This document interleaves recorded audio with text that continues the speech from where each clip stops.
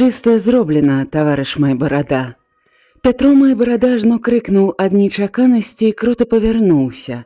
Перад ім стаяў Мацей Кулеш з павялелым тварам і нейкай агіднай ухмылкай. Майбарада рвануў аўтамат. Кулеш скочыў і схапіў яго за рукі. «Да што ты? Што ты? Я ж свой!» Твар яго яшчэ больш збялеў, усё цела дрыжала, як у ліхаманцы. «Ты свайго не пазнаеш? Дык каб я цябе прадаць хацеў, даўно прадаў бы. Як прыкмеціў цябе яшчэ тады, калі вы з Лясніцкім на пахаванне прыходзілі, у Арэхаўку, памятаеш?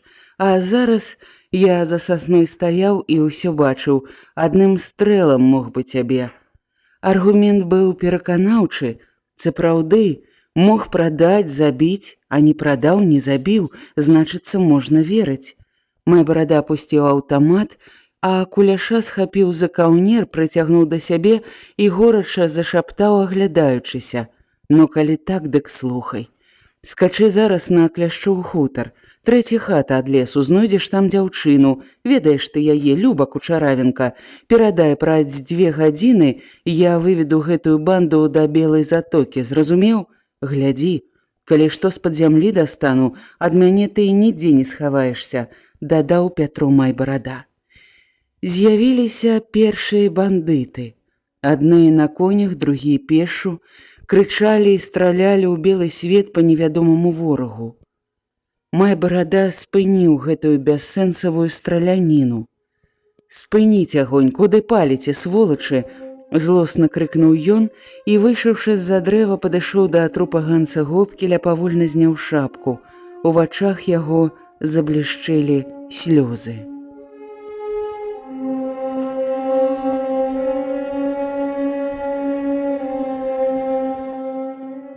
Бандыты таксама знялі шапкі.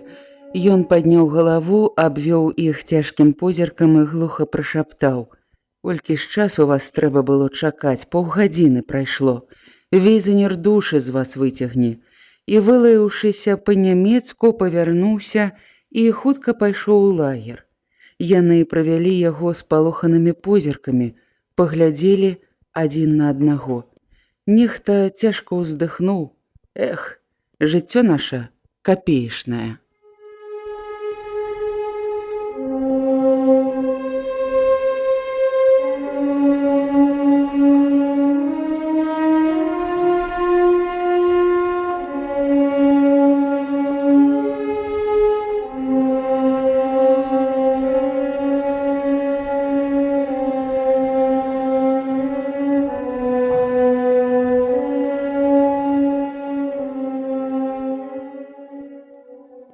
У лагеры яны пачулі, што Майбарада гаворыць па тэлефону. Ніхто з іх не ведаў нямецкай мовы, і ніхто не разумеў, што Майбарада крычаў у трубку асобныя бяссэнсавыя словы, якія вывучыў ад буйскага, і што тэлефонны провад быў перарэзаны ім. Але тое, што ён размаўляе з візанерам па-нямецку, канчаткова пераканала іх, што ён агент візанера і цяпер, безумоўна, іх камандзір. Бандытам было ўсё адно, хто імі будзе камандаваць, і ніхто з іх не сказаў ні слова, калі Майбарада выйшаў і злосна сказаў: «Візанер перадаў, што павесіць усіх, калі мы не спаймаем гэтых парашутыстаў. Далёка яны не ўцяклі, камандаваць атрадам буду я», — сказаў ён і гучна крыкнуў: «Па конях!» і праз хвіліну павёў іх у лес.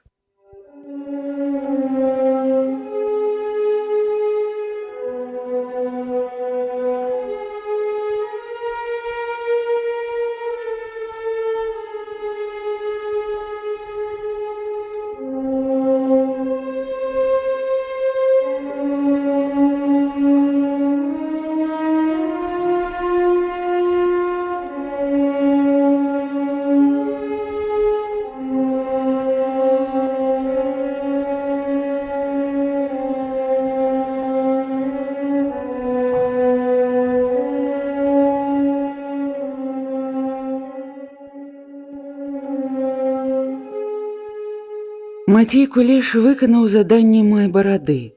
У гэтым быў тонкі разлік пра ныры. Візанер гвалтоўна накіраваў яго ў асобы атрад, прымусіў штодзённа рызыкаваць жыццём і перажыць такі жах, які ён яшчэ не перажываў ніколі. А ці ж для гэтага ён у першыя дні акупацыі з'явіўся да немцаў і прапанаваў ім свае паслугі? Не. Ён зрабіў гэта, каб ратаваць сваё жыццё, каб пражыць ціха. Ён хоча працаваць, служыць толькі так, каб ніхто, выключна ніхто не ведаў аб яго рабоце і каб у выпадку чаго ён застаўся Мацеем Куляшом, простым непрыкметным маленькім чалавекам, звычайным селянінам. І ці мала ён зрабіў для іх, працуючы так? Ды не ж, мала з яго, з гэтага ненажэрнага немца. Яму захацелася, каб Мацей Кулеш разам з паліцэйскімі ездзіў па вёсках, забіваў людзей, каб усе бачылі яго і каб за ім паляваў сам Лясніцкі. А ад такога паляўнічага не схаваешся і не ўцячэш. Кулеш добра гэта ведаў, і жах скоўваў яму сэрца. Але ён баяўся і ўцячы з атрада, баяўся, што візанер знойдзе яго і павесіць. Ён страшэнна пакутаваў, не ведаючы, што рабіць. Узбадзёрыла яго з'яўленне ў атрадзе Майбарады. Кулеш зразумеў намер партызан і не прадаў партызанскага разведчыка.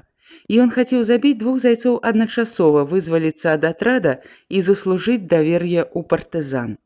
І ён ні на крок не адставаў ад Майбарады, сачыў за ім дзень і ноч, упарта дамагаўся яго давер'я, шукаў выпадку пагутарыць з ім. Яго хітрасць перамагла яшчэ раз. У той час, калі яго паплечнікаў, як дурных бараноў, павялі пад кулі, ён, Мацей Кулеш, зрабіўся сувязным, сваім чалавекам у партызан. Гэта было спрытна.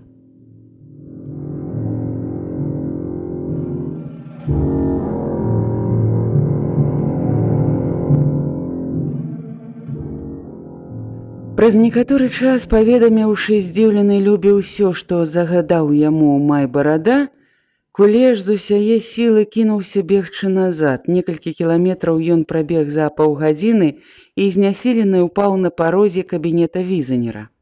«Пан камендант, ратуйце, ратуйце атрад!» у роспачы прашаптаў ён і расказаў аб забойстве Ганса Гопкеля, а парашутыстах і Майбарадзе, безумоўна, не зусім так, як было гэта ў сапраўднасці.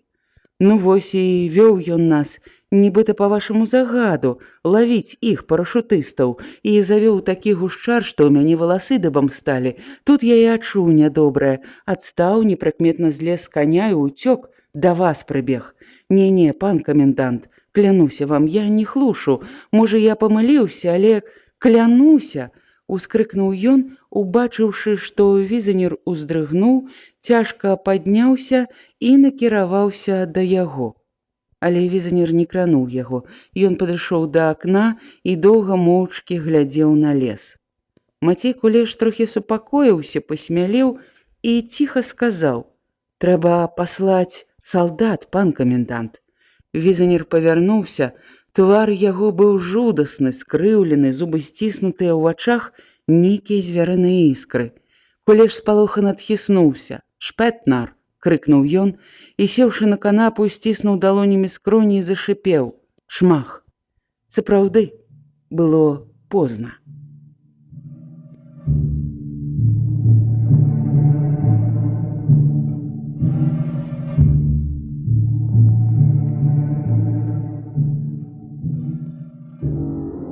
Праз паўтары гадзіны бяссэнсавага блукання па лесе Пятро Майбарада вывеў атрад у прыдняпроўскія лугі, прывёў да Белай затокі.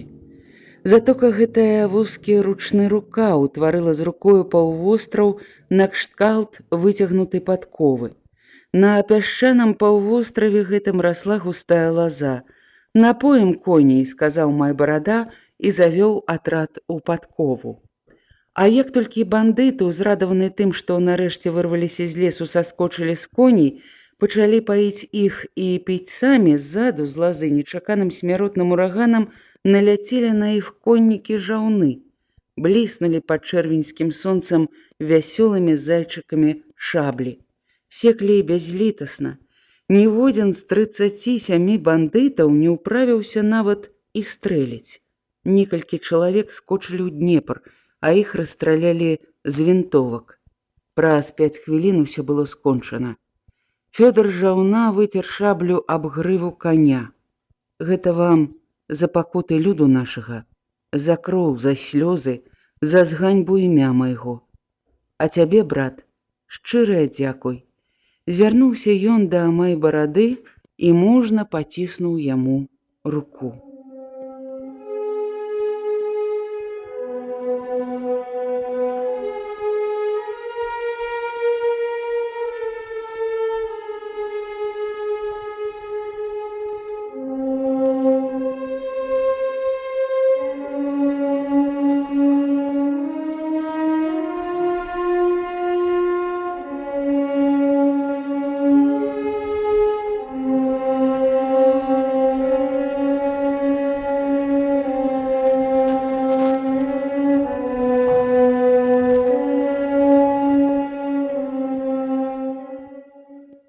Дачакаўшыся на ўзлессе ночы, Нікалай Маеўскі паўзком прабраўся да хаты цёткі Сцепаніды.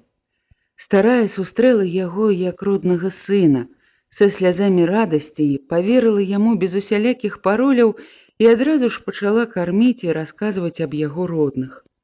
Ён слухаў радасна і прагна, смачна ядучы халодную бульбу з сырым салам і запіваючы кіслым малаком. А поўначы Сцепаніда кудысьці схадзіла і правяла Насцю Зайчук, якая, убачыўшы Нікалая, спачатку вельмі разгубілася, а потым зарадавалася і абняла яго проста і шчыра. Сцепаніда глядзела на іх з замілаваннем.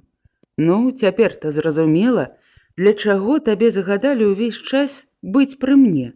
Вось, весці яго трэба на ласіны». «Вы адны, Нікалай Карпавіч?» – спытала Насця. «Не, з адным таварышам, з Буйскім, ведаеце?» «З Андрэем?» Насця ажно захлынулася. «А дзе ж ён?» Нікалай, ні аб чым не здагадваючыся, коратка расказаў, як ён разлучыўся з Буйскім. Гадзіны ў 2 яны выйшлі.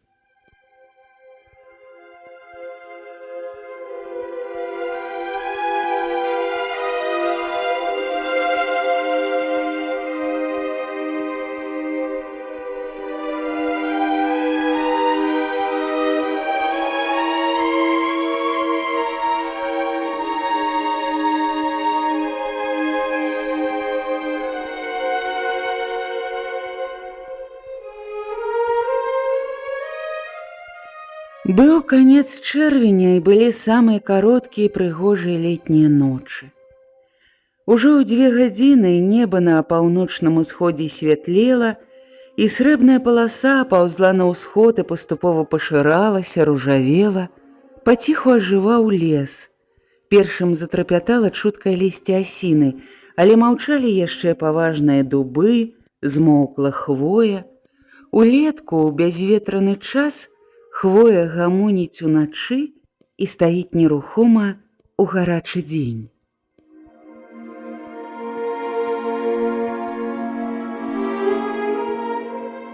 Паветра цякло шырокімі струменямі. То цёплае, напоенае пахам смалы і духмянасцю траў, то вільготнае, якое пахла балотнай гніллю і напаўняла грудзі непрыемным холадам. Канчалі свае начныя песні салаўі, на сухіх вершалінах дубоў прасыналіся і нездаволена каркалі груганы. Яны ішлі моўчкі па ледзь прыкметнай у гушчары арэшніку сцежцы.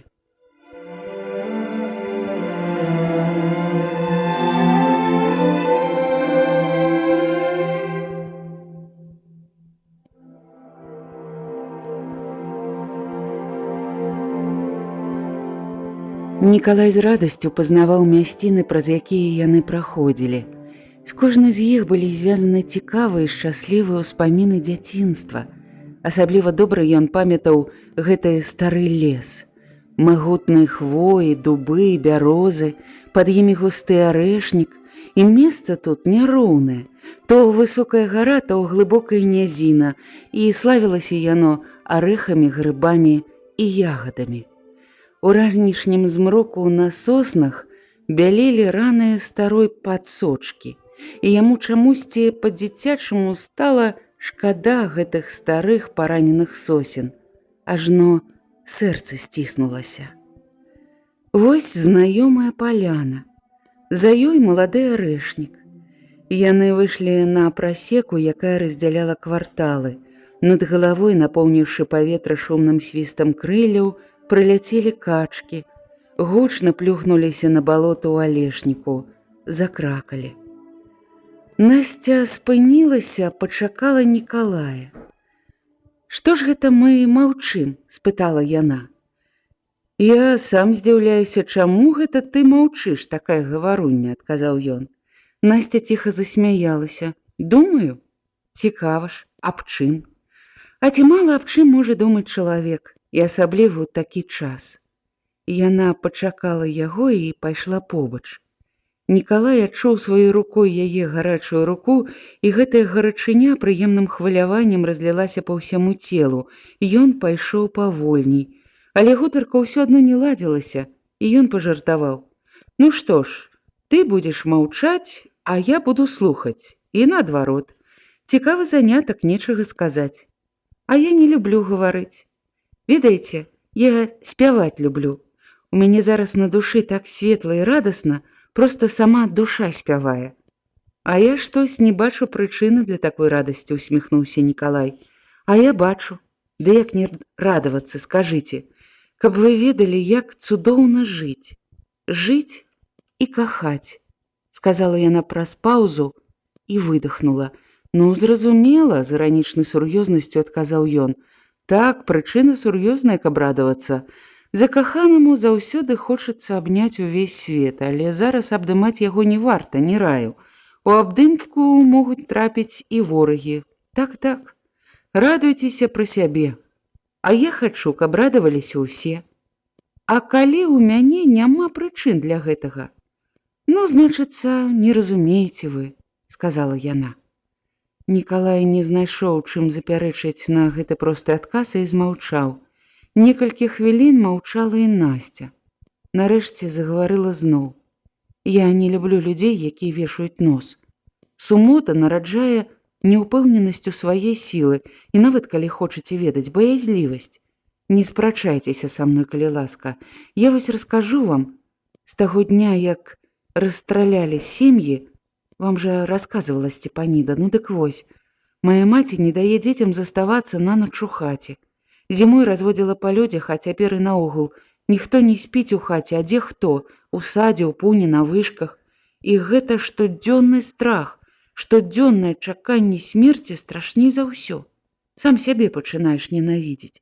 Гэта так глупа і агідна. Я не жадаю так жыць. І не буду, ускрыкнула яна, і шчокі яе зачырванеліся. Ну ці ж гэта жыццё? І як я рада, што ў такі час я пакахала. Ведаеце, у душы такое, але зірнуўшы на Нікалая, яна прыкусіла язык. «А чаго вы глядзіце так на мяне?» І, памаўчаўшы, дадала з жалем і пагардаю. «Эх вы!» І выпусціла яго руку і зноў пайшла наперадзе.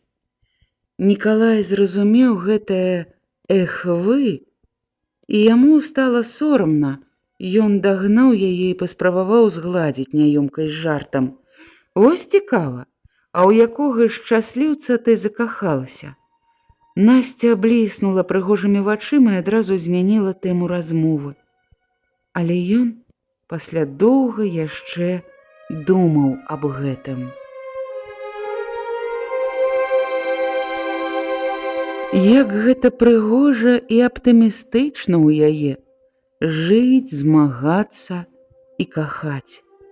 Але жыць і кахаць.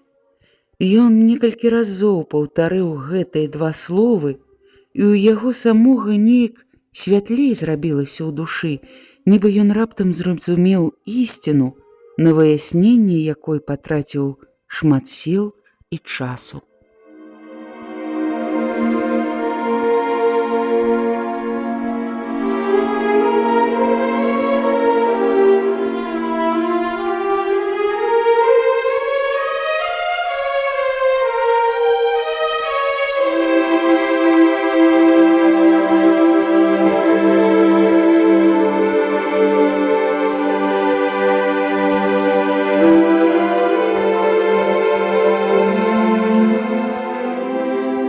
Гадзіне 9 раніцы яны падышлі да ласінага. Дзень пачынаўся без хмурынкі на небе, без дыхання ветерка. Дрэвы прагнулі вільгаці і спускалі, скручвалі лісце. Нават перастала трапятацца чуткае лісце асіны. Каля рэчкі іх спыніў вартавы, але, пазнаўшы Насцю, адразу ж прапусціў, толькі нешта прашаптаў ёй на вуха. Яна ў адказ весела засмяялася. У лагеры было ціха і бязлюдна. Нікім больш не заўважаныя, яны прайшлі ў самы цэнтр і спыніліся каля зямлянкі шпіталю. «Ну вось, кагосьці мы зараз здзівім», — усміхнулася таямніча Насця. Нікалай з цікавасцю агледзеў лагер. І ў гэты момант дзверы зямлянкі адчыніліся, і ён убачыў сястру. Тацяна трымала на руках чорнагаловага кучаравага хлопчука і, схіліўшыся над ім з пяшчотнай усмешкай, нешта гаварыла. Яна не заўважыла Насці і брата, ажно пакуль не ўзышла на апошнюю прыступку ўсходцаў і не падняла галавы. Мабыць, яна не паверыла сваім вачам. «Ну вось, казала ж я», — здаволена засмяялася Насця. Тады Нікалай кінуўся да сястры, схапіў адной рукой хлапчука, а другой абняў яе. «Коля, родны, да адкуль жа гэта ты? Як ты трапіў да нас?» Адначасова і смяялася, і плакала Тацяна. Пачуўшы шум, з зямлянкі выскачыла Люба і адразу ж кінулася да Нікалая, моцна абняла яго. «Дык вось гэты прадстаўнік!» — крыкнула яна і, узяўшы яго за рукі, закружыла вакол сябе. «Дык гэта ты? Ты прадстаўнік?» — спытала Тацяна. Яна не ведала гэтага, бо Лясніцкі і Буйскаму, і пасля Майбарадзе загадаў пакуль што не выяўляць прозвішча прадстаўніка, не хацелі хваляваць раненага Карпа Маеўскага, да і наогул лічылі самым разумным маўчаць аб ім, пакуль ён дзесьці блукае. «А цябе ўвесь атрад шукае. І камісар пайшоў, і камандзір, і Андрэй, усе-ўсе». Вакол сабіраліся партызаны. Нікалай убачыў іх ветлівыя і смелыя усмешкі, радасныя твары, адчуў сябе сярод іх найшчаслівейшым чалавекам. А калі з зямлянкі выйшаў бацька з забінтаванай галавой і, моўчкі абняўшы сына, заплакаў бязгучным мужчынскім плачам, Нікалай таксама не стрымаў слёз.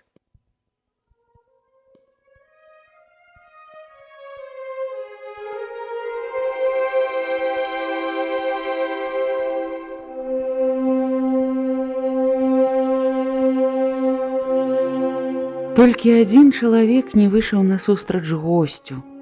Урач Алена Рыгораўна Зайчук. Убачыўшы праз адчыненыя дзверы яго, пачуўшы знаёмы голас, яна зайшла за перагародку і, збялеўшы, нерухома стаяла ў куце.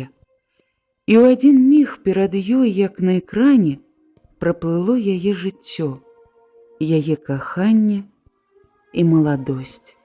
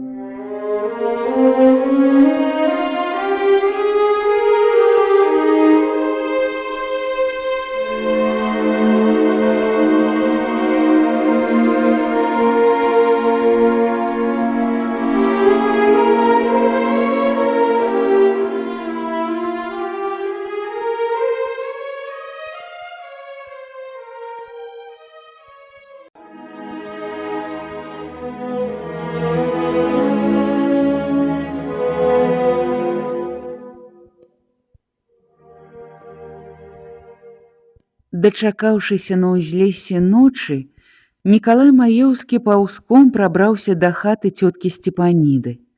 Старая сустрэла яго як роднага сына са слязамі радасці, паверыла яму без усялякіх пароляў і адразу ж пачала карміць і расказваць аб яго родных.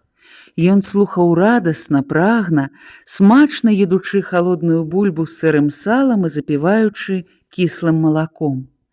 Апоўначы Сцепаніда кудысьці схадзіла і прывяла Насцю Зайчук, якая, убачыўшы Нікалая, спачатку вельмі разгубілася, а потым зарадавалася і абняла яго проста і шчыра. Сцепаніда глядзела на іх з замілаваннем. «Ну, цяпер зразумела, для чаго табе загадалі ўвесь час быць пры мне? Вось, весці яго трэба на ласіны». «Вы адны, Нікалай Карпавіч?» – спытала Насця. «Не, з адным таварышам, з Буйскім, ведаеце?» «З Андрэем?» Насця ажно захлынулася. «Дзе ж ён?»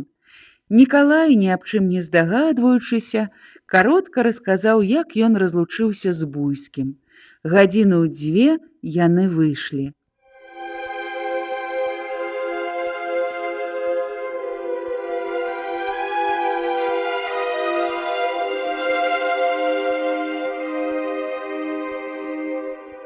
Быў канец чэрвеня, былі самыя кароткія і прыгожыя летнія ночы. Ужо ў 2 гадзіны неба на паўночным усходзе святлела, і срэбная паласа паўзла на ўсход і паступова пашыралася і ружавела. Ажываў лес. Першым затрапятала чуткае лісце асіны, але маўчалі яшчэ паважныя дубы, змоўкла хвоя. Улетку ў бязветраны час хвоя гамоніць уночы і стаіць нерухома ў гарачы дзень. Паветра цякло шырокімі струменямі, то цёплае, напоенае пахам смалы і духмянасцю траў, то вільготнае, якое пахла балотнай гніллю і напаўняла грудзі непрыемным холадам. Канчалі свае начныя песні салаўі. На сухіх вершалінах дубоў прасыналіся і незадаволена каркалі груганы. Яны ішлі моўчкі па ледзь прыкметнай у гушчары арэшніку сцежцы.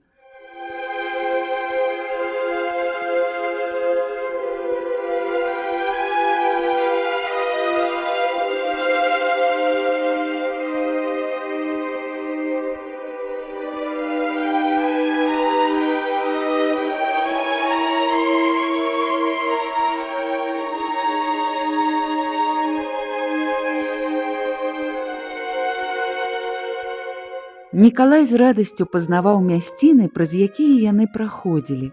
З кожнай з іх былі звязаны цікавыя і шчаслівыя ўспаміны дзяцінства. Асабліва добра ён памятаў гэты стары лес, магутныя хвоі, дубы, бярозы, а пад імі густы арэшнік. Месца тут няроўнае, то высокая гара, то глыбокая нізіна, і славілася яно арэхамі, грыбамі і ягадамі.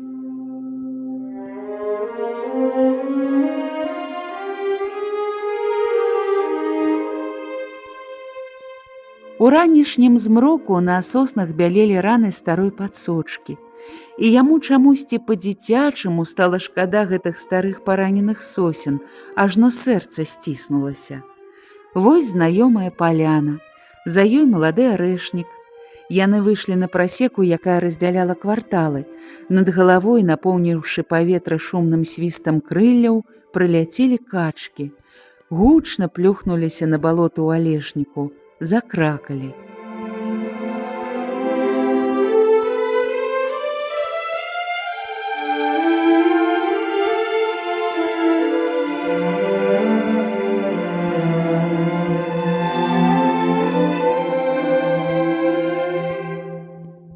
Насця спынілася, пачакала Нікалая.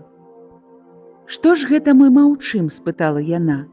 «Я сам здзіўляюся, чаму гэта ты маўчыш, такая гаваруння», – адказаў ён. Насця ціха засмяялася. «Думаю, цікава ж аб чым. А ці мала аб чым можа думаць чалавек, і асабліва ў такі час». Яна пачакала яго і пайшла побач. Нікалай адчуў сваёй рукой яе гарачую руку, і гэтая гарачыня прыемным хваляваннем разлілася па ўсяму целу. Ён пайшоў павольней, але гутарка ўсё адно не ладзілася, Ён пажартаваў: «Ну што ж, ты будзеш маўчаць, а я буду слухаць?» І наадварот. Цікавы занятак, нечага сказаць. А я не люблю гаварыць. Я люблю спяваць. Ведаеце, у мяне зараз на душы так светла і радасна, проста сама душа спявае. А я вось што не бачу прычыны для такой радасці, усміхнуўся Нікалай. А я бачу. Дык як не радавацца, скажыце, каб вы ведалі, як цудоўна жыць. Жыць і змагацца. Змагацца і... Яна зрабіла паўзу, а потым шэптам выдохнула. І кахаць. Ну, зразумела, з іранічнай сур'ёзнасцю адказаў ён. Так, прычына сур'ёзная, каб радавацца. Закаханаму заўсёды хочацца абняць увесь свет, але зараз абдымаць яго не варта, не раю. У абдымкі могуць трапіць ворагі, так, радуйцеся пра сябе. А я хачу, каб радаваліся ўсе. А калі ў мяне няма прычын для гэтага, адказаў Нікалай. Значыцца, вы не разумееце. Нікалай не знайшоў, чым запярэчыць на гэты просты адказ і змаўчаў. Некалькі хвілін маўчала і Насця. Нарэшце загаварыла зноў. Ведаеце, я не люблю людзей, якія вешаюць нос. Сумота нараджае няўпэўненасць у свае сілы і нават, калі хочаце ведаць, баязлівасць. Не спрачайцеся са мной, калі ласка. Я вось раскажу вам. З таго дня, як расстралялі сем'і, вам, напэўна, расказвала Сцепаніда, ну дык вось, мая маці не дае дзецям заставацца нанач у хаце. Зімой разводзіла па людзях, а цяпер і наогул ніхто не спіць у хаце, а дзе хто? У садзе, у пуні, на вышках. І гэты штодзённы страх, штодзённае чаканне смерці страшней за ўсё. Сам сябе пачынаеш ненавідзець. Як гэта глупа і агідна. Я не жадаю так жыць. І не буду. Ускрыкнула яна, і шчокі яе зачырванеліся. Ну ці ж гэта жыццё? І як я рада, што ў такі час я пакахала. Ведаеце, у душы такое. Але, зірнуўшы на Нікалая, яна прыкусіла язык. А чаго гэта вы глядзіце так на мяне? І, памаўчаўшы, дадала з жалем і пагардаю. Эх вы! І выпусціла яго руку і зноў пайшла наперадзе. Нікалай зразумеў гэтае «эх вы», дагнаў яе і паспрабаваў згладзіць няёмкай з жартам. Ну, цікава, у якога шчасліўца ты закахалася? Насця бліснула прыгожымі вачыма і адразу змяніла тэму размовы. Але ён пасля доўга яшчэ думаў аб гэтым.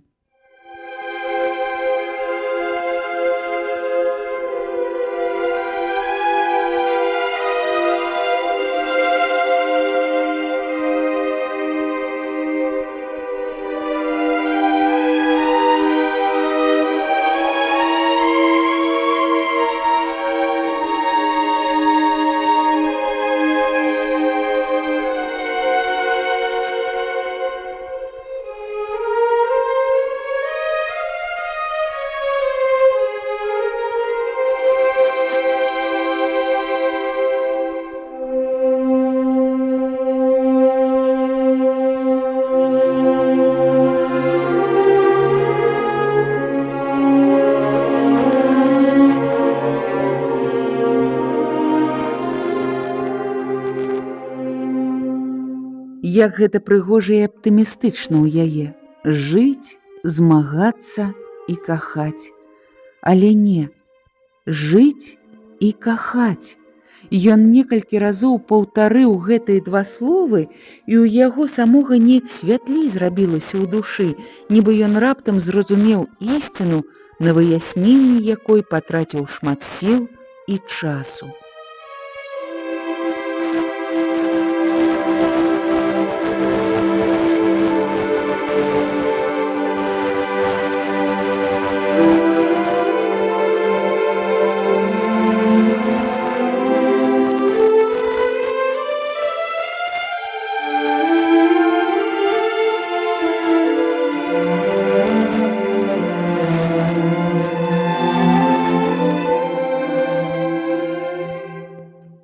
пачынаўся без хмурынкі на небе, без дыхання ветерка. Дрэвы прагнулі вільгаці і спускалі, скручвалі лісце. Нават перастала трапятацца чуткае лісце асіны. Каля рэчкі іх спыніў вартавы, але, пазнаўшы Насцю, адразу ж прапусціў, толькі нешта прашаптаў ёй на вуха. Яна ў адказ весела засмяялася. У лагеры было ціха і бязлюдна. Нікім больш не заўважаныя, яны прайшлі ў самы цэнтр і спыніліся каля зямлянкі шпіталяў. «Ну, кагосьці мы зараз здзівім», — усміхнулася таямніча Насця. Нікалай з цікавасцю агледзеў лагер. І ў гэты момант дзверы зямлянкі адчыніліся, і ён убачыў сястру. Тацяна трымала на руках чорнагаловага кучаравага хлапчука і, схіліўшыся над ім з пяшчотнай усмешкай, нешта гаварыла. Яна не заўважыла Насці і брата, ажно пакуль не ўзышла на апошнюю прыступку ўсходцаў і не падняла галавы. Мабыць, яна не паверыла сваім вачам. «Ну вось, казала ж я», — здаволена засмяялася Насця. Тады Нікалай кінуўся да сястры, схапіў адной рукой хлапчука, а другой абняў яе. «Коля, родны, ну адкуль жа гэта ты? Як ты трапіў да нас?» Адначасова і смяялася, і плакала Тацяна. Пачуўшы шум, зямлянкі выскачыла Люба і адразу кінулася да Нікалая, моцна абняла яго. «Дык вось гэты прадстаўнік!» — крыкнула яна і, узяўшы яго за рукі, закружыла вакол сябе. «Дык гэта ты? Ты прадстаўнік?» — спытала Тацяна.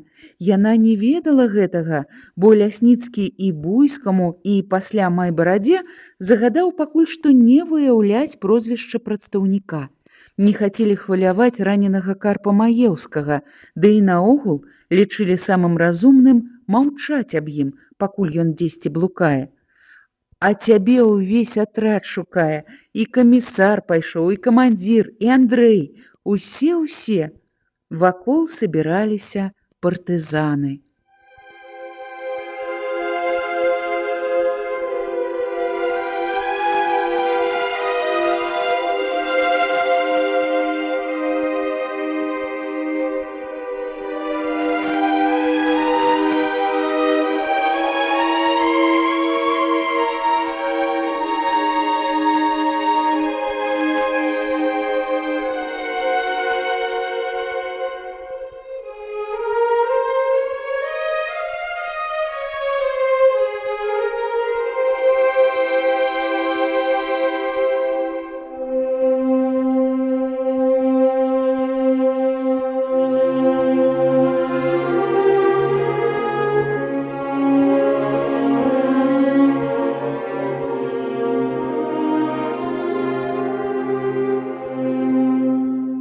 Нікалай убачыў іх ветлівыя і светлыя усмешкі, радасныя твары і адчуў сябе сярод іх найшчаслівейшым чалавекам. А калі з зямлянкі выйшаў бацька з забінтаванай галавой і, моўчкі абняўшы сына, заплакаў бязгучным мужчынскім плачам, Нікалай таксама не стрымаў слёз.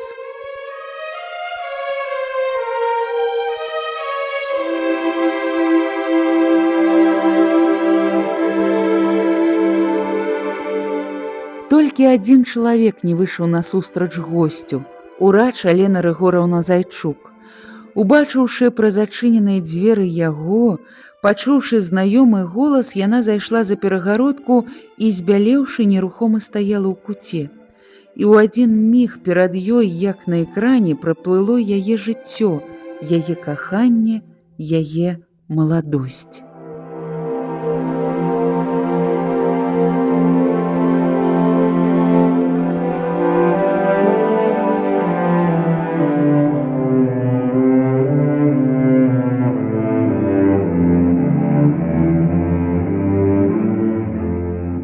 Пачалося яно, іх каханне, яшчэ ў 9 класе, калі яны сядзелі на адной парце.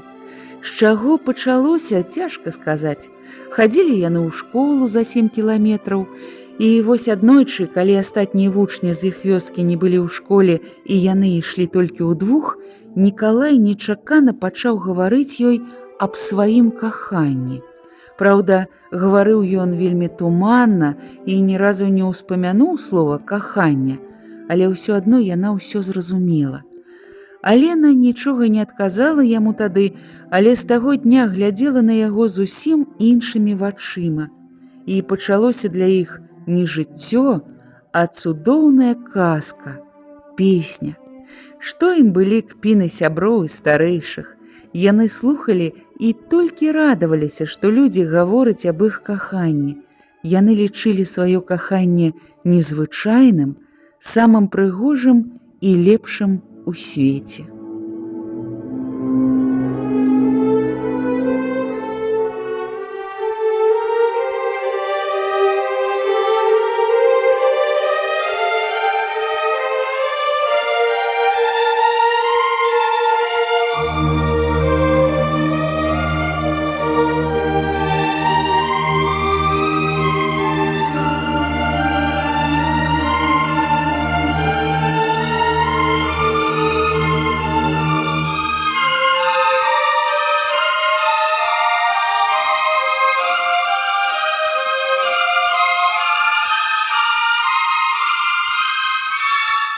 Так яны пражылі 1,5 гады. Потым раз'ехаліся. Яна ў Мінск, ён у Ленінград. 4 гады жылі пісьмамі, чаканнем летніх канікул, радасных сустрэч у Арэхаўцы. Апошнія канікулы былі самымі шчаслівымі, самымі светлымі днямі жыцця. Але ёй трэба было яшчэ год вучыцца, а яго накіравалі некуды на Урал. Яна доўга чакала яго першага пісьма з новага месца, а калі атрымала, яно здалося ёй не такім, як усе папярэднія, напісаны ім за 4 гады, не такім цёплым і ласкавым. Яна не зразумела яго захаплення дзівоснай прыроды Урала, начлегамі ў лясных гушчарах, паляваннем, а ў другім пісьме ён цёпла напісаў аб дзяўчыне-геолагу з іх партыі і тут жа паскардзіўся, што ледзь-ледзь успамінае яе, Аленін твар, голас і рухі.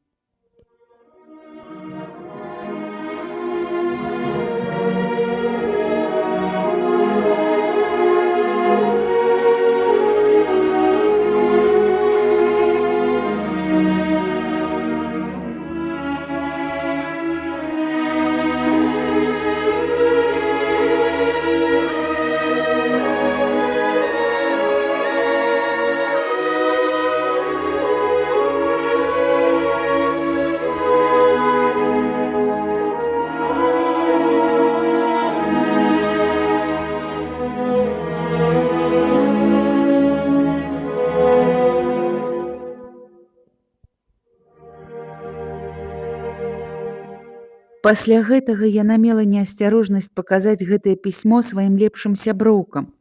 І яны зрабілі страшны для яе вывад. Яна была вельмі гордая, усё затаіла ў сабе, але вырашыла прадаўжаць перапіску да сустрэчы. Але не змагла. Спачатку мімаволі, а потым знарок яна пачала пісаць яму суха і коротка, каб ён зразумеў яе роспач, боль яе сэрца. Але ён не разумеў, ці не хацеў зразумець.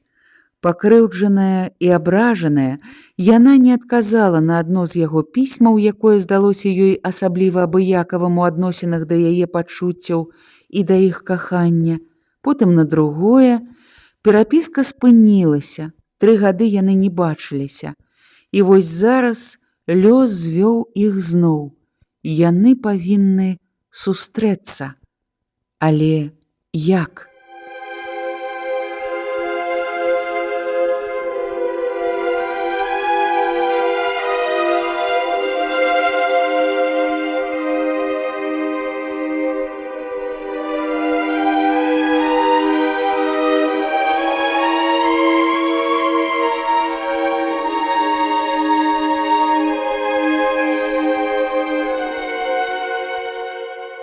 Па зямлянцы праляцела Люба. А дзе Алена?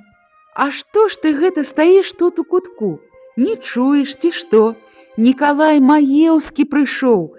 Гэта ж ён прыляцеў з Андрэем. Мне яшчэ учора Петька сказаў, але Павел Сцяпанович загадаў маўчаць. Ну ідзём жа хутчэй, а то ў зямлянцы тут нічагусенькі не відно. І з вясёлым смехам яна схапіла разгубленую Алену за руку і амаль сілком выцягнула на двор.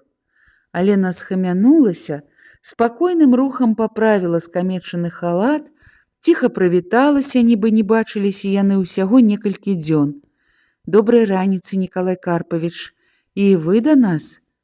Ён не здзівіўся, калі ўбачыў Таню, Любу, бо ведаў, што яны тут, аб іх расказвалі Сцепаніда і Насця. Аб Алене ж ніхто нічога не сказаў, і сустрэча з ёй не менш збянтэжыла і яго. «Дык вось тут што!» — успомніў ён словы Майбарады і працягнуў ёй руку. «Добрай раніцы, Лена!» І раптам нечакана для самога сябе, а яшчэ больш для яе, абняў і пацалаваў у вусны. Яна вызвалілася з яго абдымкаў. Густая чырвань заліла твар. Каб захаваць сваю збянтэжанасць, яна жартаўліва сказала: «Хопіць жа вам частаваць яго аднымі пацалункамі», і пайшла назад у зямлянку. Неўзабаве яны ўсе сядзелі за сталом у засені згорбленага дуба волата.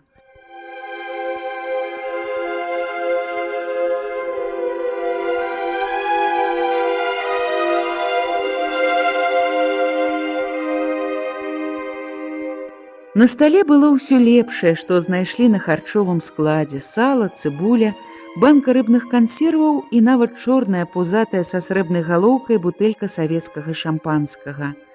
Вакол пад дрэвамі стаялі партызаны, пераважна моладзь.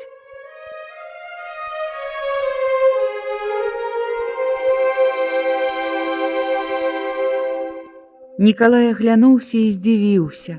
Якой мірнай, прыгожай і радаснай выглядзіць гэтая сустрэча.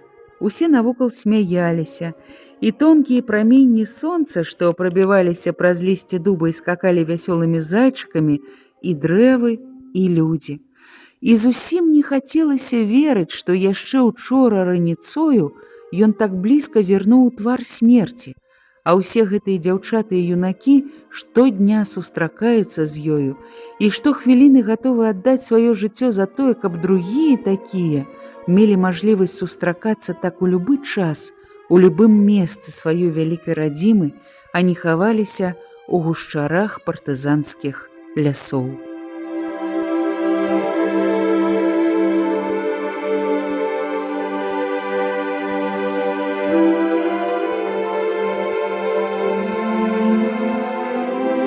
Ён успомніў, што амаль вось таксама сустракаліся яны ў Арыхаўцы ў іх садзе, калі ён прыязджаў на канікулы. Вось так сядзела Таня, так гучна смяялася тады яшчэ дзяўчынка Люба і задумліва усміхалася Лена. Над сталом, прывабленыя пахам мёду, звінелі пчолы, і проста на стол падалі з яблыні залатыя даспелыя яблыкі.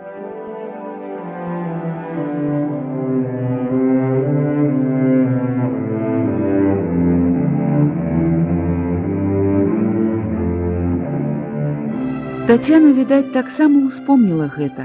Яна нахілілася і ціха, але так, каб чула Алена, спытала ў брата: «А памятаеш, як мы сабіраліся ў нашым садзе?» І ўздыхнула. Паліцаі са злосці высеклі ўвесь сад. А Люба абурылася: «Ну што вы там шэпчаце? Дзе больш двух, там гаворыць у голас. Вунь ешце хутчэй, ды хай пачынае расказваць, колькі людзей чакае». Нікалай усміхнуўся. «Аб чым жа мне расказваць? Вам жа, мабыць, Андрэй усё расказаў. Але мы яго і не пабачылі яшчэ як належыць. Адразу пайшоў цябе шукаць. Не, ты нам аб усім раскажы. Аб вялікай зямлі, аб Маскве, аб справах на фронце. Мы цябе год чакалі». Цяжка расказаць аб усім адразу, сябры мае. Многа часу трэба. А вы скажыце, вельмі яны Маскву разбурылі. Яны ж крычаць тут, што ўсё зруйнавалі, спытала незнаёмая дзяўчына і, пачырванеўшы, растлумачыла, нібы апраўдваючыся: «Я ў Маскве вучылася». Нікалай агледзеў сваіх прыціхшых слухачоў. Дзесятак цікаўных, дапытлівых позіркаў ясных юнацкіх вачэй скрыжоўваліся на ім, шчаслівым чалавеку, які 2 дні назад быў у Маскве.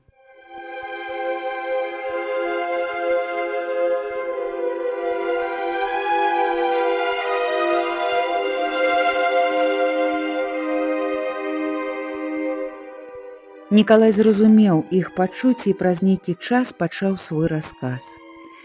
Я ў Маскве таксама часта быў раней, і цяпер вось амаль усю зіму жыў, але разбурэнняў ніякіх не бачыў. Усё на сваім месцы, яе палацы, метро, Крэмль.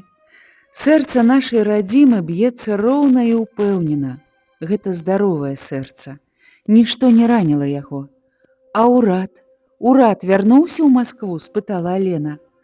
Таварыш Сталін, камітэт абароны ўвесь час былі ў Маскве. Яны ні на адзін дзень не пакідалі сталіцы. А ты Сталіна бачыў? Нецярпліва спытала Люба. Не, не давялося, адказаў Нікалай. Міхаіла Івановича Калініна бачыў, выступленне яго нават чуў. Двойчы быў на прыёме ў начальніка цэнтральнага штаба партызанскага руху. Вялікая справа там робіцца. Магу вас запэўніць. Вельмі хутка той час, калі ў нас будуць садзіцца самалёты, калі мы атрымаем не толькі вінтоўкі, аўтаматы, патроны, але і гарматы, і, магчыма, нават танкі. Усё будзе, сябры мае, усё, бо ўвесь народ падтрымлівае нас. Дзён 5 назад, перад вылетам да вас, я меў адну надзвычайна цікавую сустрэчу. Сустрэчу, якая не забудзецца праз усё жыццё. Нікалай адсунуў талерку і павярнуўся да большай групы слухачоў. У гэты момант наляцеў вецярок, скалыхнуў сосны. Нікалай паглядзеў уверх, і ўсе следам за ім перавялі туды позіркі. Як я рад, сябры мае, што я на роднай зямлі, што чую гоман вось гэтых хвой. Вялікі зямляк наш, з якім я спаткаўся, увесь вечар з вялікай шчырасцю і пяшчотай гаварыў мне аб родным краі і, між іншым, аб шуме родных хвой. Сэрце яго рвецца сюды, пад гэтай хвой. Узрост толькі не дазваляе яму быць тут сярод нас. А хто ж гэта? Шэптам спытала Тацяна. Гэта Купала. Янка Купала. Я спаткаўся з ім у цэнтральным камітэце. Пазнаў яго па партрэтах, прывітаўся, і ён узрадаваўся земляку. У вялікім сакрэце быў наш вылет, але яму я не мог не сказаць, што лячу ў родны край. Як ён узрадаваўся, каб вы бачылі. Увесь той вечар мы былі разам. А на развітанні ён абняў мяне, па-бацькоўску пацалаваў і сказаў: «Ляціце, кажа, сыны мае, падымайце народ. Спадзяюся, веру, што ў хуткім часе спаткаемся ў Мінску». І падараваў мне 2 вершы сваіх. Ды нельга назваць іх звычайнымі вершамі. Не, вось паслухайце толькі. Ён дастаў з сумкі старанна загорнутую паперу з тэкстам вершаў. Усе пасунуліся бліжэй да стала. Ён падняўся і зноў успомніў, што там, у бацькавым садзе, ён таксама заўсёды чытаў вершы.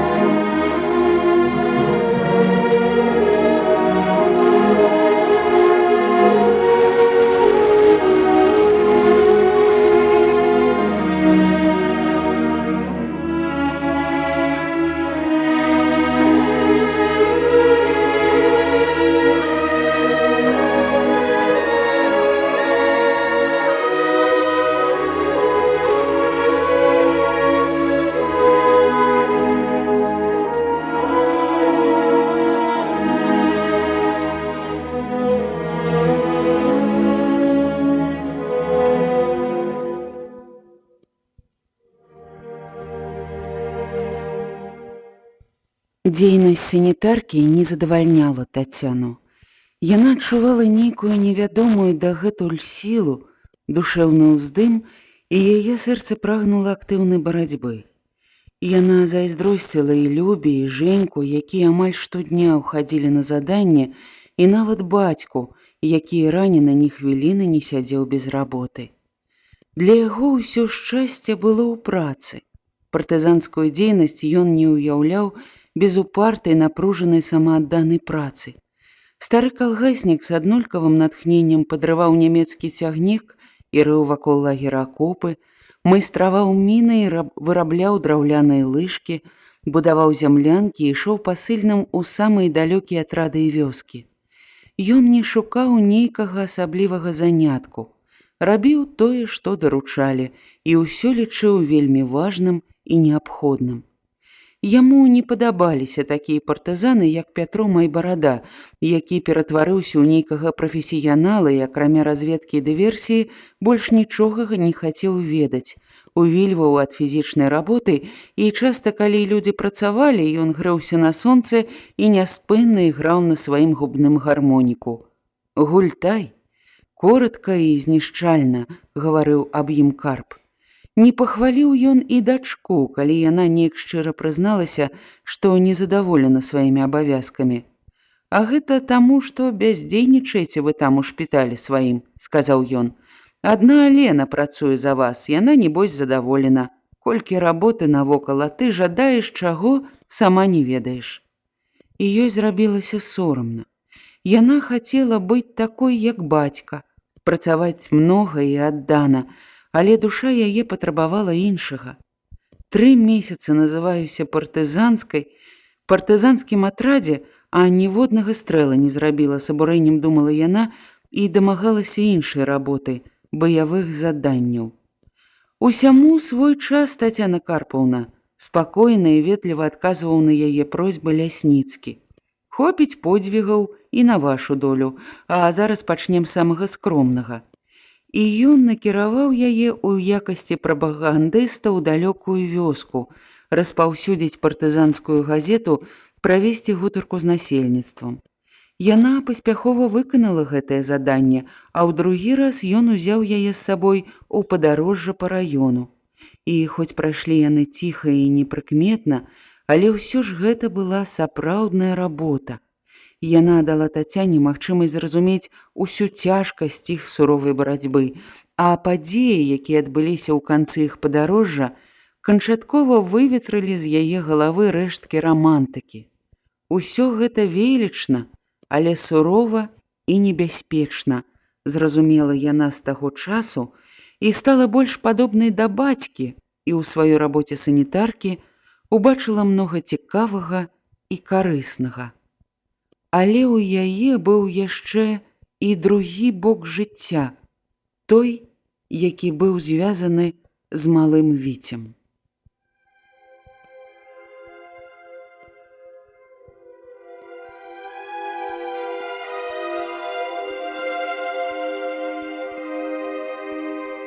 Адчуванні гэтага жыцця былі яшчэ больш складаныя і незразумелыя.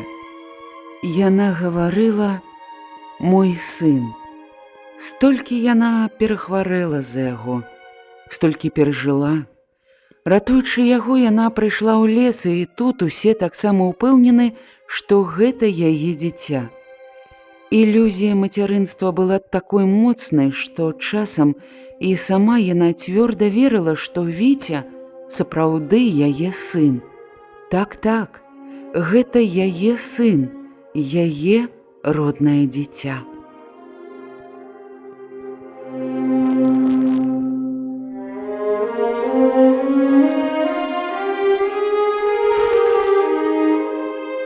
А хлапчук рос як на дражджах, быў забаўны і цікавы. Тацяна з мацярынскай пяшчотай замілаваннем сачыла, як ён ужо сам выпаўзаў з зямлянкі, падымаўся і паважна ішоў па лагеры і з кожным сустрэчным размаўляў на сваёй смешнай дзіцячай мове. Яна, як і усялякая маці, нават раўнавала, калі ён забываў на яе і доўга не з'яўляўся, гуляў дзе-небудзь з партызанамі. І наадварот, Тацяна захлыналася ад прыліву мацярынскіх пачуццяў, каля пасля доўгага вандравання па лагеры Віця з радасным крыкаў кідаўся да яе і, прытуліўшыся галоўкай да грудзей, нешта шчабятаў.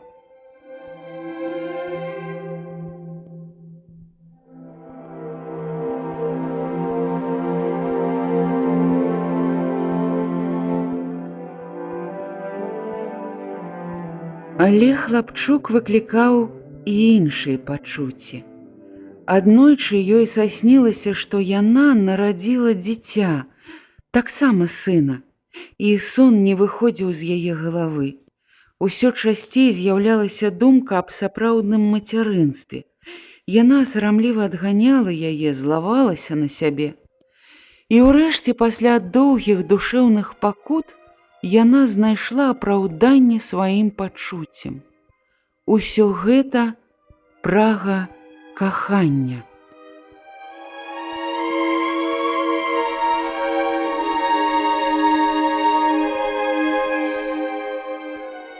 Тацяна заплюшчвала вочы, і заўсёды перад ёй з'яўляўся Женька Лубян, але такі, якога яна спаткала зімою ў лесе, калі ён з сумам, іменна з сумам, яна цяпер толькі ўспамінала ўсе падрабязнасці, спытаў: «Значыцца, ты замуж выйшла?» Яна адказала: «Выйшла». І ў яе чамусьці радасна забілася сэрца.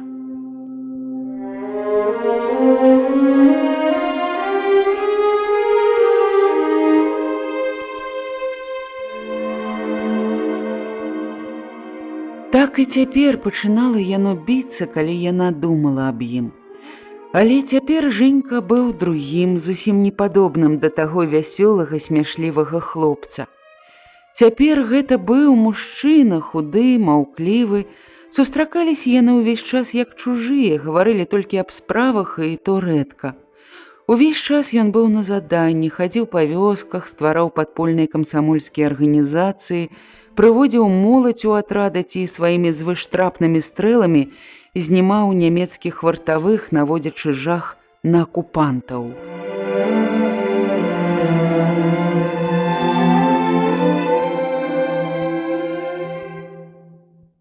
Прыезд брата, яго расказы аб вялікай зямлі, аб змаганні людзей фронта і тыла яшчэ больш распалілі прагу волі, шчасця і павялічылі нянавісць да немцаў і упартасць у змаганні. Але яго прыезд абвастрыў і гэтыя другія пачуцці. Гэта здарылася таму, што Нікалай прынёс нешта новае ў іх лясное жыццё, зрабіў яго больш разнастайным, жывейшым і цікавейшым.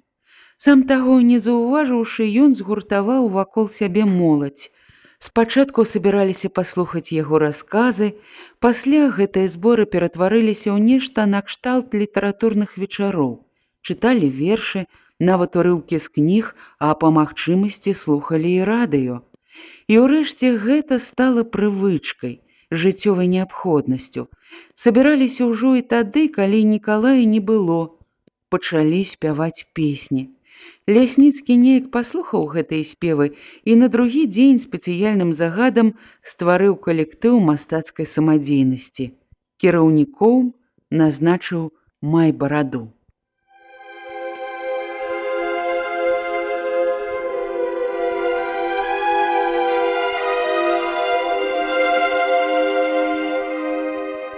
Нікалай Маёўскі быў зацверджаны начальнікам штаба брыгады. Гэтае яго назначэнне вельмі ўзрадавала бацьку. Стары ганарыўся, што яго сын будзе правай рукой такіх людзей, як Лясніцкі і Прыборны. Тацяна таксама шчыра павіншавала брата і толькі люба прабурчэла: «Горш за ўсё мець начальнікам блізкага родзіча. З ім жа ніколі па-чалавечы не дамовіўшся». Карп раззлаваўся на пляменніцу: «Ціпун табе на язык, балбатуха, не дамовішся. Аб глупстве, канешне, не дамовішся, а аб справе заўсёды дамовішся. Ды што табе дамаўляцца, не ведаю. Твая справа салдацкая, рабі, што загадаюць». Люба не стала з ім спрачацца, бо ў гэты час падышоў Нікалай. Стары Маеўскі хітра усміхнуўся і падумаў: «Ну што, прыкусіла язык». Потым была справа ў час абеда. З першых жа дзён жыцця ў лагеры Карп атрымліваў харчы з партызанскага катла.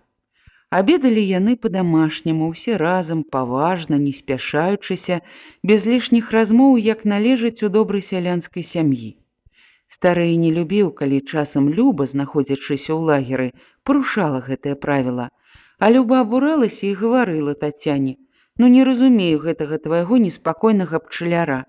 Нібы і чалавек добры, а жыве, як куркуль які. Ажно сорамна. Скажы ты яму гэта, калі ласка. А то, калі я пачну казаць, палаемся.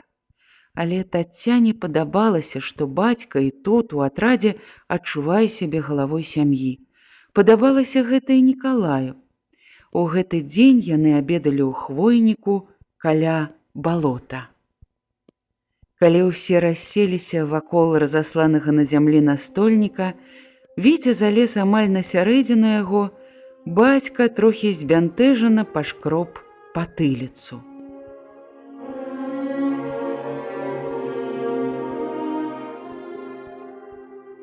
«Яно варта было б і па чарцы ў такі дзень», – сказаў ён. «Як ты, сын?» Нікалай зразумеў і адказаў: «Ну, што ж, давай, калі ёсць у цябе». Карп дастаў нямецкую фляжку, адкруціў крышку, наліў яе і першы выпіў сам, потым паднёс сыну. Дзяўчатам не прапанаваў, не дзявочая справа піць, да яшчэ трафейны спірт. Выпілі па другой, і стары загаварыў: «Эх, дзеці, каб вы ведалі, як я рады, што ўсе мы тут, усе ваюем. Ды яно і не магло быць інакш у нашай сям'і, бо хто мы? Гаспадары жыцця свайго. Вось як, дык як жа мы маглі маўчаць, калі паганы фрыц прыйшоў адняць ад нас такое жыццё, нявольнікамі зрабіць? Заўсёды маеўскія былі першымі ў калгасе, у працы і на вучобе, першымі мы будзем і тут. Нікалай, ведаеш ты, хто ты сённяшняга дня?» «Ведаю, бацька», – адказаў Нікалай. «Ведай, што ты народны камандзір», – з гонарам сказаў стары маеўскі. «Правая рука Лясніцкага. А Лясніцкага ведае ўсё Прыдняпроўе наша. Значыцца, і табе народ даручыў лёс свой. Ты цяпер і наш камандзір сям'і нашай. І я, твой бацька, буду падпарадкавацца табе як салдат і ганарыцца табой. Вялікі мой гонар. Не люблю я хваліцца, а вось табой хваліўся ўсе гэтыя дні, як ты прыляцеў. Вялікае шчасце для бацькі мець такіх дзяцей. Цяпер ужо ты камандуй мной і глядзі, каб ніякай там скідкі, патурання не даваў ні мне, ні каму з нас. Але ж глядзі, каб і фанабэрства рознага не было, каб, не дай Божа, не адарваўся ты ад народа». «Ну што ты, бацька?» – ветліва пакрыўдзіўся Нікалай. «Ведаеш, што ведаеш сам», – працягваў стары маеўскі, «але ж каб напомніць. Ну, добра». Ён дапытлівым позіркам аглядзеў усю сям'ю і зноў звярнуўся да сына. «Ты мне дазволь яшчэ адну чарку, таварыш начальнік штаба, але табе больш не дам». І так ужо вочы пасалавелі.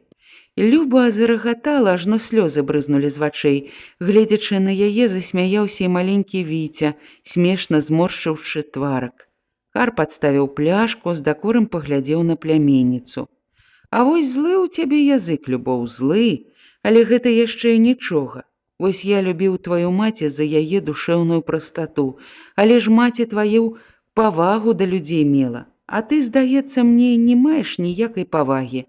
Няма для цябе ні старэйшых, ні маладых, над усімі ты смяешся. Аднак Бог з табой».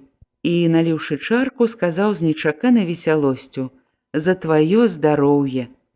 Цяпер ужо засмяяліся і Таццяна, і Нікалай. Разгаманіліся, пачалі жартаваць. Ніколі яшчэ не было ў маеўскіх за абедам так весела і шумна, як у гэты раз.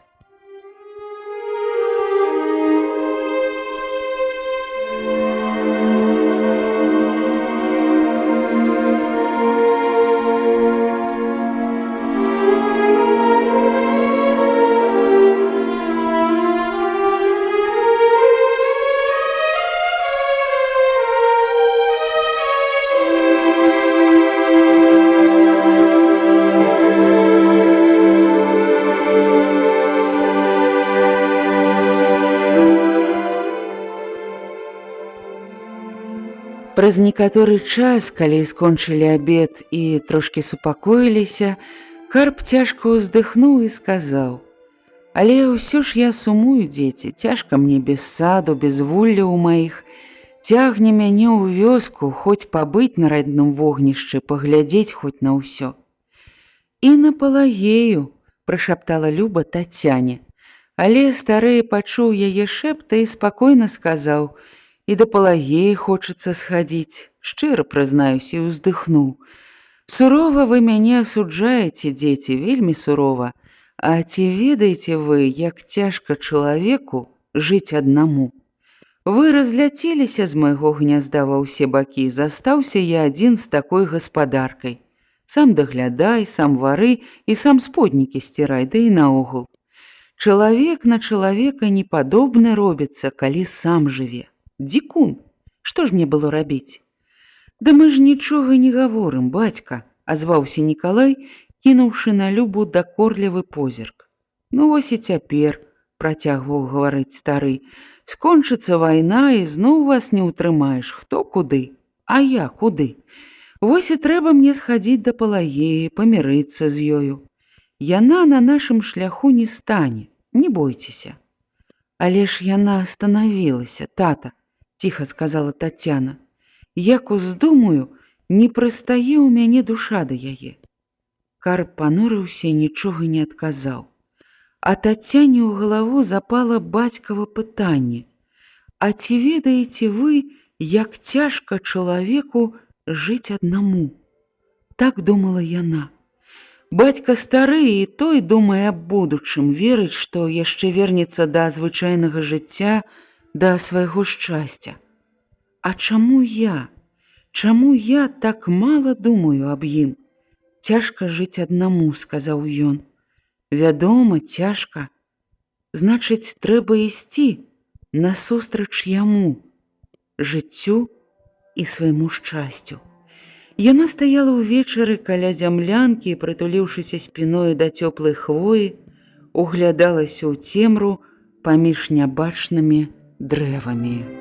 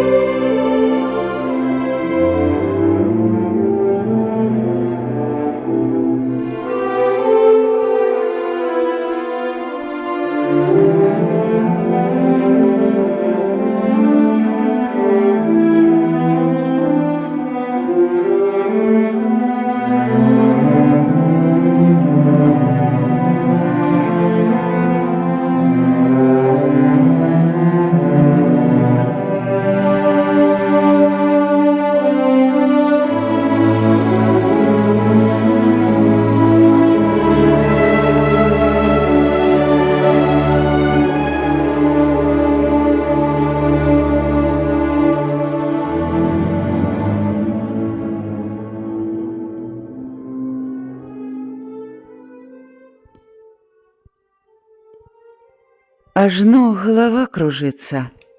Усё думаеш, Павел, думаю. І не верыш, сумняваюся. Выкінь з галавы, Павел. Ніякай зачэпкі няма, ніякіх слядоў якога-небудзь плана. Простая выпадковасць, з якога боку не паглядзі. Не маглі ж яны ведаць, што мы закінем да іх свайго чалавека. А ахвяраваць такім атрадам, такой знаходкай, дзеля чаго? Каб закінуць да нас куляша?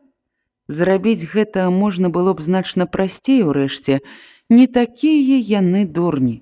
Адным словам, не звяртай увагі. Чалавек ён, безумоўна, наш. А трапіць да тых шакалаў, шукаючы нас, мог любы, тут я веру яму. Але чаму ён не ўстанавіў сувязі з Майбарадой адразу? Ну, што ты сапраўды? А раптам Пятро Майбарада аказаўся б перабежчыкам, здраднікам. Становішча брату яго складанае было. Правільна, згадзіўся Лясніцкі, падумаўшы, сказаў. Аднак у атрад мы яго ўсё-такі не будзем браць. Пачакаем. Базу нашу ён не павінен ведаць. Праверым яго там, у вёсцы. А зробім гэта так. Хадыку забярэм у атрад і разнясем чуткі, што старасту забілі партызаны. Куляшу прапануем заняць яго месца. Ідэя! Весела выгукнуў прыборны. Праз некалькі дзён пасля гэтай размовы Карп Маеўскі атрымаў заданне наведацца ў Арэхаўку.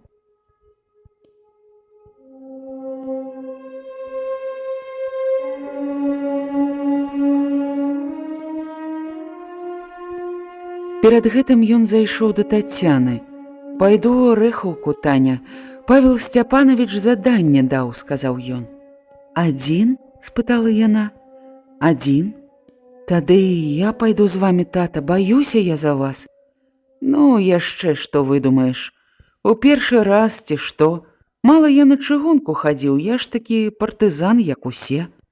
«Ну, калі на чыгунку, гэта нічога, але ў вёску мне так і здаецца, што нас падсцерагаюць там на кожным кроку. Я папрашу Лясніцкага, тата». Яна паімкнулася бегчы да зямлянкі камандзіра, але бацька спыніў яе. «Ты падвядзеш мяне, дачка, мне загадалі нікому не казаць аб заданні». Тацяна ўздыхнула, моўчкі правяла яго за лагер і доўга глядзела ўслед.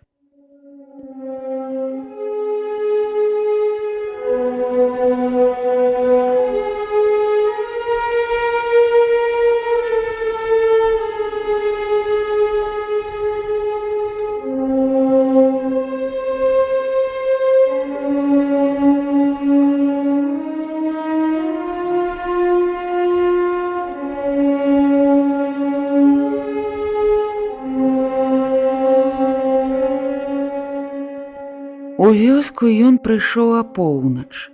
На ўзлесе спыніўся, прыслухаўся. Навокал была цішыня. Карп рушыў на сваю сялібу. Невядомая сіла цягнула яго туды. Яму расказвалі аднавяскоўцы, што пасля іх уходу ў лес паліцаі знішчылі ўвесь сад, разабралі свіран і ўсё спалілі. Ён не пашкадаваў тады нічога, як калісь не пашкадаваў спаленай хаты. Але цяпер хацелася ўбачыць усё уласнымі вачыма.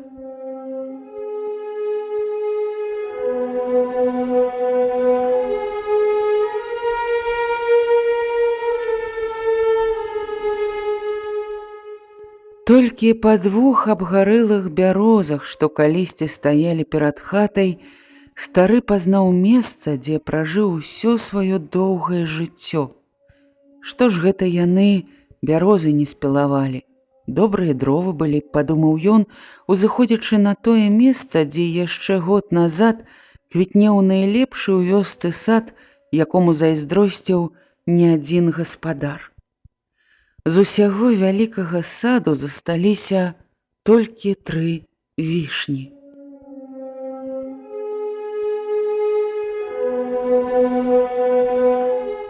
Яны стаялі ў самым канцы саду, сіратліва прыціснуўшыся адна да аднае, як дзеці на магіле сваёй маці.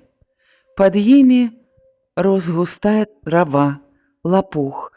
Гэтыя вішні балюча ранілі сэрца гаспадара. Карп падышоў да іх, рупліва аглядзеў, і яму стала неяк сорамна перад імі, бо раней ён заўсёды абмінаў іх, не даглядаў. Яны амаль ніколі не давалі пладоў. Ён пагладзіў рукой шурпатую кару адной вішні і адчуў, што па шчацэ папаўзла гарачая сляза. Ён сцёр слязу рукавом, махнуў рукой і шпарка закрочыў назад у лес.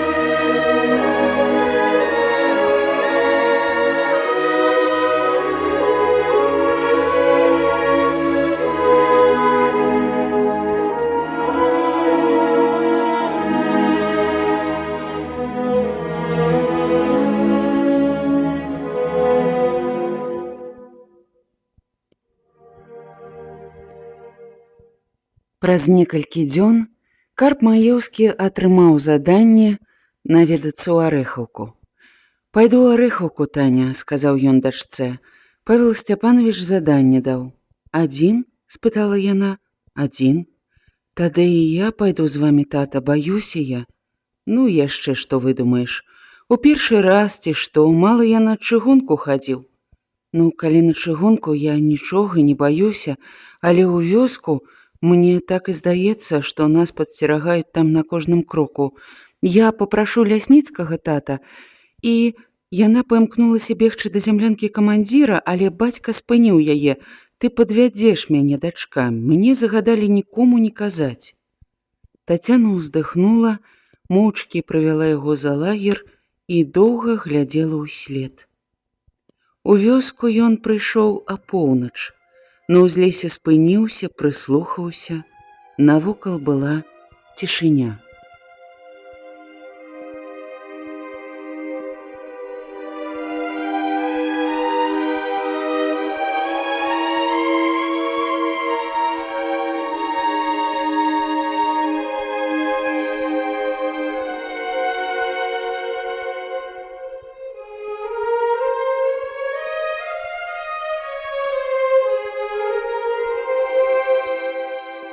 Карп рушыў на сваю сялібу.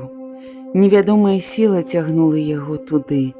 Яму расказвалі аднавяскоўцы, што пасля іх уходу ў лес паліцаі знішчылі ўвесь сад, разабралі свіраны, ўсё спалілі. Ён не пашкадаваў тады нічога, як калісь не пашкадаваў спаленай хаты. Але цяпер хацелася ўбачыць усё уласнымі вачыма.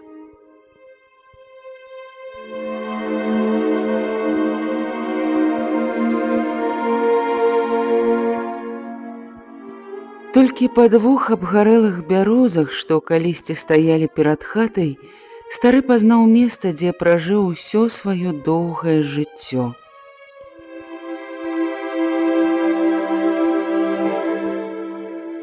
Што ж гэта яны бярозы не спілавалі? Добрыя дровы былі, падумаў ён, і заходзячы на тое месца, дзе яшчэ год назад квітнеў найлепшы ў вёсцы сад, якому зайздросціў не адзін гаспадар. З усяго вялікага саду засталіся толькі 3 вішні. Нібы для здзеку і насмешкі пакінулі іх паліцаі. Яны стаялі ў самым канцы саду, сіратліва прыціснуўшыся адна да аднае, як дзеці на магіле сваёй маці. Пад імі парасла густая трава, лопух.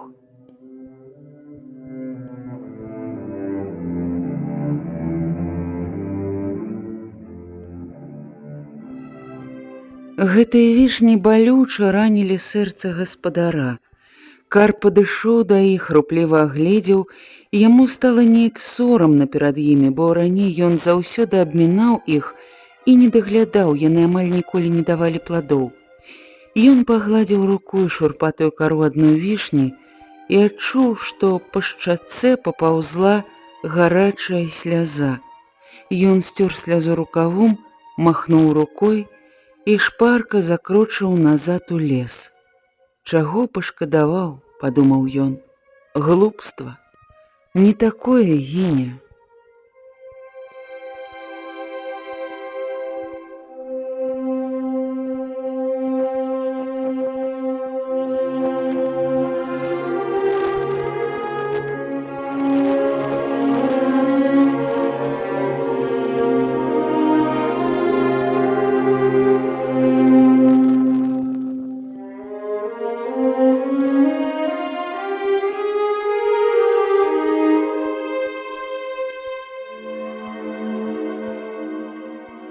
Паўз лес ён дайшоў да другога канца вёскі і цішком падкраўся да хаты Мацея Куляша. Пастукаў у шыбу. З хаты выйшла жонка Мацея Ганна ў доўгай белай кашулі. Убачыўшы чужога чалавека, яна спалохана ўсклікнула і адхіснулася, але пазнаўшы ў гэтым чалавечцы Карпа, ёй даводзілася быць ёй стрыечным дзядзькам. Яна спынілася і толькі хуценька прыкрыла далонямі грудзі і здзіўлена спытала: «Вы, дзядзька Карп?» «Я, Ганна». «Дома, Мацей?» Няма, з раніцы пайшоў, сказаў у лес, а можа і не вернецца. Ён цяпер часта не начуе дома. Шкада, уздыхнуў Карп. Ну што ж, нічога не папішаш. Будь здарова, Ганна. Але яна зрабіла крок да яго і спытала трывожным шэптам: «Скажыце, дзядзечка, а бывае ён у вас?» Карп на хвіліну разгубіўся і падумаў: «Бывае?» Яна з палёгкаю уздыхнула: «Дык зайдзіце ж хоць у хату, перакусіце чаго. Мабыць, не соладка вам там жывецца ў лесе».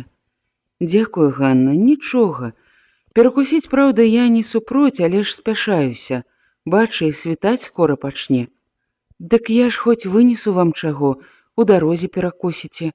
«Не, не трэба».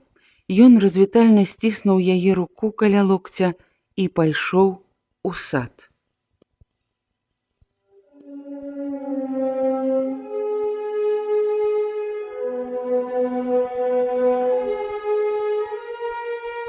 Хвілін праз колькі ён таксама праз гароды падкраўся да другой хаты. Хата гэтая стаяла на голым месцы. За ёй не было саду, і каля яе не было нават хлява. Суседскія будынкі неяк адсунуліся ў бок ад яе. А таму Карп прыгінаўся ў мяжы ніжэй звычайнага, часта спыняўся і прыслухоўваўся. У апошні раз ён спыніўся каля самай сцяны ўжо, каб аглянуцца перад тым, як пралезці ў двор, і раптам пачуў за сцяной разгавор. Гутарылі, відаць, у каморцы, што звычайна адгароджваецца ў сенцах і ідзе ў летнюю спякоту начуюць. Сцяна тут была нешчыльная, і ён адразу пазнаў па голасу Палагею і Мацея Куляша. У старога дрогнула сэрца. Ён прыхіліўся і прыслухаўся. «Ці даўно ты гаварыў другое?» – спытала Палагея. «Ну, дык што? Не адразу ж чалавек усё разумее. Я толькі цяпер зразумеў. Вялікая гэта сіла партызаны». Далей Кулеш неразборліва зашаптаў, але Палагея зноў сказала выразна: «Шанцуе гаротнай бабе, муж у лес, палюбоўнік у лес, што хоч, то і рабі адна, дай хоць намілавацца». І Карп пачуў гук пацалунка. Яму стала балюча, сорамна і брыдка. Ён ціха плюнуў і пайшоў па мяжы назад, нячутна ступаючы босымі нагамі па мяккаму мурагу сцежкі. Праз некалькі крокаў пачуццё агідлівасці змянілася злосцю. Стары сціснуў кулакі.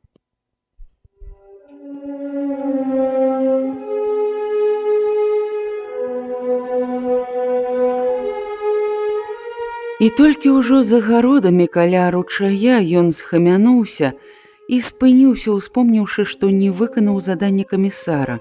Прасцей было б сказаць, што Куляша не было дома, а як сказаць цяпер, калі ён за 2 крокі быў ад яго і чуў яго голас.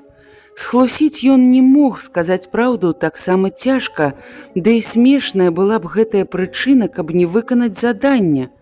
Трэба ісці назад. Але і назад ісці было цяжка. Карп зморана апусціўся пад вярбой на мокрую ад расы траву, сціснуў далонямі скроні. За некалькі кароткіх хвілін ён успомніў усё сваё жыццё, успомніў і жонку нябожчыцу, маці яго дзяцей, успомніў і заплакаў першы раз па ёй. На пахаванні не плакаў, а цяпер праз 12 год заплакаў, абражаны і зняважаны другой жанчынай.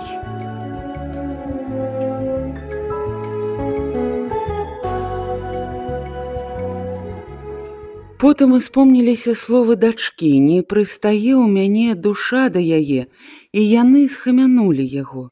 Ён падняўся і зноў накіраваўся да Палагеінай хаты. «Добрая ў цябе душа, дачушка», – думаў ён аб Тацяне.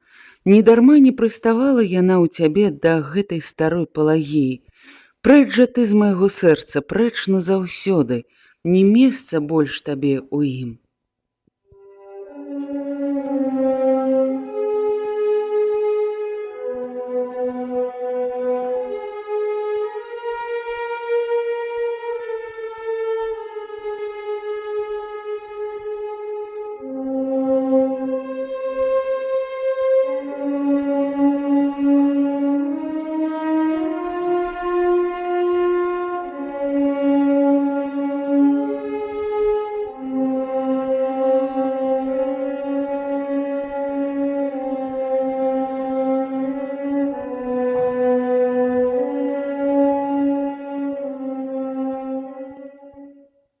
Праз некаторы час падышоў ён да хаты і пастукаў у дзверы.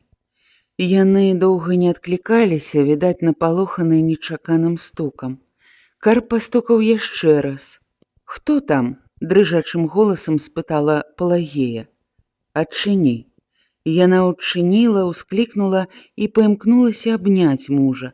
«Карп, даражэнькі!» Ён адвёў яе рукі і спакойна сказаў: «Пакліч Мацея». «Якога Мацея? Што ты плявузгаеш?» – спытала яна. «Мацея Куляша з сваёй каморкі, мне трэба пагаварыць з ім». І, убачыўшы, што яна канчаткова разгубілася, паклікаў сам: «Мацей Дзянісавіч, выйдзі, калі ласка, на мінутку». Палагея горка усміхнулася. «Дык заходзь ужо ў хату, там і пагутарыце». Карп моўчкі адышоў бок і пачаў чакаць.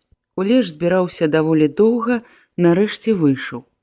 І Карп нават пры святле месяца ўбачыў, што твар яго надзвычай белы, а ніжняя губа нервова дрыжыць. «Адыдзем», – сказаў Карп і пайшоў першы. Кулеш пералез цераз агароджу і спыніўся. «Я далей не пайду», – сказаў ён. Карп зразумеў, што ён баіцца ісці, і раззлаваўся на яго. «Не бойся, ідзі сюды». Ён сеў на граду ў высокі кіяшнік. «Што ж, пагутарым і тут. Я коратка. Мяне накіравала да цябе наша камандаванне, Мацей, як да чалавека, які ўжо даказаў сваю адданасць». Твар Куляша прыкметна пацямнеў. А Карп Маеўскі працягваў гаварыць: «Ты, можа, ведаеш, што старасту вашага, халуя гэтага Залескага, нашы хлопцы злавілі і пазаўчора паводле прыгавору суда расстралялі, як здрадніка радзімы. Немцы будуць прызначаць новага старасту, Мацей, і было б вельмі добра, каб ты зрабіўся ім старастам. Вялікая справа мець свайго чалавека на такой пасадзе, ты ж разумееш». Узрадаваны Кулеш з пачуццём схапіў руку Маеўскага і паціснуў яе. «Карп Пракопавіч, ад усяго сэрца дзякую усім вам за давер, за тое, што не забылі маю маленькую паслугу. Я даўно ўжо з вамі, душой і сэрцам. Тыдзень шукаў вас па лесе, але трапіў да чарцей лысых. Добра, што вашага хлопца пазнаў, а то бы я разам з гэтымі бандзюкамі нізавошта парыў маці зямельку. Уздумаю, ажно ў мароз пад скурай бегае. Але ж затое пераканаўся я яшчэ мацней у вашай сіле. І я хоць сёння, хоць зараз з табой пайду ў атрад. Першым партызанам буду, але вось для ролі старасты не падходжу я, Карп Пракопавіч. Не выйдзе гэта ў мяне. Артыст я дрэнны, ды і людзі загрызуць мяне, жонка жывым з'есць. Не магу». «Баішся?» – коротка спытаў Карп. «Баюся, але не за сябе, Карп Пракопавіч, не за сябе, за справу». «Ну што ж, я сваё выканаў, так і скажу начальству».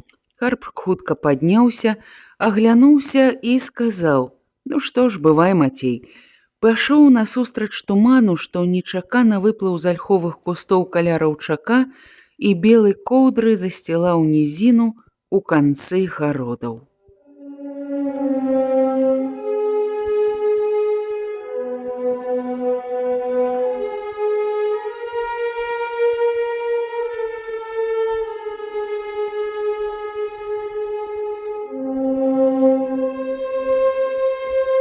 Кулеш дагнаў яго каля гэтай коўдры і папрасіў: «Правядзі мяне ў атрапт». «Не маю дазволу на гэта, загадаюць у любы час правяду, Мацей, пачакай». Кулеш яшчэ хвіліну ішоў поплеч з ім. Карп Маеўскі спыніўся. «Ну, куды ты?» «Карп Пракопавіч», – сказаў Мацей, – «даруй, брат, я тут ні пры чым, чортава баба спакусіла, сілком зацягнула. Пачалося з чаркі, а скончылася». Карп Маеўскі толькі махнуў рукой, павярнуўся і схаваўся ў тумане. Не бачыў і не здагадваўся партызан, што амаль да самага лагера за ім ішоў Мацей Кулеш.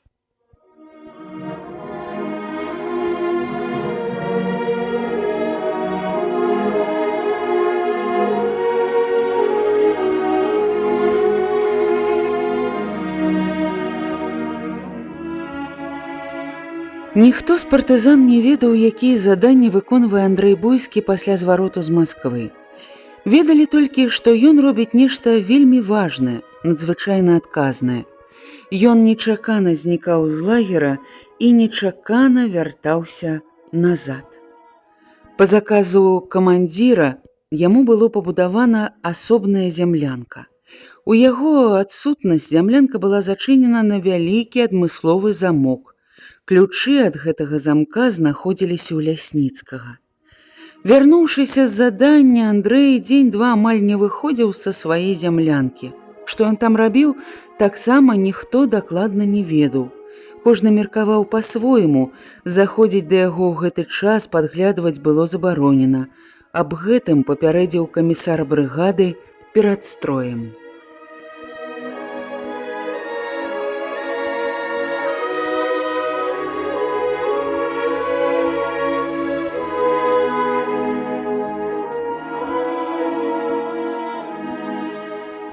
Але праз нейкі час Андрэй сам выходзіў з зямлянкі і адразу ж зноў рабіўся блізкім для ўсіх чалавекам. Яго акружалі, з ім раіліся, спрачаліся, прымушалі нават чытаць паэмы Лермонтава і маналогі з Барыса Годунова і здзіўляліся яго памяці. А памяць у яго сапраўды была незвычайная. Маладыя партызаны жадалі ва ўсім быць падобнымі да яго і пераймалі кожны яго рух, нават гаворку. Пятро Майбарада ўсё больш і больш захапляўся і ганарыўся сваім сябрам. Якая ж гэта галава, вам не ўявіць велічыні яго розуму, звычайна гаварыў ён, сабраўшы вакол сябе моладзь, і пачынаў расказваць бясконцыя прыгоды, якія быццам бы здарыліся з ім і з Андрэем у першыя месяцы іх вандравання па Беларусі. Большасць слухачоў добра ведала, што Пятро Майбарада бяссорамна хлусіць, выдумляе, але слухала з цікавасцю, бо тут можна было яшчэ і парагатаць да коліка ў жываце і раптам адчуць, як варушацца на галаве валасы і па спіне прабягае халадок жудасці. І аднойчы ён сказаў: «Андрэй гляне на чалавека і бачыць яго наскрозь, як на рэнтгене, усе яго думкі, пачуцці, перажыванні». Аднойчы гэта пачула Насця Зайчук і са злоснай усмешкай адказала: «Нічога ён не бачыць, твой Андрэй, сляпы ён, як кацянё». Нібы бомба выбухнула сярод слухачоў Майбарады, усе яны падхапіліся, абурана зашумелі, а сам апавядальнік паважна падышоў да Насці і сказаў, пагардліва працэджваючы словы скрозь зубы: «Хлопцы, аддайце мне мікраскоп. Я разгледжу гэтую бактэрыю». Насця жартаўліва дзьмухнула на яго і хутка адышла, зашумеўшы шоўкавай сукенкай, якую яна заўсёды апранала, прыходзячы ў лагер. У яе былі сур'ёзныя падставы сказаць так. Дзяўчына была закахана і абуралася, што той, хто крануў яе сэрца, не здагадваецца нават аб яе пачуццях і не заўважае іх.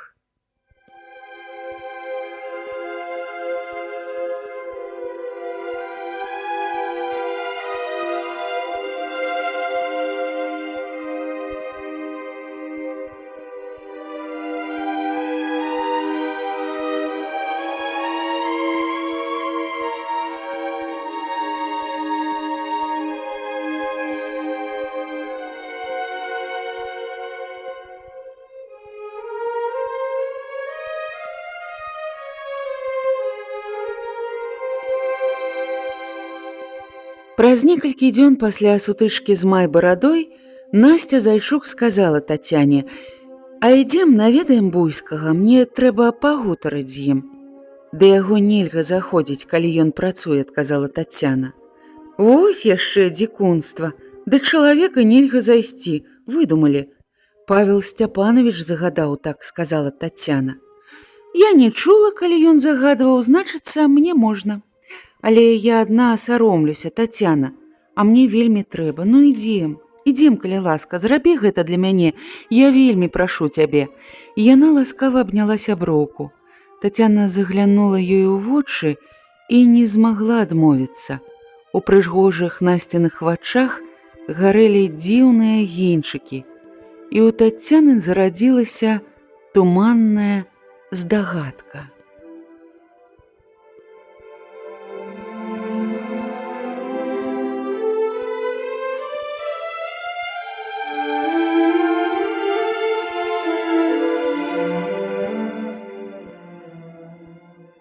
На стук у дзверы Андрэй ветліва адказаў: «Калі ласка, заходзьце».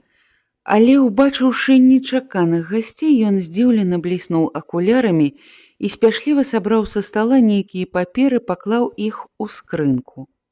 Яны першы раз убачылі яго ў акулярах, і Насці стала сорамна за словы, якія яна сказала Майбарадзе. Яна пачырванела, разгубілася, але не зводзіла з Андрэя вачэй. Ён злавіў яе пільны позірк, зняў акуляры і сказаў, нібы апраўдваючыся: «Не магу ўжо доўга чытаць без іх. Развіваецца блізарукасць, але вы сядайце, будзьце гасцямі». «Мы перашкодзілі вам, Андрэй?» – спытала Тацяна. «Ну, не, але калі гаварыць шчыра, то так». «Дык мы пойдзем», – сказала Тацяна, але Насця кінула на сяброўку гнеўны позірк. «О, не, што вы, пасядзіце, пагутарым, мы цяпер вельмі рэдка бачымся», – адказаў Андрэй. «Але сядайце на ложак альбо на кнігі, табурэтка ў мяне адна». Яны селі на ложак і здзіўлена аглянуліся. Іх здзівіла колькасць кніг. Нідзе ва ўсёй брыгадзе не бачылі яны столькі кніг, як у гэтай маленькай зямлянцы. Палова кніг была на нямецкай мове. Насця з цяжкасцю прачытала некалькі загалоўкаў і зморшчылася. «І вы чытаеце ўсё гэта?» Андрэй уздыхнуў. «Ну, часам бывае так, але я наогул люблю чытаць. Такая ўжо моя прафесія – мець справу з кнігамі ўсіх часоў і народаў. З маленства ў мяне была схільнасць да моў, мяне цікавіла слова, гук. Вось у малодшых класах я марыў вывучыць мовы ўсіх народаў зямлі. Пазней, канешне, я зразумеў, што гэта немагчыма, але ўсё ж я зрабіў мэтай свайго жыцця вывучэння мовы. Я рыхтаваўся стаць вучоным моваведам». Андрэй на момант задумаўся, твар яго асвяціўся шчаслівай усмешкай. Ён задуменна паўтарыў: «Вучоны мовавед». Так, і схамянуўся, зноў звярнуўся да дзяўчат. «Гэта вельмі цікава, сябры, мова народа. Звычайныя людзі думаюць, што гэта проста, а на самай справе гэта вельмі складана». Насця з замілаваннем і захапленнем глядзела на Андрэя, і Тацяна, убачыўшы гэты яе позірк, ураз усё зразумела і, напоўніўшыся пяшчотай да сяброўкі, сціснула яе руку і прышаптала на вуха: «Не глядзі так, дурніца». Насця ўраз пыхнула, як кветка маку, і ў гэты момант Андрэй паглядзеў на іх, спыніў позірк на Насці і здзіўлена ўзмахнуў брывамі. Насця падхапілася. «Ну, пайшлі ўжо, Таня, мы перашкаджаем чалавеку працаваць». «Пачакайце, ну куды ж вы?» – адказаў Андрэй. «Цікавыя вы госці. Нечакана прыйшлі, нечакана і ўходзіце. Сумна са мной, так?» «Вельмі сумна. Мовы ды мовы», – засмяялася Насця і шпарка выбегла з зямлянкі.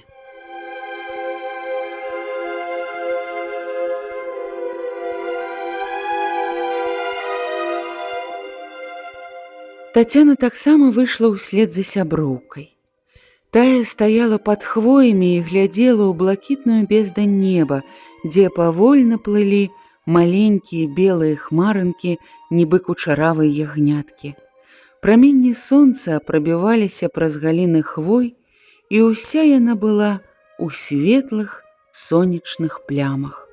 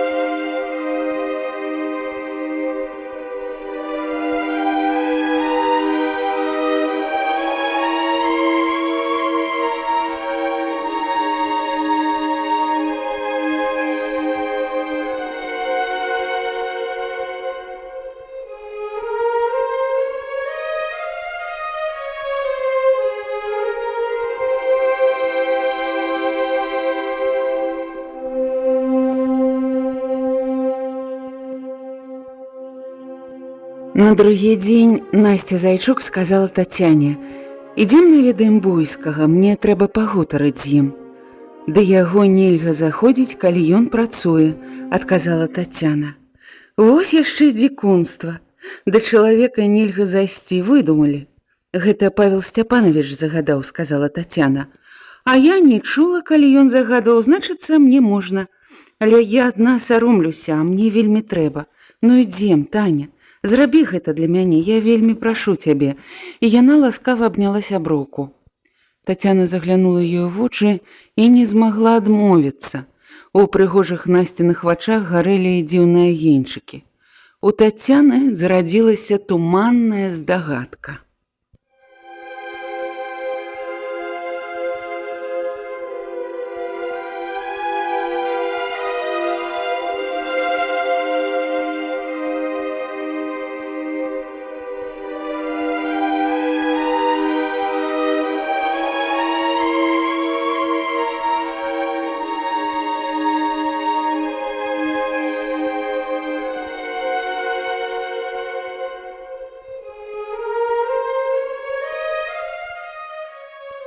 На іх стук Андрэй ветліва адказаў: «Калі ласка, заходзьце». Але, убачыўшы нечаканых гасцей, ён здзіўлена бліснуў акулярамі і спяшліва сабраў са стала нейкія паперы, паклаў іх у скрынку. Яны першы раз убачылі яго ў акулярах, і Насці стала сорамна за словы, якія яна сказала Майбарадзе. Яна пачырванела, разгубілася, але не зводзіла з Андрэя вачэй. Ён злавіў яе пільны позірк, зняў акуляры і сказаў, нібы апраўдваючыся: «Не магу ўжо доўга чытаць без іх. Развіваецца блізарукасць, але сядайце, будзьце гасцямі». «Мы перашкодзілі вам, Андрэй?» – спытала Тацяна. «Ну, калі гаварыць шчыра, то так, але нічога. Дык мы пойдзем». Насця кінула на сяброўку гнеўны позірк. «О не, што вы, пасядзіце, пагутарым. Мы цяпер вельмі рэдка бачымся. Сядайце на ложак альбо на кнігі, табурэткі ў мяне адна», – сказаў Андрэй. Яны селі на ложак і здзіўлена аглянуліся. Іх здзівіла колькасць кніг. Нідзе ва ўсёй брыгадзе не бачылі яны столькі кніг, як у гэтай маленькай зямлянцы. Палова кніг была на нямецкай мове. Насця з цяжкасцю прачытала некалькі загалоўкаў і зморшчылася. «І вы чытаеце ўсё гэта?» – спытала яна. Андрэй уздыхнуў. «Ну, часам бывае. Але наогул я люблю чытаць. Такая ўжо моя прафесія – мець справу з кнігамі усіх часоў і народаў. З маленства ў мяне была схільнасць да моў. Мяне цікавіла слова, гук. У малодшых класах я марыў вывучыць мовы ўсіх народаў зямлі. Ну, пазней, канешне, я зразумеў, што гэта немагчыма, але ўсё ж зрабіў мэтай свайго жыцця – вывучэнне мовы. Я рыхтаваўся нават стаць вучоным моваведам». Андрэй на момант задумаўся, а потым задуменна паўтарыў: «Вучоны мовавед». «Так», і схамянуўся, зноў звярнуўся да дзяўчат. «Гэта вельмі цікава, сябры, мова народа. Звычайныя людзі думаюць, што гэта проста, а на самай справе гэта вельмі складана. Мова народа – гэта яго жыццё ва ўсіх яго праявах. І ведаеце, вельмі горка, што і ў наш век жывуць варвары, якія ставяць сваёй мэтай знішчыць народы, а таксама знішчыць мовы. Яны не разумеюць, што няма той сілы, якая знішчыла б цэлы народ. Да гэтага часу яны дамагаліся толькі аднаго – спаганілі сваю ўласную мову, цудоўную нямецкую мову, на якой гаварылі Гёте і Гейне. Ведаеце, я пішу работу «Фашызм і дэградацыя нямецкай мовы», – сказаў Андрэй. «Гэта вельмі цікава. Я пачаў яе яшчэ ў Маскве, калі ўпершыню пазнаёміўся з нямецкай літаратурай. Часам працягваю тут. Але вельмі рэдка, толькі ў хвіліны выключнага творчага натхнення. А колькі такіх хвілін у мяне бывае? 2 ў месяц, як гаворыць Майбарада. Ды я і не шкадую, што я не магу пісаць зараз. Напішу пасля вайны».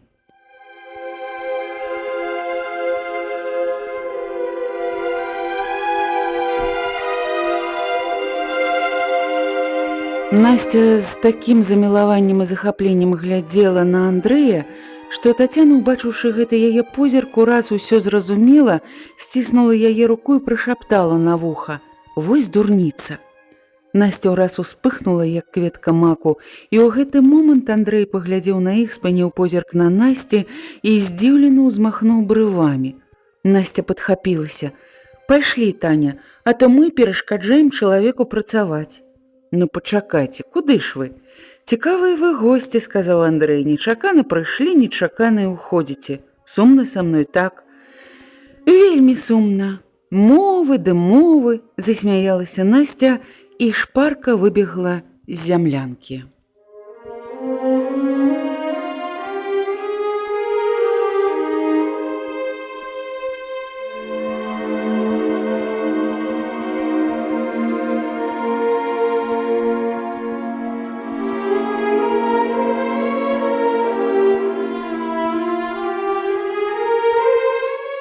Тацяна попрасіла выбачэння ў збянтэжанага Андрэя, падзякавала і выйшла ўслед за сяброўкай.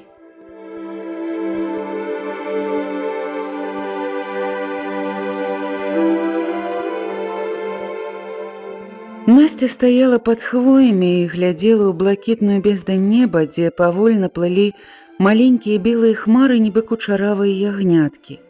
Прамені сонца прабіваліся праз галіны хвой, і ўся яна была ў светлых сонечных плямах. Збоку здавалася, што смяецца ўся яе маладая гнуткая постаць, абцягнутая зялёным шоўкам. Але твар яе быў сумна заклапочаны, а на вейках блішчэлі слёзы. Тацяна ласкава ўпікнула яе: «Ну што гэта ты? Сапраўды, кажуць, закаханыя, што дзеці, смяюцца і плачуць адначасова». І Насця зноў засмяялася: «Таня, ну які ён, а? Ведаеш, я марыла аб ім яшчэ да вайны і ўяўляла яго іменно такім, і як убачыла першы раз, так адразу сэрца і дрогнула». Тацяна ўзяла яе за рукі: «Якая ж прыгожая ў цябе душа, Насця, я нават зайздрошчу табе». «Сорамна табе, Таня, зайздросціць чужому каханню, ды яшчэ такому аднабаковаму. У самы такі ўжо сын. Вы ўжо кахалі адзін аднаго, ведь кахалі?» Тацяна сумна усміхнулася. «Кахалі, а цяпер мне хочацца пакахаць другога». Насця здзівілася і дакорліва паківала галавой. «А я б ніколі не зрабіла б гэтага, каб толькі ведала, што ён кахае мяне. Ну як жа гэта можна? А раптам у гэты момант ён дзе-небудзь поранены і думае аб табе, а ты...» «Ну не злуйся», – адказала Тацяна, – «ідзем, я раскажу табе аб сваім каханні». Апошняе слова яна вымавіла з іроніяй. Ёй раптам захацелася расказаць Насці аб сабе і Віктару ўсю праўду. Навошта цяпер яе тайна? Яна толькі робіць яе адзінокай і не дае мажлівасці нікому даверыць свае дзявочыя думкі, перажыванні, часта пакутныя і незразумелыя самой. А даверыць іх абавязкова камусьці трэба. Ну, вядома, ні бацьку і ні брату. Люба таксама наўрад ці зразумее.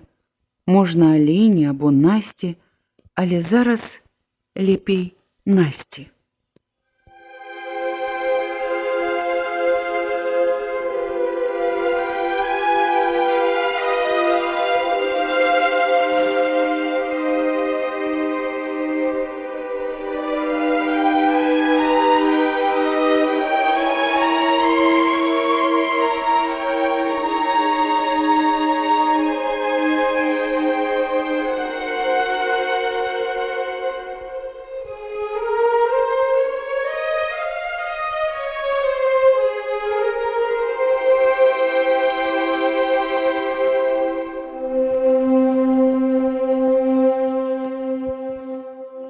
Як вучоны разведчык, Андрэй прымушаў сябе разгадваць сэнс кожнай падзеі, нават самай звычайнай, на першы погляд нязначнай.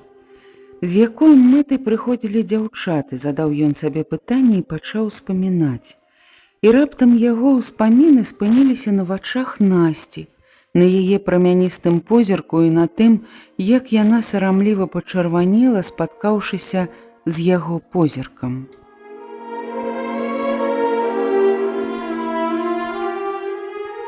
Маланкай мільганула думка. Андрэй падняўся, абышоў навокал стала, а потым спыніўся і пачаў успамінаць усе папярэднія сустрэчы з Насцей. Іх было немнога, і ён памятаў нават яе позіркі. Памятаў тое, аб чым яны кожны раз гаварылі, і ўсё пацвярджала яго здагадку. А пачуццё гэтае яму было добра знаёма. Ён захапляўся ўжо некалькі разоў і аднойчы кахаў сур'ёзна. Гэта было ў час вучобы ва ўніверсітэце. Кахаў ён шчыра, але ўсю справу сапсавала яго празмерная адданасць навуцы.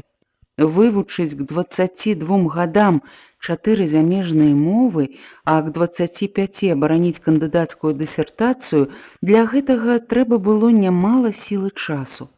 З-за гэтага ён тыднямі не бачыў дзяўчыну, не знаходзіў часу для яе. Яна не раз гаварыла яму аб гэтым і ласкава, і з абурэннем. Ён вінавата здагаджаўся, але праз дзень-два ўсё ішло па-ранейшаму. Урэшце рэшт скончылася тым, што дзяўчына выйшла замуж за другога хлопца.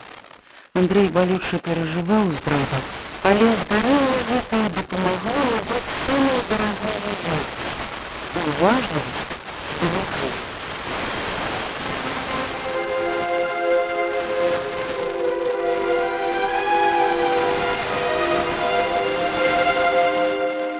А пасля смерці маці, у якой ён быў адзіны сын, Андрэй адчуў неабходнасць мець уласную сям'ю. Ён пачаў сур'ёзна думаць пра гэта, ды і пара было ўжо, яму ішоў 26 год. Ужо сябры пачыналі жартаваць, да і сам ён зайздросціў сваім аднагодкам, якія мелі свой кут і дзяцей. Ён любіў дзяцей і марыў аб іх, але вайна перарвала ўсе гэтыя мары, і за час вайны ён ні разу не падумаў пра гэта. Але часам адчуваў, што ў яго жыцці чагосьці не хапае. І вось ён нечакана зразумеў, чаго ж. Ён выйшаў з цёмнай зямлянкі, яму захацелася адразу ж убачыць Насцю і пагутарыць з ёю.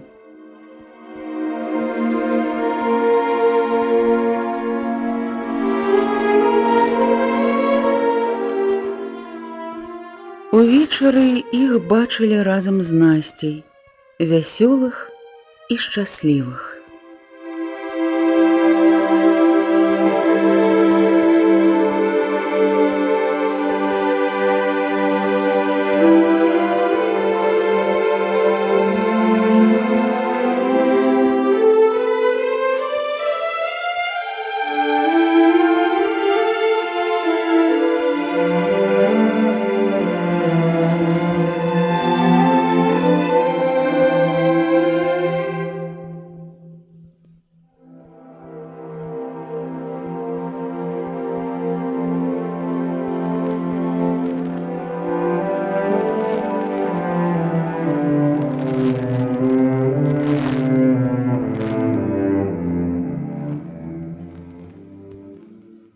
Гэта была вельмі неспакойная ноч. Тацяна не знаходзіла сабе месца, адмова Лясніцкага ўзяць яе на гэтую важную аперацыю, у якой прымала ўдзел уся брыгада, пакрыўдзіла і схвалявала яе. Яна хадзіла па апусцеўшаму лагеру з канца ў канец, нервова ламаючы пальцы рук. І ноч была, як яе настрой, узрушаная, цёмная. На захадзе няспынна ўспыхвала бліскавіца, распісваючы чорныя хмары дзівоснымі ўзорамі. Хвоі на момант застылі ў напружаным чаканні, а потым адразу зашумелі палахліва і трывожна. Шум гэты паступова перайшоў у аднастайны цяжкі гул, які каціўся па пушчы дзесьці там, далёка на захадзе, зліваўся з глухімі выбухамі грому. Набліжалася навальніца.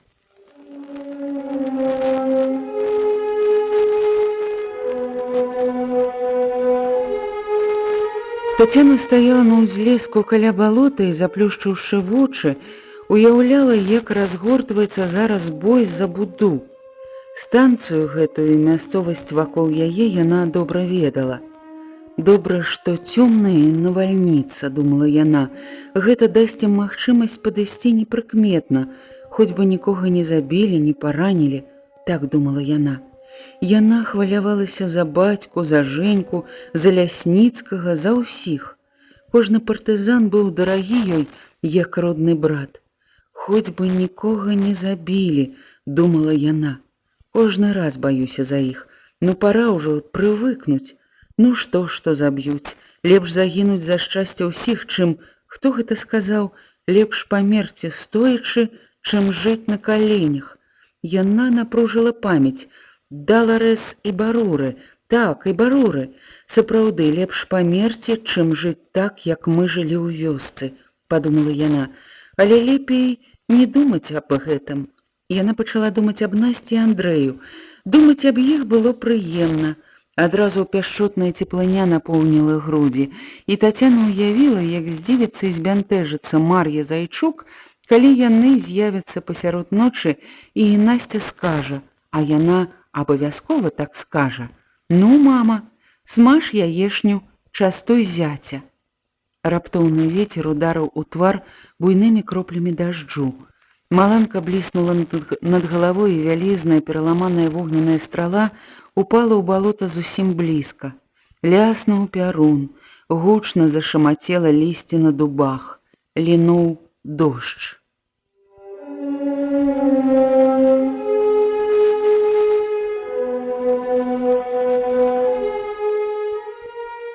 Тацяна хутка пабегла па знаёмай сцежцы да зямлянкі. У чыгуннай печцы жарка гарэлі дубовыя дровы.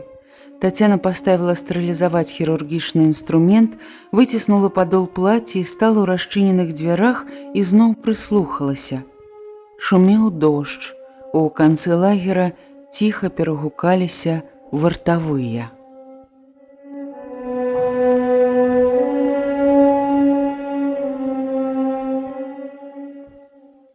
У гэты час Алена Зайчук паўзла па балоце санітарнай сумкай за плячамі, і пры кожнай успышцы маланкі шчыльней прыціскалася да зямлі.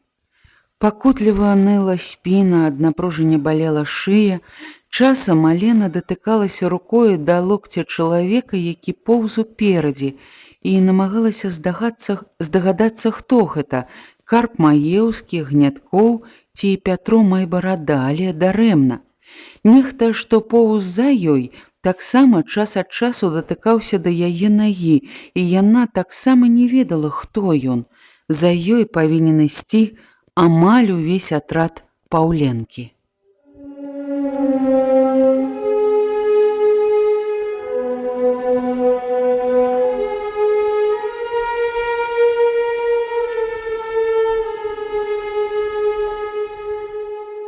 Але вось нарэшце умоўны сігнал. На балоце тонка прапішчала начная птушка. Далей паўзці нельга. Далей пойдуць толькі тыя трое, што наперадзе ў яе. Алена, прысціснуўшыся шчакой да калючай купіны, падумала: а чаму сярод тых траіх стары Маеўскі і Гняткоў? Няўжо нельга было выбраць маладзейшых? Але тут жа ўспомніла, як па загаду Лясніцкага быў зроблены ў лагеры высокі насып, на якім амаль паўмесяца штоночы трэніравалі партызан, вучылі бясшумна здымаць вартавых. Часцей за ўсё вартавым станавіўся сам камісар брыгады і праганяў кожнага, хто не здольны быў зняць яго непрыкметна. У апошнюю ноч на трэніроўцы заставалася не больш як 10 чалавек. З іх ліку і былі выбраны гэтыя трое, якім сёння даручана выканаць надзвычай адказнае заданне.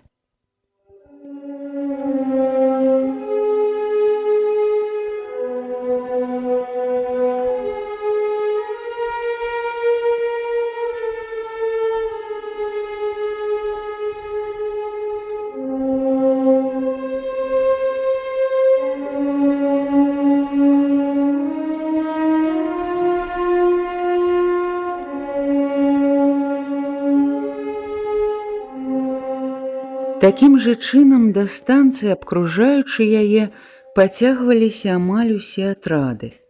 Алена ведала, што гэта самая буйная і самая складаная з усіх аперацый брыгады. Трэба было разграміць станцыю, якую ахоўваў шматлікі узброены да зубоў фашысцкі гарнізон. Аперацыю гэта рыхтавалі доўга і старанна, і таму ўсё, кожная драбніца была загадзя прадумана, разведана і спланавана. Чалавек, што поўз за ёй, дакрануўся рукой да яе нагі, потым падпоўз і лёг побач плячо ў плячо.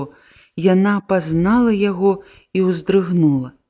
«Значыцца, начальнік штаба брыгады для цябе не аўтарытэт, так?» Ледзь чутным шэптам спытаў Нікалай, але шэпт гэты быў для яе гучней за злосны крык. Алена не адказала і, разумеючы, што паводзіць сябе недарэчна, узлавалася і на яго, і на сябе. За якую гадзіну перад гэтым ён загадаў ёй заставацца на ўзлессі каля партызанскай батарэі, якая павінна была ў выпадку неабходнасці падтрымаць атрады сваім агнём. На батарэі знаходзіўся камандны пункт. Алена, якая заўсёды вельмі сур'ёзна ставілася да партызанскай дысцыпліны, у гэты раз не выканала загаду, не выканала таму, што загадаў ён, Нікалай. Ёй здалося, што яму проста раптам захацелася пакінуць яе далей ад месца бою. «Ну, добра, пагаворым заўтра ў штабе, я гэта так не пакіну», зноў пачула яна яго спакойны шэпт. Але адчула, што ў твар ёй ударыла кроў. Яна ўявіла, як ёй, галоўнаму ўрачу, упершыню давядзецца сядзець перад камандаваннем брыгады і як дакурліва паківае галавой Павел Сцяпанович. Што яна скажа у сваё апраўданне? Асляпляльна бліснула маланка і на міг асвяціла на блізкім ужо насыпе постаць вартавога. Над галавой цяжкімі бярвеннямі пракаціўся гром. Упалі першыя кроплі дажджу, а праз хвіліну магутны лівень заглушыў усе іншыя гукі гэтай неспакойнай ночы.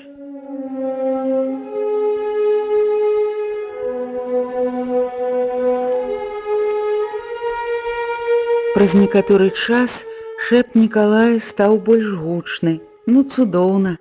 Прырода працуе на нас. А эсэсаўцы дурні. Я на іх месцы гэтае балота ўсё-такі замініраў бы. Сціхні. Яшчэ накаркаеш, злосна прашаптала Алена і сама здзівілася, што адказала яму так дзёрзка і груба. Па вайсковай субардынацыі мне належыць звяртацца да яго на «вы», а я... Вось як, падумала яна. Нікалая, мабыць, таксама збянтэжыў яе адказ. Ён доўга маўчаў, а потым нечакана сказаў: «Слухай, Алена, а давай урэшце паспрабуем разабрацца ў нашых адносінах. Вось ужо 2 месяцы, як я прыляцеў, і ўсё не магу пагаварыць з табой адзін на адзін. І ты вырашыў зрабіць гэта тут? Зараз?» – спытала яна. «А ці не ўсё адно дзе?» «Не, не ўсё адно. Я не магу гаварыць аб гэтым. Праз хвіліну, можа здарыцца, будуць паміраць нашы людзі, а ты...» «А магчыма, і мы», – адказаў Нікалай. «Але калі думаць толькі аб смерці, значыцца не верыць у жыццё. А я веру, у шчасце веру. І ў наша шчасце, Лена. Чаму ты не адказала на 7 маіх пісьмаў?» Яна павярнулася да яго так, што адчула яго дыханне і злосна загадала: «Ты сціхні, Нікалай, я не жадаю слухаць. Ды як не сорамна табе гаварыць зараз аб гэтым. Там паўзе твой бацька, а ты... Чаму ж ты не папоўз замест яго?» «А мне не дазволілі», – адказаў Нікалай. «Я не ты, не магу парушаць дысцыпліну». Ужо другім голасам адказаў Нікалай, памаўчаўшы, дадаў: «Ну добра. Я больш ніколі не буду з табой гаварыць аб гэтым, калі табе непрыемна. Ніколі, чуеш?» У сэрцы Алены нешта з болем абарвалася. Мабыць, надзея, што 2 месяцы цяплілася там. Але зразумей адно. Ён не скончыў. Жудасны крык разарваў аднастайны шум дажджу. Нікалай ціха скамандаваў: «За мной!» Алена падхапілася і, нізка нахіліўшыся, пабегла за ім, але праз некалькі крокаў яе перагналі другія партызаны. Гэта быў напрамак галоўнага ўдару. Ад удачы тут залежаў агульны поспех аперацыі.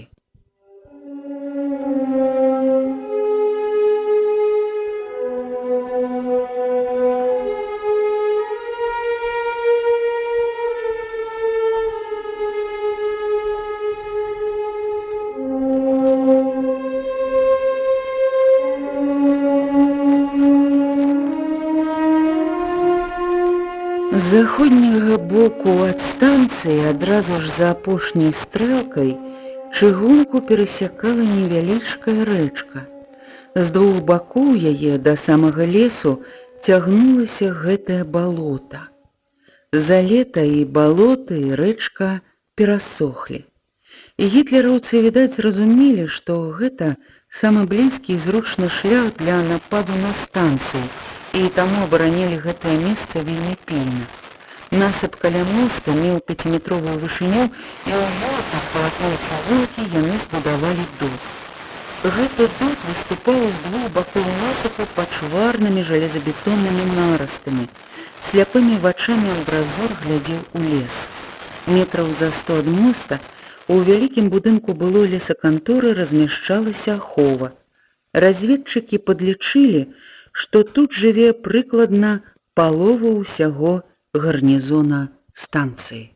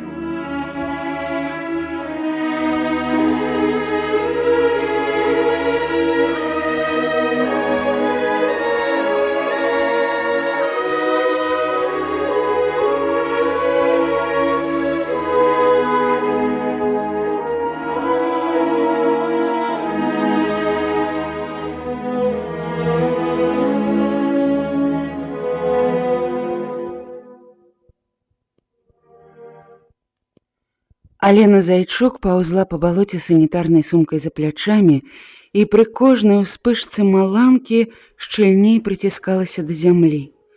Пакутліва ныла спіна, ад напружання балела шыя, і часам Алена датыкалася рукою да локця чалавека, які паўз уперадзе, і намагалася здагадацца, хто гэта – Карп Маеўскі, Гняткоў ці Пятру Майбарада.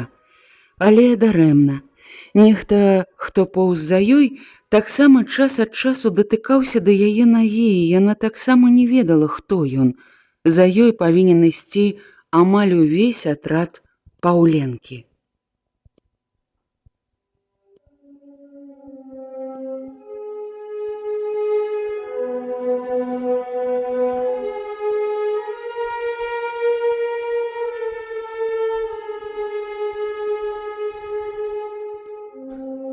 Вось нарэшце ўмоўны сігнал. На балоце тонка прапішчала начная птушка. Далей паўсці нельга, далей пойдуць толькі тыя трое, што наперадзе ў яе. Алена падумала, чаму сярод тых траіх стары Маеўскі Гняткоў, няўжо нельга было выбраць маладзейшых. Але тут жа ўспомніла, як па загаду Лясніцкага быў зроблены ў лагеры высокі насып, на якім амаль паўмесяца штоночы трэніравалі партызан, вучылі бясшумна здымаць вартавых, і часцей за ўсё вартавым станавіўся сам камісар брыгады і праганяў кожнага, хто не здольны быў зняць яго непрыкметна. У апошнюю ноч на трэніроўцы заставалася не больш як 10 чалавек. З іх ліку і былі выбраны гэтыя трое, якім зараз даручана выканаць надзвычай адказнае заданне.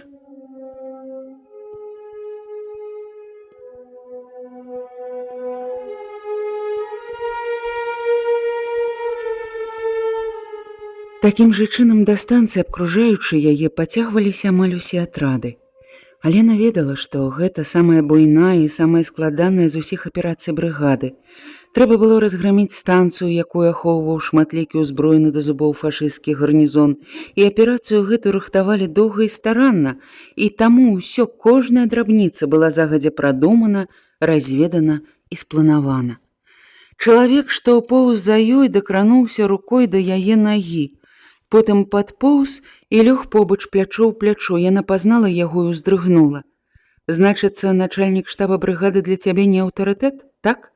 Ледзь чутным шэптам спытаў Нікалай, але шэпт гэты быў для яе гучней за злосны крык. Алена не адказала і, разумеючы, што паводзіць сябе недарэчна, узлавалася і на яго, і на сябе. За якую гадзіну перад гэтым ён загадаў ёй застацца на ўзлесе каля партызанскай батарэі, якая была павінна ў выпадку неабходнасці падтрымаць атрады сваім агнём. На батарэі знаходзіўся камандны пункт. Алена, якая заўсёды вельмі сур'ёзна ставілася да партызанскай дысцыпліны, у гэты раз не выканала загаду і не выканала таму, што загадаў ён, Нікалай. Ёй здалося тады, што яму проста раптам захацелася пакінуць яе далей ад месца бою. «Добра, пагаворым заўтра ў штабе», – працягваў ён. «Я гэта так не пакіну», – пачула яна. І яна адчула, што ў твар ёй ударыла кроў. Яна ўявіла, як ёй, галоўнаму ўрачу, упершыню давядзецца сядзець перад камандаваннем брыгады, як дакорліва паківае галавой Павел Сцяпанович. Што ж яна скажа ў апраўданне? Асляпляльна бліснула маланка. На міг асвяціла на блізкім ужо насыпе постаць вартавога. Над галавой цяжкімі бярвеннямі пракаціўся гром, упалі першыя кроплі дажджу. Але праз хвіліну магутны лівень заглушыў усе іншыя гукі гэтай неспакойнай начы.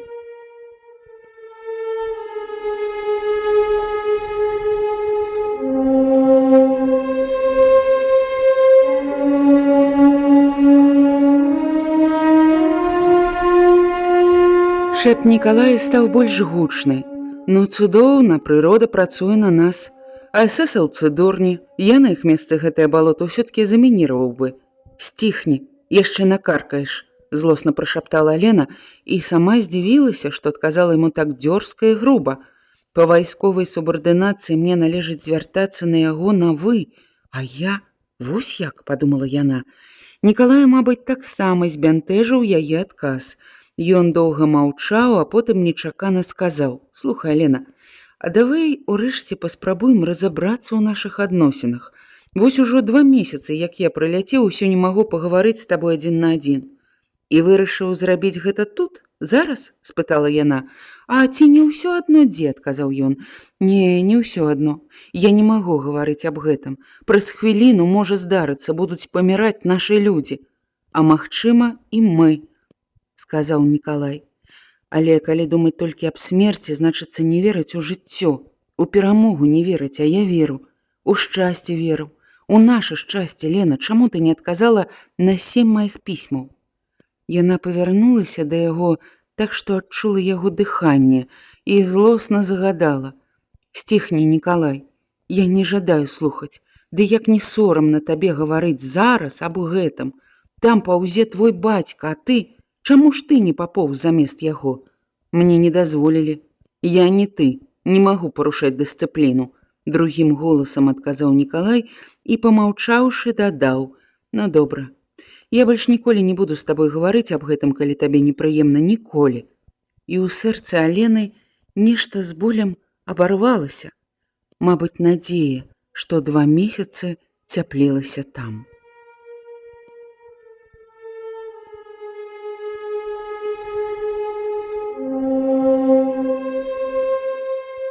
Жудасны крык разарваў аднастайны шум дажджу. Нікалай ціха скамандаваў: «За мной!» Алена падхапілася і, нізка нахіліўшыся, пабегла за ім, але праз некалькі крокаў яе перагналі другія партызаны. Гэта быў напрамак галоўнага ўдару. Ад удачы тут залежаў агульны поспех аперацыі.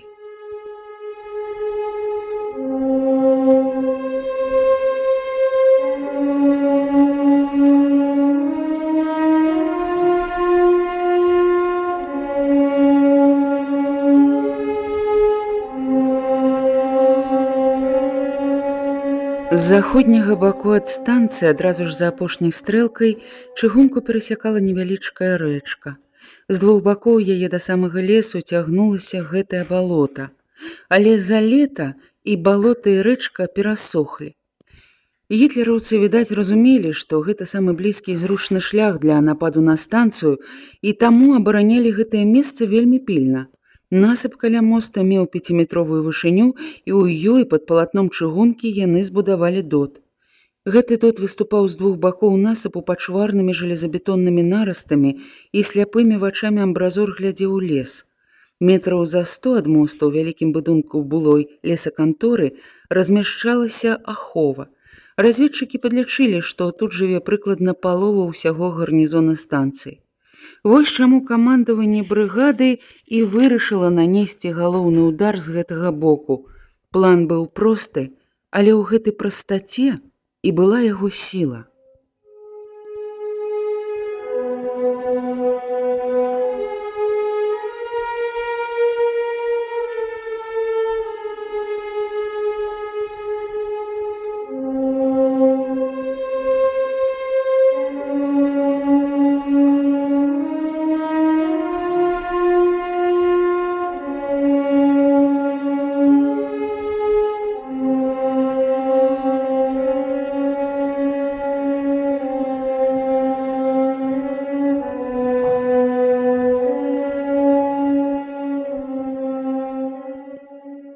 Практыкаваныя пластуны павінны падпаўсці і без аднаго гуку зняць вартавых на мосце или каля казармы.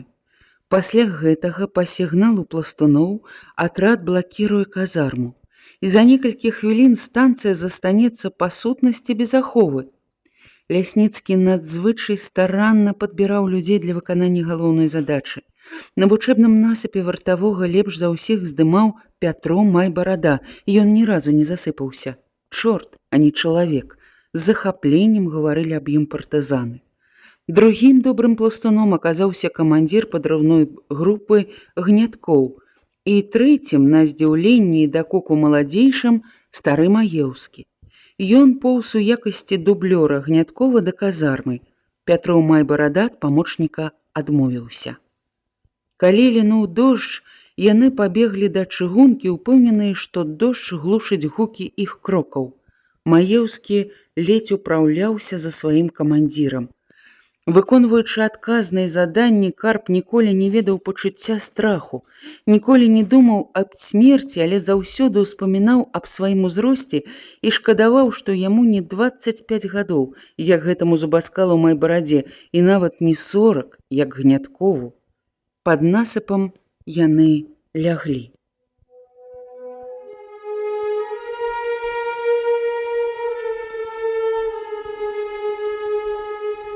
Яны прыслухаліся, раптам пачулі крокі. Над іх галовамі па лініі ў кірунку моста прайшлі, ціха размаўляючы, два немцы. У Карпа трывожна забілася сэрца. Усё праваліцца. Калі Майбарада ўжо зняў вартавога, яны выкруюць яго. Крыўдна было. Успомніліся словы Паўла Сцяпановіча. Аперацыя будзе мець не толькі тактычнае, але вялізнае палітыка-маральнае значэнне. Яна падыме навакольнае насельніцтва на яшчэ больш актыўную барацьбу. Нам пачнуць дапамагаць яшчэ больш, а фашысты па-сапраўднаму адчуюць партызанскую сілу. І раптам усё праваліцца. За чаго? За простай выпадковасці? Не, не павінна гэтага здарыцца.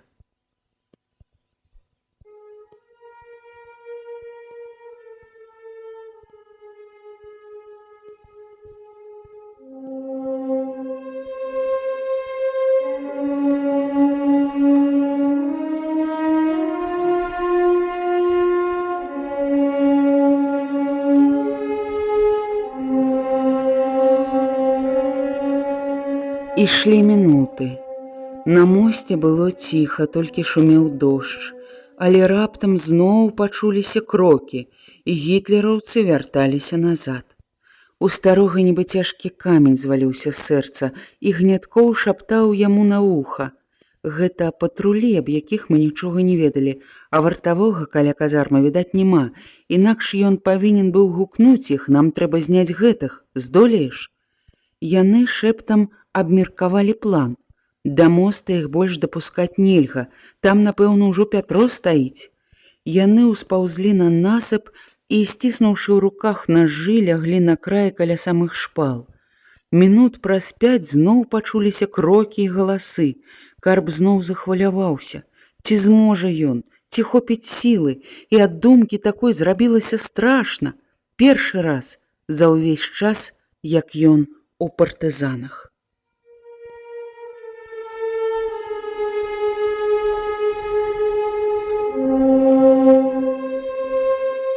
Вось крокі, і чужая гамонка ўжо над самай галавой. Гняткоў штурхнуў у бок, і Карп, падхапіўшыся, зрабіў усё, што трэба, і што рабіў не раз на вучэбным насыпе, схапіў гітлераўца за шыю і заціснуў там у рот. Але той нечакана рвануўся і закрычаў нечалавечым голасам. На дапамогу падскочыў Гняткоў, і праз момант усё было скончана. Але было ўжо позна. На станцыі згрымеў стрэл, падняў трывогу. Ракета прарэзала заслону дажджу, зашипела ў вышыні і згасла. Заляскалі стрэлы. Карп зразумеў, што здарылася непапраўнае, але ён не разгубіўся.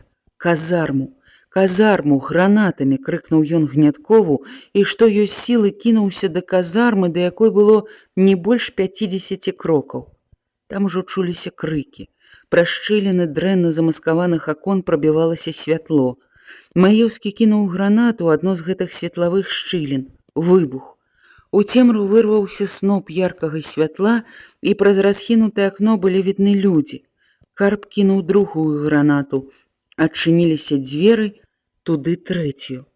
З памяшкання далятаў панічны лямант, лаянка. Звенела шкло, трашчала дрэва. Відаць, немцы выскаквалі цераз акно з супрацьлеглага боку. На станцыю узнялася бязладная страляніна. Час ад часу пад хмарай ляцелі ракеты.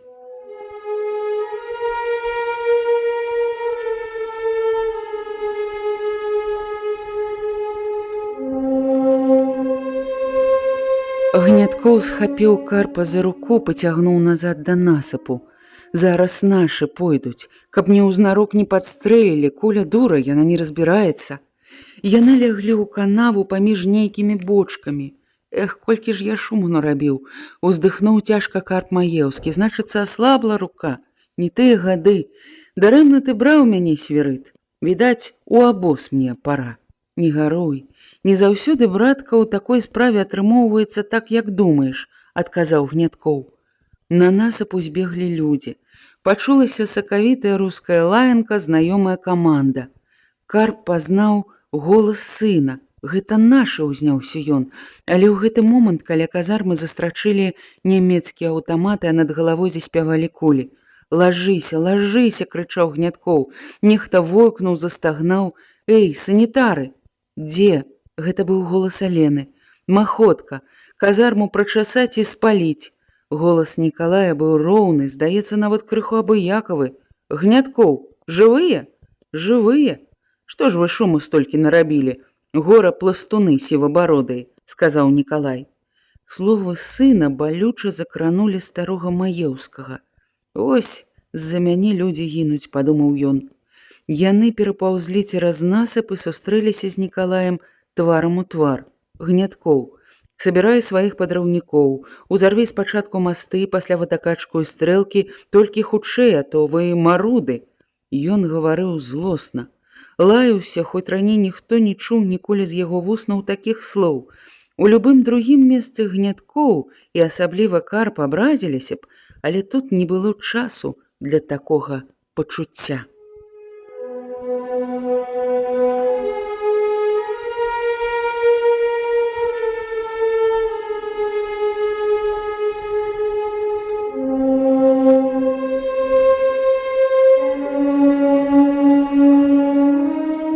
На станцыі ўсё яшчэ грымелі выбухі гранат, трашчалі аўтаматы.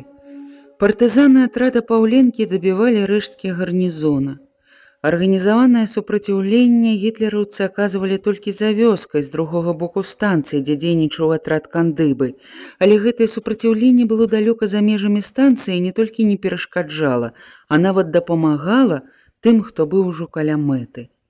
Загарэўся бензасклад, галоўны аб'ект нападу. Прабітыя кулямі цыстэрны распырскавалі бензін, і ён гарэў агромністым вогненным фантанам, асвятляючы ўсё навокал. Праз хвіліну бензасклад узарваўся са страшэннай сілай, раскідаўшы полымя па ўсёй тэрыторыі станцыі, на будынкі, вагоны, склады. Падраўнікі разбурылі тое, чаго не мог знішчыць агонь.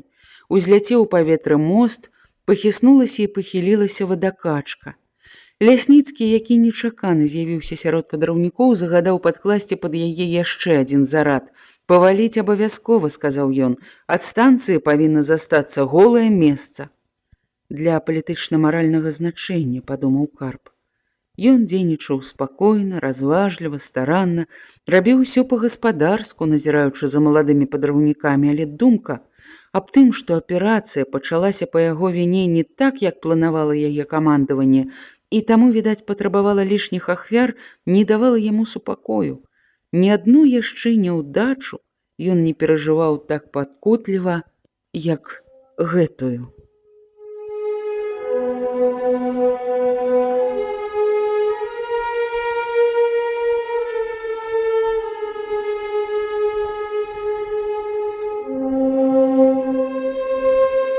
Пасля другога выбуху ад вадакачкі засталася груда цэглы ды пакамечаны рэзервуар. Уся станцыя гарэла, і дождж, хоць быў моцны, аднак не меў сілы заліць гэтае мора агню. У паветры начарцілі дугі 3 ракеты, чырвоная, зялёная і белая. Гэта быў сігнал адыходу. Цераз тое ж сухое балота атрад Паўленкі адышоў у лес. У атрадзе было толькі 4 раненых. Аперацыя удалася. Партызаны вынеслі шмат трафейнай зброі, боепрыпасаў, узялі ў палон 9 гітлераўцаў, у тым ліку начальніка станцыі. Даведаўшыся аб гэтым, Карп крыху супакоіўся і не крыўдзіўся на жарты партызан нават на Пятру Майбараду, якога больш за ўсіх даймаў. «Я думаў, вы ў свінарнік залезлі, такога шуму нарабілі. Вось, думаю, практычныя людзі ў першую чаргу аб кілбасах дбаюць», — рагатаў ён. «Што ж, узрост, дапраўды пара ў абоз», — думаў стары Карп Маеўскі, слухаючы такія жарты. Але раніцой у лагеры ён зноў адкінуў прэч такія думкі. Камандзір і камісар брыгады аб'явілі падзяку ўсяму атраду і асобна ім траім — Майбарадзе, Гняткову і яму, Карпу Маеўскаму. І тады Карп падумаў: «Не, у абоз яшчэ рана, а здымаць вартавых трэба павучыцца. У нашай справе ўсё прыгадзіцца».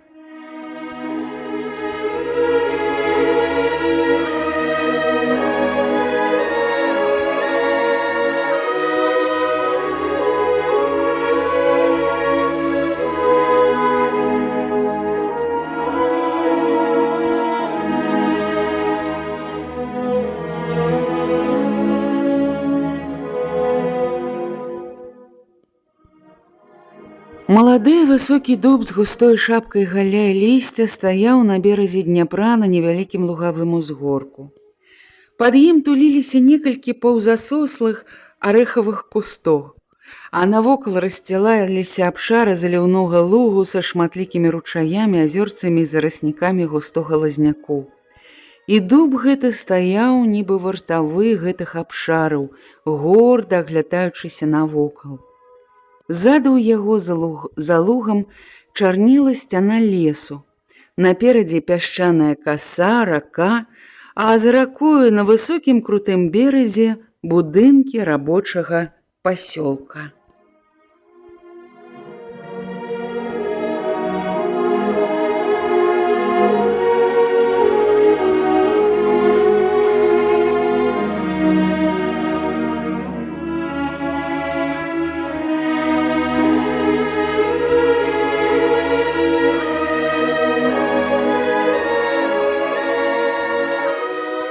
Сонца паліла няшчадна, сушыла апошнія жнівеньскія травы.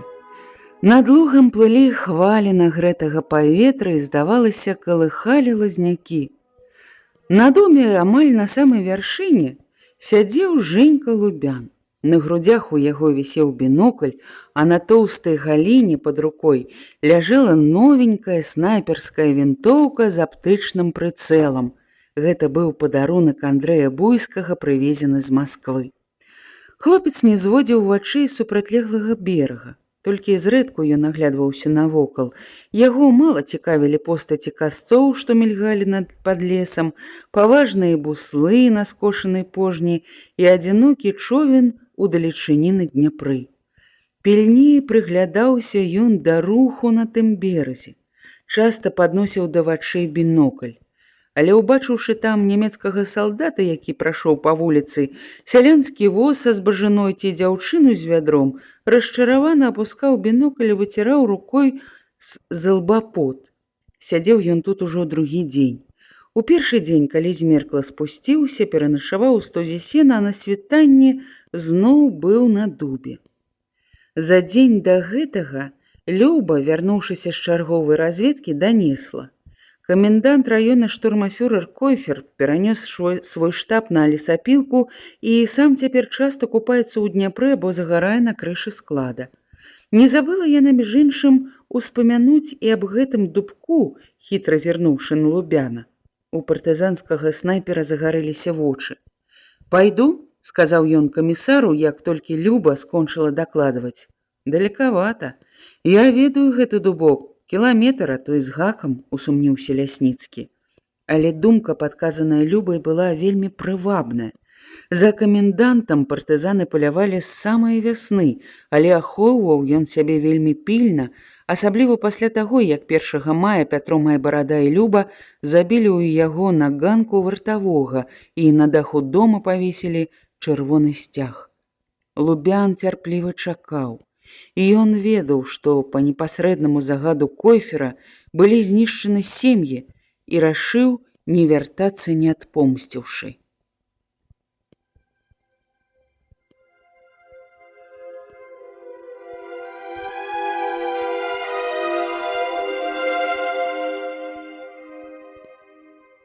Ён бачыў, як у двары лесапілкі над абрывам хадзіў вартавы і нікога не падпускаў да ракі.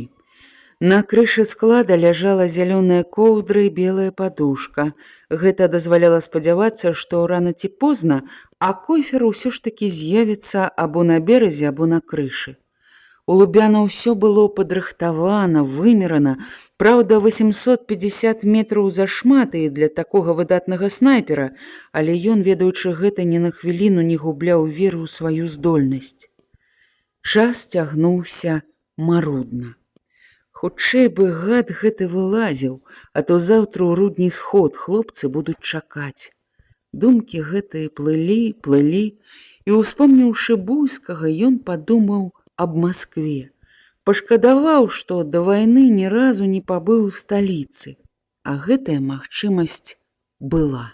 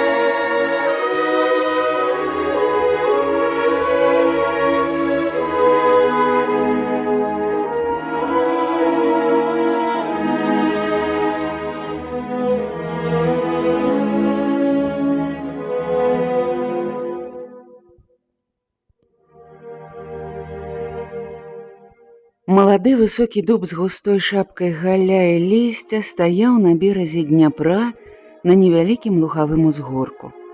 Пад ім туліліся некалькі паўзасохлых арэхавых кустоў, а навокал рассцілаліся абшары заліўнога лугу са шматлікімі ручаямі, азёрцамі і зараснікамі густога лазняку.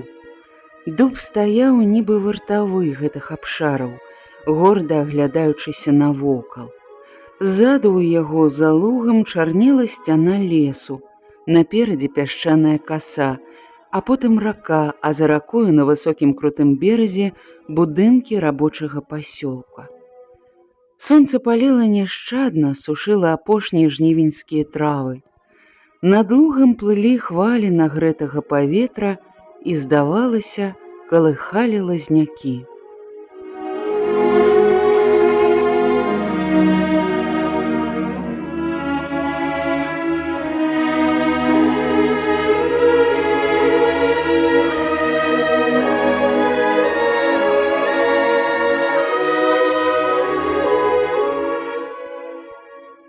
На дубе амаль на самай вяршыні сядзеў Жэнька Лубян. На грудзях у яго вісеў бінокль, а на тоўстай галіне пад рукой ляжала новенькая снайперская вінтоўка з аптычным прыцэлам, падарунак Андрэя Буйска, прывезены з Масквы. Хлопец не зводзіў вачэй супрацьлеглага берага, толькі зрэдку ён аглядаўся навокал. Але яго мала цікавілі постаці касцоў, што мільгалі б над лесам, паважныя буслы на скошанай пожні і адзінокі човен у далечыні на Дняпры. Пільней прыглядаўся ён да руху на тым беразе. Часта падносіў да вачэй бінокль, але ўбачыўшы там нямецкага салдата, які прайшоў па вуліцы, сялянскі воз са збажаной ці дзяўчыну з вядром, расчаравана апускаў бінокль і выціраў рукавом з ілба пот. Сядзеў ён тут ужо другі дзень. У першы дзень, калі змеркла, спусціўся, пераначаваў у стозе сена, а на світанні зноў быў тут. За дзень да гэтага Люба, вярнуўшыся з чарговай разведкі, данесла. Камендант раёна, штурмафюрэр Кофер, перанёс свой штаб на лесапілку і сам цяпер часта купаецца ў Дняпры або загарае на крышы склада. Не забыла яна, між іншым, успамянуць і аб гэтым дубку, хітра зірнуўшы на Лубяна. У партызанскага снайпера загарэліся вочы. «Пайду», — сказаў ён камісару, як толькі Люба скончыла дакладваць. «Далекавата. Я ведаю гэты дубок. Кіламетр, а то і з гакам», — усумніўся Лясніцкі. Але думка, падказаная Любай, была вельмі прывабная. За камендантам партызаны палявалі з самай вясны, але ахоўваў ён сябе вельмі пільна, асабліва пасля таго, як 1 мая Пятру Майбарада і Люба забілі ў яго на ганку вартавога і на даху дома павесілі чырвоны сцяг. Лубян цярпліва чакаў. Ён ведаў, што па непасрэднаму загаду Койфера былі знішчаны сем'і і рашыў не вяртацца, не адпомсціўшы. У двары лесапілкі над абрывам хадзіў вартавы і нікога не падпускаў да ракі. На крышы склада ляжала зялёная коўдра і белая падушка. І толькі гэта дазваляла спадзявацца, што рана ці позна, а Койфер з'явіцца або на беразе, або на крышы. У Лубяна ўсё было падрыхтавана, ўсё было вымерана. Праўда, 850 метраў зашмат для такога выдатнага снайпера, але ён, ведаючы гэта, ні на хвіліну не губляў веры у сваю здольнасць. Час цягнуўся марудна. Хутчэй бы гад гэты вылазіў, а то заўтра ў рудні сход. Хлопцы будуць чакаць. Думкі плылі і плылі. І, успомніўшы Буйскага, падумаў ён аб Маскве. Пашкадаваў, што да вайны ні разу не пабыў у сталіцы, а магчымасць была.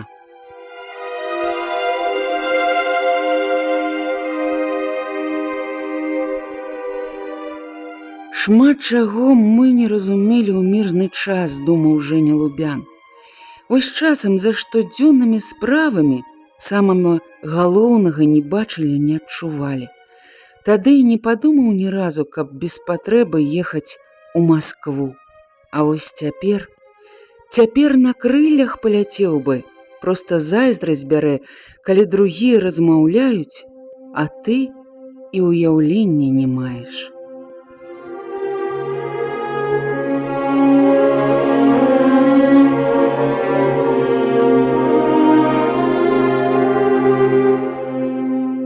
Потым неяк непрыкметна пачаў думаць аб сабе. Думкі чапляліся адна за адну, і пачалося з успаміну аб сястры. Ён папракнуў сябе, што вельмі цяпер рэдка бачыць Ленку і ніколі не прылашчыў сіраціну. Колькі разоў яна падбягала да яго, радасна тулілася, пяшчотна зазірала ў вочы, а часам ціха-ціха пытала: «А дзе ты быў, Женька? Раскажы мне». А ён ніколі нічога не расказваў ёй. Кожны раз горкі камяк слёз сціскаў яму горла, і ён, паклаўшы ёй на галоўку руку, доўга маўчаў, а потым, праглынуўшы слезу, ціха гаварыў: «Ідзі гуляй, Ленка». Яна нехадзя адыходзіла ад брата, а ў апошні час пачала падыходзіць усё радзей і радзей, і ён ужо з тыдзень наогул не бачыў яе. Слёзы затуманілі яму вочы, калі ён успомніў пра гэта. Ён выцер іх брудным рукавом кашулі.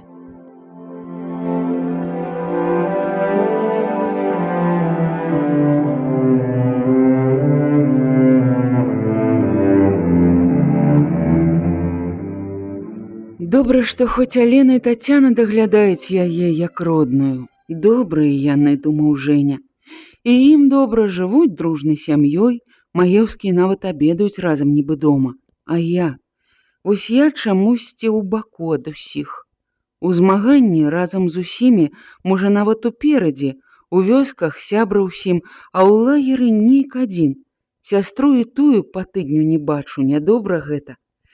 Калектыў мастацкай самадзейнасці арганізавалі без мяне, Пятрома і Барада там заварачвае. Гэтага аматара любоўных спраў, як называе яго Павел Сцяпанович, дзяўчаты абмываюць і абшываюць, штодня падваратнічкі мяняе. Жэня горка усміхнуўся, і яму раптам стала горка за сябе.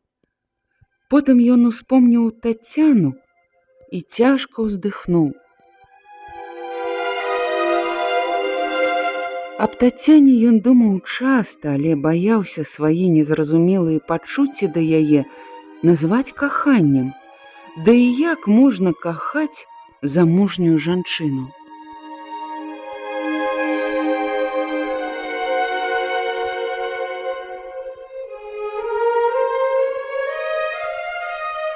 Глупство гэта ўсё, трахнуў ён галавой, нібы хацеў вытрусіць з яе ўсе гэтыя надакучлівыя думкі.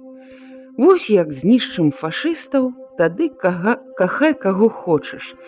А зараз не пра каханне трэба думаць. Жэнька зноў паглядзеў навокал. Касцоў пад лесам не было. Відаць, селі абедаць, мільганула думка, і ён таксама адчуў голад. Сонца было якраз на поўдні, высока стаяла над ракой і пякло так, што нават лісце было гарачае. Далёка, ў канцы пасёлка, дзе раней праплыў човен, цяпер купаліся дзеці. І Жэнька пяшчотна усміхнуўся, як мірна навокал, нібы і няма яе вайны.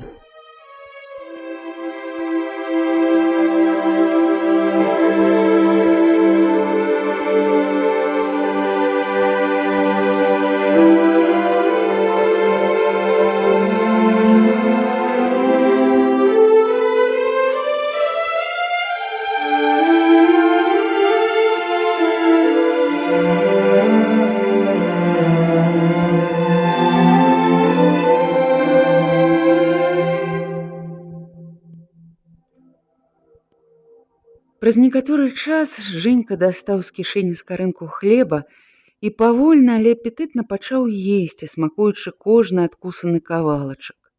Вельмі хацелася піць. Вось дурны, што фляжкі не ўзяў, падумаў ён. Сядзі цяпер увесь дзень без вады. І раптам скарынка вывалілася ў яго з рук. На крышы склада паказалася постаць. Жэнька схапіў бінокль, але, разгледзеўшы на немцу звычайную салдацкую форму, вылаяўся, пашкадаваўшы хлеба. Салдат падняў коўдру, вытрусіў яе, зноў старанна разаслаў і накрыў белай прасцінёю, якую прынёс з сабой.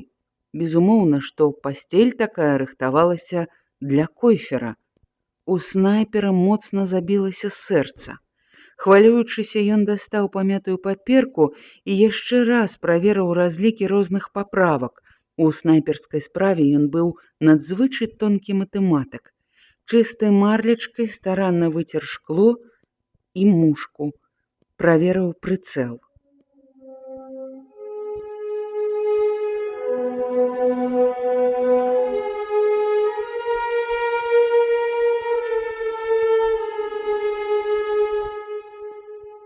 Праз некалькі хвілін салдат знік, а хвіліны праз 3 на крышы з'явіўся тоўсты чалавек у саламяным капелюшы.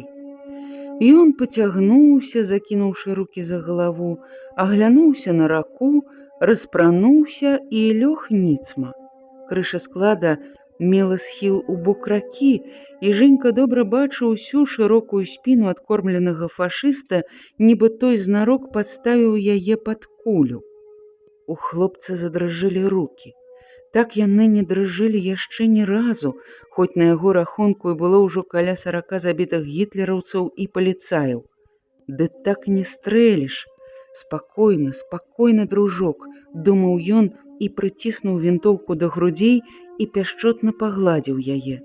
Ну, даражэнькая, не падвядзі і на гэты раз.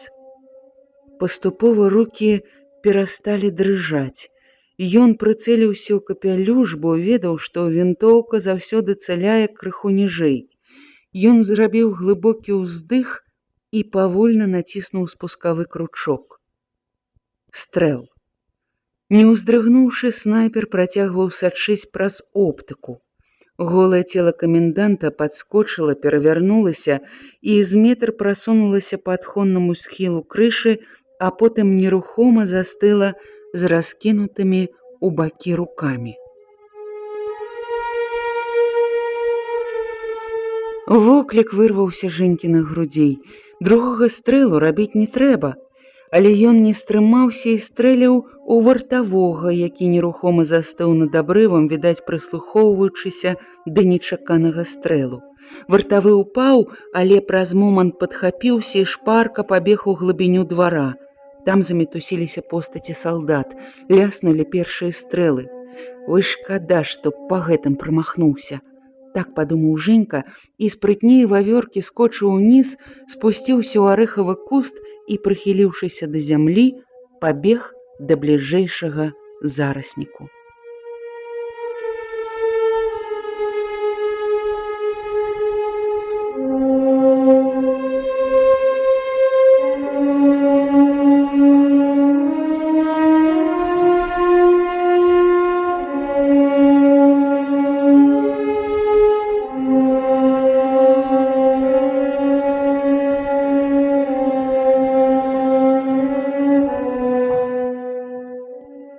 Генрых Візенер злосна выключыў радыёпрыёмнік. Да д'ябла ўсё гэта. Яго не радавалі крыклівыя паведамленні аб паспяховым наступленні нямецкіх войск на поўдні і аб набліжэнні іх да Сталінграда. Чаго варта гэтае наступленне, калі тут, у глыбокім тыле за сотні кіламетраў ад фронта, сапраўднае пекла, горш за ўсялякі фронт, заваяваная зямля. Хай прыйдуць сюды берлінскія крыкуны і паспрабуюць навесці парадак на гэтай заваяванай зямлі. А ён, Генрых Візенер, паспрабаваў зрабіць гэта і ўбачыў вынікі. З усяго атрада Кугель не выратаваўся ніводзін чалавек. Са 120 чалавек гарнізона Буды уцякло толькі 7, а там былі ўмацаванні, доты, кулямёты, мінамёты.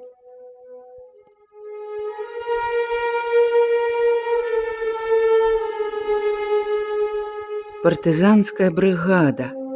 Да гэтага Генрых Візенер сумняваўся, што ў партызан такая арганізацыя і такое вялікае злучэнне, брыгада. Пасля налёта на Буду ён пераканаўся ў гэтым. Што ж зробіць супроць брыгады яго няпоўная рота?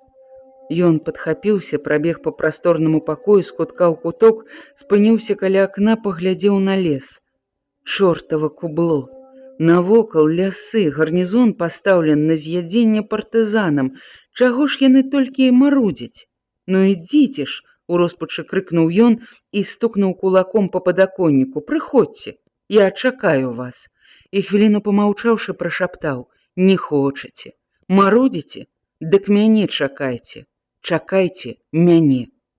Так Візанер ведаў галоўную базу партызан, лагер на Ласіным, і ён не паверыў, што Кулеш ратаваўся ад лёсу, які напаткаў увесь атрад Кугель, именно так, як ён расказаў аб гэтым сам. Фашыст добра ведаў гэтага хітрага праныру, бо бачыў у ім шмат якія рысы свайго ўласнага характару. Магчыма, гэта толькі і ратавала Мацея Куляша ад смерці. Але Візанер сказаў яму: «Цябе трэба расстраляць, не, павесіць». Кулеш кінуўся яму пад ногі.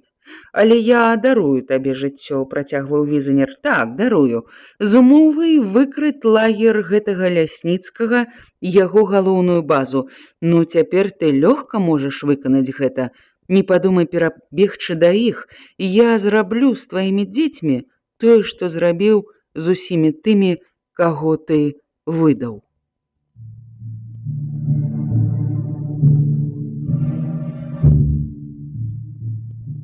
І Кулеш выкрыў лагер, але Візанер баяўся рабіць напад толькі ўласнымі сіламі. Ён і думкі такой не дапускаў, на д'ябла яму рызыкаваць. Ён прасіў дапамогі не менш батальёна. Толькі з такой сілай ён мог бы адважыцца ісці ў гэты страшны лес, у гэтыя непраходныя балоты. Але з прысылкай дапамогі марудзілі, і ён шалеў ад злосці на начальства і лаяў іх апошнімі словамі, штодня пісаў рапарты і званіў Койферу. Да яго дайшлі чуткі, што партызаны рыхтуюць удар па яго гарнізону, і ён разумеў, ад таго, хто першы зробіць напад, залежыць яго жыццё. Нервы яго былі надзвычай напружаны, ён не спаў па начах, шмат курыў і піў. «Так, я ведаю, дзе вы. Ну, трымайся, Геносі Лясніцкі», – працадзіў ён скрозь зубы і, вярнуўшыся да стала, пачаў пісаць яшчэ адзін апошні рапарт. «Дапамогі, дапамогі», – нервова крычаў кожны радок, кожнае слова гэтага рапарта.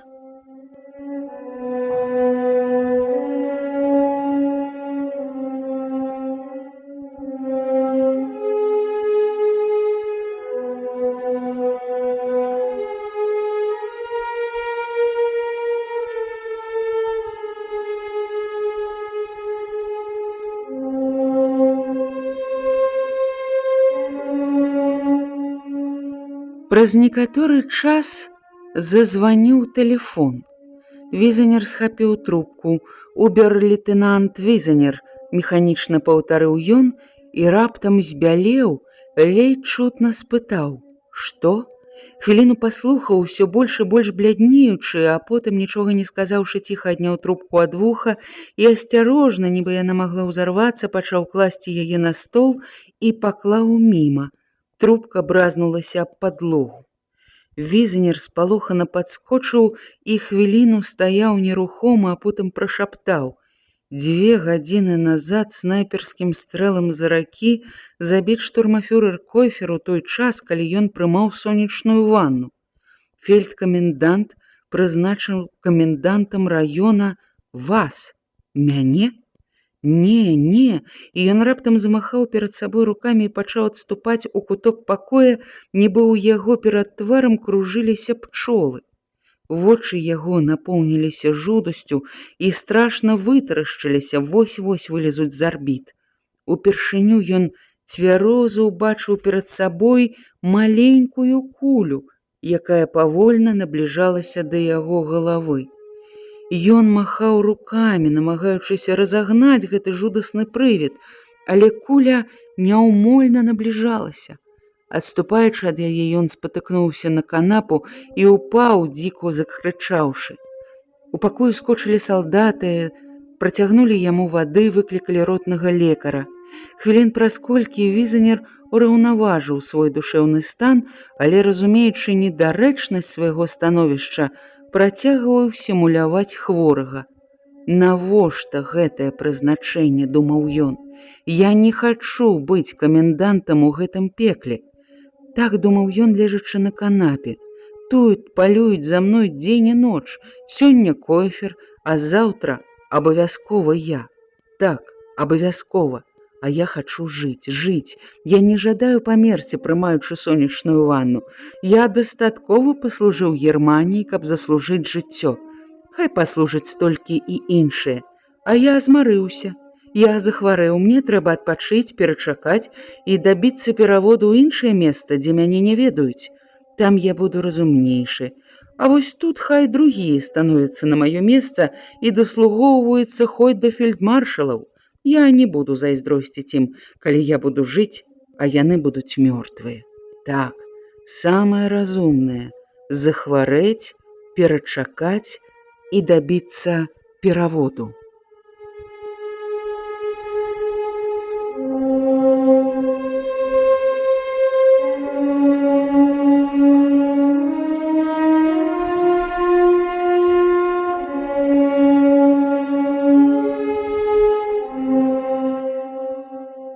І праз гадзіну Генрых Візанер накіраваўся ў якасці цяжка хворага ў абласны цэнтр. Нягледзячы на ўзмоцненую варту, ён дрыжэў усю дарогу, ажно пакуль не лёг на шпітальны ложак.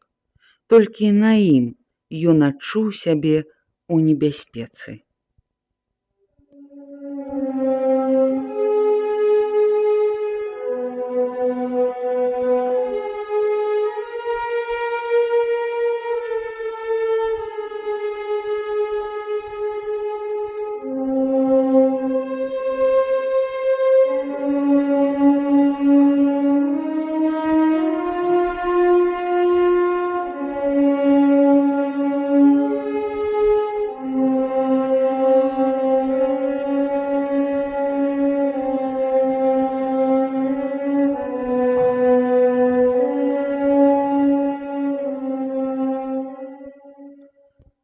У верасні брыгада чакала першага самалёту з Масквы. Пасадачную пляцоўку рыхтавалі ў раёне межаў, кіламетраў за 20 ад Ласінага вострава. Туды былі сцягнуты амаль усе сілы брыгады. У лагеры засталіся толькі вартавыя, параненыя ды жанчыны і дзеці. Акупанты разведалі падрыхтоўку партызан да нечага вельмі важнага і, сабраўшы сілы, павялі наступленне на гэты раён.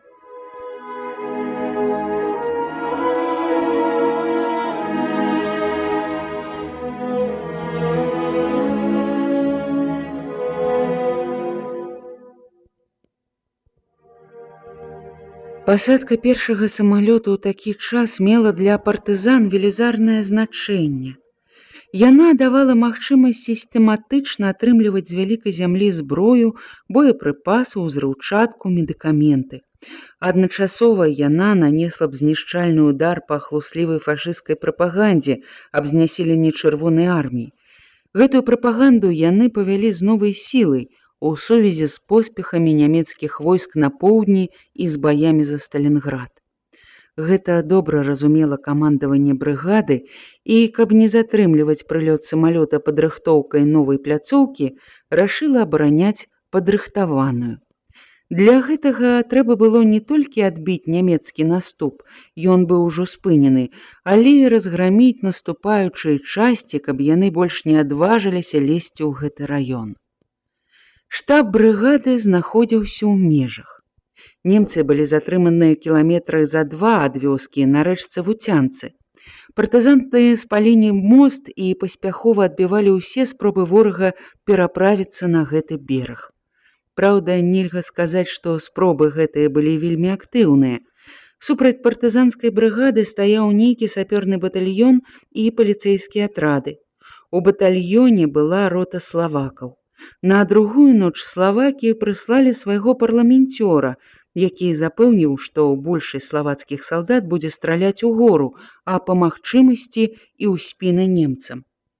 Значна большую небяспеку ўяўляла нямецкая 4гарматная батарэя, якая ў першы ж дзень абстраляла межы і ўчыніла ў вёсцы пажар. Але яна існавала нядоўга. Уначы жаўна з групай партызан свайго атрада прабраўся ў тыл ворага, перабіў батарэйцаў і папсаваў гэтай гарматы. Пасля чаго вораг быў па сутнасці знясілены, і яго не цяжка было разгромить.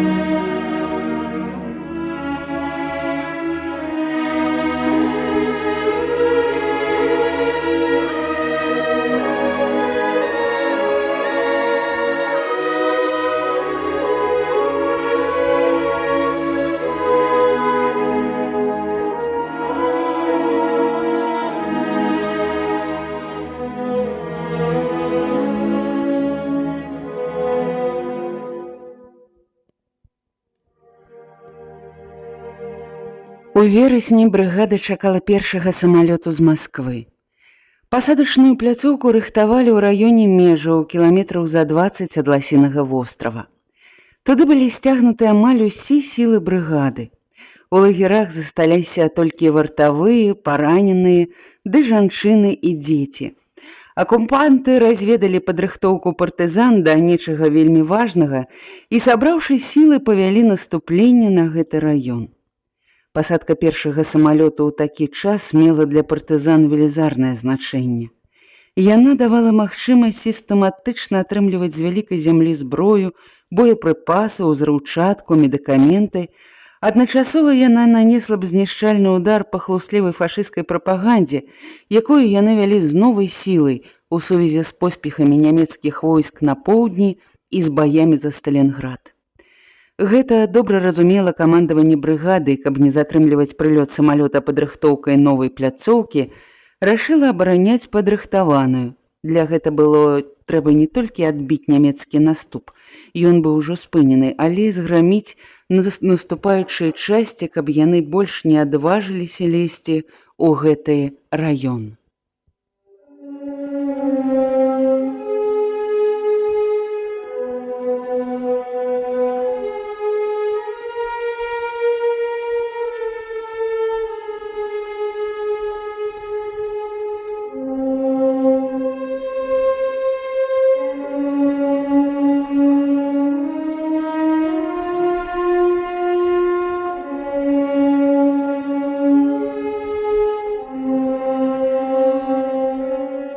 Штаб брыгады знаходзіўся ў межах.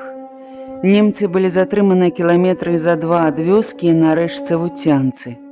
Партызаны спалілі мост і паспяхова адбівалі ўсе спробы ворага пераправіцца на гэты бераг. Праўда, нельга сказаць, што спробы гэтыя былі вельмі актыўныя. Супраць партызанскай брыгады стаяў нейкі сапёрны батальён і паліцэйскія атрады. У батальёне была рота славакаў, і на другую ноч славакі прыслалі свайго парламенцёра, які заўпэўніў, што большасць славацкіх салдат будзе страляць у гору, а па магчымасці ў спіны немцам. Значна большую небяспеку ўяўляла нямецкая чатырохгарматная батарэя, якая ў першы дзень абстраляла межы і ўчыніла ў вёсцы пажар. Але яна існавала нядоўга. Уначы Жаўна з групай партызан свайго атрада прабраўся ў тыл ворага, перабіў батарэйцаў і папсаваў гарматы. Пасля гэтага вораг быў па сутнасці знясілены, і яго не цяжка было разграміць.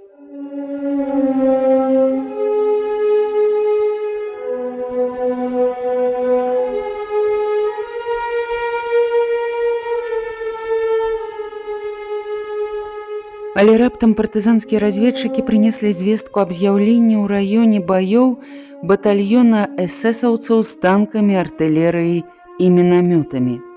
Батальён прыбыў раніцою і спыніўся ў вёсцы Лемехі, кіламетраў за 12 ад межаў. Эсэсаўцы адразу пачалі рабаваць насельніцтва, напіліся і чынілі гвалты. Па гэтых звестках было відно, што яны не вельмі спяшаюцца ў бой, відаць, упэўненыя, што партызаны нікуды не дзенуцца. Трэба было папярэдзіць іх. Прыборны, Лясніцкі і Нікалай Маеўскі хутка выпрацавалі план разгрому гэтага батальёна, а заадно з ім сапёраў і паліцэйскіх. Па гэтаму плану атрад Паўленкі павінен быў зрабіць 30-кіламетровы абходны марш праз лясы і балоты, перасекчы шашу, падысці да вёскі з боку прыдняпроўскіх лугоў і ўначы нечакана напасці на эсэсаўцаў. Кавалерыйскі атрад Жаўны таксама павінен зрабіць абходны манеўр і зайсці ў тыл немцаў, якія стаялі на рэчцы Вуцянцы. Атрады Кандыбы і Івана Плюшчая, пераправіўшыся цераз раку, павядуць наступленне ў лоб. Час пачатку баявых дзеянняў быў вызначаны агульны для ўсіх атрадаў – 2 гадзіны ночы, каб з'явіцца нечакана і адначасова з усіх бакоў.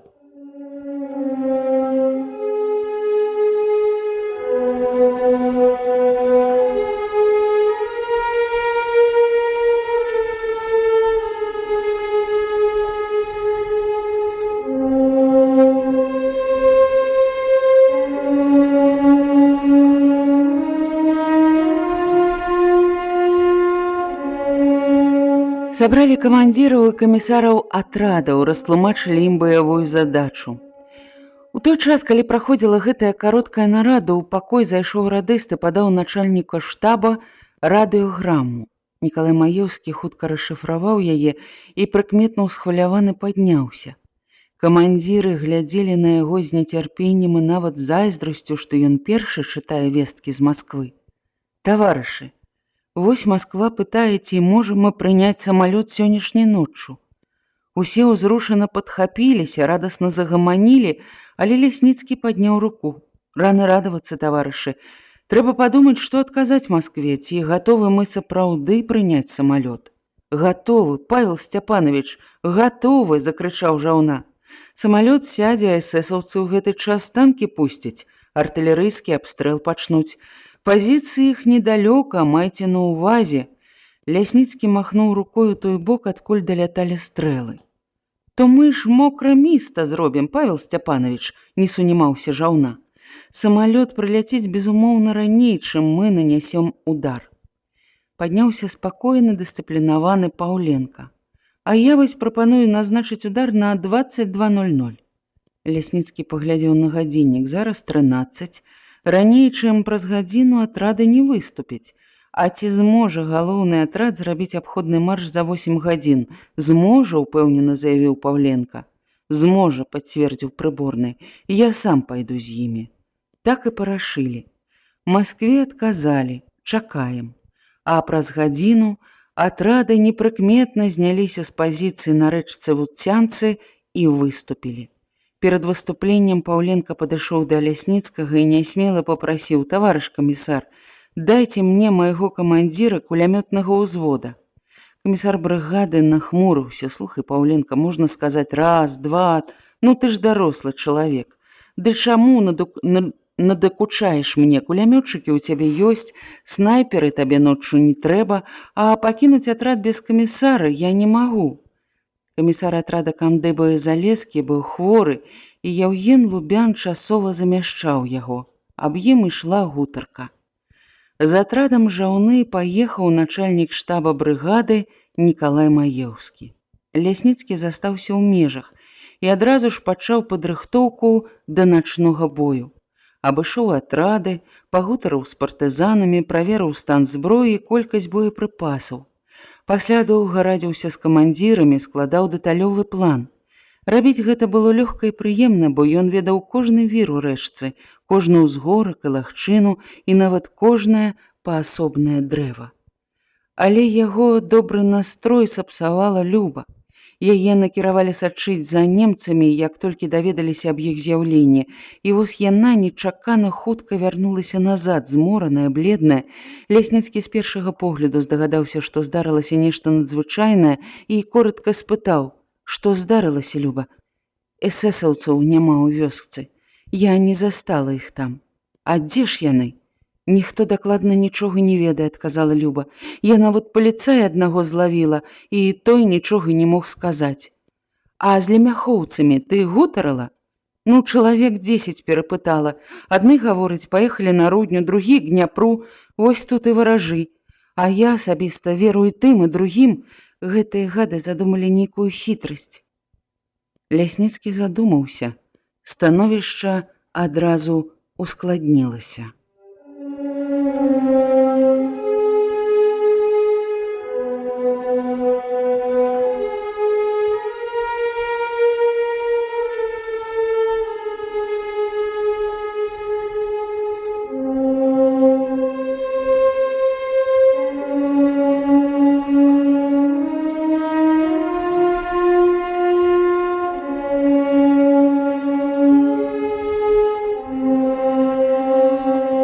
Лясніцкі зразумеў, што манеўр атрада Паўленкі згубіў сэнс. І камісар, не марудзячы ні хвіліны, накіраваў чалавека дагнаць атрад, паведаміць абстаноўку. «Ну, рашайце, дзейнічайце самі», — напісаў ён прыборнаму, «але галоўная ваша задача зараз прыкрыць наш тыл. Не выключана мажлівасць, што эсэсаўцы маглі пасунуцца ў лес». Люба чакала, не зводзячы з вачэй з Лясніцкага. «А мне куды ісці? А ты не змарылася?» — спытаў ён. «Змарылася, але ўсё адно сядзець я не магу». «Ну, добра, ідзі ў лес, зойдзеш у Рудню, і любымі сродкамі трэба знайсці гэты пракляты батальён, куды мог знікнуць, нібы скрозь зямлю праваліўся». Застаўшыся адзін, камісар доўга ўзрушана хадзіў з кутка ў куток па прасторнаму класнаму пакою школы. Становішча было сапраўды надзвычай сур'ёзнае.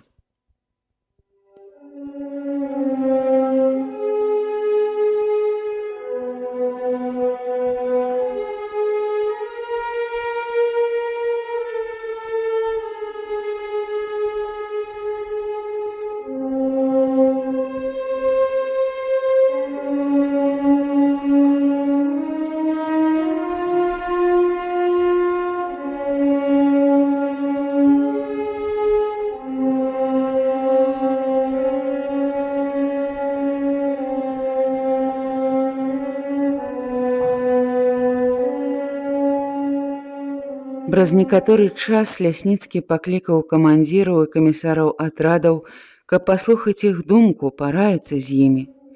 Але ў гэты раз ён не дачакаўся камандзіраў. Раней іх у пакой зайшоў радыст. «Таварыш камісар, радыёграма цэнтра».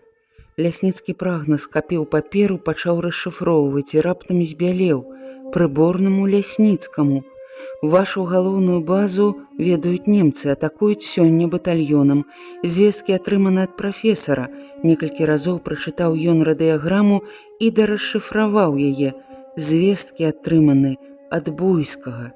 «Эх, Андрэй, вялікую справу ты зрабіў, дружа, але хтосьці з нас спазніўся. Ты ці штаб? Позна ўжо. Позна, таварышы.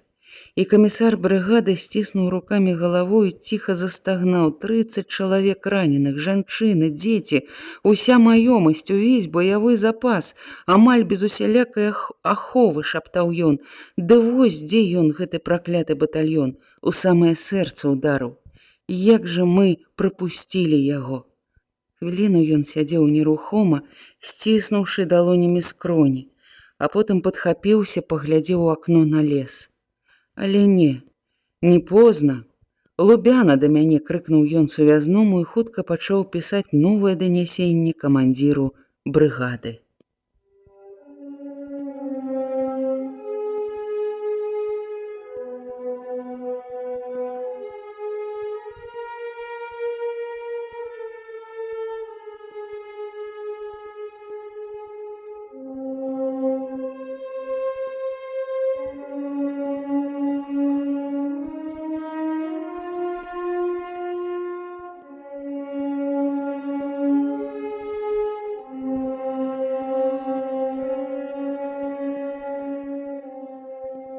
Праз гадзіну з'явіліся Лубян і Кандыба, бо ішлі адразу ж па першаму выкліку.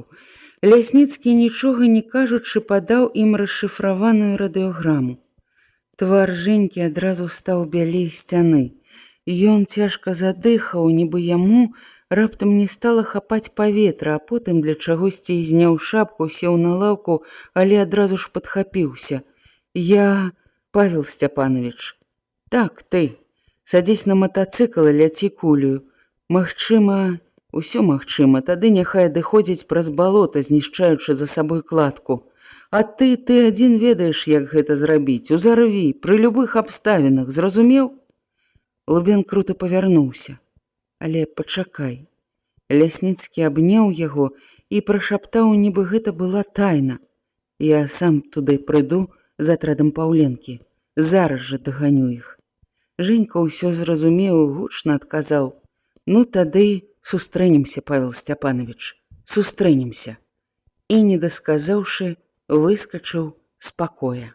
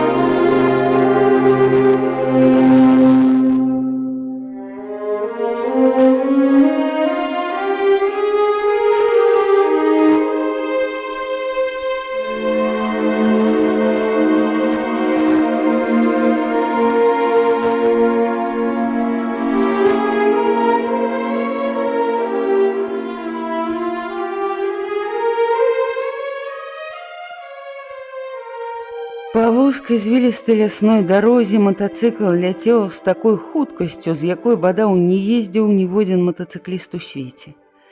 Досыць было аднаго памылковага або на 0,1 секунды спозненага павароту руля, каб ад матацыкліста і машыны засталося літаральна мокрае месца.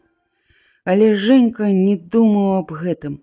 Наогул ён не думаў зараз ні аб чым, адна толькі думка з аднаго кароткага слова гулка стукала ў рытм з маторам. Хутчэй, хутчэй, хутчэй.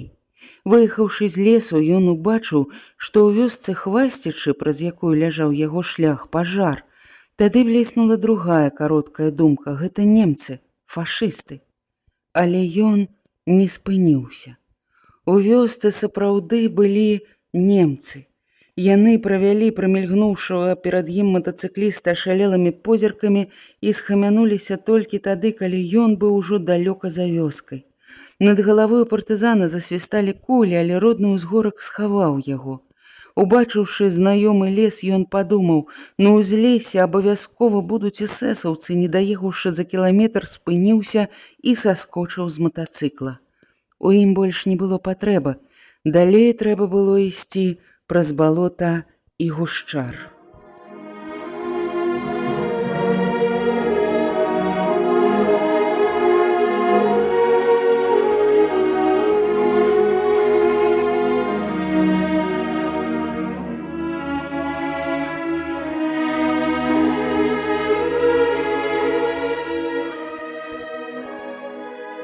Праз некаторы час, заглушаючы мотор, Женька пачуў страляніну. Памыліцца было нельга, стралялі на ласіным. Яго спрактыкаванае вуха нават адрозніла віды зброі, станкавыя кулямёты, аўтаматы, а вось і мінамёт. Радасны ўсклік вырваўся з яго грудзей. «Трымаюцца, родныя, мілыя, трымайцеся! Трымайцеся, таварышы!» — крыкнуў ён і, зацягнуўшы машыну ў кусты ў балота, каб не знайшлі ворагі, шпарка пабег наўпрасцяг да лесу. На ўзлесе над яго галавой зноў засвісталі кулі, а ён не звяртаў на іх увагі, бо сэрца зноў нястрымна стукала хутчэй, хутчэй. Эсэсаўцам не ўдалося наваліцца на лагер нечакана. Мацей Кулеш, які прывёў іх, дрэнна ведаў законы партызанскага жыцця. Не ведаў ён, што на ўзлесе за 3 кіламетры ад Ласінага на сасне сядзеў вартавой. Партызан здалёк заўважыў немцаў і па тэлефону паведаміў лагер. Акрамя гэтага, усе прыкметныя сцежкі, якія вялі на Ласіны, былі замініраваны, і эсэсаўцы наскочылі на першыя жміны. Асколкам міны быў лёгка ранены Кулеш, але спалоханы ад смерці, гэты здраднік і не думаў, што смерць можа напаткаць яго і падаховы батальёны гітлераўцаў, і ён прыкінуўся цяжка кантужаным. Разлаваныя немцы аднеслі яго на ўзлесе і, нават не перавязаўшы рану, кінулі ў кусты, адкуль ён хутка ўцёк дадому. Ён быў узрадаваны, што мае справу не з візанерам. Ён не ведаў яшчэ аб знікненні каменданта. Эсэсаўцы, перамагаючы страх, які заўсёды апаноўваў іх у лесе, пачалі асцярожна прабірацца праз гушчар самі. Але неўзабаве зноў наскочылі на міны, а потым трапілі пад кулі нябачных стралкоў. Але ўсё ж, хоць і з вялікімі стратамі, яны прыйшлі да лагера.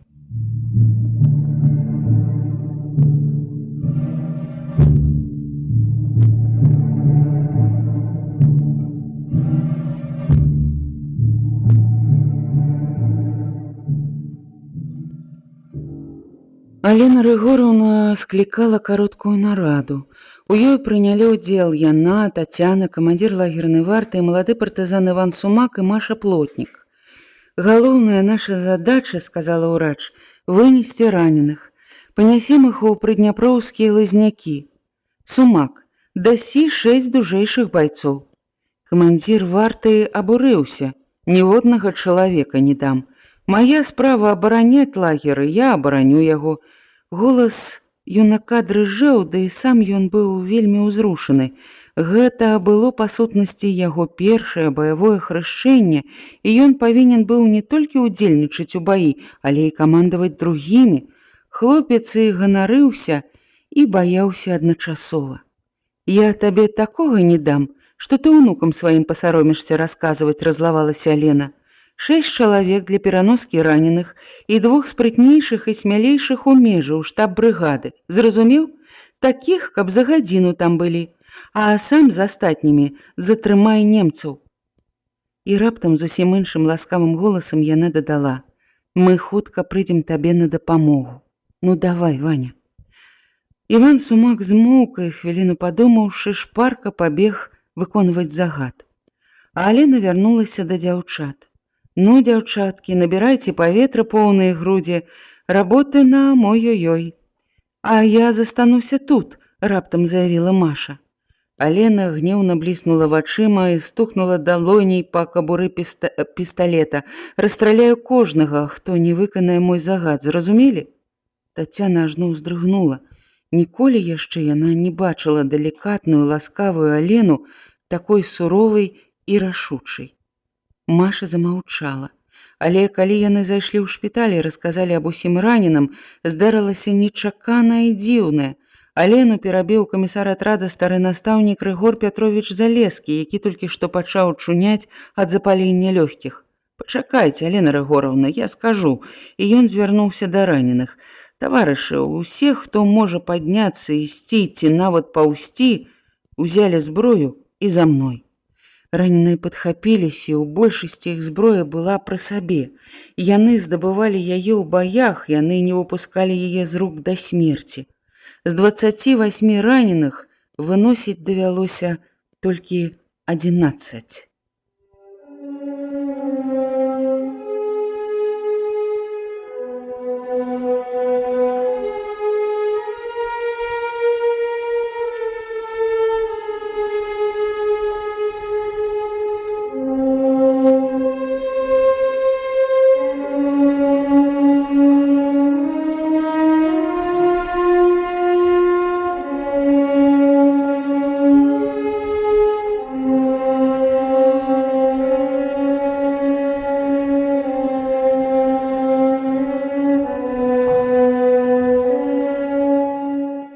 На непраходную дрыгву гнілога балота яшчэ вясной былі пакладзены жырткі. Гэта быў патаемны і самы кароткі шлях з лагеру ў Дняпроўскія лугі. Па гэтай кладцы і вынеслі раненых на пясчаную выспу сярод балот, зарослую густым лазняком. Каля раненых пакінулі Ленку Лубян ды маленькага Віцю. Першая атака была адбіта лёгка і з вялікімі стратамі для фашыстаў. Убачыўшы лагер, п'яныя немцы кінуліся ўсе адразу, стаўпіліся на мастку, не жадаючы мачыць ногі ў рэчцы. Тут і сустрэў іх дружны залп. Партызаны стралялі з раней падрыхтаванага акопа з невялікай адлегласці, а таму бадай ніводная іх куля не праляцела міма. Масток быў завалены забітымі і раненымі. Эсэсаўцы адышлі за рэчку і ударылі са станкавых кулямётаў. З дрэў пасыпаліся зрэзаныя галіны, паляцелі трэскі. «Спакойна, хлопцы, спакойна», – камандаваў Залескі, перапаўзаючы па акопу.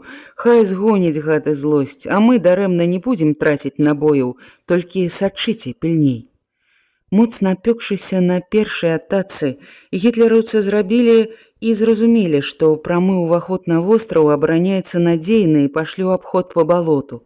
З аднаго боку яны загрузлі і вярнуліся назад, а з другога пачалі хоць павольна, але прасоўвацца. Залескі вымушан быў раздваіць сілы, і гэта паслабіла абарону.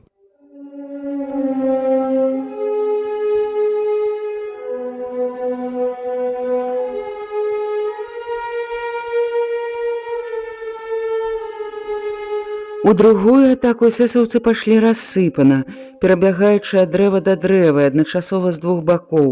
І адбіць такую атаку было цяжэй. Некаторыя з іх падкраліся так блізка, што змаглі кінуць ручныя гранаты і параніць некалькі чалавек партызан. І вось, на шчасце, у гэты момант падаспела са сваім атрадам Алена. Фашысцкі батальён зноў адкаціўся.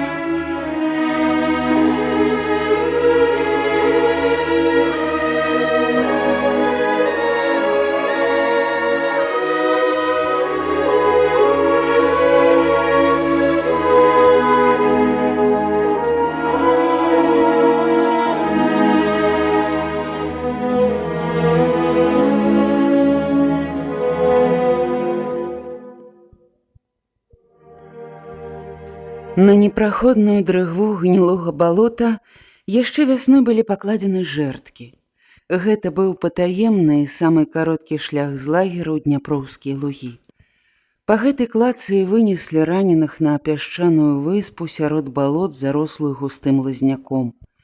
Каля раненых пакінулі Ленку Лубян ды маленькага Віцю. Першая атака была адбіта лёгка і з вялікімі стратамі для фашыстаў. Убачыўшы лагер, п'яныя эсэсаўцы кінуліся ўсе адразу, стаўпіліся на мастку, не жадаючы мачыць ногі ў рэчцы. Тут і сустрэў іх дружны залп. Партызаны стралялі з раней падрыхтаванага акопа з невялікай адлегласці, і таму бадай ніводная іх куля не праляцела міма. Масток быў завалены забітымі і раненымі. Эсэсаўцы адышлі за рэчку і ударылі з тастанкавых кулямётаў. З дрэў пасыпаліся зрэзаныя галіны, паляцелі трэскі. «Спакойна, хлопцы, спакойна», – камандаваў Залескі, перапаўзаючы па акопу. «Хай згоняць немцы злосць, а мы дарэмна не будзем траціць набояў, толькі сачыце пільней». Моцна абпёкшыся на першай атацы, і гітлераўцы зразумелі, што прамы ўваход на востраў абараняецца надзейна, і пайшлі ў абход па балоту. З аднаго боку яны загрозлі і вярнуліся назад, а з другога пачалі хоць павольна, але прасоўвацца. Залескі вымушан быў раздваіць сілы, і гэта паслабіла абарону.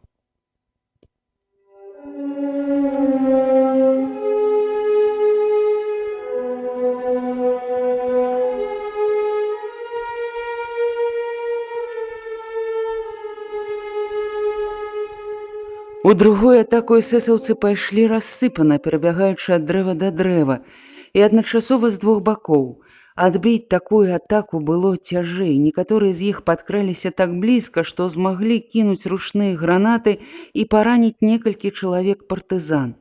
На шчасце, у гэты момант падаспела са сваім атрадам Алена. Фашысцкі батальён зноў адкаціўся. Тацяна, ускочыўшы ў акоп, пачала перавязваць раненых. Але рукі яе нервова дрыжэлі, а перад вачыма плылі зялёныя кругі. Ад бегу, напэўна, падумала яна. Над ёй нахіліўся Залескі і крыкнуў сур'ёзна ці жартуючы, яна не зразумела. «А вы, Карпаўна, сумавалі па сапраўднай вайне. Вось яна, любуйцеся». Яе адказ заглушыла незнаёмае выццё над галавой. Ззаду грымнуў выбух. Хваля паветра шыбнула ў акоп зямлю, сухое галлё і лісце. Ад сасны адламалася вялікая галіна і павісла над галовамі. Выбухі грымелі адзін за адным, няспынна сыпалася лісце і хвоя. Захліпаліся нямецкія кулямёты, цяпер іх было ўжо не два, а незлічоная колькасць.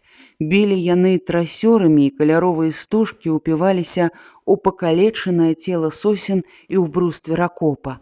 У лагеры загараліся зямлянкі.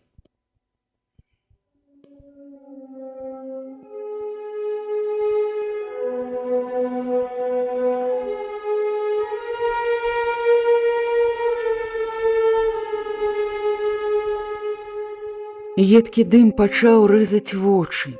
Залескі доўга ўглядаўся ў бок лагера, а потым крыкнуў Алене: «Я не разумею, чаму загараюцца зямлянкі, глядзіце адна за другой, а міны там амаль не падаюць». І загадаў маладому партызану: «Братка, ты правер, што там такое». У гэты момант міна ўпала ў акоп, раніла двух чалавек. Тацяна кінулася да іх, зрабіла перавязку. «Баюся я ці не баюся», – думала яна. Ёй даўно хацелася выпрабаваць сябе, даведацца, як будзе яна паводзіць сябе ў баі. І вось гэта быў зручны момант. Але бой зусім не быў падобны на тыя баі, якія яна вяла ў сваім уяўленні. І роля яе ў гэтым баі была зусім іншая, чым яна жадала. Але чаму так часта і балюча стукае сэрца? Усё яшчэ ад нядаўняга цяжкага бегу ці ўжо ад страху. Але ж яна зусім не думае аб смерці. Не, яна не баіцца.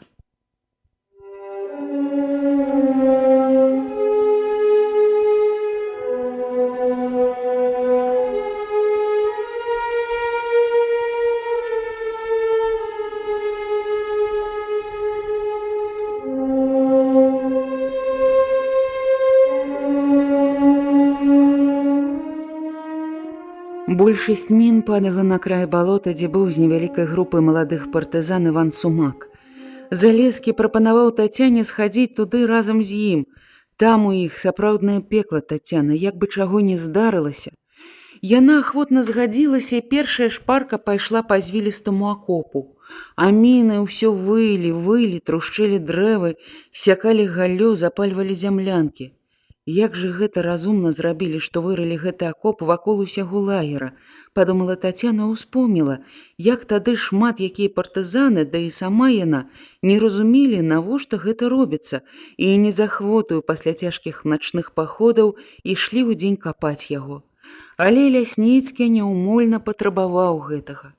А дзе ж яны, Павел Сцяпанович, Женька, Нікалай? Ці ведаюць яны аб нашым становішчы? Яна не скончыла думкі, хваля гарачага паветра ударыла ў твар і збіла з ног, але яна ўраз падхапілася, кінулася наперад і раптам адхіснулася назад, убачыўшы жудасны малюнак, разварочаны акоп, скалечанае цела забітых, ручны кулямёт і чырвоныя аголеныя карэнні сасны. Зрабілася млосна. Але яна пачула стогн і пазнала голас Машы і, перамагаючы раптоўную слабасць, кінулася да яе. Побач з Машай ляжаў забіты Іван Сумак. Трохі далей стагнаў другі паранены. «Сястра, Таня, дапамажы, родная!» Тоўстая Галіна прыціснула яму нагу. Рыгор Пятровіч вызваліў яго з-пад гэтай Галіны і знясілены ўпаў сам. Тацяна кінулася да яго, але ў гэты момант змоўклі кулямёты і радзей пачалі біць мінамёты. Эсэсаўцы пайшлі ў трэцюю атаку.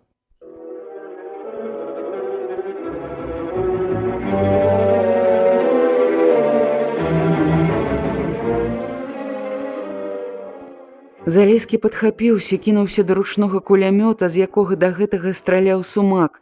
«Вы, Карпаўна, бярыце аўтамат, падайце мне дыскі». Ён і ў баі быў нават ветлівым і вельмі спакойным настаўнікам. Тацяна ўзяла аўтамат і стала побач з ім. Галоўная група ўжо адбівала атаку. Эсэсаўцы ішлі там з галёканнем і крыкам, няспынна страляючы з аўтаматаў, але на балоце яны доўга не падымаліся, магчыма, чакаючы вынікаў атакі ў лесе.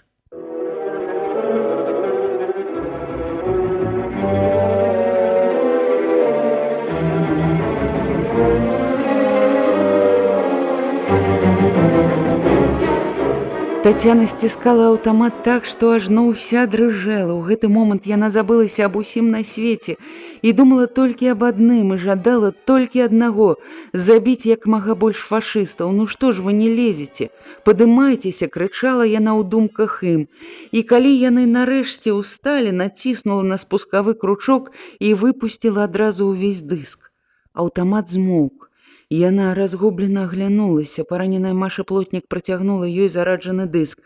Тацяна нахілілася, каб узяць яго, але ў гэты момант зверху з бока лагера у акоп зваліўся чалавек. Яна мімаволі адхіснулася і ўбачыла Женьку Лубяна. З радасцю і спалохам яна кінулася да яго. «Женя, вы прыйшлі?» «Страляй!» – крыкнуў ён у адказ і, зняўшы шапку, не спяшаючыся, старанна выцер ёю пясок са сваёй снайперскай вінтоўкі.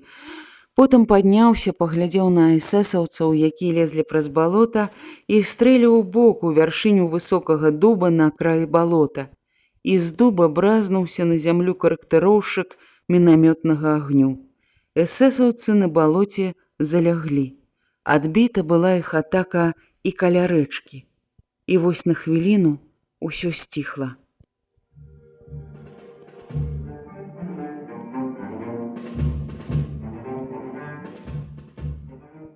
Рыгор Пятровіч працягнуў Лубяну руку. «Яўген Сергеевич, падмога?» «Слабая. Я адзін з загадам. Забірайце раненых і пайшлі», – адказаў Лубян. «А куды?» «А вось да тае групы. А як жа тут?» «Тут яны хутка не пройдуць. Вунь, каля таго куста такая жыла, што засмокча іх з галавой.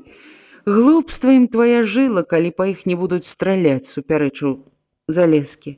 «Рыгор Пятрович, выконвайце загад камісара брыгады, забірайце байцоў і ўхадзіце».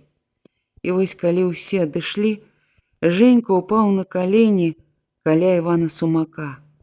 Эх, Ваня, сябра ты мой. Потым паклаў абодвух забітых пад сцяну акопы і хутка прысыпаў зямлёю, каб не здзекаваліся звяры гэтай, а пасля мы пахаваем вас, абавязкова, таварышы. У галоўнай групе ён таксама загадываў пахаваць забітых, а пасля паклікаў да сябе Алену і Залескага і сказаў ім: «Адступайце праз гнілое, апошняе разбурыць кладку, я застануся тут і затрымаю іх». «А лагер?» – спытала Алена. «Лагера больш няма, калі яго ведаюць немцы», – адказаў Женя Лубян. «Лагер я ўжо спаліў, бачыце, знішчу і рэшту». Тацяна нахілілася да яго, спытала з трывогай у голасе: «А сам потым як?» Женька раззлаваўся: «Ну што вы разважаеце? Мой загад, загад камісара брыгады, і няхай хто паспрабуе не выканаць яго, зразумелі, зараз жа наступайце». Ніхто больш не сказаў ні слова, ды і гаварыць стала цяжка. Немцы ўзмацнілі абстрэл, і міны пачалі рвацца ўсё часцей і бліжэй.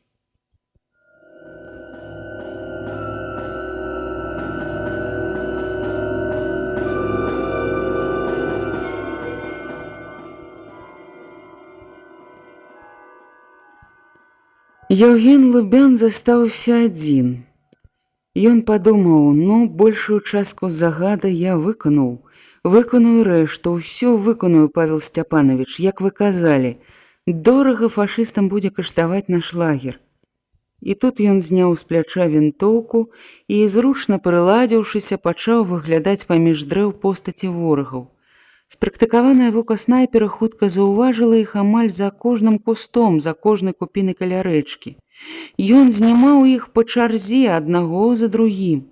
Разлаваныя эсэсаўцы адказалі ураганным кулямётным агнём, але білі яны насляпую, яшчэ больш выдавалі сябе. Ніводзін стрэл снайпера не прапаў марна. Толькі б затрымаць іх наступленне, даць магчымасць вынесці раненых. Хутчэй, хутчэй.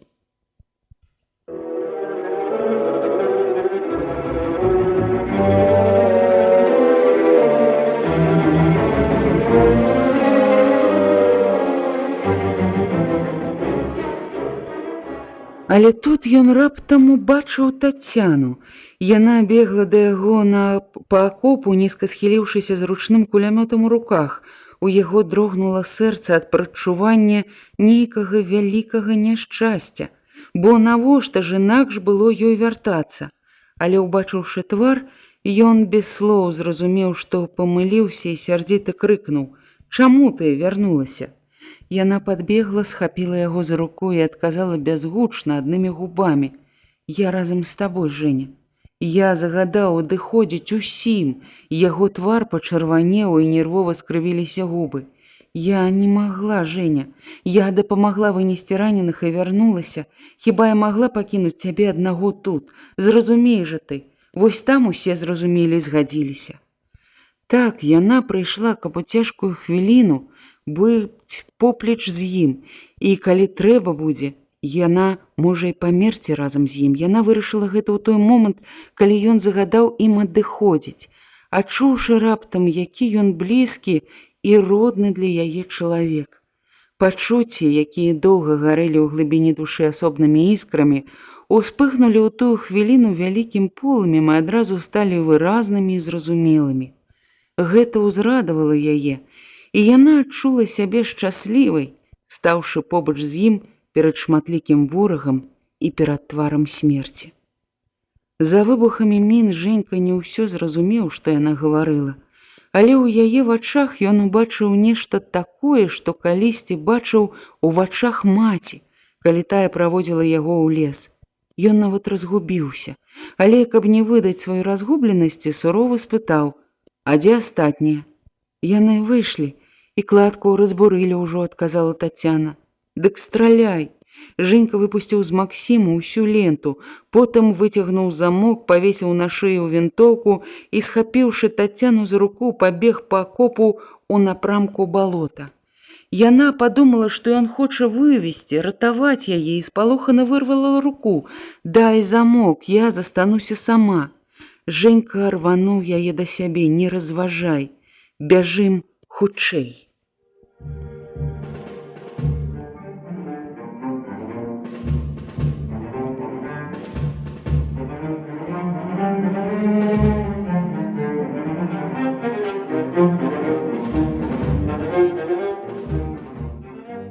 Яны прыбеглі на край балота ў супрацьлеглы канец вострава.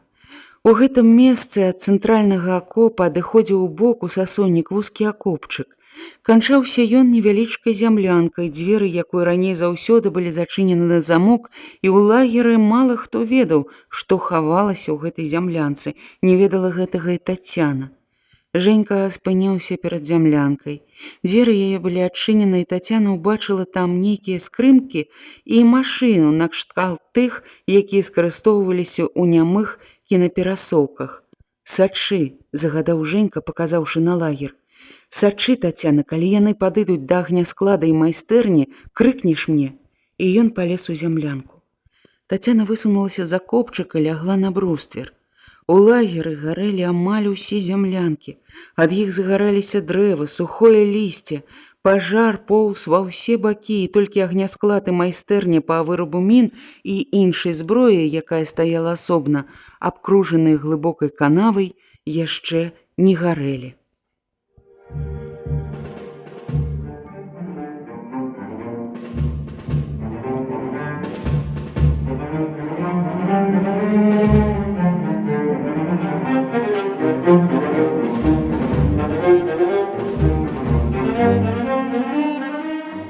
Хутка ў дыме замільгалі шматлікія постаці гітлераўцаў. Яны беглі наперад і страчылі з аўтаматаў. Вось яны пераскочылі праз канаву, кінуліся да склада, да майстэрні, пачалі разбіваць прыкладамі зачыненыя дзверы. У Тацяны моцна білася сэрца. Яна зразумела прызначэнне зямлянкі і намер Женькі і чакала, пакуль сабярэцца іх каля склада больш. Але некаторыя абмінулі склад і беглі далей да балота, да іх. Тады яна перахілілася ў акоп і гучна папярэдзіла Лубяна. Вялізны слуп агню шугануў вышыню, хіснуліся сосны, цяжка ўздрыгнула зямля, грымнуў магутны кароткі выбух, засвісталі асколкі, потым застрашчала, загуло, і з неба пасыпалася зямля, дошкі, галля і сажа. Хваля гарачага паветра скінула Тацяну з бруствера ў акоп. Там яе падхапіў Женька, падняў на ногі і крыкнуў: «Бяжым!».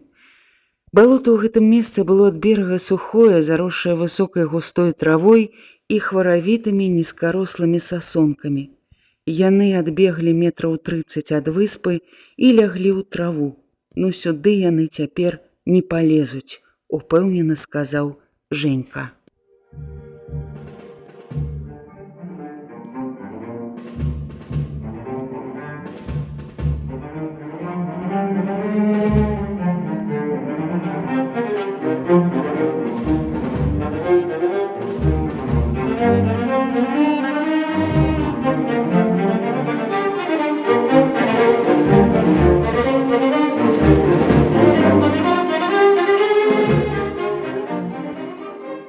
На месцы склада шугала вялікае полымя.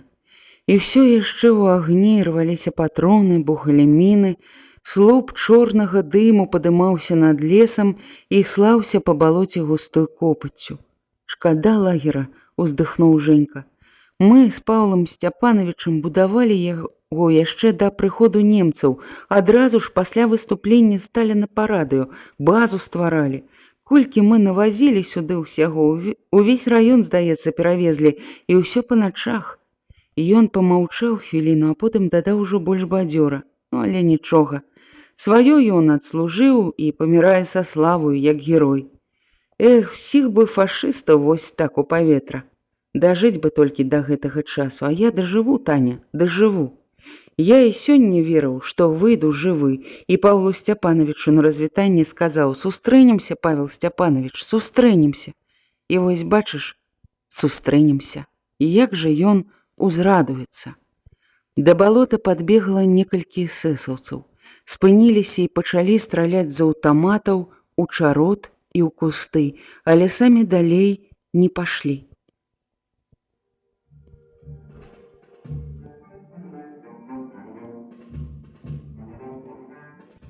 Яны пільна набліжаліся да Тацяны і Женькі.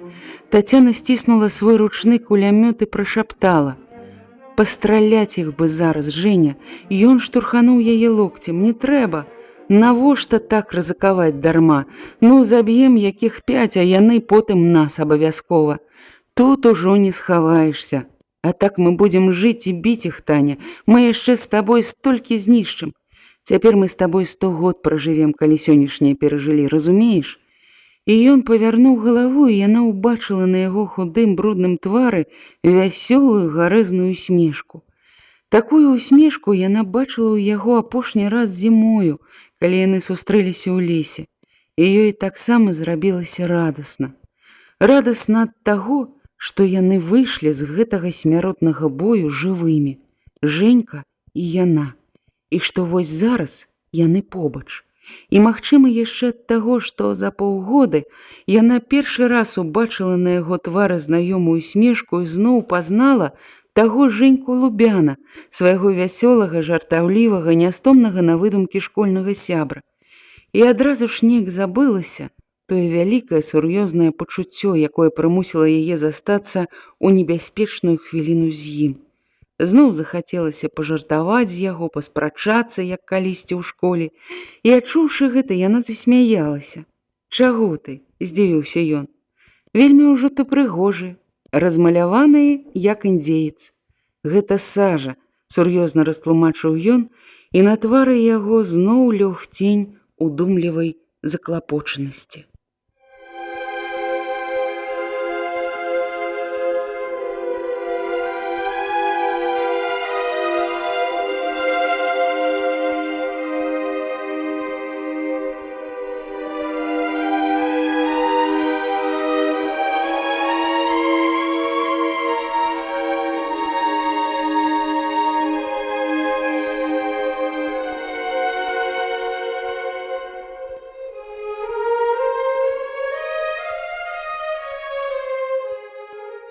Сонца, якое ўвесь дзень было за хмарамі, у апошнюю хвіліну дня прабіла іх і бразнула на зямлю чырвонымі праменнямі. Загарэліся золатам вяршыні сосен, але праз момант усё згасла, пацямнела, і толькі яскравей засвяціліся агні дагараючых пажараў. «Ну вось зараз яны драпануць з лесу», – сказаў Женька. І сапраўды, нібы ў адказ на яго словы, каля рэчкі ўзляцела ўгору зялёная ракета і пачулася гучная нямецкая каманда. Эсэсаўцы спяшаліся да наступлення ночы пакінуць лес. На змярканні Женька і Тацяна выйшлі з балота. Моўчкі пахадзілі па лагеру, паглядзелі на вогнішчы зямлянак, паўздыхалі, успомніўшы, якія яны былі утульныя іх зямлянкі, нібы родны дом.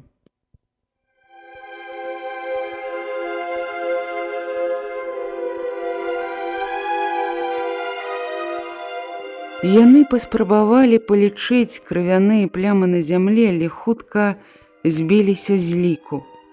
Іш, усіх забітых забралі. Ну, ўсё адно не вынесці ім іх з нашага лесу. Павел Сцяпанович блізка ўжо з атрадам. Дорага ім будзе каштаваць наш лагер, доўга яны будуць памятаць. А што захапілі? Папялішча. «Таня, перавяжы мне нагу, разумееш, асколак міны дзюбнуў, калі я да вас поўз, халяву прабіў і да цела дастаў. Тады не балела, а цяпер чамусьці разбалелася». І Тацяна пачала рабіць Женю перавязку. Рана была не глыбокая, але ўжо забруджаная, у бот нацякла кроў, запяклася, склеіліся штаны і анучы. Тацяна разрэзала бот і старанна прамыла рану спіртам і заліла ёдам. Рабіла ўсё гэта яна, не спяшаючыся, і ўпершыню ёй было прыемна рабіць перавязку.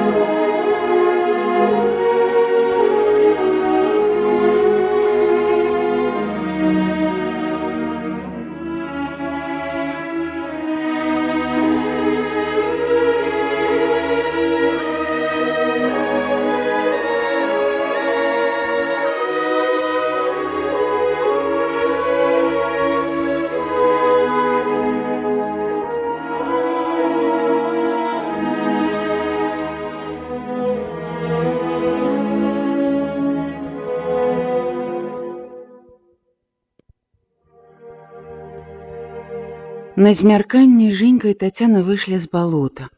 Моўчкі пахадзілі па лагеру, паглядзелі на вогнішчы зямлянак, паўздыхалі, успомніўшы, якія яны былі утульныя іх зямлянкі, нібы родны дом. Яны паспрабавалі палічыць крывяныя плямы на зямлі, але хутка збіліся з ліку. І Женька сказаў: «Іш, усіх забітых забралі. Ну, ўсё адно не вынесці ім іх з нашага лесу. Павел Степанович блізка ўжо з атрадам. Дорага ім будзе каштаваць наш лагер. Доўга будуць памятаць. А што захапілі? Папялішчы. Праўда, і нам цяжка будзе, столькі боепрыпасаў загінула, але нічога. Сёння самалёт прыляціць з Масквы. Таня, я ж зусім забыў. Пайшлі хутчэй, трэба абавязкова трапіць на сустрэчу яго. Гэта ж проста свята. Ну, аднак дзянёчак сёння». Женька падняўся, яны сядзелі каля агню, але аб нечым успомніўшы, сеў назад. «Таня, калі ласка, перавяжы мне нагу.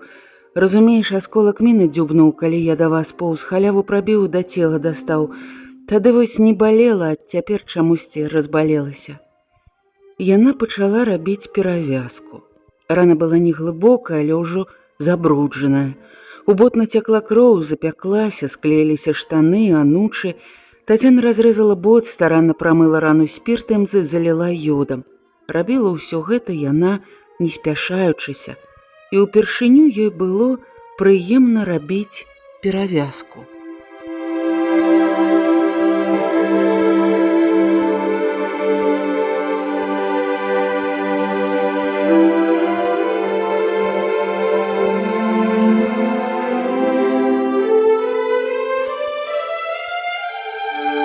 Новае пачуццё не такое суровае і глыбокае, як тое, што прымусіла яе застацца з ім, але не такое гарэзнае, якое яна адчула на балоце, ахапіла яе. І гэта было пачуццё гарачай пяшчоты да яго замілавання. Вельмі хацелася прылашчыць і прыгрэць яго. І сядзець вось так, глядзець на гэтыя дзівосныя чырвоныя агні навокал, слухаць трывожны стогн пакалечаных сосен, усхваляваныя ўдары яго і свайго сэрца, і маўчаць, забыўшыся на ўсе пакуты і жахі. Але яна ўсё стрымала гэтае парыванне і падумала: прэч гэтыя думкі, калі побач ляжаць забітыя сябры нашы. Магчыма, што і Женька думаў аб гэтым жа, бо вельмі доўга маўчаў, прытуліўшыся плячамі да сцяны, а потым ціха спытаў: «Таня, скажы, а чаму ты вярнулася?» Яна зусім не чакала такога пытання і не ведала, як на яго адказаць. Хвіліну помаўчала, паглядзела на яго твар, асветлены чырвоным святлом вугалля. Ён чакаў адказу. «Ну, не магла я пакінуць цябе. Я ж думала, ты іх атаку будзеш адбіваць». Хутка яны пайшлі, давялося б. Ну, вось бачыш, які ж былі б мы сябры, каб пакінулі адзін аднаго. Але ты ж павінна была выканаць загад, Таня. Так маглі ўсе вярнуцца, і тады, ён павысіў голас, і вось тады я не выканаў бы загад камісара брыгады за вашай недысцыплінаванасці. Так ваяваць нельга. Гэта анархія, анархія, разумееш ты? Яна змаўчала. Ён таксама крыху помаўчаў, а потым сказаў: «А табе наогул неразумна рызыкаваць. У цябе муж, сын, ты павінна берагчы сябе. З кім застанецца Віця?» Тацяна выпрасталася, дакорліва паглядзела на яго і з крыўдай адказала: «А я прыйшла сюды не для таго, каб ратавацца ад смерці. Я прыйшла змагацца, помсціць ворагу. І сорамна табе гаварыць так. Ды і наогул ты дурны», — раптоўна заключыла яна. «Божа мой, які ж ты дурны! Увесь лагер даўно ўжо ведае, што ніякага мужа ў мяне няма, не было, і што Віця — гэта не родны мой сын. Гэта яўрэйскі хлопчык, якога я ўзяла на дарозе, калі з заходняй ішла. Маці яго забілі немцы на маіх вачах. Я і сказала ўсім, што гэта мой». І ён не даў ёй скончыць, хутка нахіліўся, схапіў за рукі і балюча сціснуў іх.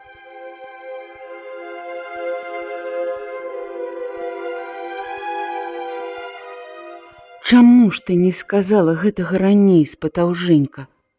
«А ці ж зараз позна?» Ён сумеўся.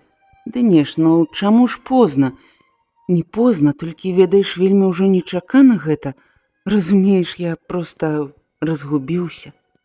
Чаго ж табе губляцца? Хітра усміхнулася яна. Ну, чаго, а таго. Ён выпусціў яе рукі і адказаў ужо сур'ёзна, без мітусні. Таго, што я ўвесь час думаю аб табе, ўвесь час вельмі шкадаваў, што ты замужам. Разумееш? Яна ў адказ абхапіла яго за шыю, пацалавала ў сухія парэпаныя губы. Ну не шкадуй жа больш, не шкадуй. І я таксама думала аб табе.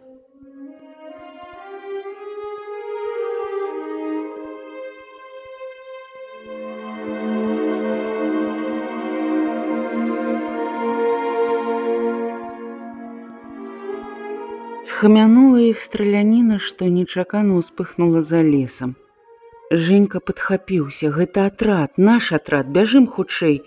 Яны ўзяліся за рукі і шпарка пайшлі праз лес па знаёмых партызанскіх сцежках. Але ў гушчары на паўдарозе іх спыніў суровы вокліч. Хто ідзе? І Женька пазнаў голас Лясніцкага і кінуўся наперад. Свае, Павел Степанович. Женя, Яўген Сергеевич. Камісар брыгады абняў яго, як роднага сына, і ласкава адхіліў Женьку потым і, убачыўшы Тацяну, якая моўчкі стаяла збоку, і здзіўлена спытаў: Тацяна? А каля лесу атрад дабіваў рэшткі эсэсаўскага батальёна.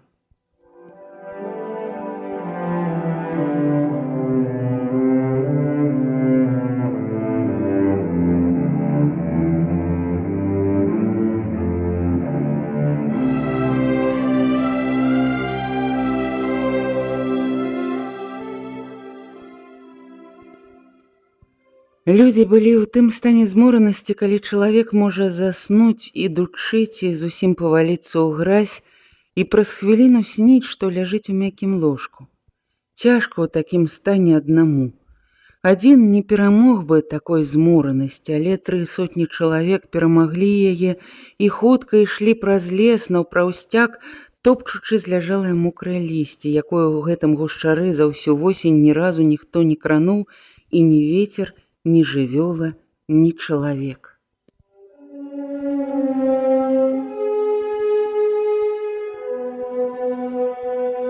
Вопратка на людзях была мокрая, забруджаная, з прыліпшай да яе зямлёй, торфам, рачным глеем. Здавалася, што яна толькі нядаўна перапаўзлі праз грузкае балота ці вылезлі з бруднай рэчкі. Зброя мокрая вопратка давілі вялікім цяжарам на плечы, прыгіналі людзей.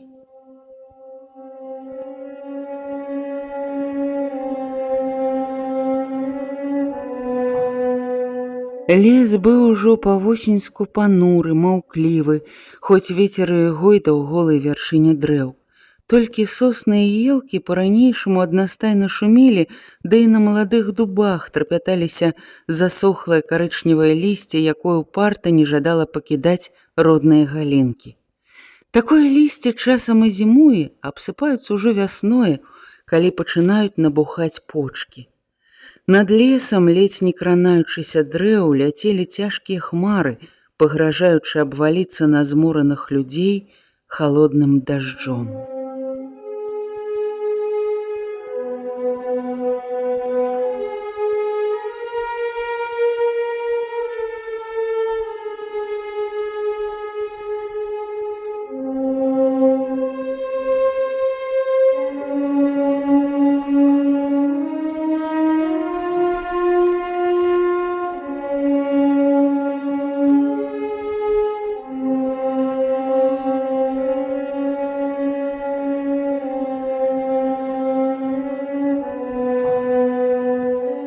Людзі былі не толькі змораныя, але і галодныя.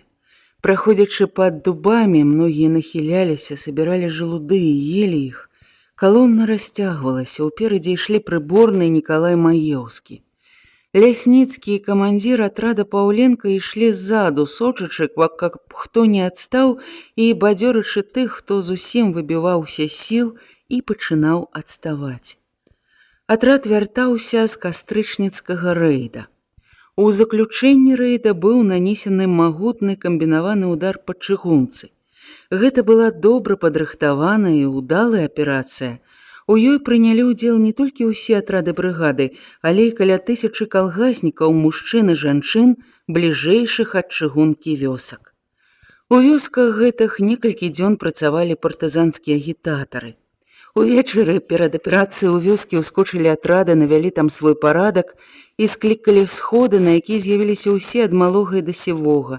На сходах аб'явілі аб мабілізацыі ўсіх працаздольных на рамонт чыгункі. Пагналі нават старасты з захопленых паліцэйскіх, дараваўшы ім на гэты раз жыццё. Усё рабілася быццам бы прымусова, каб вызваліць насельніцтва ад адказнасці за дыверсію, але сяляне добра разумелі гэтую прымусовасць і ішлі з вялікай ахвотаю, нават старыя падлеткі не жадалі застацца у апусцеўшых вёсках.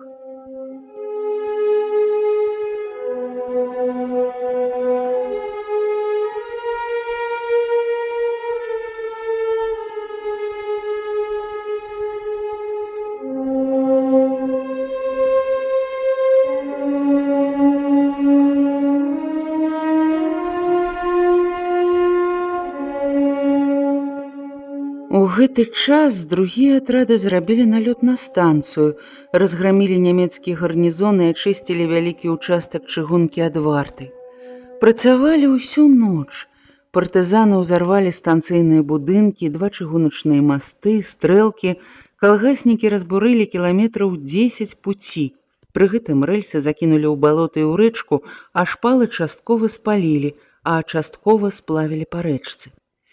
Немцы выслалі да месца дыверсіі бронепоезд, але ён не дайшоў кіламетраў 15 і таксама схаціўся пад адхон у балота, узарваны групай Гняткова. На світанні ўсё было скончана. Памеру дыверсіі дзівіліся нават самі партызаны. Вось гэта падаруначак фашыстам. Здаволена смяяўся прыборны, хай аблізваюцца. Будуць памятаць наша свята, шкада, што нельга падзякаваць калгаснікам. А што, можа, давай, камісар, мітынг закоцім, а? Лясніцкі не згадзіўся, нельга. Людзі не стрымаюцца, пачнуць выказваць свае шчырыя пачуцці, і ад прымусовасці нічога не застанецца.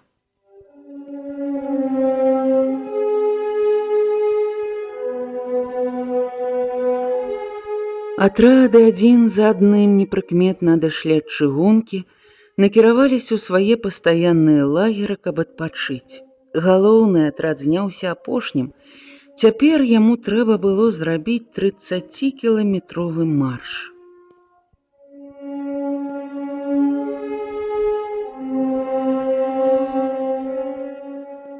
У дубняку густы пах прэлага лісця і жалудоў ап'яняў змораных галодных людзей. У камісара брыгады кружылася галава, увесь час здавалася, што пахне не прэлым лісцем, а толькі што выцягнутым з печы гарачым хлебам. Ён ішоў і здзіўляўся сіле і трываласці жанчын. За іх ён баяўся з самага пачатку марша, але на здзіўленне ніводная з іх не адставала. Першым здаў малады баец, юнак год 17. Ён сеў пад дубам і адразу ж заплюшчыў вочы. Лясніцкі і Паўленка нахіліліся над ім. «Эй, апанас, што ж ты гэта, брат, спасаваў? Я трошачкі пасяджу, таварыш камісар, а потым я даганю вас», не расплюшчваючы вачэй, шаптаў баец. Паўленка падхапіў яго на рукі і, падняўшы, сказаў: «Трымайся, апанас, зараз прыйдзем у выселкі, добра падмацуемся, людзі там гасцінныя». Хлопец пакруціў галавой, памаргаў вачыма, адганяючы сон, і потым пайшоў даганяць калону. Але хутка пачалі адставаць другія. Прыборны і Паўленка настойліва спыніцца ў выселках. Невялічкай вёсцы, што тулілася каля самага лесу, там адпачыць і накарміць людзей. Аб гэтым дамовіліся яшчэ з раніцы, і ў вёску была выслана конная разведка. Разведчыкі павінны былі пагутарыць з сялянамі і падрыхтаваць абед на 300 чалавек. Людзі ведалі аб гэтым і павялічвалі крок. Але зараз разведка выявіла ў выселках значныя сілы немцаў. Пасля кароткай нарады камандзіры вырашылі абысці вёску, не завязваючы бою, бо амаль не было боепрыпасаў. На прасецы пастроілі атрад. Лясніцкі растлумачым байцам становішча. Пойдзем без адпачынку, таварышы. Але ісці мы павінны хутчэй, чым ішлі, каб не спазніцца паслухаць даклад таварыша Сталіна па радыё. Дойдзем? Дойдзем. У адзін голас адказалі 300 чалавек. Атрад звярнуў бок і шпарка рушыў далей у абход высілак. У адным месцы шлях атраду перарэзала лясное балотца, абысці яго было цяжка. Людзі ішлі па пояс у ледзяной вадзе. Холад пранікаў да касцей, балюча сціскаў мускулы, сударгі сковывалі ногі. Людзі спатыкаліся аб карчы, падалі, самыя дужыя не стрымліваліся і ўспаміналі ўсіх святых і грэшных, лаяліся. Звычайна Лясніцкі абураўся, асабліва калі лаяліся ў прысутнасці жанчын, але цяпер маўчаў, толькі ласкава бадзёрыў тых, каму бачыў было вельмі цяжка. Над балотам грымеў голас Пятра Майбарады. «Эх вы, вадаплаваючы, трымайцеся за мяне, са мной не загінеце нідзе». І ён спрытна пераскокваў з купіны на купіну, крычаў і смяяўся, а выйшаўшы на сухое, пачынаў іграць на сваім губным гармоніку вясёлыя маршы. Ад яго ні на крок не адставалі дзяўчаты. Усе яны крыху былі закаханы ў гэтага ружова-шчокага, нястомнага весельчака, і толькі Тацяна была не з імі.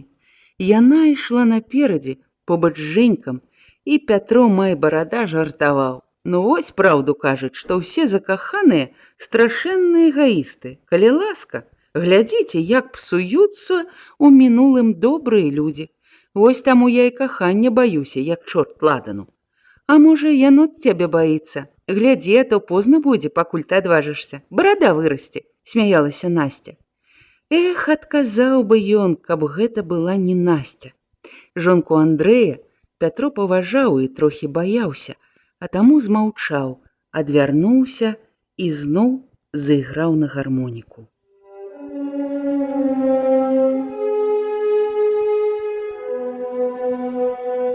Балота канчаткова змардавала людзей, але і выпрабавала сілу кожнага. Лясніцкі назіраў за самымі слабейшымі і цвёрда ўпэўніўся, што цяпер ужо ніхто не адстане, і сам пайшоў наперад. Прыборны спаткаў яго жартам. «Ну, як маешся, святы пакутнік? Я думаў, ты сам адстаў ужо, вось думаю, чаго добрага загубілі камісара. Што Бог раззлаваўся на нас, бачыш, ліха на яго, прарвалася у яго там што ці што, не хапала яшчэ гэтага душа на нашу галаву. Вельмі прыемна асвяжыцца пасля такой лазні». Лясніцкі не адказаў. «Да ты, браце, нешта нос павесіў. Глядзі, трымай вышэй, а то згубіш. Ты паглядзі вунь на свайго першага памочніка». І ён кіўнуў на Жэньку і Тацяну. Бачыш, зусім перамяніўся хлопец, не пазнаць. Глядзі, як смяецца, што ім дождж, змора, голад, мазалі на нагах. Напляваць ім на ўсё гэта. У іх такое зараз на душы, май і салаўі. Ажно я, стары, зайздрошчу. Прыборны хвіліну помаўчаў, а потым хітра прыжмурыўся. Эх, Павел, якую ж дзяўчыну ты прамаргаў. Перастань, Сергей, аб гэтым, паморшыўшся нібы ад зубной болі Лясніцкі. Баліць. Не баліць, а не люблю, калі ты глупства гаворыш. Не салідна гэта для камандзіра брыгады. Ну-ну, пачынаецца. Аб тым, што салідна, што не, разбяруся як-небудзь без тваей дапамогі, будзь упэўнены. Яны крыху пажартавалі, і абоім стала лягчэй ад гэтай сяброўскай лаянкі.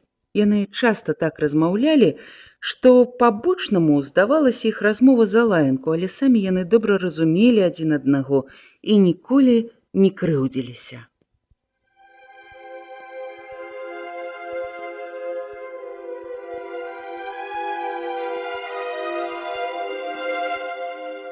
Сяброўства іх пачалося яшчэ да вайны.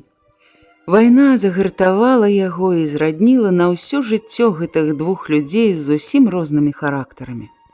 Праўда, Лясніцкаму не заўсёды падабаліся жарты камандзіра і асабліва яго празмерная цікавасць да асабістых перажыванняў і пачуццяў камісара.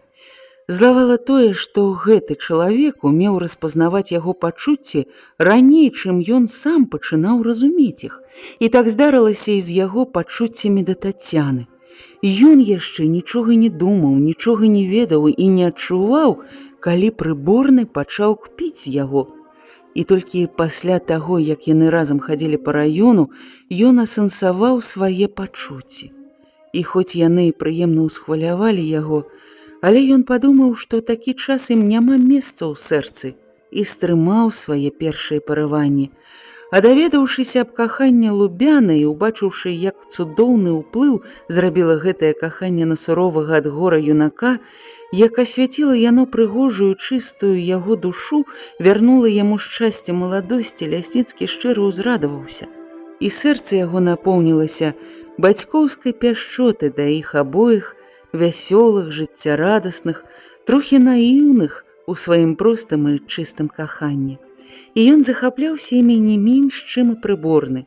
Але цяпер жарты прыборнага пачалі абражаць і злаваць яго. Праўда, абразу сваю ён ніколі не выяўляў і на жарты адказваў жартамі.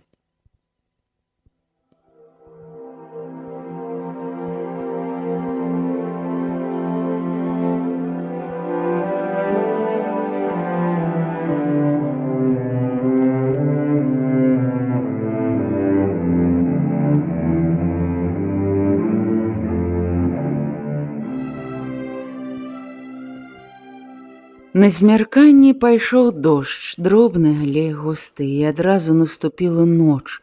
Нібы цемра ўпала разам з дажджом. Ісці стала яшчэ цяжэй, але лагер быў ужо блізка, і апошні кіламетр людзі вельмі спяшаліся. І ўсё ж яны крыху спазніліся. Сталін ужо гаварыў. Высланыя наперад радысты ўмацавалі дынамік на страсе камандзірскай зямлянкі, і словы прамовы гучэлі сярод старога хваёвага бору. Лясніцкі спыніўся перад уваходам у зямлянку. Стаў з ім побач Нікалай Маеўскі, за спіной чулася цяжкае дыханне прыборнага. Спачатку, пакуль людзі падбягалі, размяшчаліся ў цемры, прыціскаліся наперад, перамаўляючыся, было шумна і не ўсё можна было зразумець, але праз хвіліну ўсе сціхлі, стаялі дыханне, і шумеў толькі дождж, але словы правадыра заглушалі гэты шум. Чырвоная армія і яе баявыя кадры выраслі ў сур'ёзную сілу, здольную не толькі выстаяць супроць націску нямецка-фашысцкіх войск, але і разбіць іх у адкрытым баі і пагнаць назад. «Вы чулі?» — усхвалявана прашаптаў прыборны. «Цішэй, цішэй!» — зашапталі з бакоў. І ў Лясніцкага радасна забілася сэрца. Камісара ўразіла надзвычайная цішыня. Ён аглянуўся, але ў цемры нічога не ўбачыў і толькі пачуў стрыманае дыханне мноства людзей. Лясніцкі адчуваў, што зусім здрантвілі ногі, за каўнер струменямі сцякае вада, бяжыць па целу, і ён забыў, што зняў шапку і трымаў яе ў руцэ, але паварушыцца баяўся, каб не прапусціць чаго і не перашкодзіць другім. Потым грымнулі апладысменты. Зашумела ў прыёмніку і, здалося, апладыравала адразу ўся краіна. Людзі, усхваляваныя і шчаслівыя, пасля прамовы радасна загаманілі і доўга не разыходзіліся, нягледзячы на зморанасць.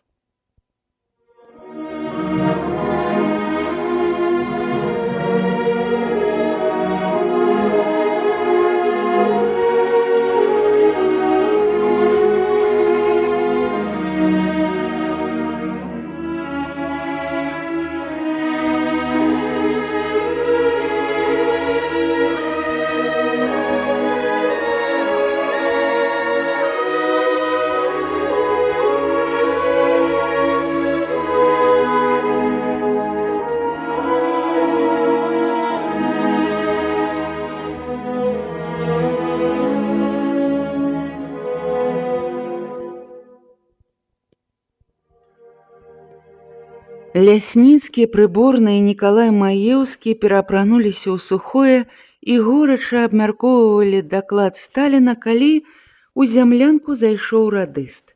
«Радыёграма штаба злучэння», — сказаў ён. «Напэўна, віншуецца святам», — выказаў здагадку прыборны. «Не, здаецца, нешта важнейшае. Шыфр Б», адказаў Нікалай, бяручыся за расшыфроўку. Расшыфроўваў ён хвілін 15, не менш. Прыборны і Лясніцкі моўчкі стаялі каля печкі, не зводзячы з яго вачэй, і нецярпліва чакалі. Нарэшце ён падняўся. Ну вось, слухайце. Камандзіру і камісару брыгады Днепр. 6 і 7 у раёне Лоева через Дняпро пераправляецца партызанская рэйдавая армія. Немцы сцягваюць сілы. Загадваю вам сілаю ўсяе брыгады перакрыць пераправы з поўначы. Паралізуйце чыгунку, асядлайце ўсе дарогі на правабярэжжы, устанавіце сувязь. Поспех яго аперацыі залежыць ад нашай дапамогі. Ружак. Лясніцкі хутка падышоў да Нікалая, узяў радыёграму, прачытаў яе сам і перадаў прыборнаму, а потым, стаўшы поплеч, яны доўга чыталі разам.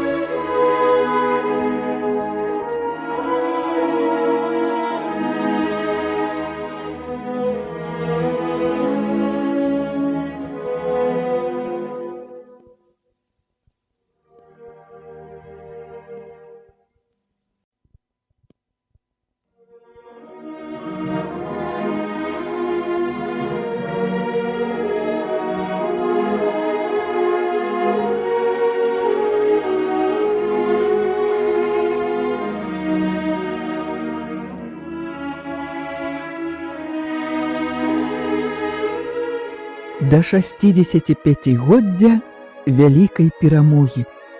Сябры, прапануем вашай увазе раман народнага пісьменніка Беларусі Івана Шамякіна «Глыбокая плынь».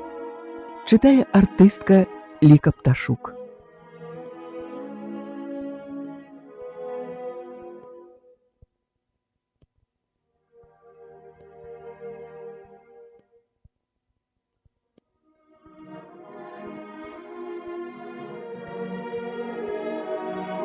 Лясніцкі, прыборны Нікалай Маеўскі перапрануліся ў сухое адзенне і горача абмяркоўвалі даклад правадыра, калі ў зямлянку зайшоў радыст.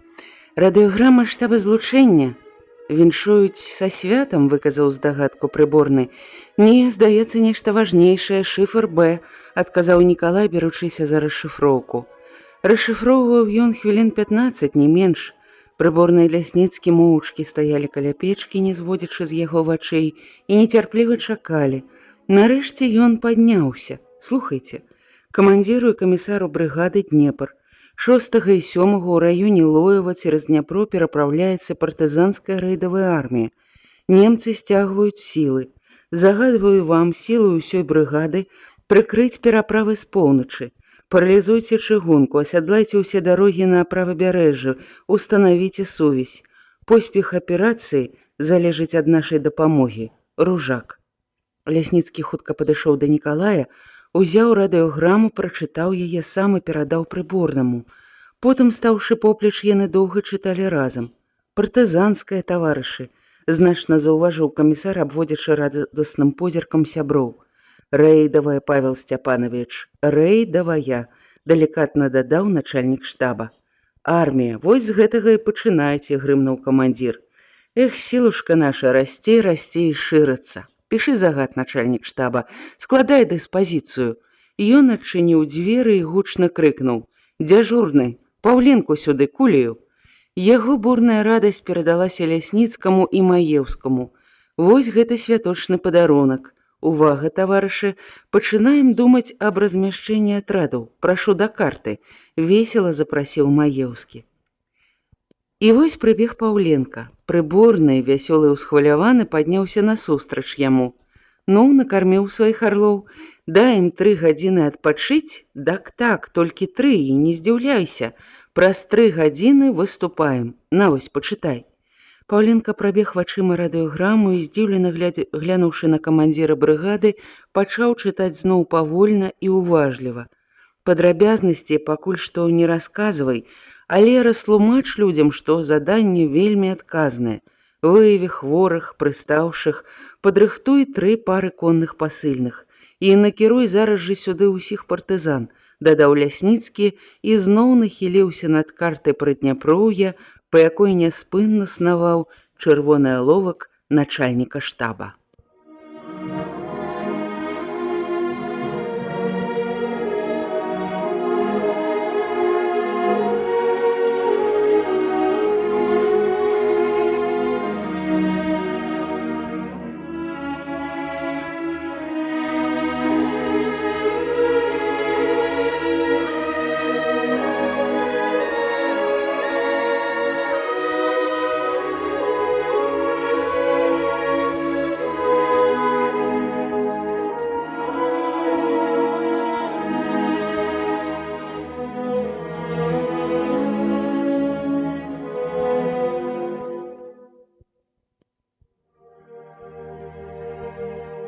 Быў зусім звычайны дзень, але для партызан ён быў незвычайны, бо ў іх суровым цяжкім жыцці дзён такіх было нямнога. У гэты дзень толькі некалькі разведчыкаў былі на заданні. Астатнія ўсе адпачывалі і адпачывалі ўжо 3-й дзень. Гэта быў самы доўгі адпачынак. Людзі заслужылі яго. Трохі не месяц брыгада знаходзілася ў бесперапынных баях і паходах, і сілы яе былі напружаны да крайнасці. Асабліва цяжкімі былі апошнія баі, калі брыгада прыкрывала пераправу рэйдавага злучэння ўкраінскіх партызан. І гітлераўцы любымі сіламі намагаліся сарваць пераправу, і дняпроўцы прынялі на сябе галоўны удар, уласнымі грудзьмі прыкрылі ўкраінскіх братоў. Шмат мужных байцоў недалічылі ў брыгадзе пасля гэтых баёў. Шмат хто быў ранены, захварэў, а астатнія былі знясілены, змораны, а таму і на 3-й дзень у лагеры было звонку пуста і ціха. Людзі спалі, і толькі паважна хадзілі вартавыя, ды каля буданаў у шпіталю мітусіліся санітары. Зямля была скавана марозам.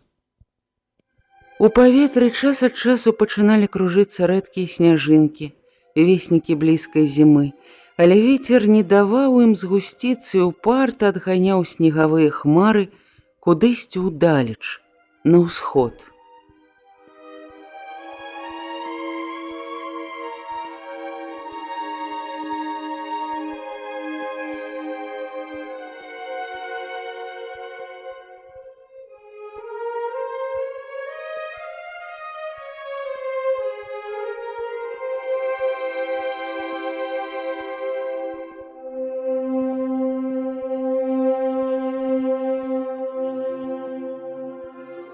Прыборны, зайшоўшы знадворку ў камандзірскую зямлянку, сказаў: «А ўсё-такі ўначы снег выпадзе».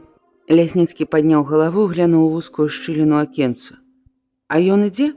«Не ідзе, а пойдзе. Ну, як табе лепш? Дыхаў ты, здаецца, лягчэй, калі спаў. Трохі лепей, але ўсё яшчэ паліць. Першы раз у жыцці так хварэю.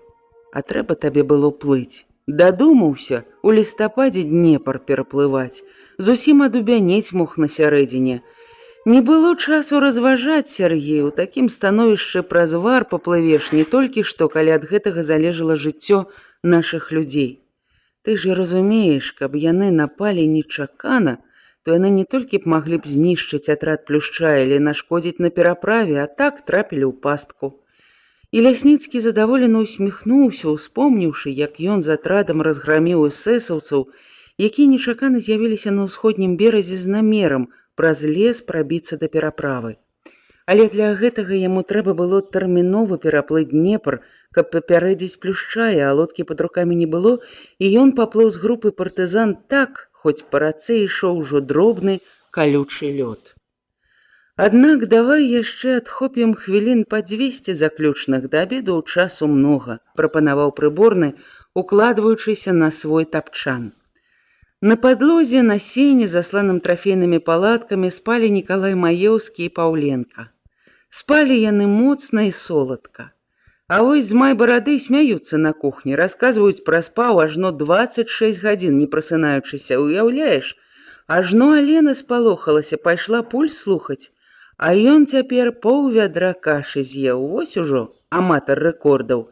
Здзіўляюся, як ён машыну не разбіў, будучы шафёрам. Хваліцца ж, што адзін прафесар баяўся з ім ездзіць. Аднак спаць, спаць і спаць.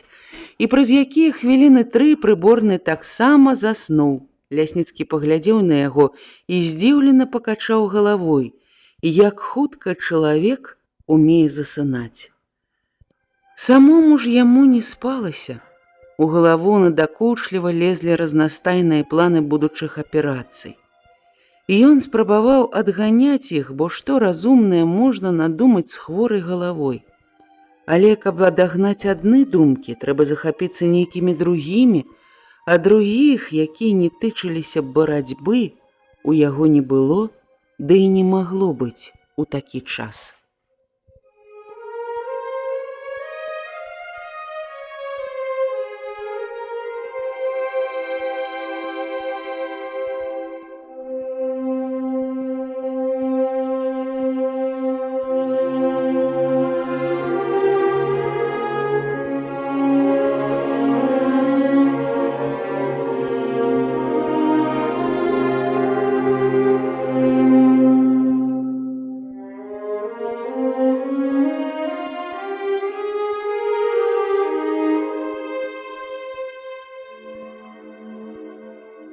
Цікава, што зараз у Сталінградзе, падумаў ён і, успомніўшы, што не чытаў учарашніх зводкі, асцярожна падняўся, каб не разбудзіць сяброў, і ціха адчыніў дзверы і пальцам паклікаў да сябе Днявальнага. Перадай радыстам, каб прынеслі ўчарашнюю зводку. І калі зводку прынеслі, ён перачытаў яе некалькі разоў і доўга ўдумліваўся у кожны скупы сказ, нібы хацеў убачыць паміж імі нешта больш значнае. З галавы ў яго не выходзілі словы Сталіна: «Хутка і на нашай вуліцы будзе свята». Вельмі хацелася хутчэй пачуць аб гэтым свяце. Народ чакае яго з нецярпеннем. Доўга ён так думаў, а потым неяк нечакана і раптоўна заснуў глыбокім і моцным сном.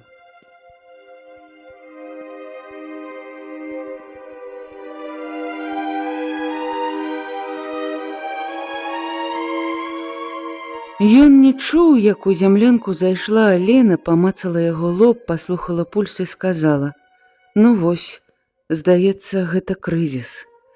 Разбудзіў яго шэпт некалькіх чалавек, а вядома, што шэпт дзейнічае на спячага горш за самую гучную размову, адразу разбудзіць. Лясніцкі расплюшчыў вочы і ўбачыў, што ўсе 3 камандзіры некуды збіраюцца, шыкаюць адзін на аднаго, паказваючы на яго. Ён падняў галаву: «Вы куды?» І тут жа ўбачыў каля дзвярэй чалавека з завязаным тварам і за ім узброенага партызана. У затрыманага з-пад кавалка бруднай палаткі выглядвала доўгая сівая барада.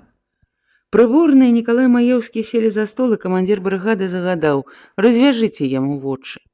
Вартавы развязаў палоннаму вочы, і Лясніцкі пазнаў у ім старога дняпроўскага рыбака дзеда Лаўрэна, які да вайны і цяпер не раз перавозіў сакратара цераз раку. Пазнаў яго і прыборны і засмяяўся: «Ось стары, толькі шуму нарабіў». Стары старанна працёр парэпанымі пальцамі намуленай павязкаю вочы і, разгледзеўшы Лясніцкага, радасна прывітаўся: «Ну вось, хоць і з завязанымі вачыма, а знайшоў, каго шукаў». І, падышоўшы бліжэй, павярнуўся да прыборнага: «А ты не лайся, Сяргей Фядотавіч, у мяне, можа, вось вялікая справа ёсць». І зноў да Лясніцкага: «А ты, саколік мой хворы, ось няшчасце якое». «Ну нічога, дзед Лаўрэн, папраўляйся ўжо. Дзякуй Богу, дзякуй Богу. А дзе ж у вас тут можна прысесці?» Нікалай падаў яму калодку, на якой сядзеў сам. І ён сеў і адразу ж дастаў сваю вялікую люльку, пачаў набіваць яе самасадам, ды такім, што Паўленка, які не курыў, пачаў чыхаць. Потым дзед доўга высякаў крэсікавым агонь. Адцырэла нямецкая культура. Прыборны, смеючыся, падаў яму бензінавую запальнічку канструкцыі Гняткова. Дзед закурыў і сказаў да ўсіх: «За праўдою прыйшоў да вас. Вось што, ды ледзь знайшоў, 2 дні па лесе блукаў. Слухайце, пазаўчора гэта, значыцца, пачалося.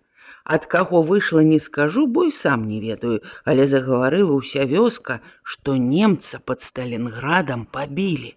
Камандзіры здзіўлена пераглянуліся паміж сабой. Ды не проста так пабілі, а так, кажуць, далі, што і жывых мала засталося, вось што. А якія засталіся, дык бягуць адтуль без аглядкі, а іх даганяюць і яшчэ даюць. Кажуць, ужо аднаго ў нашых краях бачылі, душа ў яго ледзь трымаецца ў целе ад страху. Ось што. Ну, старыкі пачалі хадзіць да мяне, ты, кажуць, Лаўрэн, з разумнымі людзьмі ведаешся. Яны, гэта, значыцца, упэўнены, што я сувязь з вамі трымаю. Ну, што я мог адказаць ім? А тут, як на злосць, і вашы хлопцы колькі дзён носа не паказваюць. Падумаў я і пашоў шукаць вас, каб точную праўду ўзнаць. Вось і гаварыце мне яе зараз, а я людзям перадам. Камандзіры зноў пераглянуліся і усміхнуліся. Прыборны спытаў: «Хто чытаў учарашнюю зводку?» «А вось яна ў мяне», – зваўся Лясніцкі, працягваючы жоўтую паперу. Камандзіры ўтрох разам доўга і уважліва чыталі кароткае паведамленне Софінформбюро. Стары паглядзеў на іх і цяжка ўздыхнуў. «Ну, значыцца, няма нічога такога». Усе ўтаропілі позіркі на камісара. Лясніцкі на момант задумаўся. Што ж адказаць старому, які прыйшоў з такім надзвычайным пытаннем ад імя народа? Ну так, пакуль што няма такога паведамлення, але яно будзе, сябры, і будзе хутка, калі народ загаварыў аб ім, бо народ правільна зразумеў словы «хутка і на нашай вуліцы будзе свята». Народ чакае гэтага свята і ўпэўнены, што яно хутка будзе, так, сябры мае, вельмі хутка. Невядома, праз каго гэтая размова абляцела лагер і ўскалыхнула людзей. І праз колькі хвілін ужо ніхто не спаў, і ў кожнай зямлянцы, у кожным будане горача абмяркоўвалі надзвычайную навіну, якую прынёс стары рыбак і словы камісара. Яшчэ няма, але будзе, хутка будзе свята.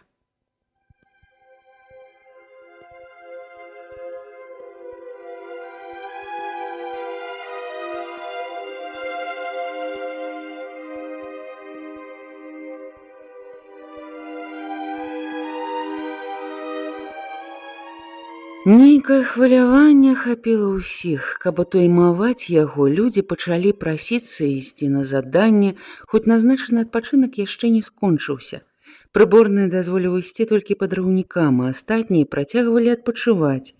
І ўвечары калектыў самадзейнасці пад кіраўніцтвам Майбарады даваў свой канцэрт, які з-за баёў не маглі даць у святочныя дні.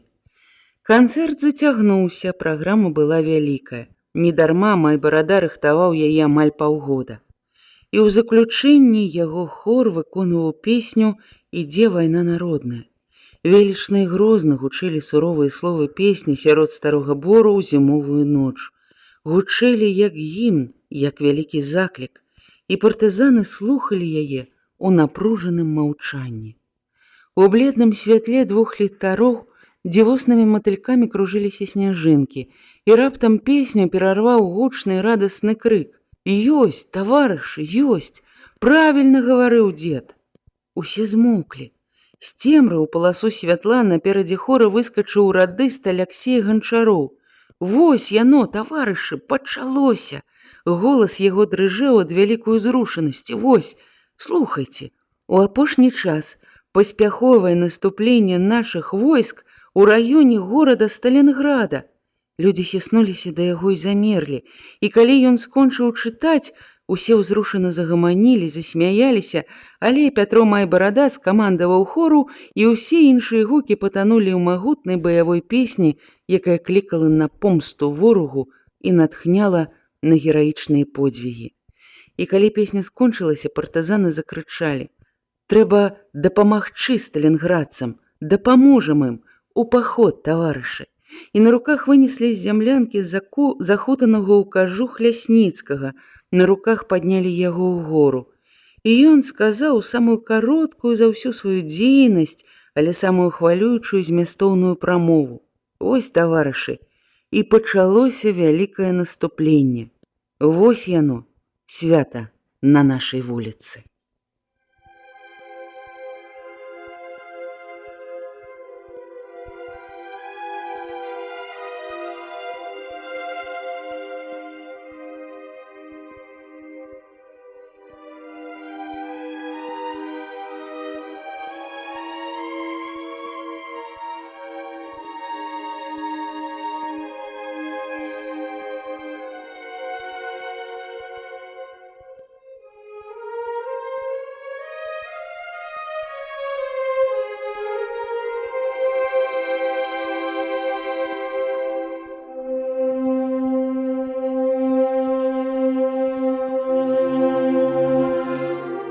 Зіма Сталінграда была зімой магутнага росту партызанскіх сіл і іх пераможнага наступу. Брыгада Днепр ачысціла ад немцаў вялікі раён, і атрады на працягу зімы размяшчаліся ў вёсках. Нядоўгі час штаб брыгады знаходзіўся ў Арэхаўцы. Маеўскія жылі ў роднай вёсцы, ў Любінай хаце, а насупраць у прасторнай хаце Лубяна размяшчаўся шпіталь. Гаспадынямі там былі Алена Рыгораўна і Ленка Лубян. Толькі Жэнька ні разу, мабыць, не паначаваў дома, бо ўвесь час быў на заданні. У партызанскі раён акуратна прыляталі самалёты з вялікай зямлі. У атрадах частымі госцямі сталі журналісты, кінааператары, а ў студзені ў Маскву вылецеў Андрэй Буйскі і не вярнуўся назад, і толькі з чарговым самалётам прыслаў лісты Насці і Лясніцкаму. Жонцы ён пісаў, каб не хвалявалася і верыла, што ён вернецца, а камісара брыгады прасіў не пакідаць Насці і дапамагчы ёй. У той час ужо ўсе ведалі аб яе цяжарнасці. У лютым выклікалі ў Маскву Лясніцкага, але ён неўзабаве вярнуўся назад, і з ім прыляцеў прадстаўнік цэнтральнага штаба і прывёз партызанам узнагароды, ордэны і медалі. Уручэнне ўзнагарод праходзіла ўрачыста ў прысутнасці насельніцтва. Арэхаўцам узнагароды ўручалі ў роднай вёсцы. Жэнька Лубяна, Лена Рыгораўна і Нікалай Маеўскі атрымалі ордэны Леніна, Люба і Насця чырвонага сцяга, а Тацяна і бацька айчыннай вайны. І пакуль палкоўнік выклікаў іншых узнагароджаных, Тацяна радасна смяялася, апладыравала разам з усімі. Пачуццё вялікага шчасця ахапіла яе, калі ордэн атрымаў Жэнька. Вось ён які. Атрымаў аднолькавую ўзнагароду з камісарам і камандзірам брыгады. Тацяна не зводзіла з яго вачэй. Ёй хацелася хаця б позіркам павіншаваць яго, але ён стаяў далёка і другі з правага флангу і не глядзеў яе бок.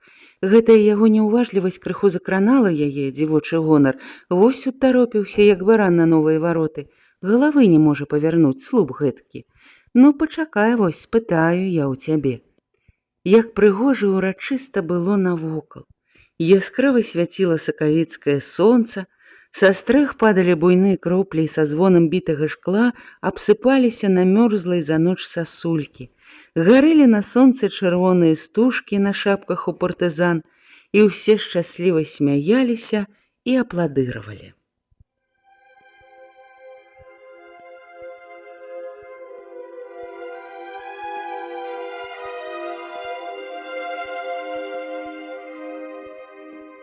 Калі палкоўнік вывукнуў яе, Тацяна разгубілася ад нечаканасці і забыла, што трэба рабіць.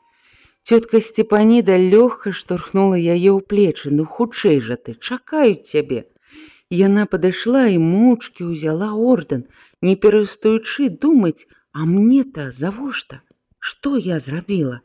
Яе віншавалі, жанчыны абдымалі, цалавалі. Падбегла ўзрушаная расчырванелая Люба, абняла і, захлянуўшы ў твар, засмяялася. Ну што ж гэта ты нос павесіла, а? А, я ведаю, сказаць? У вачах яе гарэлі гарэзныя агеньчыкі. Тацяна ведала, што Люба здольна сказаць такое, чаго можна зрабіцца яшчэ больш балюча, і не стала слухаць яе, адвярнулася, неўзабаве непрыкметна пайшла да хаты.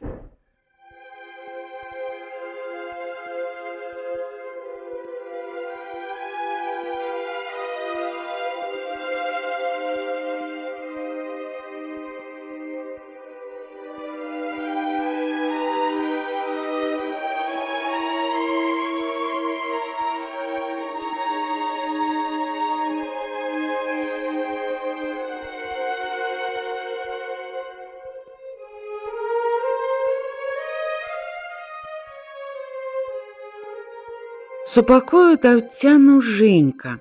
Ён заўважыў, што яна заўчасна пакінула плошчу, дзе ўжо пачаліся танцы і гульні, і рушыў за ёю. Яна расказала яму аб сваіх пакутлівых сумненнях. Ён толькі ласкава усміхнуўся і шчыра абняў яе.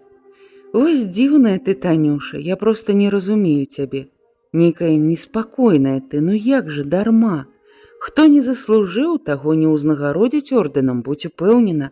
Але не забывай, што і ў будучым мы павінны апраўдаць іх». Ён хвіліну памаўчаў і ўздыхнуў. «А спраў у нас яшчэ многа. Змагацца нам яшчэ доўга. Павел Сцяпанович, прыляцеўшы з Масквы, гаварыў, што гэта яшчэ па сутнасці толькі пачатак». Тацяна прытулілася да яго і прышаптала: «Толькі ж ты беражы сябе, Жэня». Ён сціснуў яе плечы, так калісьці кожны раз гаварыла маці, праводзячы яго ў лес, і ён успомніў яе, доўга маўчаў, а потым знарок жартаўліва адказаў: «Мяне, Таня, ніводная куля не возьме. Я заварожаны». Яна дакорліва кіўнула галавой. «Заварожаны. Памерці справа лёгкая. Вось цяжэй перамагчы і жыць. Жыць, сам ты, як казаў, не забывай на нашу мову». За акном пачуліся крокі. Прыйшоў бацька, яны выпусцілі адзін з аднаго з аддымкаў, і Жэнька падняўся, каб выйсці. Але Карп затрымаў яго. «Нікуды, Яўген Сергеевич, не пойдзеш. Сёння я буду камандаваць табой». І, узяўшы яго за рукі, пасадзіў хлопца на ўслон. Стары быў радасна ўсхваляваны, шчаслівы. Здавалася, ён памаладзеў на шмат год. Тацяна з усмешкаю сказала яму аб гэтым. «А што ты думаеш, дачка?» – адказаў Маеўскі. «І памаладзеў.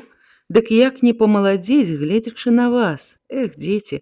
У вачах яго бліснулі слёзы шчасця. Як жа не маладзець, калі столькі радасці? Сёння вось ордэн далі.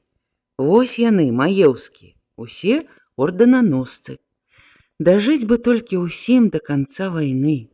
«Дажывем, дядька Карп», – адказаў Жэнька. «І я гавару, дажывем, сынок, і жыццё сваё адбудуем нанова, абавязкова. Будуць у нас і сады, і пчолы, і ўсё, што трэба чалавеку для шчасця».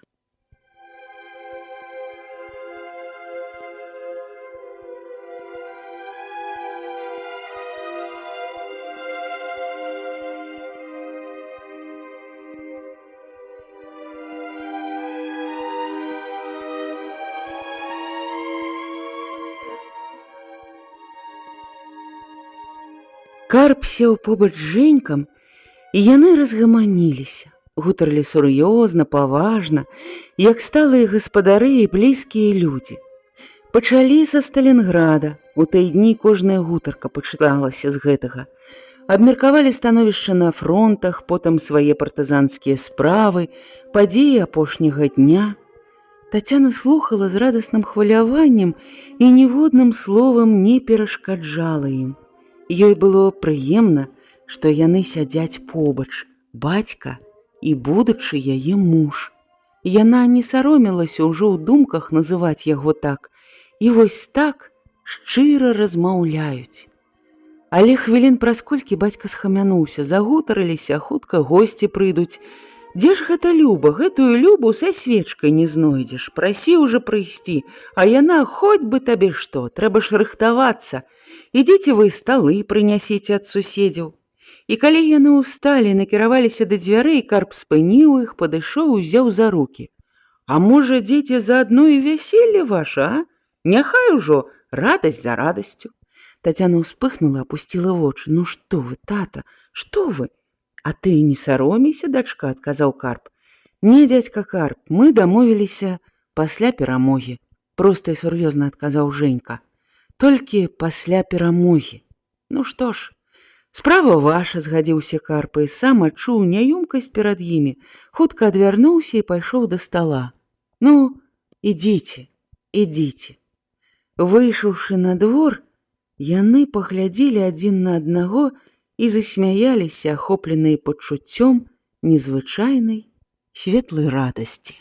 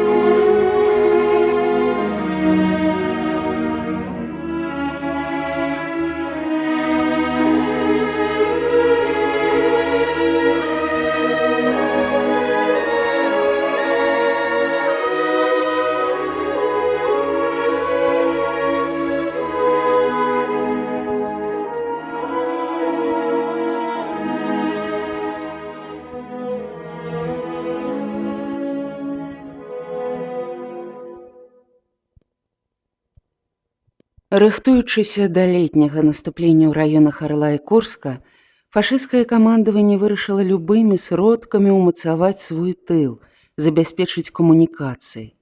Асаблівае значэнне мелі для іх чыгуначныя шляхі Беларусі і паўночнай Украіны, карацейшыя з Германіі да месца будучага наступлення. Таму вясной гітлераўцы выпрацавалі план вялікіх карных экспедыцый. Ставілася мэта поўнасцю задушыць партызанскі рух. На дапамогу тылавым ахоўным часцям былі кінуты лепшыя кадравыя дывізіі з танкамі, авіяцыяй пад камандаю вопытных генералаў.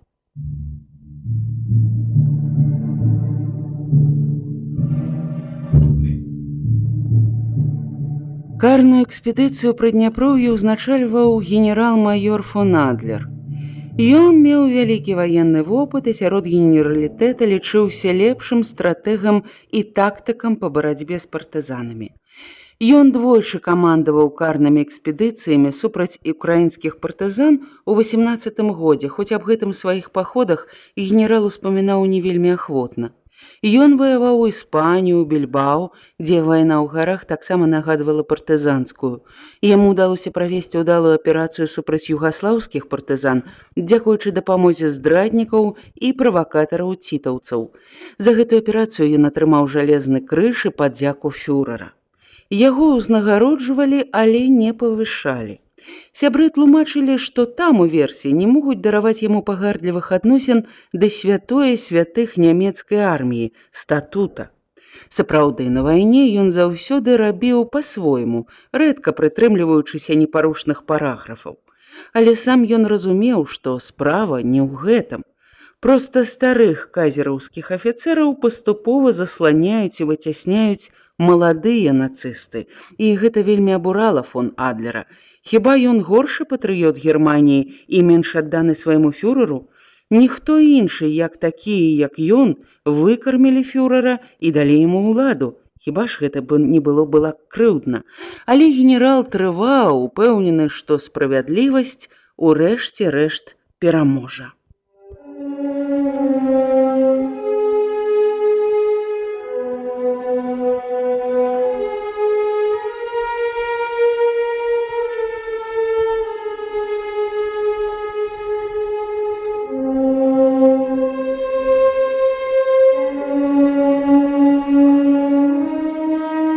Ён ганарыўся сваім паходжаннем, сваімі ваеннымі ведамі, прэтэндаваў на сваю ўласную стратэгію.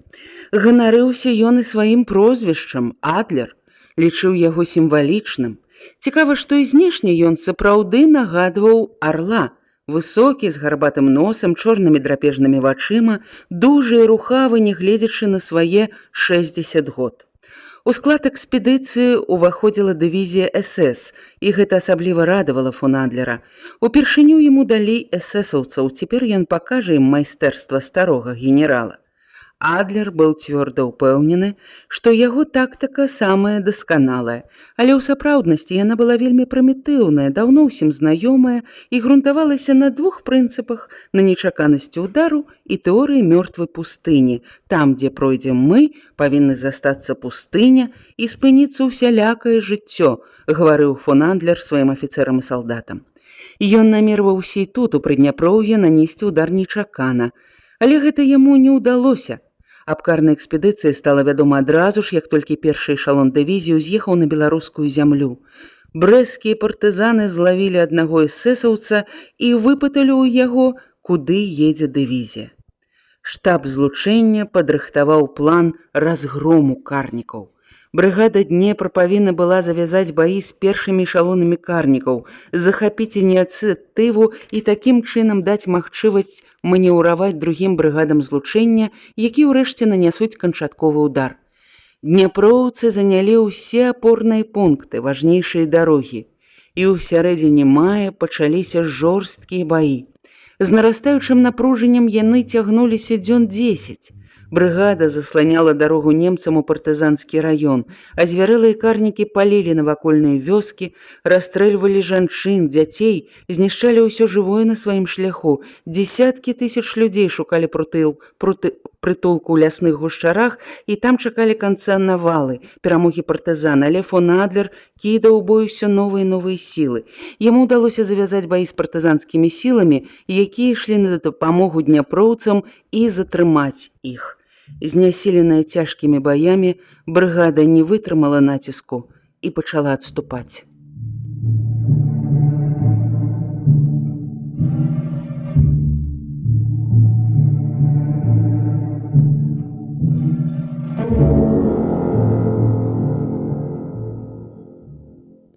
Мікалай Маеўскі з 5 маладымі партызанамі застаўся прыкрыць адыход галоўнага атрада, які непрыкметна зняўся з пазіцыі апошнім сярод белага дня. «Пратрымайцеся толькі 1 гадзіну. Праз гадзіну мы будзем у Баршчоўскім лесе», сказаў на развітанне Лясніцкі і моцна паціснуў начальніку штаба руку.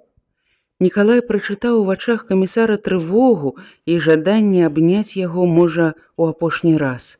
Але Лясніцкі не зрабіў гэтага ў прысутнасці партызан. Ён толькі аглянуўся навокал і упэўнена сказаў: «Ну, хлопцы, вы надзейныя, і пазіцыя ў вас надзейная. Да сустрэчы, таварышы».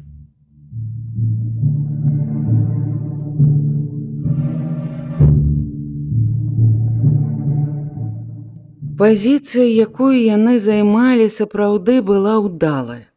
Група залягла на грэблі. З 2 бакоў было балота, парослае хмызняком і напоўненае вясновымі водамі.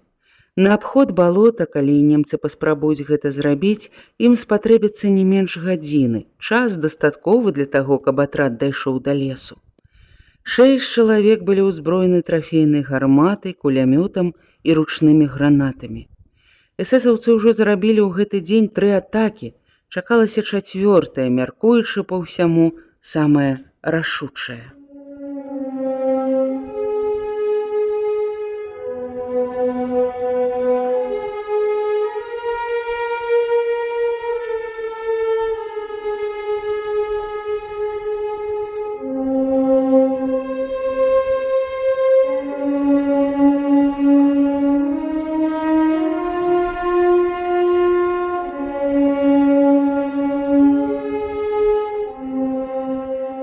Вечарэла. Майскае сонца было заслонена жоўтым дымам дагараючай далечыні вёскі. Але на ўсходзе неба было чыстае, цёмна-блакітнае, без адзінай хмурынкі. Нікалай сеў на мурог на краі дарогі, разоўся і з асалодай апусціў у цёплую ваду канавы, папрэўшы ногі. Хацелася легчы, не вымываючы ног з вады, пацягнуцца і заснуць. У галаве шумела ад нядаўняй страляніны. Змора скоўвала цела, нават цяжка было думаць, і зусім не хацелася весці гэты няроўны бой. Добра было б, каб яны больш не атакавалі, падумаў ён, і аглянуўся на партызан, якія сядзелі каля гарматы і па чарзе курылі адну цыгарку. Гэта былі маладыя хлопцы, 2 з іх зусім яшчэ падлеткі. Яны добраахвотна засталіся з ім, хоць і ведалі, што могуць загінуць на гэтай грэблі. Нікалай заўважыў, што хлопцы трохі хвалююцца, гэта было відно па тым, з якой прагнасцю яны глыталі табачны дым. Ён падняўся і падышоў да іх. «А на мяне што ж, забываеце? Дайце і я пацягну разок. Ну, для вас, таварыш начштаба, ёсць асобна на цыгарачку.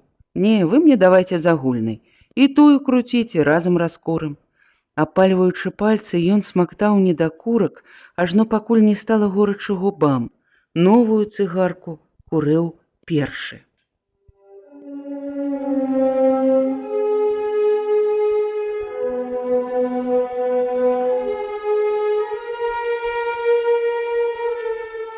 Хлопцы адразу неяк павесялелі. «Маўчаць, гады», — сказаў Цімох Бураў, самы маладзейшы з 5, кінуўшы ў бок немцаў. Усе павярнулі галовы туды. Нікалай зразумеў іх жаданне пачуць яго думку на незразумелае маўчанне ворага. Ён падняўся і пачаў праз бінокль разглядаць месца, куды адкаціліся пасля апошняй атакі эсэсаўцы.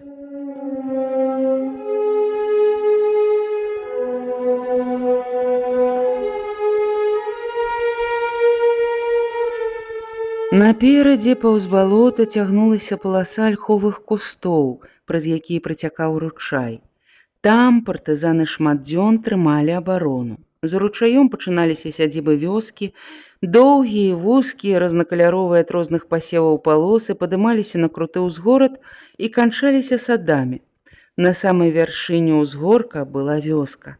Але цяпер там не было ні садоў, ні хат. На фоне блакітнага неба чарнелі абгарэлыя дрэвы і два рады закураных печаў з няроўнымі комінамі.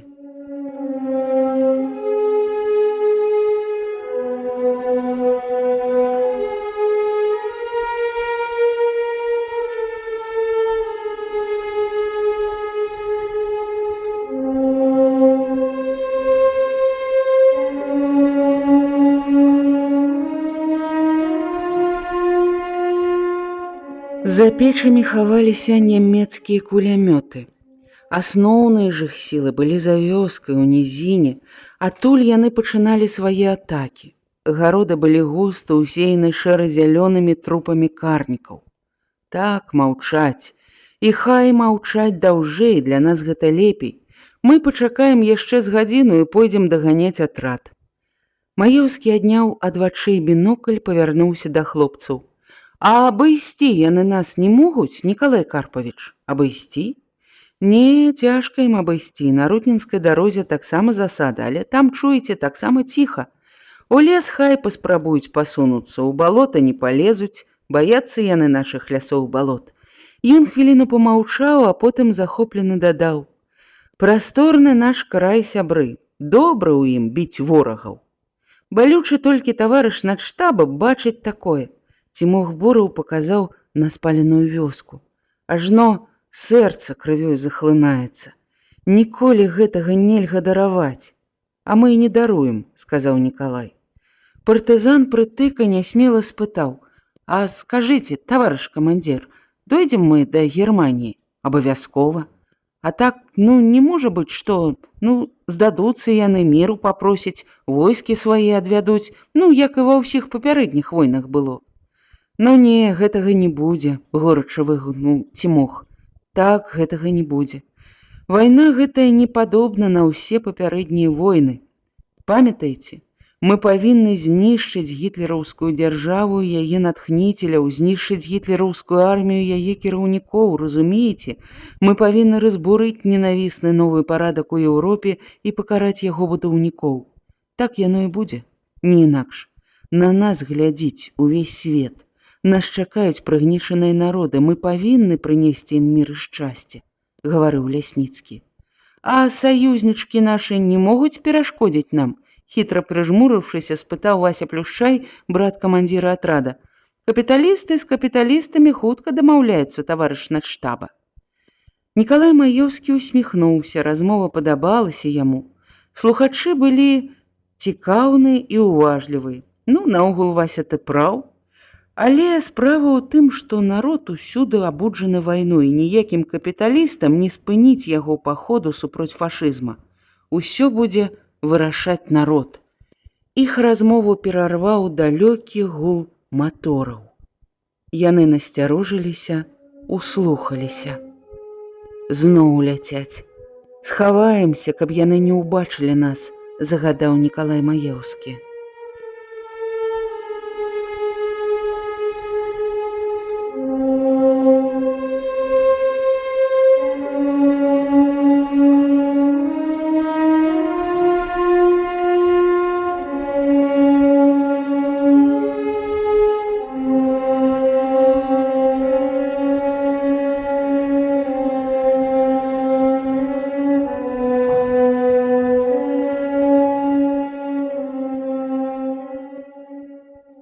Самалёты ўжо неаднаразова за апошнія 2 дні бамбілі партызанскія пазіцыі. Партызаны звыкліся з імі, але гул мацнеў, а самалёты не паказваліся.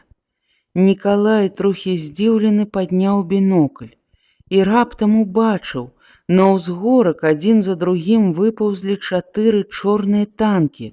Яны на момант нібы спыніліся каля печаў, а потым хутка папаўзлі па схілу гародаў да кустоў, кіруючы на шлях. І адразу ж каля Нікалая апынуліся ўсе партызаны. Байцы не зводзілі з камандзіра вачэй, позіркамі пытаючыся, што рабіць. З танкамі яны сустракаліся упершыню.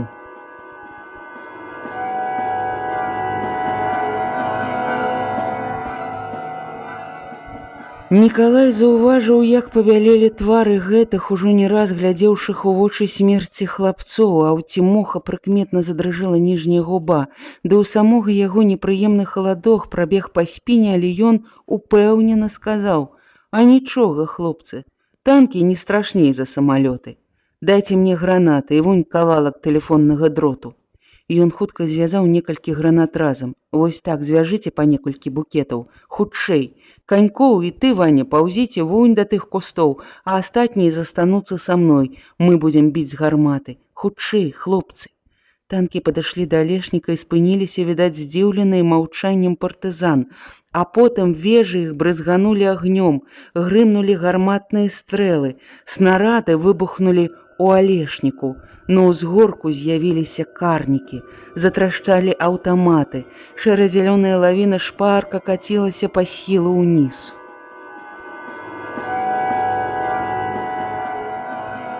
Танкі зніклі ў кустах, але праз хвіліну першы з іх з'явіўся на грэблі і імчаўся проста на гармату. Нікалай сам сеў на заводчыка, грымнуў стрэл, другі, трэці, але танк не спыняўся. Спакойна, спакойна супакойваў ён сябе, стараючыся прыцэліцца як мага лепей, але ад напружання пачало дрыжэць усё цела, дробна стукалі зубы, а ў глыбіні душы нарастала хваля нястрымнай ярасці, і ў гэтую хвіліну ўжо не існавала яго ўласнага жыцця са шматлікімі пачуццямі інстынктам самааховы. Усю яго істоту ахапіла адно пачуццё — спыніць гэта чорнае страшыдла. І каб для гэтага трэба было зарадзіць у гармату самога сябе, ён, не задумаўшыся б, зрабіў бы гэта.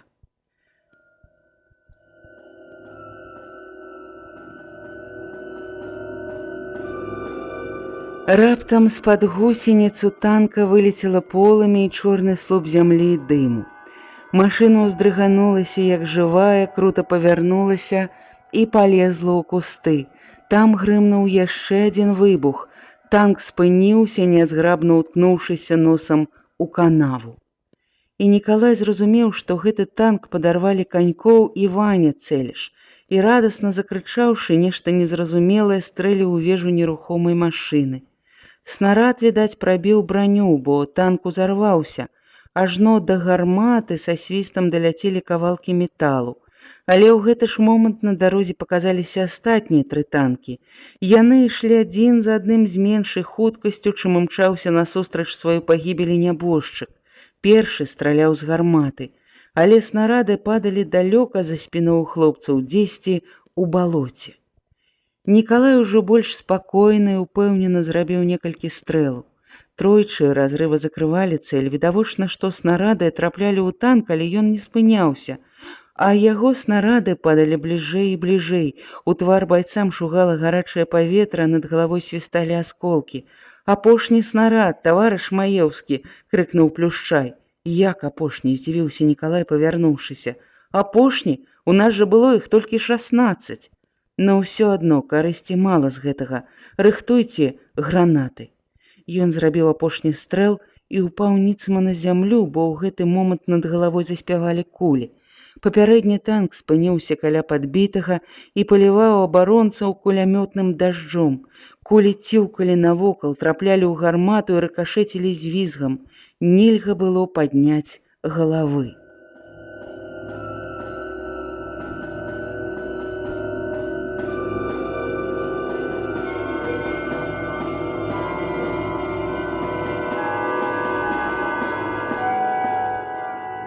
Прытыка на момант падняў галаву і адразу ж ураніў яе. З-пад яго чорных валос па скроні пацёк тонкі струменьчык крыві. Цела выцягнулася. Нікалай падпоўз да кулямёта, адсунуў забітага і, дрыжачы ад злосці, пачаў страляць. У адказ на яго страляніну танк ізноў рушыў наперад. І ў гэты момант Нікалай убачыў Плюшчая. Вася падняўся ва ўвесь рост і, трымаючы абодвух руках над галавой гранаты, пабег насустрач танку.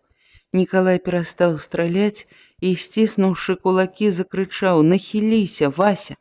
Але Плюшчай упаў, не ўправіўшыся кінуць гранаты, і звязка разарвалася ў яго руках.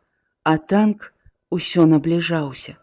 Да яго заставаліся лічаныя метры. Марудзіць нельга было ні хвіліны, і Нікалай таксама падхапіўся, забыўшыся на тое, што трэба нахіліцца, скочыў да танка і кінуў звязку гранат. Перад вачыма бліснула полымя. Нешта гарачае, як струмень вару, пляснула ў твар, а штось цвёрдае балюча ударыла па нагах. Ён упаў, адчуваючы, што ляціць у чорную бездань. Але праз момант перад яго вачыма паплыў блакіт, і ён, асэнсаваўшы ўсё, што здарылася, рвануўся ў бок, каб не быць раздаўленым танкам. Але чыесьці рукі стрымалі яго. Ён аглянуўся і ўбачыў Цімоха, які ляжаў побач і трымаў яго. «Жывы, таварыш начштаба, жывы!» — узрадавана ўсклікнуў хлопец. «А я ўжо думаў!» «А дзе танк?» — спытаў Нікалай. «А танк вы ж падбілі, другія павярнулі назад. Немцы заляглі, не падымайцеся». Нікалай толькі зараз пачуў страляніну і свіст куль над галавой. Аслабелай рукой ён дастаў з кішэні гадзіннік. Прайшло трохі больш за гадзіну, як выступіў галоўны атрад. Ну адступаць. Пора адступаць. Хто жывы? Усе загінулі, таварыш начштаба.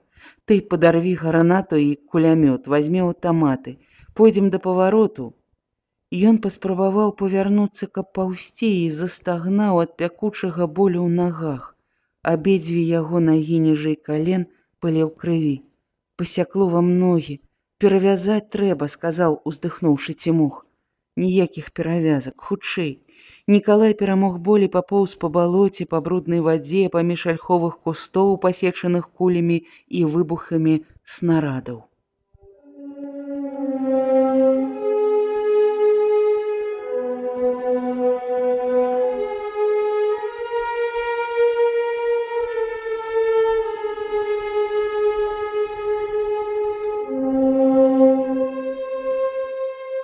Цімох дагнаў яго ўжо там, дзе дарога рабіла паварот. Яны выпаўзлі з балота на грэблю. Нікалай паспрабаваў падняцца і не ўтрымаўся на нагах, ад болю зрабілася млосна. Ён адчуваў, што яшчэ адно такое намаганне ён згубіць прытомнасць. Яму стала страшна. Цяпер, калі баявое заданне было выканана, зусім не хацелася кідацца пад танк, а вельмі хацелася жыць, убачыць сяброў, родных, Алену. Ён сціснуў зубы, каб не захрычаць ад болю і роспачу. «Ну, але цяпер ты мяне не возьмеш», — пагразіў ён у думках смерці і, аглянуўшыся, загадаў разгубленаму партызану. «Цімох, ты і мяне цягні на праўсцяк, вунь туды ў лес». З нечалавечымі намаганнямі, выбіваючыся з сіл, юнак панёс камандзіра праз балота.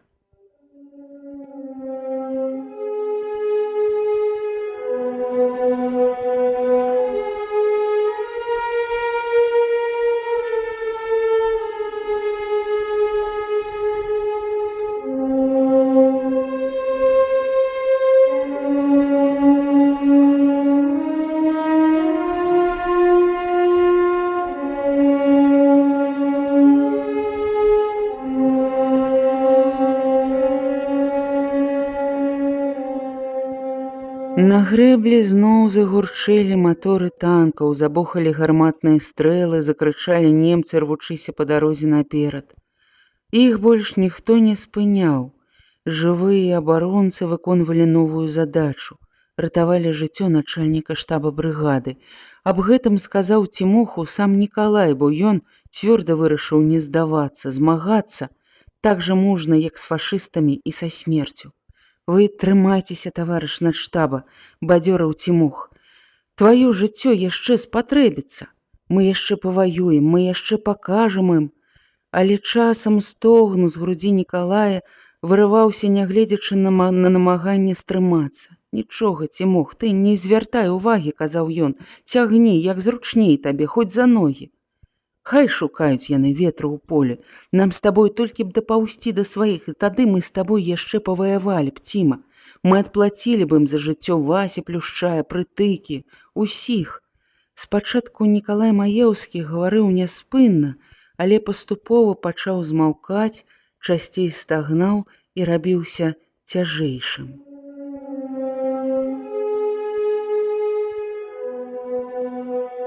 Выбраўшыся на сухую выспу, Цімох упаў на траву і доўга ляжаў нерухома. Ранены таксама маўчаў. Павярнуўшыся на спіну, ён глядзеў у неба. Заходзіла сонца, і дым, што плыў з захаду, зрабіўся ружовым. Боль у нагах сціх, і на адзін момант усё цела ахапіла прыемная стома, але раптам зашумела ў галаве і здалося, што з неба імкліва падае проста на яго вялікае чырвонае палотнішча. Ён падняў рукі, каб схапіць яго, і згубіў прытомнасць.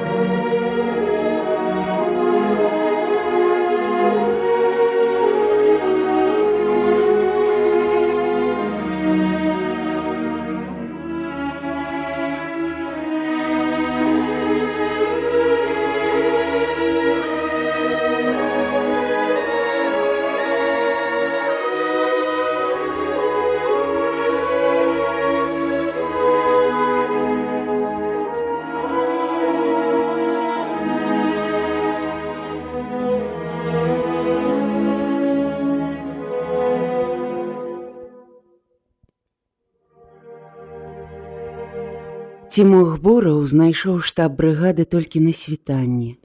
Вартавыя падвялі яго да Лясніцкага, які спаў пад елкай, накрыўшыся старым плашчом. Хлопец спачатку разгубіўся, не ведаючы, як разбудзіць камісара, але, успомніўшы, з чым прыйшоў, усхвалявана прашаптаў: «Таварыш камісар! Таварыш камісар!» Лясніцкі адразу расплюшчыў вочы і, пазнаўшы байца, падхапіўся. «Бураў? А Маеўскі дзе?» «Ён ранены, таварыш камісар!» Ён коротка, заікаючыся ад хвалявання і зморанасці, расказаў пра бой, пра смерць сяброў і пра раненне начальніка штаба. «Я яго нёс да цёмнага, пакуль на ўзлеску не спаткаў аднаго дзеда Лаўрэна, што прыходзіў увосень. Ён дапамог мне перанесці яго ў сялянскі лагер. А ў лесе там яны, уся вёска з каровамі, з усім дабром.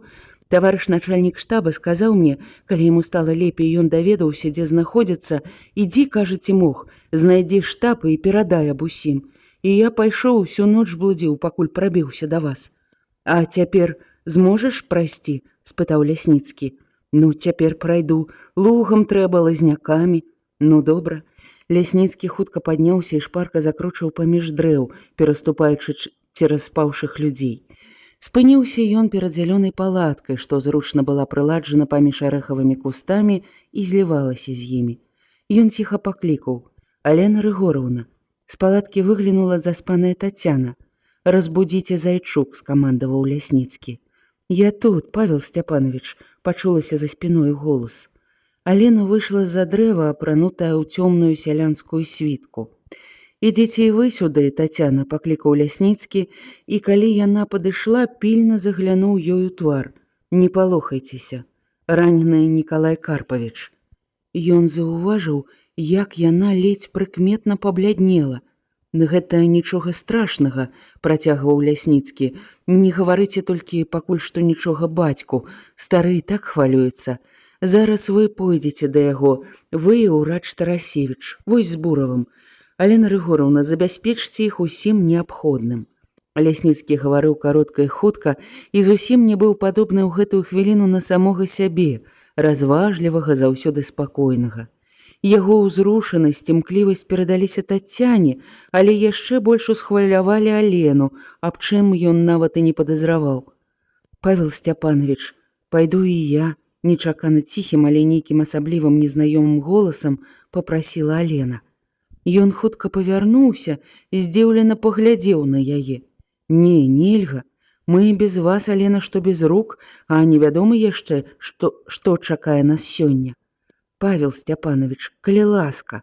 Голас Алены дрогнуў і абарваўся невыпразмерна нацягнутая струна. Лясніцкі не ведаў аб іх адносінах, да і сам Нікалай, жывучы ўвесь час у адной зямлянцы, ні разу нават не заікнуўся аб гэтым. Але незвычайны голас Алены нарадзіў раптоўную здагадку і разам з ёй незадавальненне сабой. Як жа гэта я не бачыў іх адносін, старэю, мабыць, калі такога не заўважаю. І Лясніцкі рашуча адрэзаў: «Нельга, зразумейце». Але, павярнуўшыся, дадаў мякчэй: «Ну не магу, Алена Рыгоровна, зразумейце». Таццяна стрымала яго, дакрануўшыся да рукава ватоўкі. «Таварыш камісар, вы дазвольце ёй, разумееце, ёй вельмі трэба быць там». Гэтая просьба сястры раненага кранула яго. Сумненняў наконт іх адносін ужо не магло быць. Ён павярнуўся, пільна паглядзеў спачатку на Алену, потым на Таццяну, дакорліва хіснуў галавой і ласкава сказаў: «Ну што ж, ідзіце, але перадайце яму». І ён не скончыў, што перадаць, махнуў рукой, абышоў, а здалёк крыкнуў: «І захапіце ўсё неабходнае».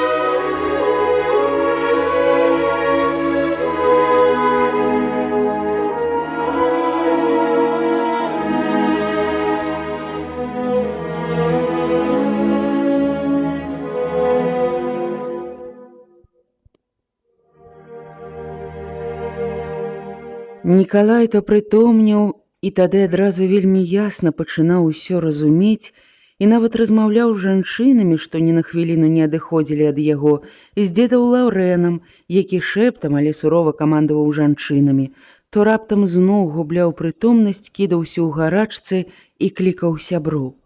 Трызніў ён і тады, калі да яго падышлі Алена і Таццяна.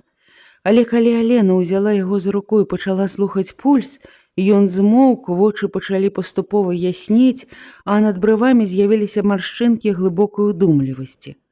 Нарэшце ён пазнаў яе, каго ўвесь час клікаў, і здзіўлена, узрадавана, але няўпэўнена прашаптаў: «Лена? Я, родны, я.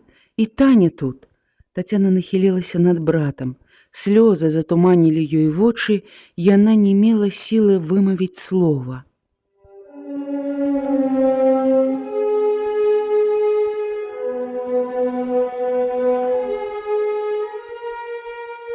Шчаслівая усмешка з'явілася і на змучаным твары раненага. І ён падняў рукі, пяшчотна дакрануўся да шчакі сястры і да шчакі Алены, нібы хацеў упэўніцца, што гэта не прывід, а сапраўды яны. Ну вось і цудоўна. Цяпер я ўжо не буду баяцца за сваё жыццё, цяпер яно ў надзейных руках, так? Голас яго ўжо быў амаль звычайны, толькі хрыпеў, як у прастужанага. Прыступнасць урача і роднай сястры вярнула яму сілы і веру ў перамогу жыцця над смерцю, а для хворага гэта галоўнае. Алена зразумела яго душэўны ўздым і нават пажартавала: «Так, цяпер адзіны і бязлітасны начальнік над табою – гэта я. Ты трымайся, але давай твае ногі, паглядзім раны». Таццяна развязала ручнікі, якімі яго перавязалі жанчыны і якія ўжо прапіталіся крывёй і прысохлі. Калі яна аддзірала іх, Нікалай не стрымаўся і застагнаў, Алена выцерла марлі яго ўспацелы лоб, ласкава усміхнулася. Ты трывай, атаманам будзеш. Яна нахілілася над ранамі і адразу ж выпрасталася. Твар яе збялеў. Нікалай пільна сачыў за ёй. Стаіўшы дыханне, глядзелі на яе Тацяна, Цімох, дзед Лаўрэн і жанчыны, што стаялі воддаль. Яна адчула гэтыя скрыжаваныя на ёй позіркі і зноў нахілілася, дакранулася пальцамі да яго ног. Не, памылкі не магло быць. Гэта ж вельмі проста і знаёма. Не першы раз убачыць яна гэтую сінюю апухласць з газамі пад скурай і адчувае гэты гнойны пах. Падняўшы галаву, яна сустрэлася вачыма з дапытлівым позіркам Нікалая. «Што?» – аднымі губамі спытаў ён. Урач зразумела, што ўманіць позна, да і не патрэбна, і адказала спакойна і проста, толькі крыху незвычайна расцягнуўшы словы. Гэта газавая гангрэна.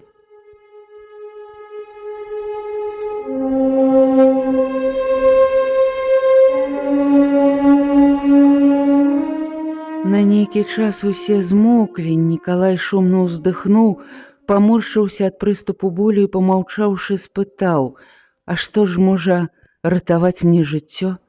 Яна адказала механічна, не задумаўшыся, як адказваюць на экзамене на вельмі знаёмае пытанне. «Ампутацыя».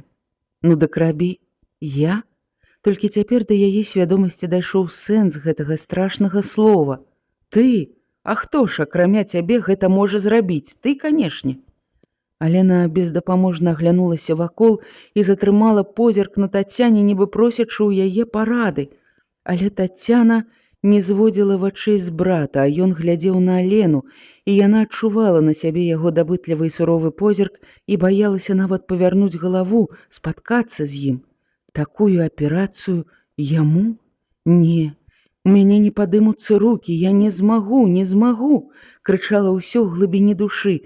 Нікалай зразумеў яе душэўны стан і раззлаваўся. Што? Не хапае духу, таварыш галоўны ўрач брыгады, так? Дык навошта ж вы ішлі сюды? Аддаць мяне ў лапы смерці? Не, а я не здаюся без бою. Я жыць хачу. А жыць нельга без галавы, а без ног жыць можна. І змагацца можна, вы чуеце? Рабіце аперацыю.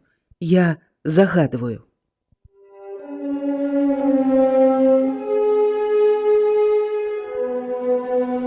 І гэтае рашучае «я загадваю» схамянула яе.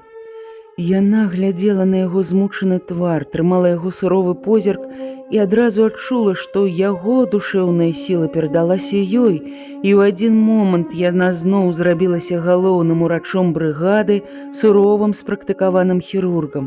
Не першы раз ёй рабіць аперацыю ў такіх умовах. За 2 гады яна навучылася ўсяму, чаму ў звычайных мірных умовах нельга было б навучыцца і за дзесяцігоддзі. Алена аглянулася навокал, спыніла свой позірк на возе, што стаяў недалёка пад хвояй, і, звярнуўшыся да Тацяны, загадала: «Вы рыхтуйцеся да аперацыі. Хворага на воз». Потым павярнулася да дзеда Лаўрэна: «Распаліце агонь і дастаньце добрую нажоўку». «Пілу?» – не зразумеў стары. «Так, пілу». Дзед падняў руку, каб затуменна пашкрэбце патыліцу, але Алена заўважыла і папярэдзіла гэты рух. «З-пад зямлі дастаньце, а каб была». Голас яе сурова зазвінеў. «Слухаюся», – па-вайсковаму адказаў стары і, адышоўшы, сярдзіта зашыпеў на баб, разагнаў іх усіх у розныя бакі. Аперацыя цягнулася 1,5 гадзіны.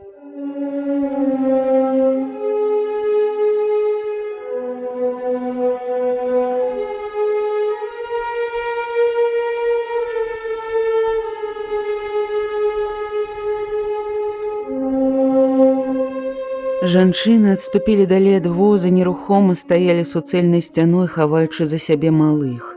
Толькі адзін раз яны спалохана адхіснуліся, калі Алена пачала піліць аголеную кость нагі. «Божухна, да што ж гэта робіцца на белым свеце?» – прашаптала адна старая. «А гаворыць жа, што яна яго жонка, а тая другая сястра. Што ты, мілая, жахніся, будзе жонка такое рабіць. А што ж вы думаеце, бабуля? Па-вашаму, лепей хай памірае чалавек? Вы чулі, што ён гаварыў? Не бойцеся, такі чалавек і без ног будзе жыць, ды яшчэ з такой жонкай. Пэўна ж, мілая, няхай бы мой Міця без ног з'явіўся, я б яго на руках насіла, сказала жанчына, якая трымала грудное дзіця. Господі, але ж якое сэрца трэба мець, каб адпілаваць ногі роднаму чалавеку. Лаўрэн, які стаяў наперадзе бліжэй да воза, павярнуўся і пагразіў бабам кулаком, і яны паслухмяна змоўклі. Скончыўшы аперацыю, Алена сарвала з яго твару хлараформавую маску і, хістаючыся, як п'яная, пайшла на людзей. Жанчыны з павагай расступіліся перад ёй, але яна не бачыла іх.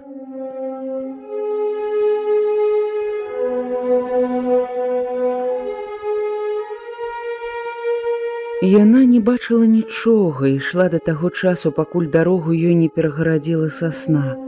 Тады яна падняла галаву, абхапіла дрэва рукамі і спаўзла па ім на зямлю, падрапаўшы аб шурпатую кару шчаку і рукі. «Вады, вады дайце, дуры!» – закрычаў на спалоханых баб дзед Лаўрэн.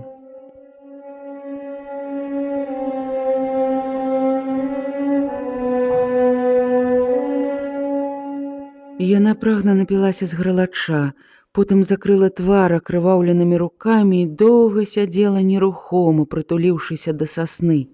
Спачатку ў галаве была нейкая гулкая, балючая пустэча і не было ніводнай думкі, а потым яна адчула вялікую зморанасць, фізічную, душэўную, абыякавасць да ўсяго навакольнага і падумала, а вось яна і скончылася, маладосць. І адразу ж успаміны, думкі, даўнія мары закружыліся ў галаве завірухай.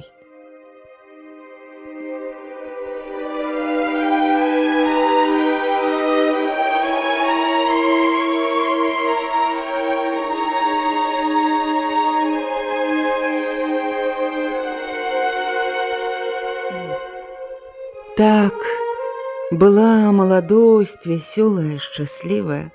Была радасць першага адзінага кахання, боль разлукі, расчаравання, рэўнасць, пакуты, нечаканае з'яўленне яго, адзіная бурная размова ў памятную навальнічную ноч, новыя пакуты амаль год.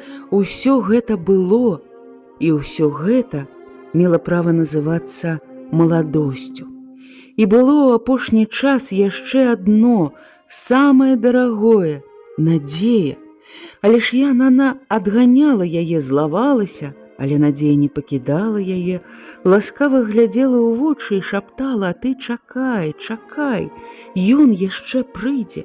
І каб ён прыйшоў, як у тую ноч, магчыма, што яна ўсё даравала б яму, усё магчыма, але ён больш не прыходзіў. А што цяпер? Што засталося цяпер? Куды ж гэты суровы дзед аднёс яго ногі, падумала яна і адняла ад твару рукі. Каля воза, схіліўшыся над ім, стаяла Таццяна. Алена раптам пазайздросціла ёй, няхай бы і яна была яго сястрой. Тады б усё было так проста і зразумела, і не было б гэтых пакут. Ну, было б шкада яго бязногага. Але адно ён застаўся б для яе любімым братам. А так? Што так? Так ён раптам стане ёй чужым, далёкім, непатрэбным. Яна сціснула далонямі скроні і застагнала ад болю, але праз хвіліну падняла галаву, і ў вачах яе засвяціўся дзіўны агонь. І ў гэты момант яна чамусьці зноў адчула сябе маладой. А чужы? Чаму ж чужы? Чаму далёкі? Спытала яна ў самае сябе. Не, цяпер ён зноў родны, блізкі, цяпер ён мой, толькі мой, цяпер я сама пайду да яго. Як гэта ён сказаў? Нельга жыць без галавы, а без ног жыць можна. Так мы будзем жыць, родны мой.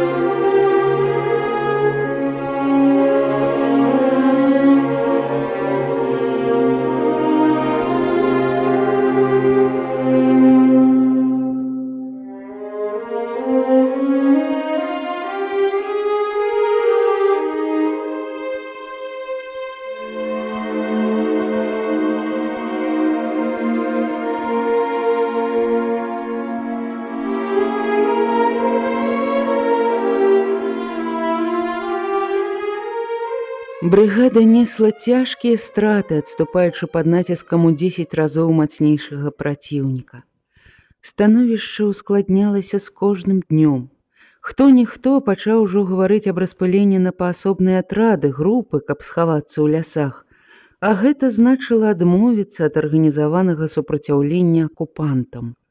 Штаб злучэння не пайшоў на гэта і, змяніўшы першапачатковы план, даў загад пераправіцца цераз Дняпро і ісці ўглыб вялікіх лясоў, заманьваючы туды карнікаў. Каб палегчыць пераправу, насустрач дняпроўцам быў высланы партызанскі атрад сівака, які падрыхтаваў усё неабходнае, пабудаваў паром, сцягнуў лодкі.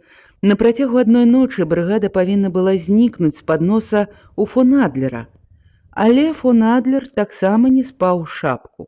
Ён разведаў і разгадаў гэты манеўр. Даўшы магчымасць пацягнуцца атрадам брыгады да пераправы, карнікі нечакана нанеслі ўдар па сіваку, разграмілі яго невялікі атрад і занялі супрацьлеглы бераг. Брыгада была абкружана, прыціснута да ракі, і завязаліся жорсткія баі. Партызаны займалі 2-кіламетровую паласу ўздоўж Дняпра. На шчасце, участак гэта быў вельмі перасечаны, лясісты, што значна палягчала абарону і ускладняла задачу карнікаў. Баі разгараліся з узрастаючым напружаннем. У першыя 2 дні немцы кідаліся ў шалёныя атакі па 5-6 разоў у дзень, але кожны раз ганебна каціліся назад, пакідаючы сотні забітых.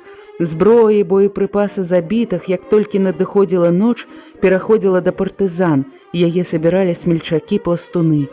3-й дзень фон Адлер абстрэльваў партызан з артылерыі і бамбіў з самалётаў. А пад вечар гітлераўцы праз радыёрупары прапанавалі партызанам здацца і за гэта абяцалі дараваць усім жыццё. Ім адказаў Пятро Барада праз свой рупар. Ён нагаварыў столькі гарачых пажаданняў фон Адлеру і Гітлеру заадно, што фашысты адразу ж спынілі сваю прапаганду і пачалі страляніну, каб заглушыць яго словы. У наступныя дні фон Адлер зноў атакаваў з упартасцю вар'ята, нягледзячы на велізарныя страты ў часцях. Артылерыя і авіацыя няспынна бамбілі бераг, скошваючы дрэвы і кусты. Здавалася, што пасля такога агню на гэтым невялічкім участку берага не павінна застацца жывой душы. Але як толькі эсэсаўцы падымаліся ў атаку і набліжаліся да партызанскіх акопаў, іх сустракаў смяротны лівень куль, мін, гранат і снарадаў. Фон Адлер шалеў ад злосці. І ўрэшце ён спыніў атакі. Надта дорага яны каштавалі яму. Новы план яго заключаўся ў тым, каб працяглай блакадай штодзённым сістэматычным арт-абстрэлам знясіліць партызан, магчыма, узяць іх голадам. Ён добра ведаў, што адступаючыя партызаны амаль не мелі ніякіх харчовых запасаў.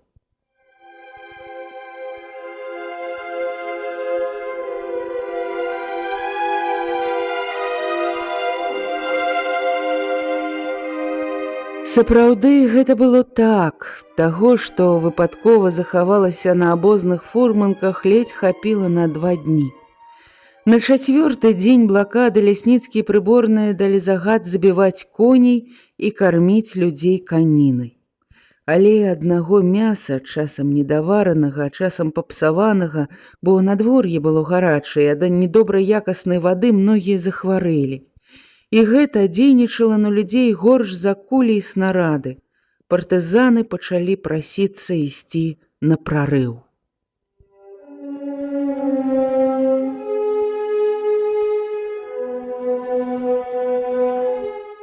Але камандзір і камісар брыгады разумелі, што ісці на прарыў, не разведаўшы абставіны сіл ворага без падтрымкі, значыцца весці на верную смерць 1500 чалавек. Ды і штаб злучэння загадваў парадаю трымацца да адыходу атрадаў, якія ішлі на выручку дняпроўцам з 2 бакоў. Яны былі павінны адцягнуць галоўныя сілы карнікаў.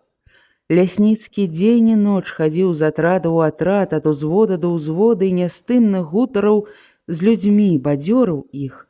Ну нічога, таварышы, Сталінградцы трымаліся не ў такіх абставінах. Голая палоска ў якіх-небудзь 60 метраў, а ў нас лес і такая шырыня, мы выстаім. Аб нашым становішчы Масква ведае, дапамагае нам. Вось, напрыклад, сённяшняя радыёграма. Трымайцеся, зробім усё неабходнае. І, безумоўна, зробіць. Там словы на вецер не пускаюць.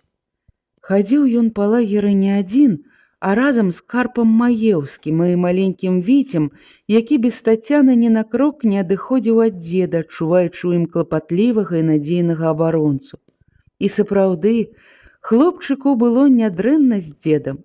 Ён не галадаў, як галадалі ўсе іншыя, у тым ліку і дзеці, а іх было чалавек 10 у брыгадзе.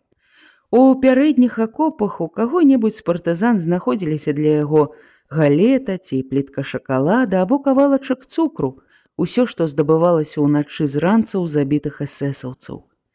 Карп Маеўскі неяк выпадкова ў першы дзень блакады застаўся пры камісару пасыльным, але Лясніцкі зразумеў, што лепшага пасыльнага і памочніка, чым гэты разважлівы і працавіты стары, яму не знайсці, і не адпускаў яго ад сябе. Асабліва падабалася Лясніцкаму, што ў іх цяжкім блакадным жыцці ён на ўсё глядзеў па-гаспадарску, клапаціўся аб кожнай рэчы, якая магла спатрэбіцца ў далейшым.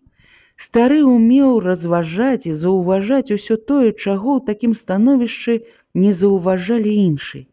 І аднойчы ён сказаў Лясніцкаму: «Раненых, Павел Сцяпанович, трэба перанесці на паляну. Там і снарадаў менш падае, і, галоўнае, камароў менш, а то ад іх ратунку няма». А ў другі раз ён прапанаваў збудаваць некалькі лодак на ўсякі выпадак і сам узначаліў гэтую работу. За дзень былі пабудаваны 2 лодкі і невялічкі плыт. Дзень і ноч ён быў на нагах. Працаваў, хадзіў, клапаціўся, каб камісар і ўнук адпачывалі, былі накормлены хоць канінай з шчаўем і не лезлі дарэмна пад кулі. Ні пры якіх абставінах Карп не губляўся і здаваўся жыццярадасным і бадзёрым. Але Лясніцкі ведаў, што стары Карп Маеўскі няспынна думае аб дзецях, ці жывыя яны. А думка аб магчымай смерці Нікалая, Тацяны і Алены была балючай і для самога камісара.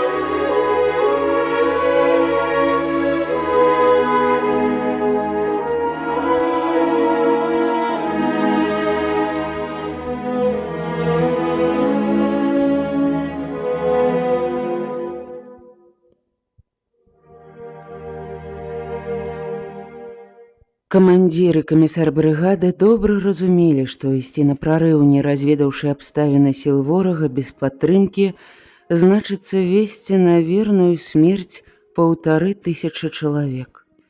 Да і штаб злучэння загадваў па радыё трымацца да падыходу атрадаў, якія ішлі на выручку дняпроўцам з 2 бакоў і якія павінны былі адцягнуць галоўныя сілы карнікаў.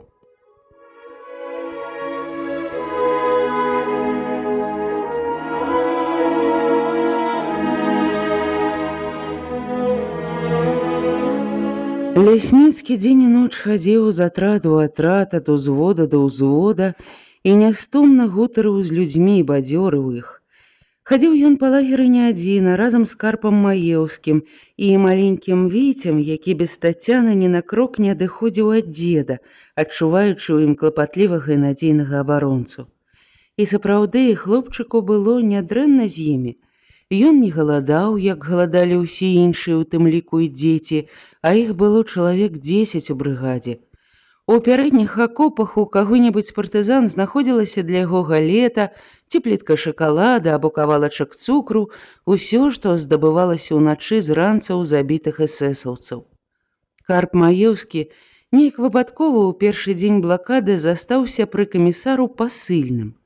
Але Лясніцкі зразумеў, што лепшага пасыльнага і памочніка, чым гэты разважлівы і працавіты стары, яму не знайсці, і не адпусціў яго ад сябе. Асабліва падабалася Лясніцкаму, што і ў цяжкім блакадным жыцці ён на ўсё глядзеў па-гаспадарску, клапаціўся аб кожнай рэчы, якая магла спатрэбіцца ў далейшым. Стары ўмеў заўважаць усё тое, чаго ў такім становішчы не заўважалі іншыя. Вось аднойчы ён сказаў Лясніцкаму: «А раненых, Павел Сцяпанович, трэба перанесці на паляну. Там і снарадаў менш падае, і галоўнае камароў менш, а то ад іх ратунку няма». У другі раз ён прапанаваў збудаваць некалькі лодак на ўсякі выпадак і сам узначаліў гэтую работу, і за дзень былі пабудаваны 2 лодкі і невялічкі плыт. Дзень і ноч быў ён на нагах, працаваў, хадзіў, клапаціўся, каб камісары ўнук адпачылі, былі накормлены хоць канінай з чаўем, не лезлі дарэмна пад кулі. Ні пры якіх абставінах ён не губляўся і не здаваўся жыццярадасным, бадзёрым. Але і Лясніцкі ведаў, што стары няспынна думае аб дзецях. Ці жывыя яны? А думка аб магчымай смерці Нікалая, Тацяны і Алены была балючай і для самого камісара.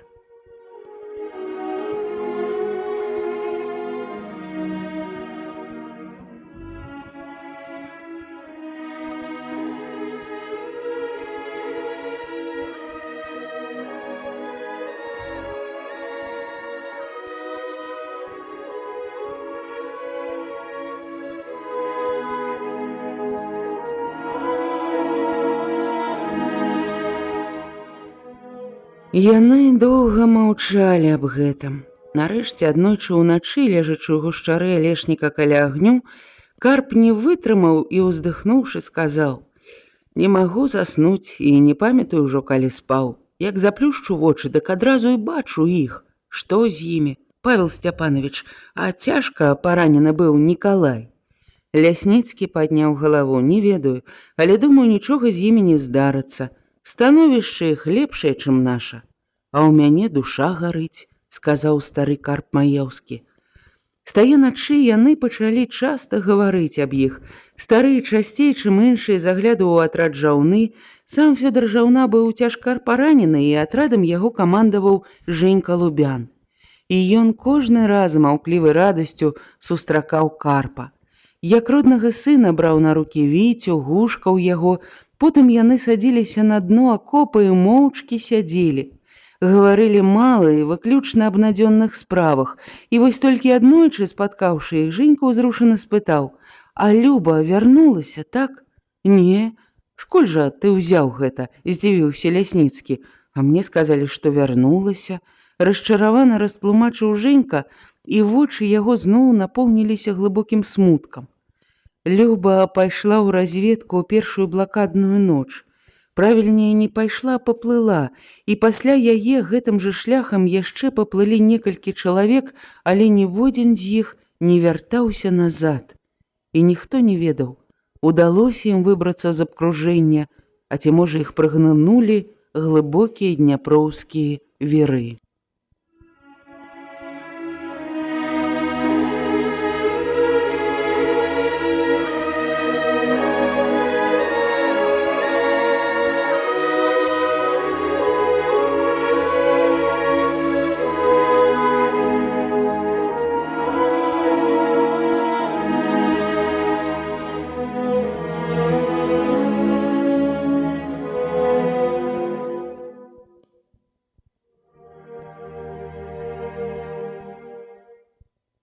У гэты ж дзень здарылася найвялікшае няшчасце. Снарадам была разбіта радыёстанцыя. Звестка гэтая маланкую абляцела ўвесь лагер. Лясніцкі і прыборны з розных бакоў кінуліся да месца здарэння. Камандзір брыгады ўбачыў папсаваную рацыю забітага радыста і ў роспачы пачаў злосна лаяцца. Ось як, адразу аглушылі і асляпілі. Што ж цяпер рабіць будзем? Лясніцкі спакойна загадаў усім разысціся, і калі яны засталіся адны, сказаў прыборнаму: «Не надта хвалюйцеся, Сяргей». Камандзір абурыўся: «Што ты мяне суцяшаеш? Ад такой страты плакаць хочацца не толькі што, безумоўна, страта цяжкая, а калі мы з табой сапраўды заплачам, у роспач укінемся, што ж з гэтага будзе? Харч для панікёраў, так?» Прыборны, відаць, згадзіўся, бо адразу супакоіўся, толькі махнуў рукой: «А ну цябе, ніякіх панікёраў у нас не будзе і ніколі не было, можаш быць упэўнены. Не думай толькі, што і ў нас сапраўды няма баязліўцаў. Сям'я не без уродаў. Я вось за адным хворым 2 дні назірае, вельмі дзіўна хварэе чалавек». «Хто?» – спытаў прыборны. «Кулеш», – адказаў Лясніцкі. «Ну вось зноў ты за куляша. Па тваёй падазронасці яго даўно ўжо трэба было расстраляць, а ён цэлую зіму з намі быў. Я не сцвярджаю, што ён здраднік, але баязлівіць пэўна, хварэе ад страху», – адзначыў Лясніцкі. «Сярод нашых людзей адзін нягоднік панікі не зробіць, не тыя людзі, Павел», – адказаў прыборны. Лясніцкі згадзіўся з ім: «Гэта правільна, людзі ў нас цудоўныя, у іх я і веру. Аднак нам з табой зараз, як ніколі, трэба быць пільнымі, а для гэтага нам трэба быць разам».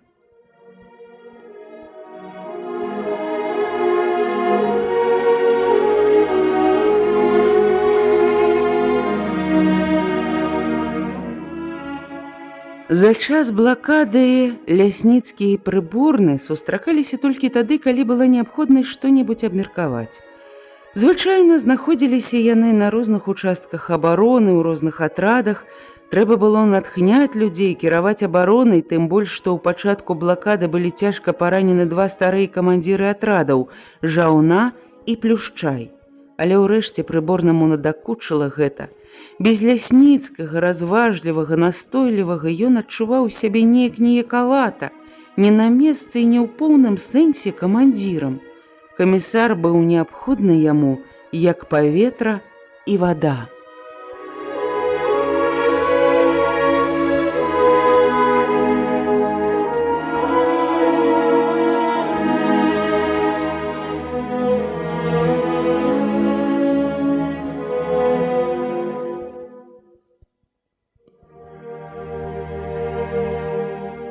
Рэшту дня яны правялі разам. Пабылі ў атрадах, аглядзелі пазіцыі, праверылі раненых і хворых, падлічылі боепрыпасы. І наогул грунтоўна ўзважылі свае сілы. Калі сцямнела, прыйшлі на бераг і селі ў галлё паваленай снарадам сасны. Зверху накінулі трафейную плашч-палатку. Пасля доўгай спякоты ўвечары прашумела навальніца, а потым неба зацягнула хмарамі і пайшоў дробны і цёплы майскі дождж. Ён ласкава барабаніў па парусіне, шамацеў па паверхні ракі. Паветра было насычана духмяным водарам смалы, пахам сухога лісця, паваленых выбухамі дрэў і рачной твані. «Адзінае месца, дзе, здаецца, не пахне крывёю», – сказаў прыборны. Лясніцкі не адказаў. Навокал было вельмі спакойна. Толькі за спіною хляскалі рэдкія стрэлы, ды раз-пораз згушчаную дажджом цемру ночы рвалі нямецкія ракеты. Дзесьці забрахаў сабака, і нюба адказ на гэты гук роўніць ракі лізнуў кінжал пражэктара і некалькі хвілін асцярожна мацаў партызанскі бераг. Потым, калі ён патух, з другога боку даляцела п'яная песня. «Балююць, сволачы, здорава яны сціснулі нас», – зноў сказаў прыборны. «Так, і, відаць, нам трэба вырывацца ўласнымі сіламі». Прыборны ўздыхнуў. 200 чалавек раненых, столькі ж хворых, па 20 патронаў, па 2 гранаты на здаровага байца, паўсотні снарадаў на ўсю брыгаду. Але і дапамогі чакаць рызыкоўна, сказаў Лясніцкі, становішча наша не паляпшаецца. Калі яны пачнуць атакаваць нас з такім націскам, як у першыя дні, мы не вытрымаем, будзем глядзець праўдзе ў вочы. Трэба прарывацца. А куды? Дзе ў іх слабае месца, разважаў услых прыборны. Ніколі яшчэ не былі такімі сляпымі. Ні в адзін разведчык не вяртаецца, няўжо ўсе загінулі. А ведаеш, усё ж можа быць. Гэты хітры д'ябал мог на 10 кіламетраў уніз варту паставіць на берагах. Так, недаацанілі мы яго. Але душа з яго прэч, нас ён не зможа перахітрыць. І тут Лясніцкі нервова зламаў тоўстую галіну, якая трэснула гучней за пісталетны стрэл. Не нарадзіўся яшчэ той немец, якога рускі чалавек не адолеў перахітрыць. А што, у цябе ёсць план? Будзе. Павінен быць, будзем думаць, паклічам камандзіраў, камісараў брыгады, параімся з імі, што-небудзь прыдумаем, абавязкова прыдумаем. Махорачка яшчэ ёсць у цябе? Дай. Лясніцкі доўга думаў, глытаючы дым гнілой махоркі. Цяжкі камень давеў яму на сэрца, балюча было за сяброў, якія загінулі, пакутаюць ад ран, за аперацыю. І гэта вымушала думаць больш напружана, аналізаваць кожную дэталь будучага плана.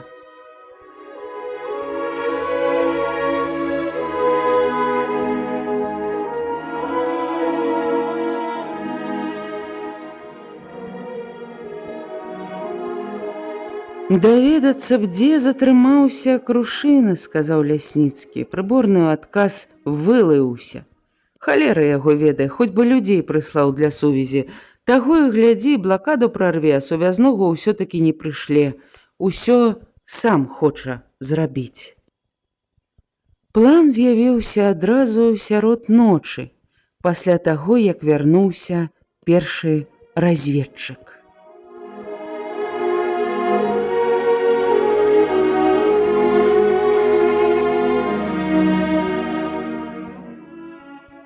Прыборны ўжо драмаў, бачыў нейкі цяжкі сон, калі перад імі, нібы з-пад зямлі, раптоўна вырас Пятро Майбарада. Разбуджаны камандзір брыгады не верыў сваім вачам, далі Бог, гэты хлопец у сарочцы нарадзіўся. Ну, сядай, Пятро, сядай, ды хутчэй расказвай. Лясніцкі ажно цёр ад нецярпення рукі, што там? Сёння гэтай шыпучай гады перакінулі з таго берага на гэты батальён галаварэзаў. А з гэтага берага на той батарэю паставілі на паляне насупраць нас. Заўтра трэба чакаць гасцінцаў. Пятро Майбарада расказваў спакойна і каротка. Яму здавалася, што нічога каштоўнага ў гэты раз яму разведаць не ўдалося, і таму незадаволены сабой ён быў вельмі сур'ёзны і сумны. Пяхоты ў іх там амаль не засталося, за сінім берагам жывой душы няма. Я ўвесь вечар там хадзіў. А высадзіцца там можна? Ледзь не ў адзін голас спыталі Лясніцкі і прыборны. Калі даплыць на чым-небудзь, гэта ж супроць цячэння, дык хоць зараз, а што? Нічога, пакуль што нічога. Але ж ты ляж і гадзінку паспі, аддыхні, а мы паходзім, падумаем, ласкава сказаў Лясніцкі. Яны моўчкі накіраваліся да ракі.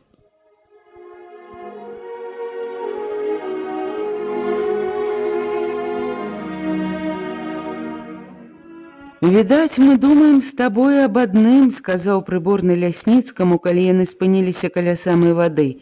«Паслаць групу пад яго камандай на той бераг, так? Яна войдзе ў тыл, нападзе на батарэю. Наробіць шуму», – сказаў Лясніцкі, – «і пачне дэманстратыўную атаку». «Калі?» – спытаў прыборны. «Заўтра ўвечары. Адлер, безумоўна, ведае, адкуль ідзе Крушына. Я ўпэўнены, што гэта ён затрымаў яго, і раптам з'яўленне новых партызанскіх сіл там, дзе ён не чакаў іх, гэта парушыць яго планы. Ён вымушаны будзе здымаць уначы часці з гэтага берага і кідаць на той. І вось у гэты момант мы зробім скачок назад у Баршчоўскі лес. А чаму Баршчоўскі? Ісці дык ісці, а там нас зноў абкружаць. Далёка ісці мы не зможам, не хопіць сіл, а ў баршчоўскім лесе няхай абкружаюць, там справа іншая. Там яму прыйдзецца расцягнуць свой фронт на дзесяткі кіламетраў, а мы будзем як дома, зможам манеўраваць. Акрамя таго, у лесе хаваюцца баршчоўцы з жывёлай і хлебам, і яны падтрымаюць прадуктамі, а там і крушына падыдзе. Згодзін? Спытаў Лясніцкі. Згодзін-то згодзін, але раптам Адлер пачне наступленне раніцой. Не падабаецца мне гэтая перагрупіроўка. Туды батарэю, сюды пяхоту, адказаў Сяргей Прыборны. Ну, у такім выпадку атрад мой барады зноў-такі будзе дарэчы. Мы дадзім ім сігнал, і яны пачнуць атаку ў час адлераўскага наступлення і сарвуць яго. Так што давай хутчэй падумаем, каго паслаць. Наш флот чалавек 20 падыме? Эх, і ночка сёння цудоўная, другую такую не дачакаемся. Паслухай, як дождж шуміць. І цемра хоць вока выкалі.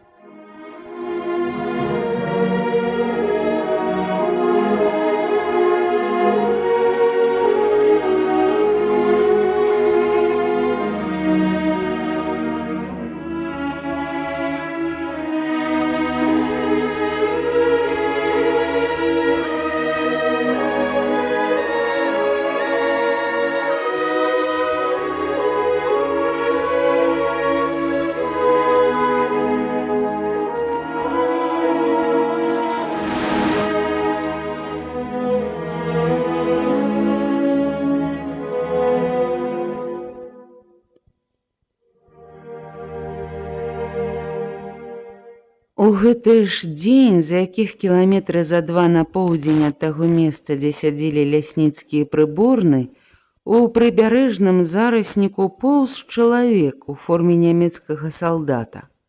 І ён схаваў каля самага берага камплект афіцэрскай вопраткі і папоўз назад. Праз колькі хвілін ён шпарка ішоў па торнай дарозе на поўнач. Яго спынялі вартавыя, ён адразу паведамляў ім пароль, а падышоўшы бліжэй, лаяўся і гаварыў чыста па-нямецку, а потым, закурыўшы з вартавым, ішоў далей.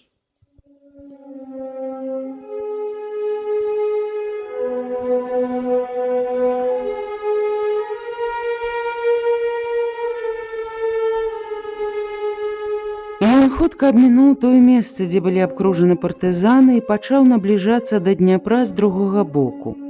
Але тут ён сышоў з дарогі і зноў вельмі асцярожна папоўз праз кусты. Ён раз-пораз спыняўся, прыслухоўваўся, часта і гучна стукала сэрца, ажно кроў калюча штурхала ў скроні.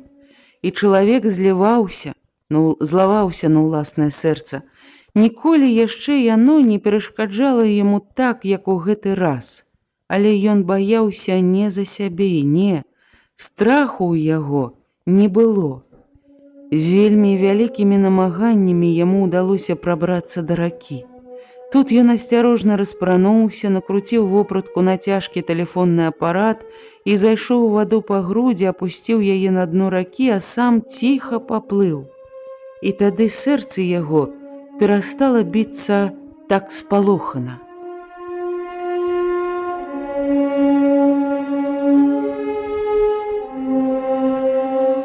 На сярэдзіне шырокай ракі, над шматметровай глыбінёй, над чорнымі вірамі, ён адчуваў сябе, як у родным доме, плывучы адпачываў і думаў спакойна і разважліва. Як магчыма, і кожны спрактыкаваны разведчык, ён пачаў успамінаць і дэталёва аналізаваць зробленае, ці няма часам памылкі. Успамінаў усё, кожнага чалавека, кожную размову.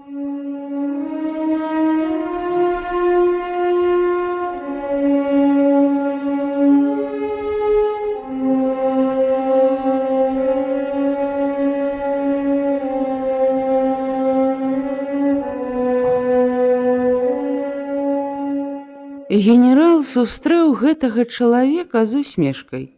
Ну што, зноў не ўдалося вам адпачыць? Не шанцуе. Правільней кажучы, шанцуе, паправіў чалавек. Так, шанцуе, згадзіўся генерал, аднак да справы.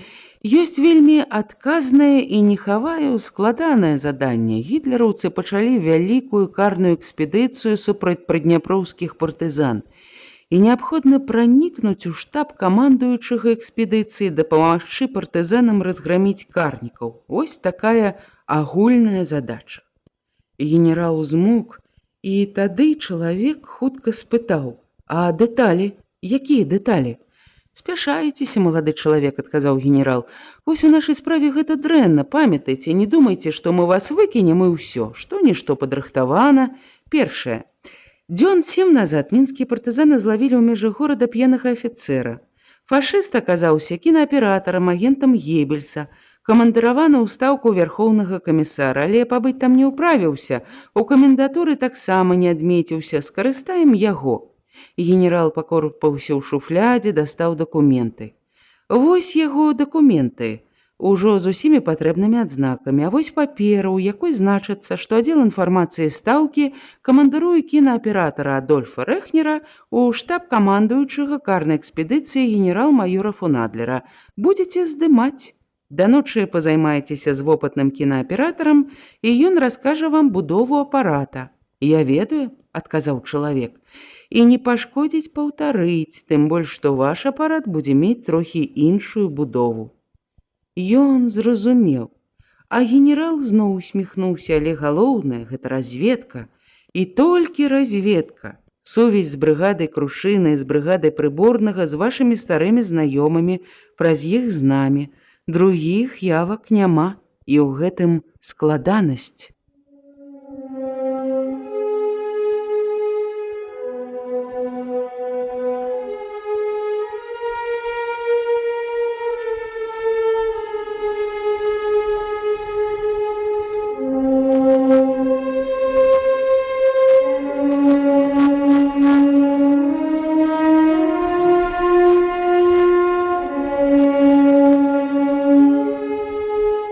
Потым з другімі людзьмі гэты чалавек высветліў усе падрабязнасці. Размоў з імі ён дакладна не памятаў, бо яны былі доўгімі і па-сяброўску простымі, але сутнасць іх і змест ён памятаў добра, і спачатку ўсё шло так, як было распрацавана ім разам з генералам і яго памочнікамі.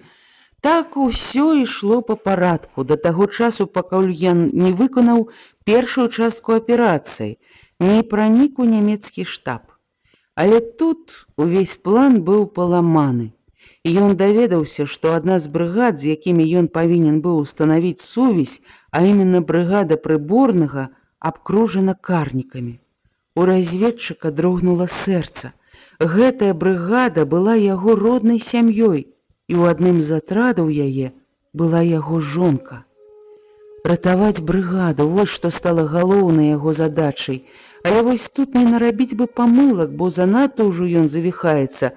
Для разведчыка гэта страшнейшая небяспека. Андрэй Буйскі павярнуўся на спіну і, павольна падграбаючы пад сябе ваду, пачаў думаць аб дэталях гэтай новай сваёй задачы. Гэтая задача не была прадугледжана раней. Складаная была гэта задача. А ці жывыя яны там? Настя, Павел Сцяпанович, Петька. Толькі б яны былі жывыя, так думаў ён.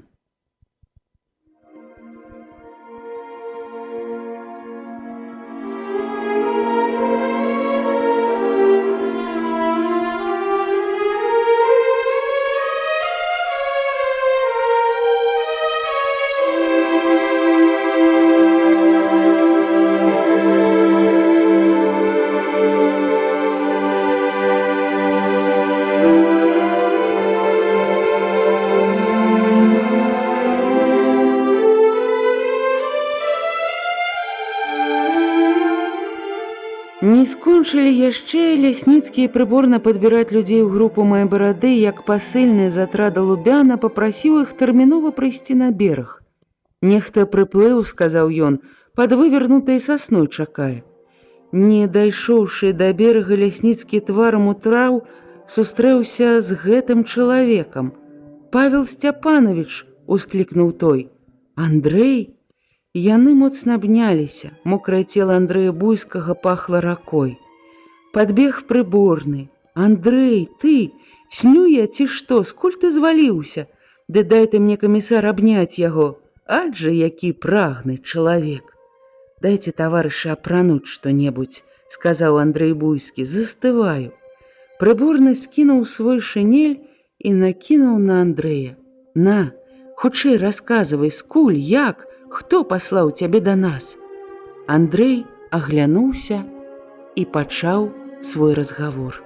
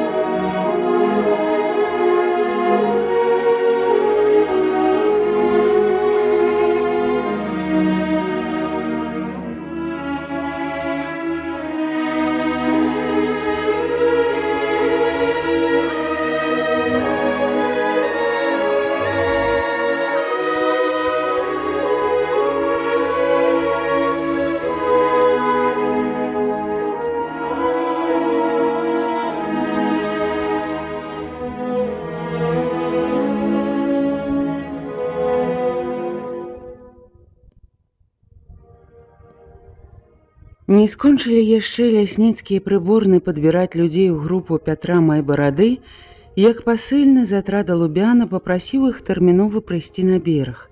Нехта прыплыў, сказаў ён, пад вывернутай сасной чакае. Не дайшоўшы да берага, Лясніцкі тварам у твар сустрэўся з гэтым чалавекам. «Павел Степанович!» — усклікнуў той. «Андрэй!» Яны моцна абняліся. Мокрае цела Андрэя Буйскага пахла ракой. Падбег прыборны. «Гэта ты, Андрэй, Андруша! Снюе ці што, скуль ты зваліўся? Ды дай ты мне, камісар, абняць яго, адже які прагны чалавек!» «Дайце, таварышы, апрануць што-небудзь», — сказаў Андрэй, — «застываю». Прыборны скінуў свой шынель і накінуў на Андрэя. На, хутчэй расказвай, скуль, як, хто паслаў цябе да нас? Андрэй аглянуўся і спытаў: «Лішняга нікога няма?» Няма, месца надзейнае, ты смела гавары», — адказаў прыборны. Яны селі на мокрай галіны. «Ось пачакайце, усё раскажу. Скажыце толькі», — ён зрабіў кароткую паўзу, нібы задыхнуўся і сціснуў руку камандзіру. «А як Настя? Як яна? Жывая?» «Жывая, Андруша, жывая. Мы яе сцераглі, як зяніцу вока. А як бы паклікаць яе сюды? Евген Сергеевич, схадзі да раненых. Там Настя з дзецьмі, прывядзі яе сюды, скажы, што я клічу», — сказаў Лясніцкі. Женька моўчкі падняўся і нырнуў у цемру. Па кроках было чутно, што ён пабег.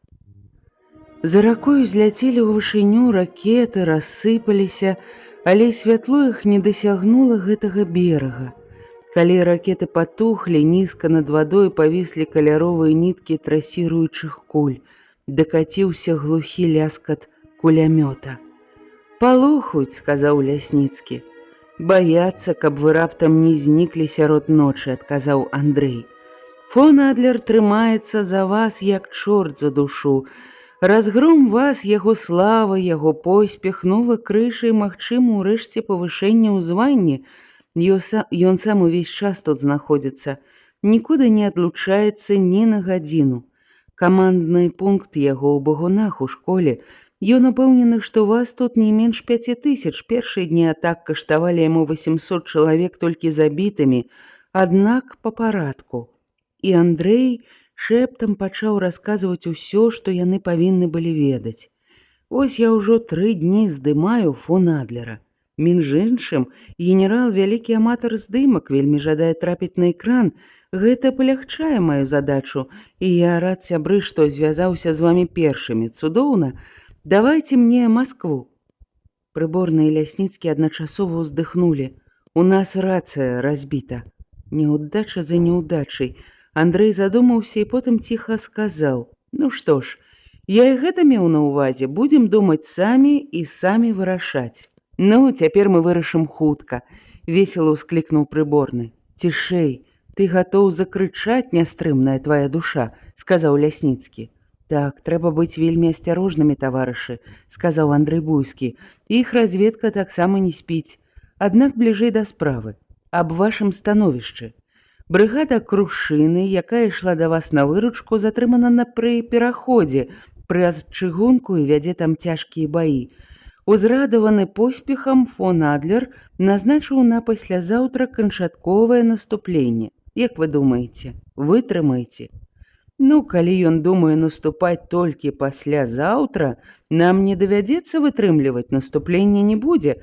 Наступленне пачнем мы.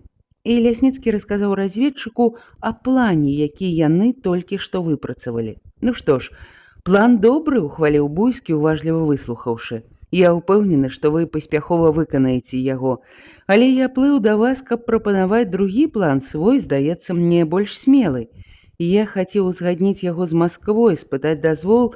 Ну, а калі гэта немагчыма, давайце абмяркуем самі. Справа вось у чым. Заўтра ўвечары, ці правільней, сёння ўжо ў 22:00, генерал фон Адлер склікае нараду старшых афіцэраў. Гаворыць, гэта яго непарушнае правіла, перад кожнай сур'ёзнай аперацыяй нарада і ў канцы яе сямейная вячэра. І вядома, я буду здымаць гэты баль. І я здыму іх, сказаў Андрэй Буйскі.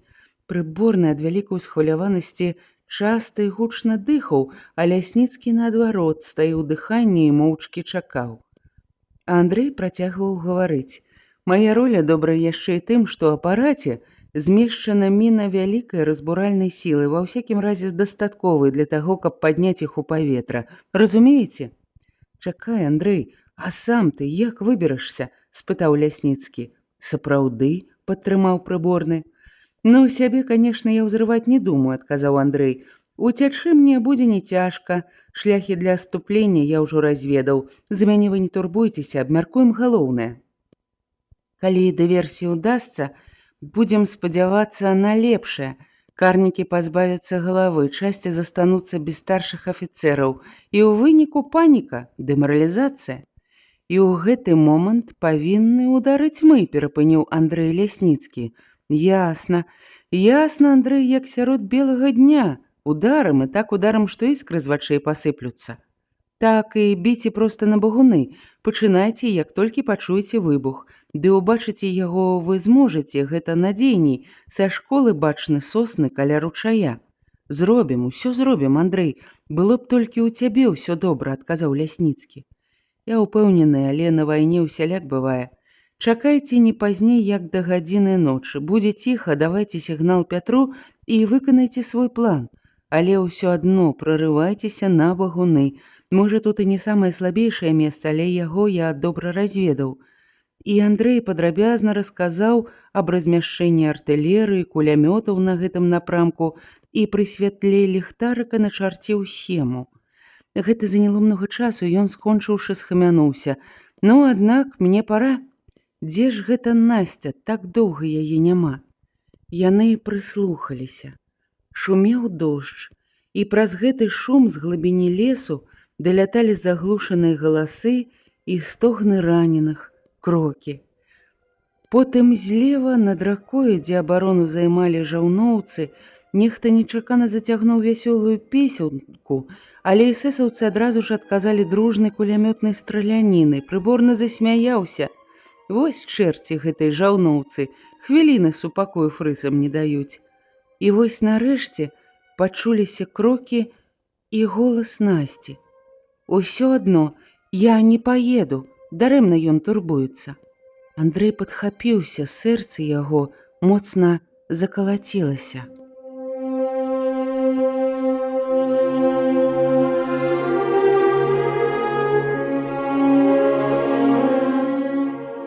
Праз некаторы час Насця спынілася перад ім, але ў цемры яго не пазнаючы сказала: «Ну, таварыш камісар, я прыйшла, але я ведаю, навошта вы паклікалі, і гавару адразу, што...» Але Андрэй не даў ёй скончыць. «Насця», — ледзь чутна прашаптаў ён. Яна рванулася наперад, пазнала голас мужа і спалохана адхіснулася, відаць, не паверыўшы сваім вачам. Толькі калі ён паклікаў яе ў другі раз, яна схапіла рукамі яго галаву і наблізіла яго твар да свайго. «Андрэйка, ты гэта?» Ён моўчкі абняў яе і прыцягнуў да сябе. Лясніцкі штурхануў локцем прыборнага, яны ўсталі і непрыкметна адышлі ў бок.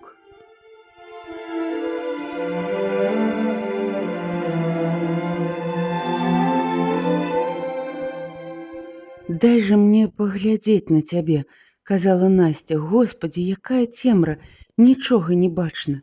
Які ты, не думала ўжо спаткаць цябе? Ну што ты, Насценька, мілая, калі гэта ты згубіла веру?» «Ой, не магу, Андрэй, не магу». Яна прытуліла твар яго да грудзей і заплакала.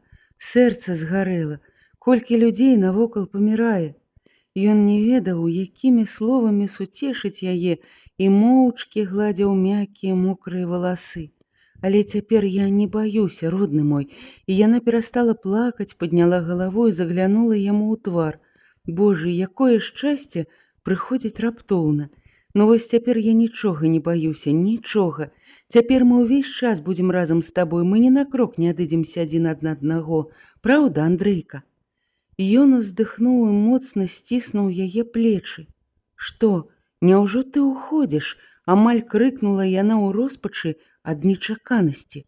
«Так, мне трэба ісці, я пайду, дакладней паплыву. Але заўтра ў такі ж час, а можа і раней, мы зноў сустрэнемся, і ўжо тады я буду з табой, пакуль не народзіцца ён, наш маленькі. А потым, потым я яшчэ выканаю некалькі заданняў, а потым... А што будзе потым? Потым будзе канец вайне, Насця, будзе перамога, чуеш? І як прыгожа мы будзем жыць з табой, ты ўяўляеш?» Ён не ведаў, для чаго ён усё гэта гаварыў. Проста хацелася яму суцешыць яе, прылашчыць, супакоіць. «Куды ж ты ідзеш зараз?» — супакоіўшыся, спытала яна. «Заўтра ты будзеш усё ведаць. Заўтра, Насця. Але зараз мне пара. Бывай, бывай, любая моя, бывай». Ён падняўся, падняў яе, прытуліў да сябе і, не стрымаўшыся, гучна прашаптаў: «Я іду здымаць фон Адлера».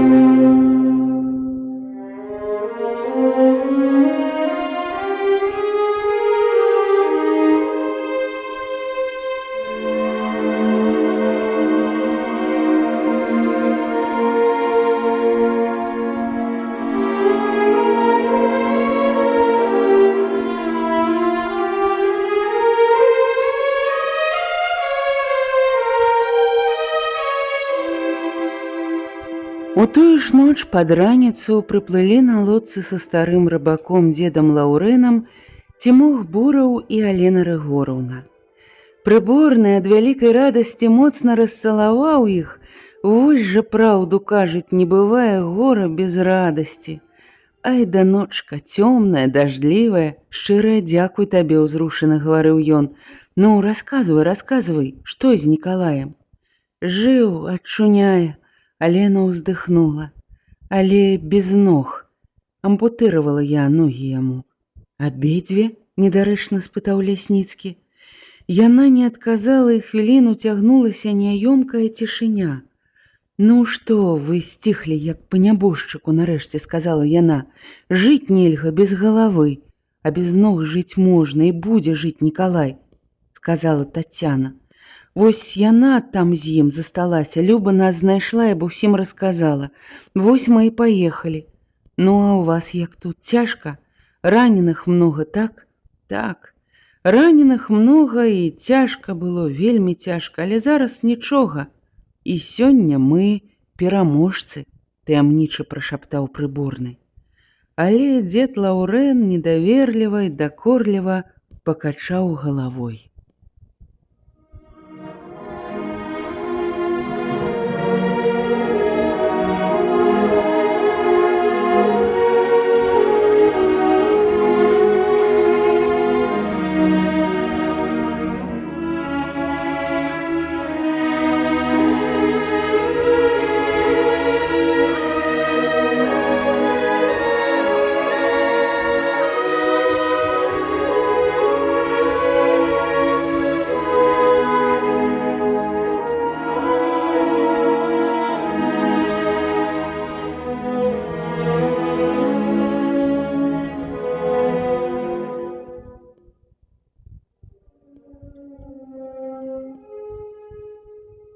Мацей Кулеш праклінаў свой лёс. Нідзе яму не ўдавалася схавацца ад смерці. Яму здавалася, яна хадзіла за ім па пятах, знаходзіла ўсюды. Пасля смерці Койфера і знікнення Візанера яму здалося, што нарэшце смерць адстала, і ён, стаіўшыся, чакаў і надзвычай доўга ачуньваў ад лёгкай раны, якую ён атрымаў, калі вёў немцаў на ласіны. А зімой перамаглі партызаны. Яны ўзялі цэлы раён, у тым ліку і Арэхаўку. Партызанскае камандаванне верыла яму, Мацею Куляшу, і ён жа зрабіў ім паслугу. Кулеш стаў сваім чалавекам у партызан. Праўда, атрымаў сябе ён вельмі сціпла, непрыкметна, як звычайны селянін. Свае прыязныя пачуцці да партызан выказваў толькі надзейным людзям. Добра ён жыў гэтыя зімовыя месяцы. Упершыню за вайну ў яго былі дні, калі ён не думаў аб смерці, і яна жудасным прывідам не вісела над ім. Цяпер яму хацелася пражыць так і да канца. О, Мацей Кулеш быў не дурань. Ён ужо бачыў, якім будзе гэты канец. Сталінград і поспехі партызан адкрылі і яму вочы, і тады яго апанаваў яшчэ большы страх за сваё жыццё. Куды схавацца? Дзе перачакаць усё гэта? З жудасцю думаў ён.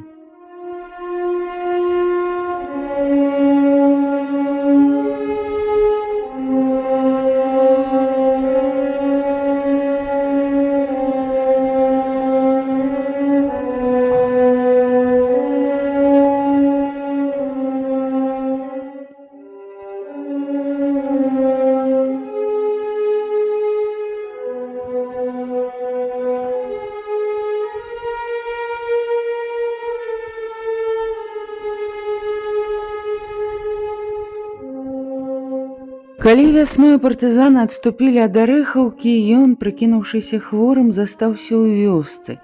Стаіўся, адрасціў бараду, ва ўсім дагаджаў жонцы, старанна працаваў у гаспадарцы і дапамагаў салдаткам.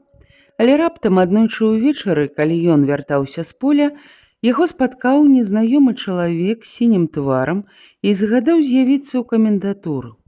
Валасы сталі тарчка на галаве ў Куляша. Смерць зноў глянула яму ў вочы, і ў гэты час ужо дзейнічала карная экспедыцыя, навокал гарэлі вёскі. Людзі ўцякалі ў лясы, і Кулеш не пайшоў у камендатуру. Некалькі дзён ён адзін, як галодны воўк, блукаў па лесе, і выпадкова яго сустрэлі знаёмыя партызаны, прапанавалі ісці з імі, і ў яго не хапіла мужнасці адмовіцца. Разам з імі ён трапіў у абкружэнне.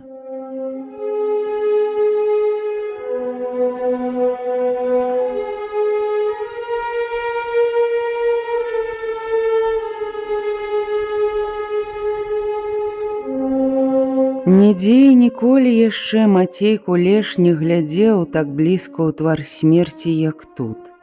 Яна вісела над ім штохвілінна. Ён кідаўся ва ўсе бакі, як ледь не выў ад жаху. О, ён усё зрабіў бы, каб ратаваць сваё жыццё, але як ратаваць яго тут? Як? Перабегчы да немцаў, але што сказаць ім, каб апраўдаць сваю сувязь з партызанамі? Трэба прынесці ім карысныя звесткі. Так, трэба адшукаць, падслухаць такія звесткі і прадаць іх за права існаваць на зямлі. Бо ўсё адно тут, у блакадзе, смерць, і выйсця з гэтай пасткі няма. А там можна будзе паехаць з немцамі, уцячы і схавацца.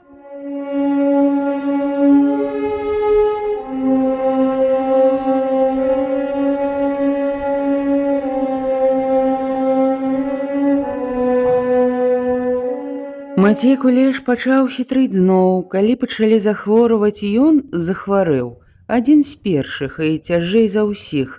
Стагнаў, поўзаў, курчыўся ад болю, а яму верылі і клапатліва лячылі, хавалі ад куль і нават ад камароў. Ён напружана прыслухоўваўся і прыглядаўся да ўсяго, каб не прапусціць зручнага моманту выявіць важныя звесткі. Пачуўшы, што Жэнька Лубян тэрмінова сярод ночы кліча да камісара брыгады Насцю, Мацей Кулеш папоўз следам за імі і падслухаў размову Насці з мужам. У яго ж ад млоснасці нават закружылася галава, калі ён пачуў шэпт Андрэя: «Я іду здымаць фон Адлера». О, Кулеш ведаў, што за птушка гэты муж Насці. Ён чуў аб ім яшчэ зімой і бачыў, з якой пашанай праводзілі яго ў Маскву. Добра ведаў ён, хто такі і Адлер. Лёгкі ўздых упершыню за паўмесяца вырваўся з яго грудзей. Ну вось, нарэшце ён зрабіў першы крок да ратунку. За такія звесткі, безумоўна, яму даруюць усё і нават могуць дапамагчы выехаць куды-небудзь і нават схавацца. Толькі як жа выбрацца адсюль, як перадаць усё гэта? Ён кінуўся да ракі і доўга глядзеў на цёплую плынь, і ўсё адно яму здавалася, ён бачыў смерць. Чорныя бяздонныя віры глядзелі на яго, і ён адскочыў ад вады. Не, які ён плывец, а тут такія віры, такая плынь. Да світання нябачнай гадзюкай поўзан ён па лагеры і ў розных месцах падпаўзаў да пярэдніх акопаў, але ўсюды яго сустракаў суровы вокліч партызан. «Стой, хто ідзе?» Ён поўз у кусты, каб вартавыя не ўбачылі, не пазналі яго. Не спяць, усю ноч не спяць. На кожным кроку вартавы, муха не праляціць. І Мацей Кулеш ледзь не выў ад роспачы і страху. І цяпер, калі была магчымасць ратавацца, думка аб смерці была яшчэ больш жудаснай. За гэтую ноч у яго нават пасівелі скроні. На світанні ён убачыў на беразе невялічкую рыбацкую лодку. Яна не была прыкута, а ляжала ў кустах, перавёрнутая ўверх дном, і нават вартавога не было блізка каля яе. Яго пачало калаціць, чаму ён уначы не знайшоў гэтай лодкі. Чаму ён не знайшоў, як яна з'явілася тут?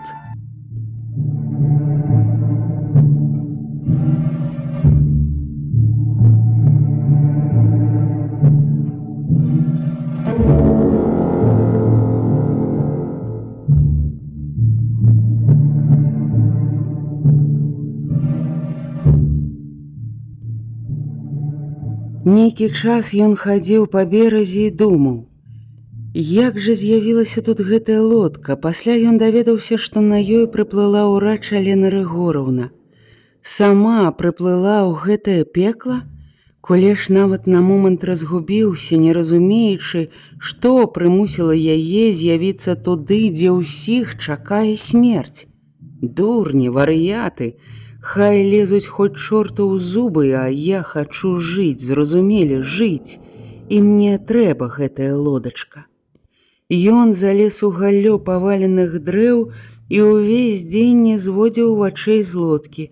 Яго калаціла ад напружання, як у ліхаманцы, і дзень цягнуўся бясконца.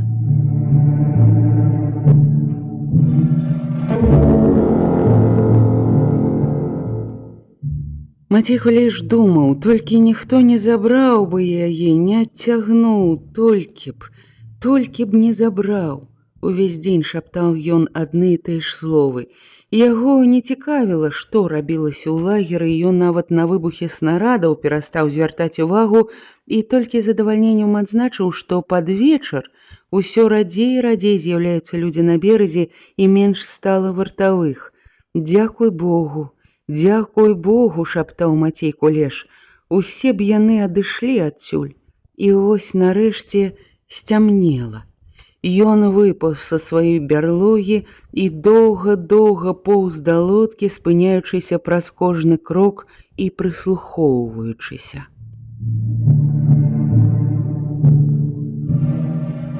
Было ціха. Вось ён дакрануўся дрыжачымі рукамі да зацвілага слізкага дна лодкі. Зноў было ціха. Ён перавярнуў яе, пасунуў перад сабой да ракі. Дзесьці заляскалі стрэлы, але гэта нічога, думаў ён. Хай цяпер страляюць больш, гучней. І вось лодка нарэшце загойдалася на вадзе. Ён адпіхнуўся, ускочыў яе. Плынь падхапіла і панесла лодку ад берага. Было ціха.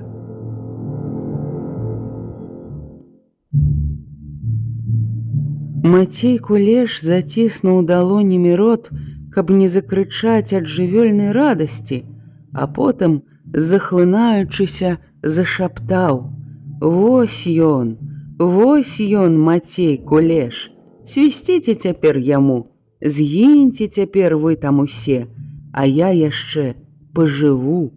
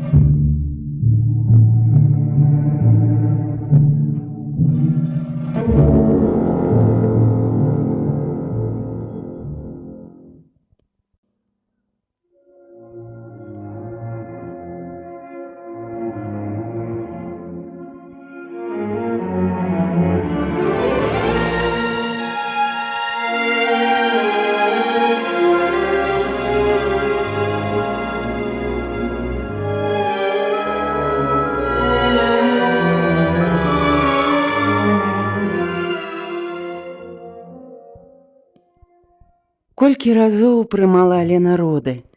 І кожнай жанчыне, калі той было вельмі цяжка, яна ласкава гаварыла: А ты крычы, мілая, крычы, ад гэтага лягчэй будзе. І кожны раз у гэтыя хвіліны сэрца яе напаўнялася ўрачыстасцю і гордасцю за маці і нованароджанага. Яна не шкадавала жанчын за іх пакуты. Гэта былі пакуты для будучага шчасця. І часта яна проста зайздросціла ім. Але вось першы раз у жыцці яна вымушана гаварыць збялелай ад родавых схватак жанчыне: Маўчы, Насценька, трывай, мілая, трывай. І, магчыма, ад гэтага ў самае яе балюча сціскалася сэрца, і яна думала, як гэта ўсё недарэчна. Дзе гэта якой акушэрцы ці ўрачу даводзілася прымаць роды на хаду, а вось, мабыць, давядзецца, толькі рушым і можа пачацца. І Насця, нібы адгадаўшы Аленіны думкі, прашаптала: як жа гэта не ў час усё. Яна ляжала на самаробных насілках, і цела яе, пакрытае вільготнай прасцінёй, курчылася ад болю. Яна кусала край прасціні, затыкала ёю рот, каб не закрычаць. Шчыльна абкружыўшы насілкі, стаялі жанчыны. А навокал па ўсяму хвойніку, у ямах ад снарадаў і бомбаў, у галі паваленых дрэў і так пад соснамі ляжалі, сядзелі і стаялі партызаны. Уся брыгада была сцягнута сюды, у гэтае месца. Хворыя ці раненыя, якія не маглі ісці самі, ляжалі на самаробных насілках.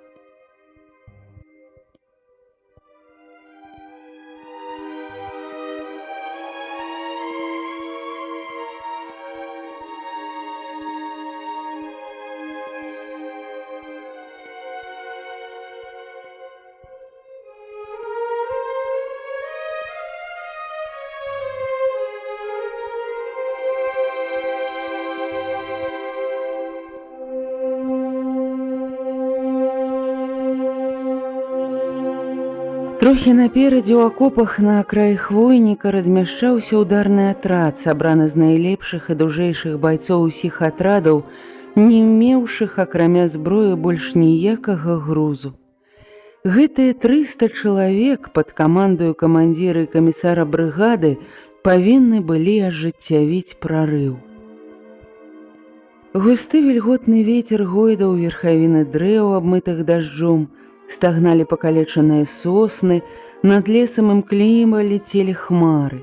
Вецер сярдзіта гнаў іх на ўсход. І часам, не разлічыўшы свой прухкі ўдар, ён разрываў полах хмар, і тады праз рухомыя прасветы з гасаючымі іскрамі падалі на зямлю зоркі.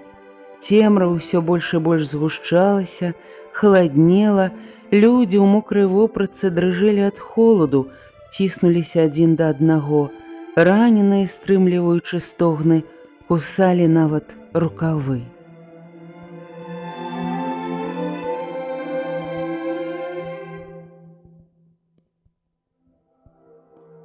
Рэдкая страляніна час ад часу ўспыхвала каля Дняпра, і гэтыя заслонныя групы трывожылі карнікаў, адцягвалі іх увагу. Але на стрэлы ніхто не звяртаў увагі, усе моўчкі глядзелі ўверх на вяршыні старых сосен, што ўзвышаліся над усім хвойнікам. Там сядзелі назіральнікі. Людзі напружана чакалі.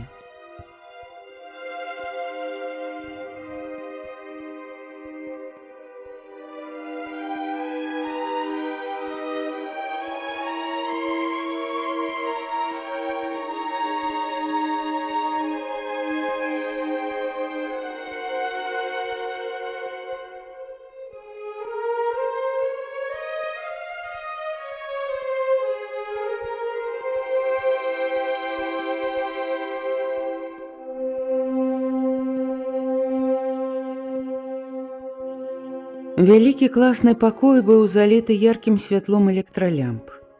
Ток давала дынама-машына, якую генерал заўсёды вазіў за сабой разам са шматлікай кухоннай посуддзю і сталовымі сервізамі. Рухавік дынама-машыны прыглушана пыхцеў пад акном. Састаўленыя сталы ўтварылі павучы знак – свастыку. Бакалы, вазы і кілішкі пераліваліся ўсімі колерамі вясёлкі, зіхацела віно. Вакол сталоў, выцягнуўшыся, стаялі афіцэры. У цэнтры, на скрыжаванне лап свастыкі, генерал-маёр фон Адлер, побач з ім 2 палкоўнікі, а далей маёры, штурмафюрэры і іншыя фюрэры, асоб 20. Гэта былі старэйшыя афіцэры часцей, якія раніцою павінны былі пачаць канчатковае наступленне на абкружаных партызан і разграміць іх. Толькі што скончылася нарада, на якой былі абмеркаваны і удакладнены ўсе дэталі заўтрашняй аперацыі.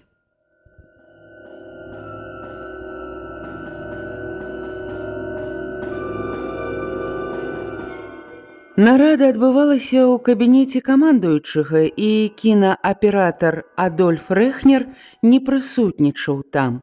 Затое цяпер ён старанна бегаў з кутка ў куток класа і няспынна здымаў гэты ўрачысты ўступ у сямейную вячэру. Фон Адлер абвёў пакой, сталы афіцэраў задаволеным позіркам. З яго глыбокіх вачэй драпежніка падалі хітрыя усмешкі, але твар быў урачыста нерухомы. Ён паглядзеў на кінааператара і выкінуў наперад руку для фашысцкага прывітання, і 20 рук, як па камандзе, узляцелі ўгару. Гэта было зроблена знарок для кінааператара, каб на экране быў паказаны патрыятызм і адданасць фюрэру. «Афіцэры!» Генерал фон Адлер зрабіў доўгую паўзу, і ўсе стаілі дыханне. «Агульнымі намаганнямі мы з вамі закончылі вялікую аперацыю», — сказаў ён.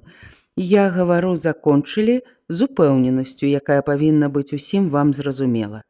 Мы даказалі, што гэтыя лясныя бандыты, нягледзячы на іх фанатызм і дзікія спосабы вядзення вайны, нішто перад мужнымі адважнымі нямецкімі салдатамі. Дазвольце мне першы тост падняць за нашу перамогу». Зазвінелі шклянкі, зашчоўкаў кінаапарат.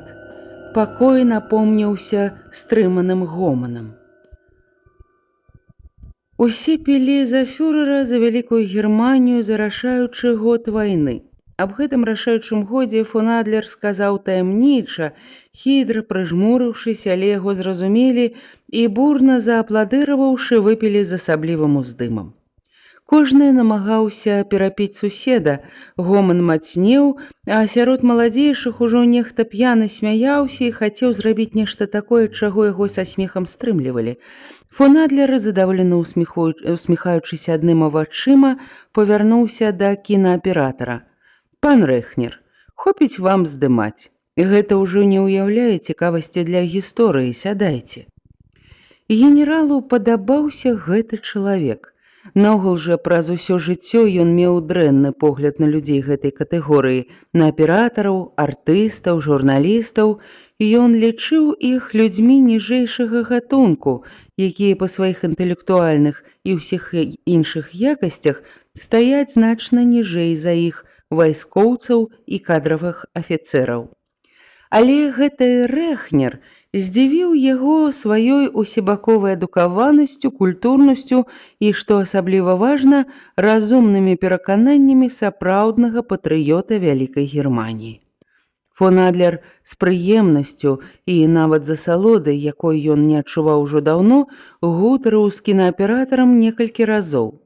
Яму падабалася нават тое, што гэты маленькі чалавечак адважваўся, праўда, вельмі ветліва, спрачацца з ім, генералам-маёрам фон Адлерам, і калі яму данеслі ў дадатак да ўсяго аб выключнай смеласці Рэхнера, якую той праявіў, здымаючы бой на чыгунцы, генерал пры наступнай сустрэчы сказаў яму: «О, пан Рэхнер, я жадаў бы, каб Германія мела больш такіх людзей, як вы».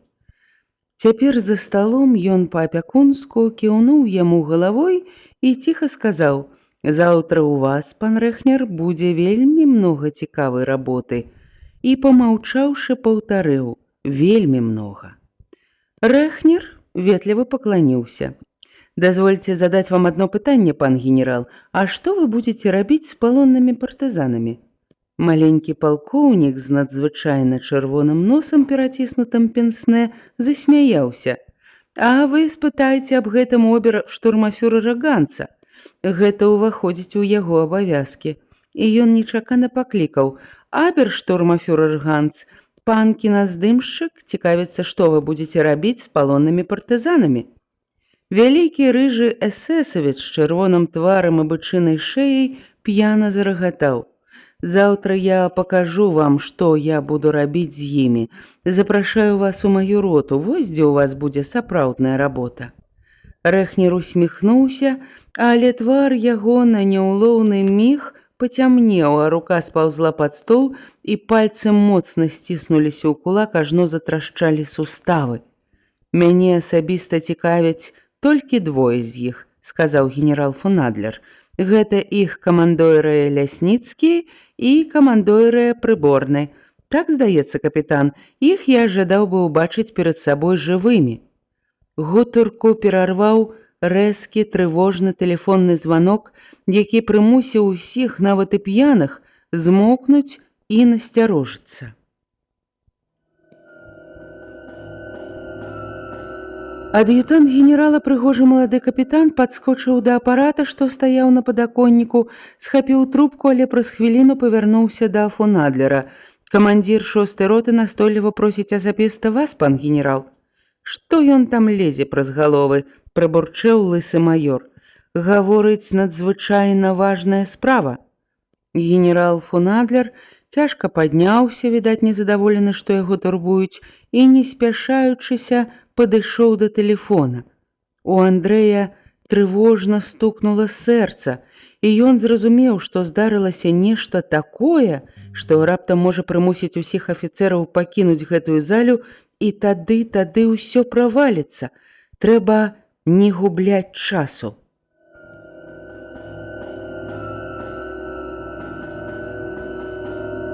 Ён падняўся адначасова з генералам, шпарка падышоў да апарата, нахіліўся, робячы выгляд, што хоча здымаць. Ледзь чутна цікаў гадзіннікавы механізм заведзенай міны. Андрэй паглядзеў на гадзіннік. Да выбуху заставалася 14 хвілін. Гэта было занадта многа. За гэты час яны могуць усе выйти. Што рабіць? Ён падняў галаву і убачыў, як фон Адлер раптам крута павярнуўся да яго. Позіркі іх сустрэліся. Твар генерала ўраз зрабіўся шэрым, вочы драпежна загарэліся, задрыжэла рука, якой ён моцна прыціскаў да вуха тэлефонную трубку. І чуццём спрактыкаванага разведчыка Андрэй адчуў, што фон Адлеру дакладваюць аб ім.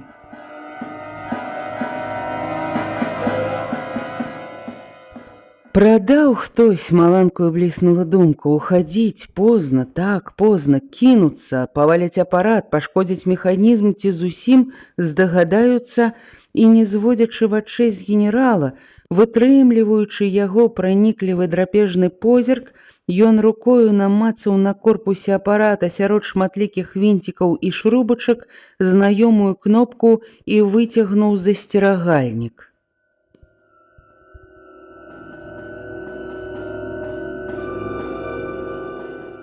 І ў гэты момант Андрэй буйскі падумаў: даруй, Насценька, што я схлусіў табе, што мы сустрэнемся сёння. Мы не сустрэнемся ніколі. Бывай, родная. Бывайце, таварышы Павел Степанович, Сергей Федотович, жадаю вам хуткай перамогі і шчасця. І ён на міг убачыў яе перамогу. Залітая сонцам святочная Москва, мільёны людзей, сцягаў і Красная плошча. Бывайце. І ён не скончыў думкі. Фон Адлер адарваў ад вуха тэлефонную трубку і паказаў на яго. Узяць яго, але Андрэй пераможна усміхнуўся. Позна, генерал, апошні здымак. І палец націснуў кнопку імгненнага дзеяння.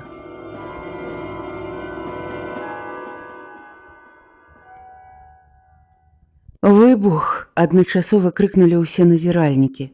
Людзі ў лесе падхапіліся, праз некалькі секунд дакаціўся глухі гук выбуху, і следам за ім ударылі партызанскія граматы, пасылаючы ў ворага апошнія снарады, застрачылі кулямёты, аўтаматы, вінтоўкі, ударны атрад пайшоў на прарыў. І тыя, хто засталіся ў лесе, напружана чакалі, страляніны іх крыкі хутка аддаляліся. Жанчыны падхапілі насілкі, на якіх ляжала Насця. Алена нахілілася да яе, правяла па гарачым твары далоні і ўзрушана крыкнула: «А ты крычы, Насценька, мілая, крычы, так будзе лягчэй».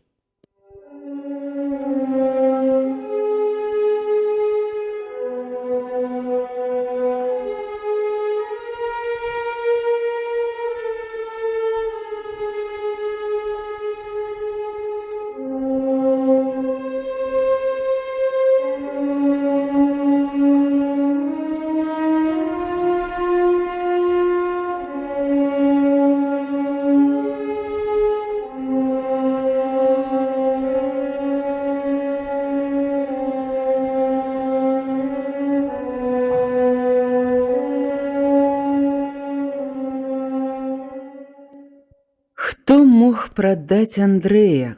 Хто? Прыборны ўзрушана хадзіў каля дубовага пачарнеўшага бервяна, на якім моўчкі сядзелі Лясніцкі, Лубян і Паўленка.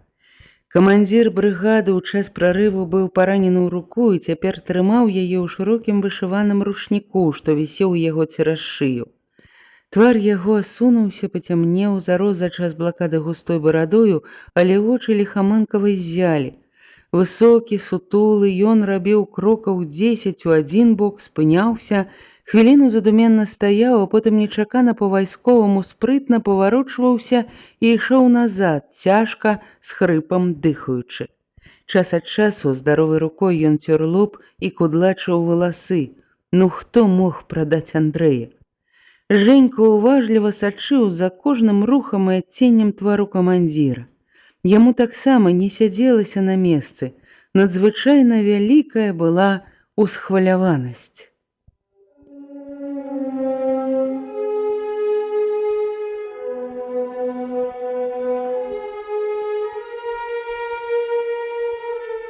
Толькі што дапыталі палонных немцаў.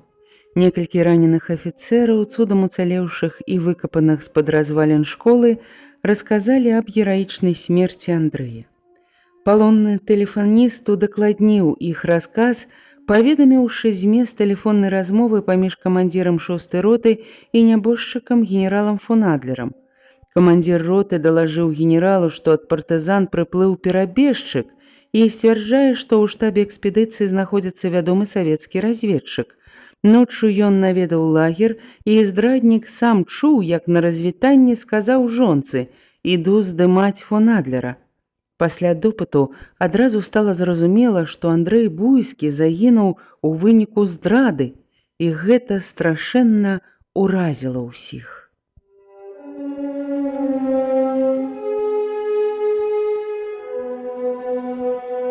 Паўленка закрыў далонямі твар і сядзеў нерухома, як статуя.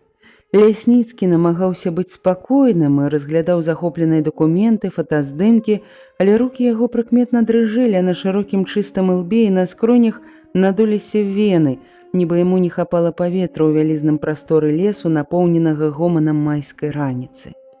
І ён успамінаў усе самыя нязначныя падрабязнасці апошняй сустрэчы з Андрэем, усе падзеі той ночы. Як здраднік мог паведаміць фашыстам, як ён выбраўся? Вось з чаго, здавалася, яму трэба пачынаць, каб разблытаць увесь гэты клубок.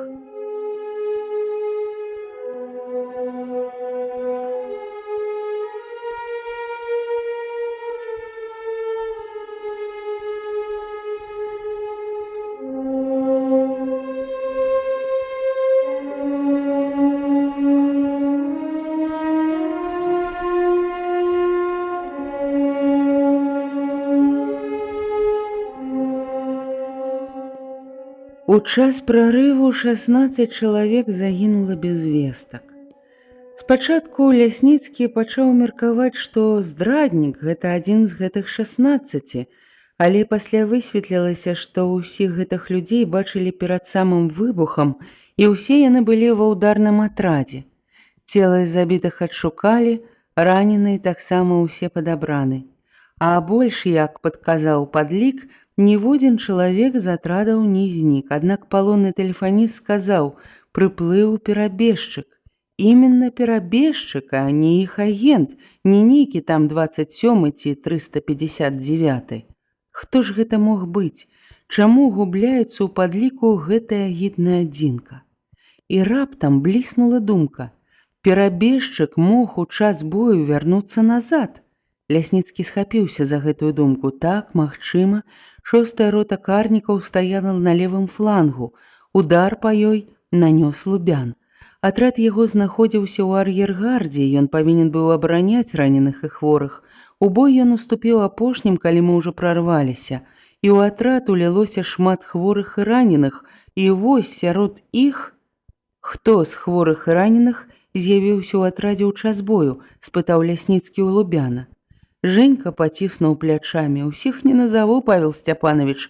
Многа з чужых атрадаў, з тых, каго ведаю: Лямцаў, Рута, Крапівін, Лапаціна Вера з атрада Кандыбы і Кулеш. Кулеш? Ну, Кулеш? Жэнька паглядзеў на камісара і здагадаўся, аб чым той падумаў. Ну не можа быць, Павел Сцяпанович. Я ж яго ўбачыў адразу ж, як толькі выйшлі з сасняка і накіраваў у штаб сувязным разам з Маходкам. Прыборны, які няспынна, нервова хадзіў, не чуў гэтай іх кароткай размовы, і праз хвіліну ён спыніўся перад Лясніцкім. «Кінь ты гэта! Што ты варожыш? Ідзем лепей да людзей, запытаем у іх, народ знойдзе здрадніка». Паўленка адняў ад твару рукі. «Так, трэба аб'явіць аб здрадзе у атрадах». Лясніцкі кінуў пад ногі ў траву папкі з дакументамі і выпрастаўся. «Не, з гэтым трэба пачакаць. Гэта крайнасць. Зрабіць гэта зараз значыцца даць мажлівасць зрадніку уцячыць, а ў нас хопіць сіл знайсці яго іншым спосабам. Ад нас ён не схаваецца нідзе. А каб ён яшчэ не напаскудзіў, трэба быць больш пільнымі, даверлівымі мы зрабіліся ў апошні час. Вось у чым наша памылка. Ідзі сюды, Сергей, што ты хістаешся, як маятнік». Прыборны паслухмяна падышоў і сеў побач з камісарам. Лясніцкі паклаў яму на плячо руку, зазірнуў у яго змучаны твар і клапатліва спытаў: «Баліць рука, што сказала Алена?» «Не да рукі», – паморшчыўся прыборны. «Душа баліць, Павел, крывою абліваецца за Андрэя. Да Насці не магу падайсці. Што ёй сказаць?» Некалькі хвілін яны маўчалі.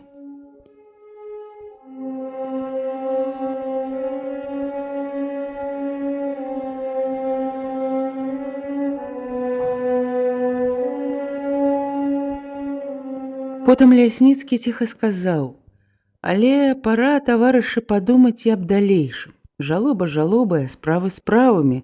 Жывы павінен думаць аб жывым. Я прапаную, напрыклад, такі план. Абяскроўлены мы, канешне, здорава, і галоўнае, звязаны вялікай колькасцю раненых. Да і без сувязі, без радыёстанцыі дзейнічаць нам зараз цяжка. Гэта ж не 41-й год. Пойдзем на злучэнне з брыгадай Крушыны, дапаможам ім дабіць рэшткі карнікаў, а самае галоўнае, па-першае, звяжемся са штабам злучэння з Масквой, выклікаем самалёты, каб эвакуіраваць цяжка раненых, а па-другое, прыйдзем зноў у свой раён, дзе знаёмы кожны чалавек і кожная сцежка, і гэта дасць нам магчымасць размясціць астатніх раненых у вёсках, а па-трэцяе, зноў наблізімся да чыгункі, зоймем над ёй сваё месца. Практыка ў гэтай галіне ў нас багатая. Ну вось так, такі план, эскізна, без дэталяў. Давайце вашыя меркаванні. Мне здаецца, таварыш камісар, пакуль што рызыкоўна ісці ў гэтым напрамку», – азваўся першым Паўленка. «Тады адступілі галоўныя сілы карнікаў, і нельга сказаць, што яны разгромлены канчаткова». «Так, яны не разгромлены канчаткова, але становішча ў іх такое, што яны цяпер вымушаны будуць не наступаць, а абараняцца. Цяпер мы будзем наступаць. Мы, зразумелі?» І голас камісара загучэў цвёрда і рашуча. «І карнікі будуць разгромлены ў бліжэйшыя дні. Але давайце вашы прапановы, падумаем, узважым. Як ты, Сергей?» «Я згоден з табою, толькі не спяшайся з выступленнем. Трэба даць людзям адпачыць. Я сам ледь на нагах трымаюся». «Добра. Выступім увечары. А зараз трэба будзе паслаць за Маеўскімі забраць Нікалая. Яго эвакуіруем у ліку першых на першым самалёце». Лясніцкі звярнуўся да Паўленкі. «Алексей Иванович, падбяры дзесятак дужэйшых байцоў і накіруй іх з дзедам Лаўрэнам, каб не вяртацца ім назад, хай чакаюць нас у Баршчоўскім лесе». Паўленка падняўся і пайшоў у глыб лесу, дзе чуліся галасы партызан і гарэлі агні.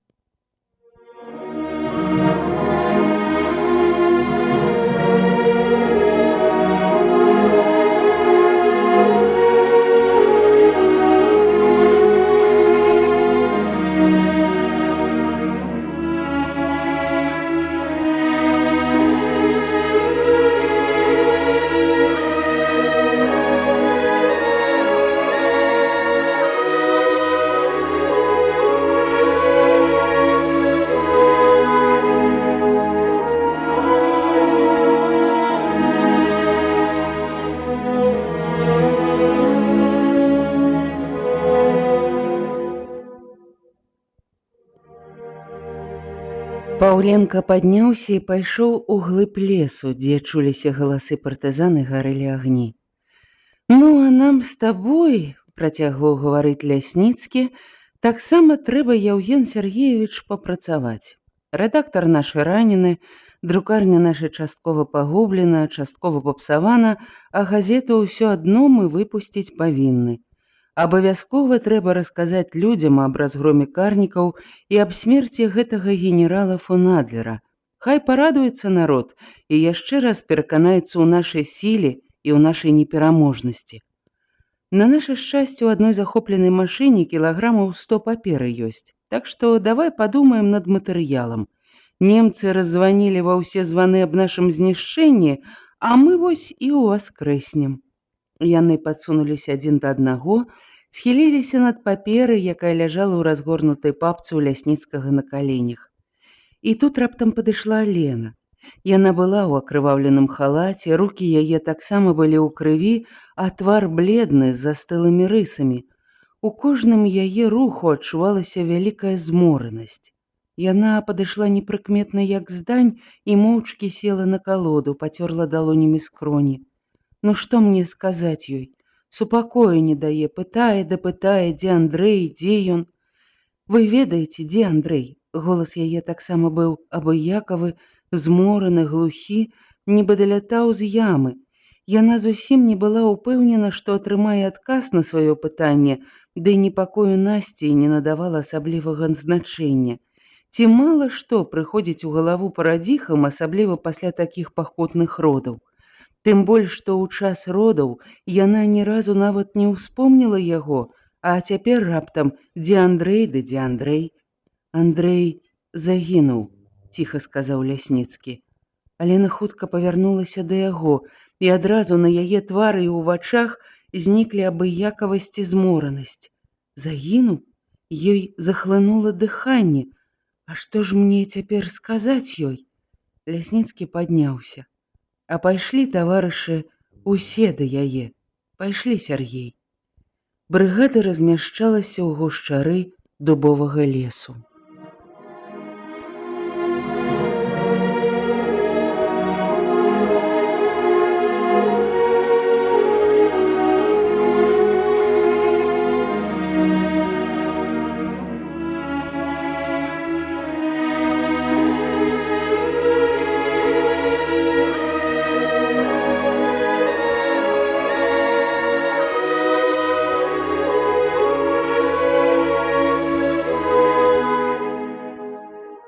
Партызаны спалі хто дзе, на захопленых аўтамашынах і проста на сырой зямлі пад дубамі. Не спалі толькі тыя раненыя, у якіх балелі раны, ды вартавыя і дзяжурныя рабочыя па кухнях. Яны дапамагалі кашаварам рыхтаваць снеданне з захопленых у немцаў харчоў. У выкапаных ямах гарэлі агні. Над агнямі віселі катлы розных формаў і памераў. Каля аднаго агню сядзелі Мацей Кулеша і Пятро Майбарада. Разведчыкі нядаўна вярнуліся з разведкі і цяпер не маглі заснуць ад вялікай узрушанасці. І Мацею Куляшу не давала супакою пытанне, хто ўзарваў штаб, ці жывы той разведчык. Ніхто з радавых партызан нічога дакладнага не ведаў. Кожны выказваў свае меркаванні, і меркаванні гэтыя былі вельмі супярэчныя. Убачыўшы камандзіраў, Пятро Майбарада непрыкметна дагнаў Жэньку, які ішоў задні. «Жэня, будь сябрам, скажы, а хто ўзарваў штаб? Люба, так? Напэўна ж, толькі ад шчырага сэрца скажы». Жэнька сумна усміхнуўся. «Пасля, Петя, пасля». І шпарка пайшоў даганяць камандзіра і камісара. Разведчык дакорліва паківаў галавой. «Эх ты, заганарыўся, у камандзіры вылез». Але здраднік сядзеў моўчкі, ён быў вельмі ўражаны ўсім тое, што адбылося. Як добра пачалося, так і дрэнна скончылася, не чакаў ён такога канца. Ён намагаўся асэнсаваць падзеі ночы і не мог, усё кружылася шалёнай хуткасцю. Пасля выбуху ў штабе і атакі партызан сярод немцаў паднялася страшэнная паніка. Кулеш убачыў людзей, падобных да сябе, якія перад тварам смерці забылі на ўсё. Ён зразумеў, што не цяпер, дык пазней эсэсаўцы спагоняць злосць на ім і, скарыстаўшы паніку, уцёк. У здрадніка ледзь не выскачыла ад спалоху сэрца, але хутка ён зразумеў, што адным яму пашанцавала. Ніхто не заўважыў яго адсутнасці, і ўсе лічылі, што ён быў разам з імі з самага пачатку.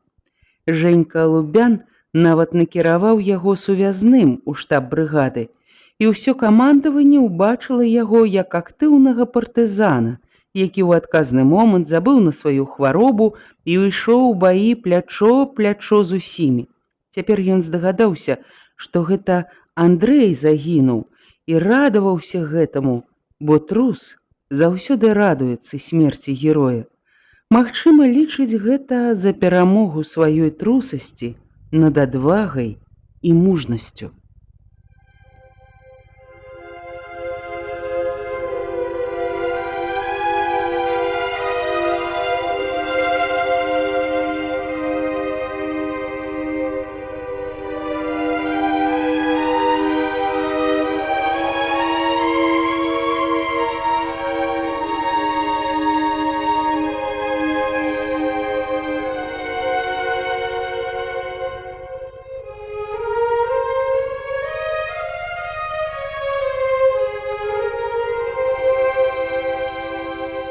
Насця ляжала пад разгалістым дубам, клапатліва абгароджаная з усіх бакоў трафейнымі палаткамі. Для яе і народжанага і сына партызаны знайшлі ўсё неабходнае: падушкі, коўдру, нават чысцяе прасціні, тканіну для пялёнак, лепшыя харчы і нават свежае малако. Яна была вельмі знясілена цяжкімі родамі. Абяскроўлены твар яе, рукі былі бялей за прасціню, а вочы сталі яшчэ больш выразнымі і блакітнымі. Не было нават розніцы у колеры паміж чыстым блакітам ранішняга неба, якое прасвечылася праз густое лісце дуба, і яе вачыма. І яна глядзела на гэты блакіт, на лісце, і горача шаптала: «Дзе ж ты? Дзе ж ты, мой родны Андрэй? Дзе ты?» А потым паварачвалася да дзіцяці, пяшчотна краналася губамі яго ружовага лобіка. «Сыночак мой, ну дзе ж твой тата? Чаму яны ўсе маўчаць? Ну што яны хаваюць ад нас? Ну не бойся, сынок, не можа гэтага быць. Жывы наш татка, ён прыйдзе». Яна ўстрапянулася, калі пачуліся крокі, і хтосьці адкінуў палатку. Насця падумала, гэта ён. Але, павярнуўшыся, Насця ўбачыла Лясніцкага і Прыборнага і, хутка адкінуўшы коўдру, села і працягнула да іх рукі. «Ну, нарэшце вы прыйшлі. Ну, а дзе Андрэй? Сергей Фядотавіч, дзе Андрэй?» Прыборны падышоў і ўзяў яе бледныя рукі і сціснуў іх у жмені. «Дачка моя, Андрэй...» Але голас яго задрыжэў і абарваўся, і ён закрыў далоні вочы і прыціснуўся лбом да шурпатай кары дуба. Насця схапіла абодвумі рукамі яго за плечы і закрычала: «Ну, гаварыце, гаварыце, я не баюся». Андрэй загінуў смерцю героя, каб ратаваць брыгаду. Ён узарваў нямецкі штаб і сам не змог уйсці. Павольна, расцягваючы словы, сказаў Лясніцкі. Насця расчапіла пальцы, звыклым рухам паправіла ўласныя валасы і вельмі асцярожна, нібы боючыся зрабіць сабе балюча, легла. Алена падбегла да яе, але яна ледзь прыкметным кіўком галавы папрасіла яе адысці.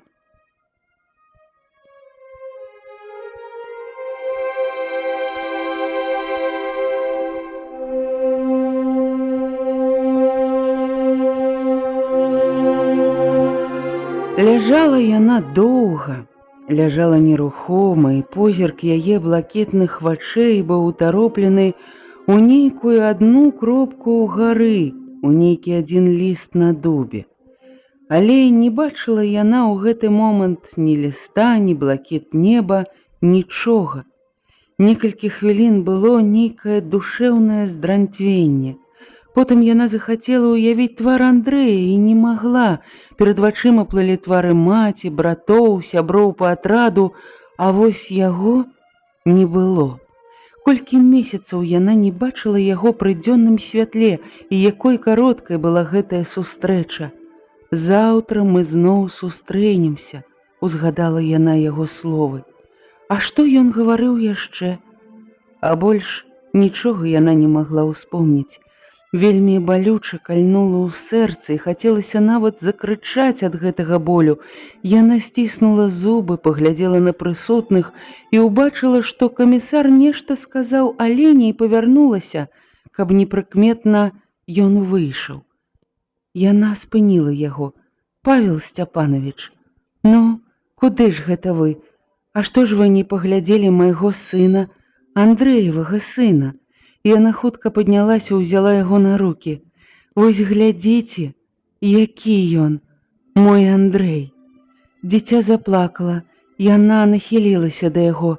«А ты не плач, не плач, мой сыночак, ты не плач, мы з табой не будзем плакаць. Не трэба, мой сыночак.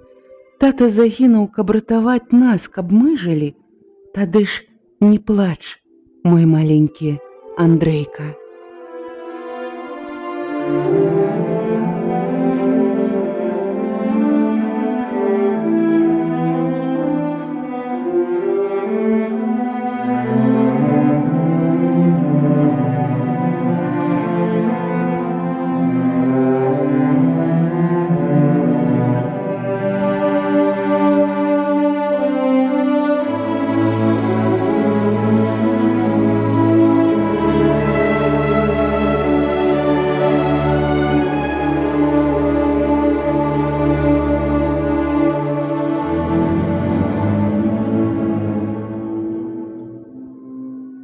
Ганна Кулеш палола грады і ціха спявала. Хораша было на душы ў яе. Такая вось яснота, цяплыні, зелень, як і навокал. Не да твару сумаваць у такі час. Да і чаго ёй сумаваць? Наадварот, радавацца трэба. Яна падняла галаву і запэцканымі ў зямлю рукамі паправіла пасмы валос, што выбіваліся з-пад хусткі. Паліла сонца, гарачай пары дыхала зямля, нядаўна напоеная шчодрым дажджом, плыло нагрэтае паветра і пахла старым папялішчам. Жанчына паглядзела на пачарнеўшую печ, на абгарэлыя яблыні і вішні і адвярнулася. А чаго гараваць па гэтым? Не ў аднае яе такое гора, з усяе вёскі нейкім цудам засталася толькі школа, а тое ўсё спалілі праклятыя карнікі. Ды нічога, падумала яна, ўсё адбудуецца. Былі б толькі ўсе жывыя ды здаровыя. А ў яе сям'і, дзякуй Богу, усе здаровыя. Ды ў арэхаўцы ўся гэтая навала абышлася шчасліва. Нікога больш не забілі, не спалілі, як у іншых вёсках. Людзі перачакалі ўсё ў лесе і дачакаліся радасных звестак. Пазаўчора з суседняй вёскі ім перадалі зачытаную памятую партызанскую газету. У ёй пісалася аб разгроме карнікаў і аб забойстве галоўнага іх генерала, фон Адлера. «Туды яму і дарога», – падумала яна. А для людзей гэта быў самы радасны дзень. Усе выйшлі з лесу, вярнуліся на родныя папялішчы, і ніхто не плакаў, гледзячы на адны печы ды на абвугленыя дрэвы.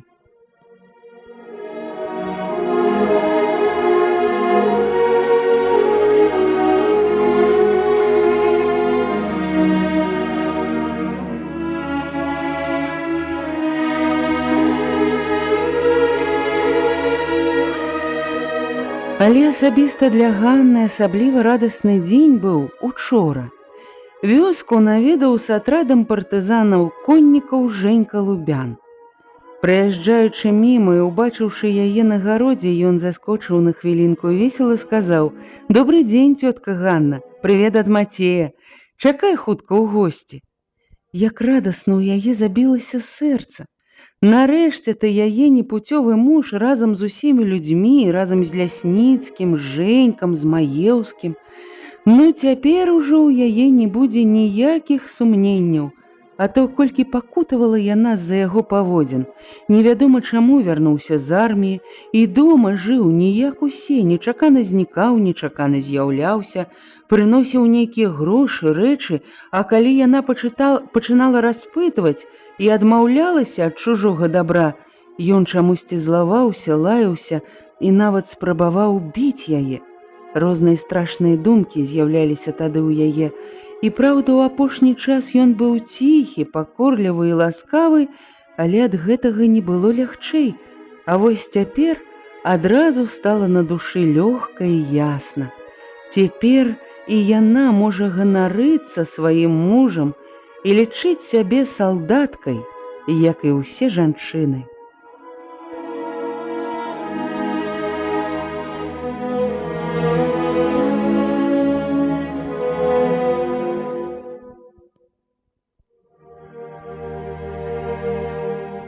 Мамачка, ну што гэта ты задумалася? Глядзі, глядзі, я перагнала цябе.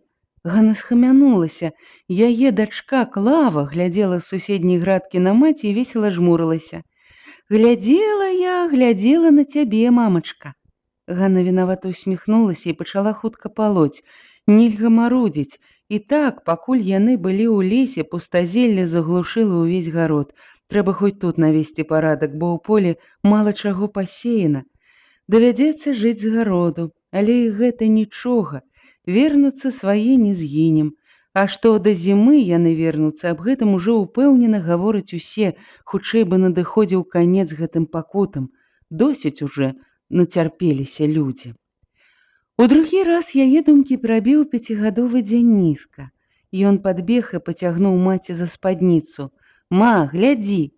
Яна павярнулася, і ад рэчкі праз яе гарод ішоў чалавек у доўгім паліто. І ішоў ён не па мяжы, як ходзяць усе добрыя людзі, а наўпрасцяг па пасевах, і ўжо гэтая акалічнасць спалохала Ганну. У незнаёмца быў чыста выгалены твар з чырвонымі мяшкамі пад маленькімі прыплюснутымі вочкамі. Ён нават не прывітаўся, калі падышоў, а моўчкі сеў на граду на праполатыя гуркі. Клава балюча зморшчылася і сціснула кулачкі.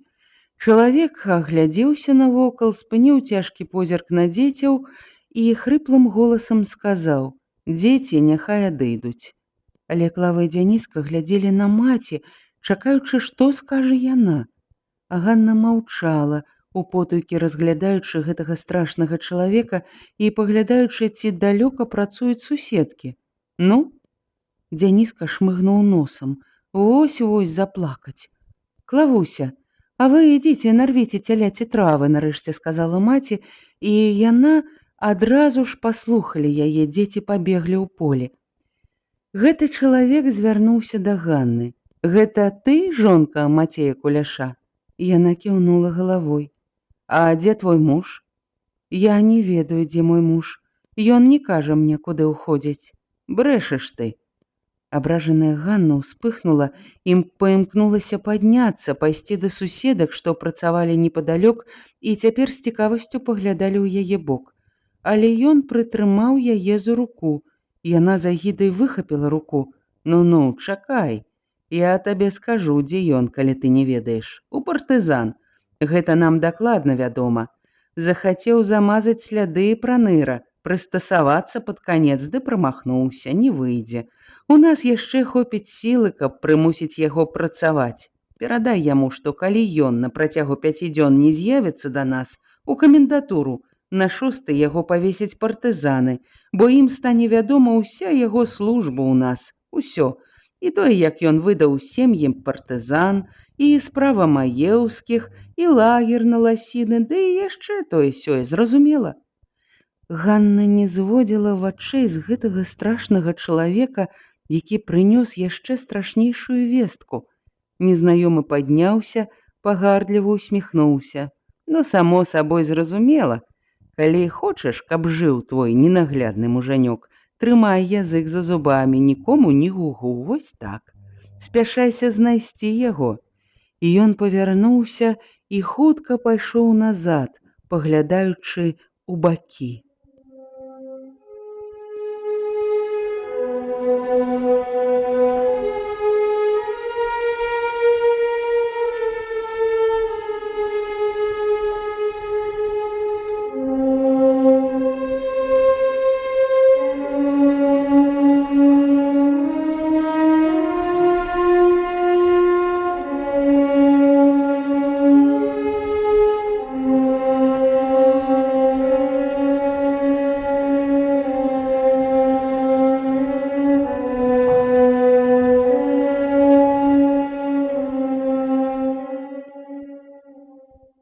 Крык роспачы і раптоўнага гора ледзь не вырваўся з яе грудзей. Яна стрымала яго, заціснуўшы рот далонямі, і знясілена села ў мяжу.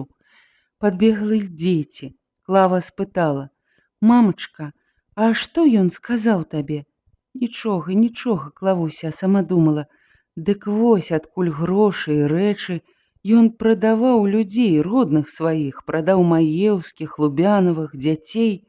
Недарма я баялася, недарма здагадвалася аб нядобрым. Дачка Клава раптам кінулася да яе, абхапіла рукамі за шыю. «Мамачка, ну ты скажы, што ён сказаў?» Ганна заціснула дачцы рот. «Маўчы, маўчы, доченька». Пайшлі дзеці, яна паднялася і рушыла ў канец гародаў, дзе пачынаўся альховы зараснік. Дзяніска схапіў яе за падол і ішоў побач, Клава следам. Суседкі правялі іх здзіўленымі позіркамі і пачалі збягацца адна да аднае, каб абгаварыць гэтае здарэнне. Відаць, з Мацеем нешта здарылася, згадзіліся ўсе на адным меркаванні.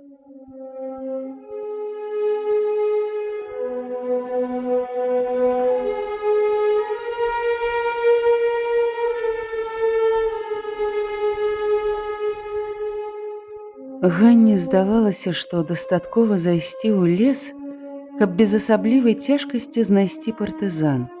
Але яны праблукалі некалькі гадзін, зайшлі ў незнаёмыя мясціны, ў цёмны гушчар і не напаткалі ніводнай жывой душы.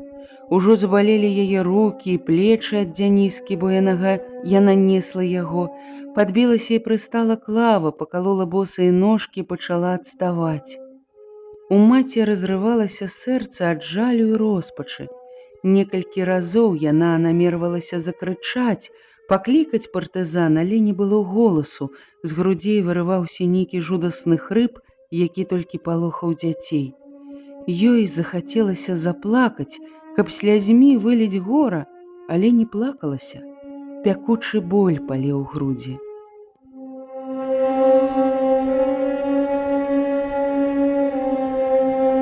А можа не выдаваць, думала яна, а можа маўчаць. Няхай лепей гэта зробяць іншыя. Няхай я не заб'ю бацьку маіх дзяцей. Ох, дзетачкі, сірацінкі мае. А калі гэтага ніхто не зробіць, калі ён яшчэ прадасць нашых людзей немцам і застанецца жывы і прыйдзе жыць з намі, жыць з ім, ведаючы ўсё, но не. Лепей цяпер, чым тады, лепей адразу, каб не чакаць, не пакутаваць. Ды ён жа можа прадаць усіх, усіх. Няхай жа згіне адзін ён, чым сотні сумленных людзей. І яе рашучасць знайсці партызана і ўсё расказаць ім расла з кожным крокам.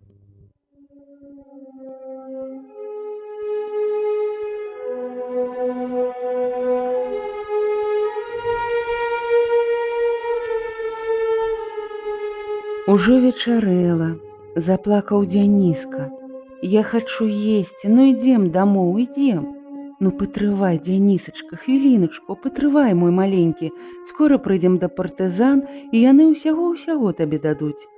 «І татка там у іх?» – з цікавасцю спытаў хлопчык. Ганна ажно застагнала. «Ножку збіла, мама, так, а ты ціхенечка ідзі, ціхенечка». Ад гэтага клопату малой дачушкі зрабілася яшчэ больш балюча. Сцямнела. Яны селі пад густую елку. Хлопчык заплакаў ізноў. Ганна разлавалася ў Господзе.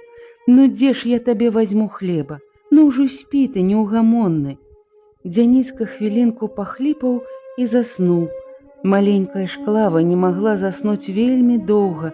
Яна ляжала моўчкі і рабіла выгляд, што спіць. У яе дзіцячай душы былі не меншыя пакуты, чым у душы маці. І адзін раз, калі маці цяжка ўздыхнула, яна не вытрымала, падхапілася, абняла яе.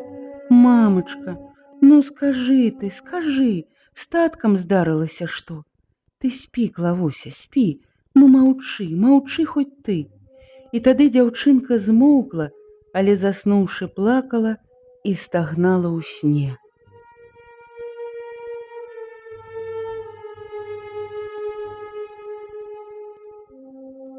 Ганна прасядзела над дзецьмі ўсю ноч.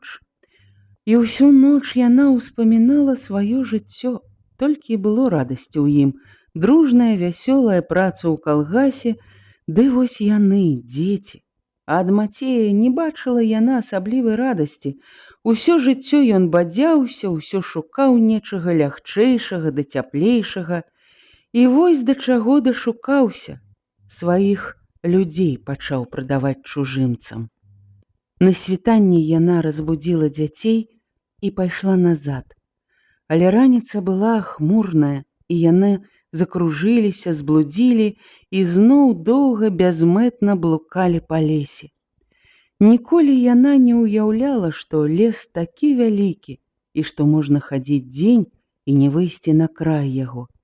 І яе раптам ахапіў страх за дзяцей, за тое, што яна можа спазніцца і што гэты страшны незнаёмы можа папярэдзіць яго і зробіць яшчэ больш жудаснае злачынства і схаваецца, пазбегне справядлівай кары. Яна нават ускрыкнула. Глухое кароткае рэха адгукнулася ёй. Прыслухаўшыся, яна пачула нейкі далёкі шум.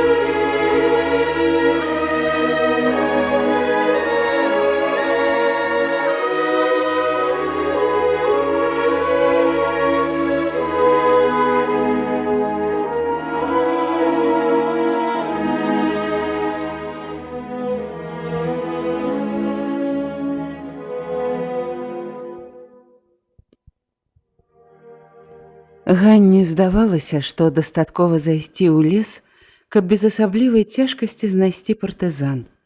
Але яны праблукалі некалькі гадзін, зайшлі ў незнаёмыя мясціны, у цёмнай гушчары не напаткалі ніводнай жывой душы.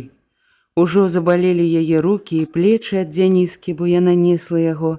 Падбілася і прыстала клава, пакалола босыя ножкі, пачала адставаць. У маці разрывалася сэрца ад жалю і роспачы. Некалькі разоў яна намервалася закрычаць, паклікаць партызан, але не было голасу. З грудзей вырываўся нейкі жудасны хрып, які толькі палохаў дзяцей. Хацелася заплакаць, каб слязьмі выліць гора, але не плакалася, пякучы боль паліў грудзі.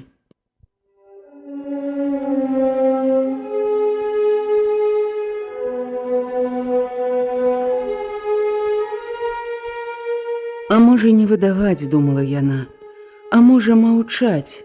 Няхай лепей гэта зробяць іншыя, няхай не я заб'ю бацьку маіх дзяцей. Дзетачкі мае, а калі гэтага ніхто не зробіць, калі ён яшчэ прадасць нашых людзей немцам і застанецца жывы, і прыйдзе жыць з намі, і жыць з ім ведаючы ўсё? Не, лепей цяпер, чым тады, лепей адразу, каб не чакаць і не пакутаваць. Яе рашучасць знайсці партызан і ўсё расказаць ім расла з кожным крокам. Вечарэла. Заплакаў Дзяніска. Я хачу есці, ідзем дамоў, мамачка. Патрывай, Дзяніска, патрывай, мой маленькі. Скора прыйдзем да партызан, і яны ўсяго-ўсяго табе дадуць. І татка там у іх, з цікавасцю спытаў хлопчык. Ганна застагнала ў адказ. А ты ножку збіла, мама, так? А ты ціхенечка ідзі. Ад гэтага клопату малога зрабілася яшчэ больш балюча. Сцямнела, Яны селі пад густую елку. Хлопчык заплакам зноў. Ганна раззлавалася.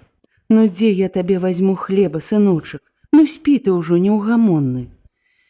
Дзяніска хвілінку пахліпаў і заснуў. Клава не магла заснуць вельмі доўга, але ляжала моўчкі, рабіла выгляд, што спіць.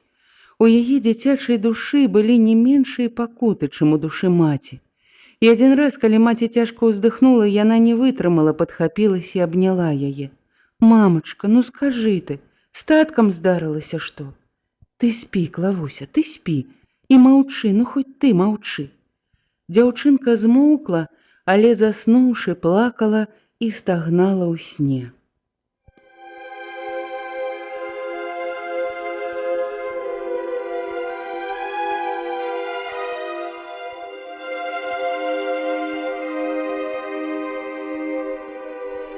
Ганна прасядзела над дзецьмі ўсю ноч. Усю ноч яна ўспамінала сваё жыццё. Толькі і было радасці ў ім, дружная вясёлая праца ў калгасе, ды вось яны, дзеці. А ад Мацея не бачыла яна асаблівай радасці. Усё жыццё ён бадзяўся, нечага шукаў, і шукаў усё лягчэйшага ды цяплейшага. І вось да чаго дашукаўся, сваіх людзей пачаў прадаваць чужынцам. Як жа знайсці партызан, дзе яны, думала яна, і раптам зразумела, што памылілася, што не так трэба шукаць іх. Трэба было расказаць аб усім надзейным людзям, параіцца з імі, но ёсць жа ў вёсцы людзі, якія ведаюць, дзе яны. Абавязкова ёсць.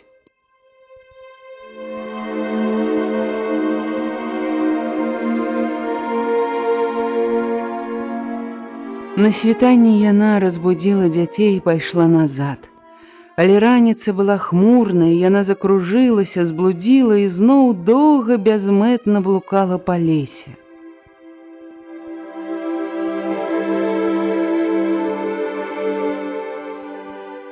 Ніколі яна не ўяўляла, што лес такі вялікі, і што можна хадзіць дзень і не выйсці на край яго.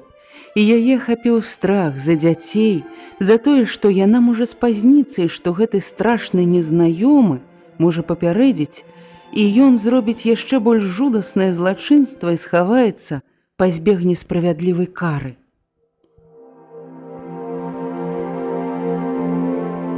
Яна закрычала, і глухое кароткае рэха адгукнулася ёй, і, прыслухаўшыся, яна пачула нейкі далёкі шум. «Дык гэта ж цягнік, мамачка!» – здагадалася першая дзяўчынка. Ганна з палёгкай уздыхнула і шпарка рушыла ў бок чыгункі, каб распытаць там дарогу ў Арэхаўку. І адтуль ужо па-іншаму шукаць партызан. Але раптам шум цягніка перарваў доўгі выбух. Загрымела, заляскала, успыхнула страляніна. «Партызаны! Гэта партызаны, дзетачкі, хутчэй бяжым, гэта ж яны, каб толькі не ўйшлі!» Ганна падхапіла Дзяніску і пабегла ў напрамку страляніны.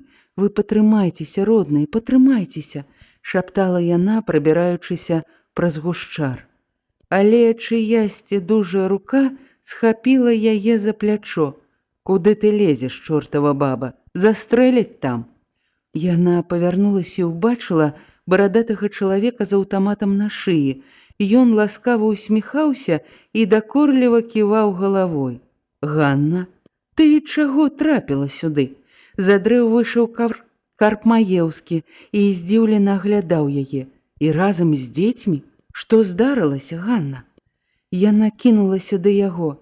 «Дзядзька Карп, гэта сям'я Мацея Куляша», – растлумачыў Маеўскі барадатаму. Ганна закрыла далонямі твар і заплакала.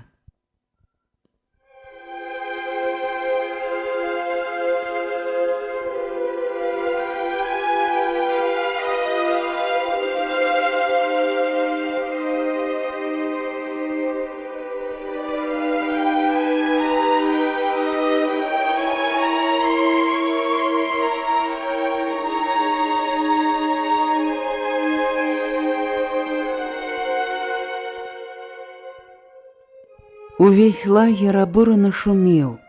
Партызаны шчыльна абкружалі вялікі будан, каля якога стаяў вартавы і нікога не падпускаў. У будані ішоў допыт здрадніка. Кулеш стаяў, ціснуўшы галаву ў плечы. На шыі і на скронях надуліся вены, пад вачыма сінія крывападцёкі, сарочка парвана на клоччы. Перад гэтым ён пабыў у руках Пятра Майбарады. Разведчык ледзь не забіў яго да смерці, даведаўшыся, што ён прадаў Буйскага. Каб Лясніцкі спазніўся хоць на адну хвілінку, усё было б скончана, суду не было б чаго рабіць. Але камісар сурова спыніў самасуд, а Майбараду пасадзіў пад арышт у пустую зямлянку.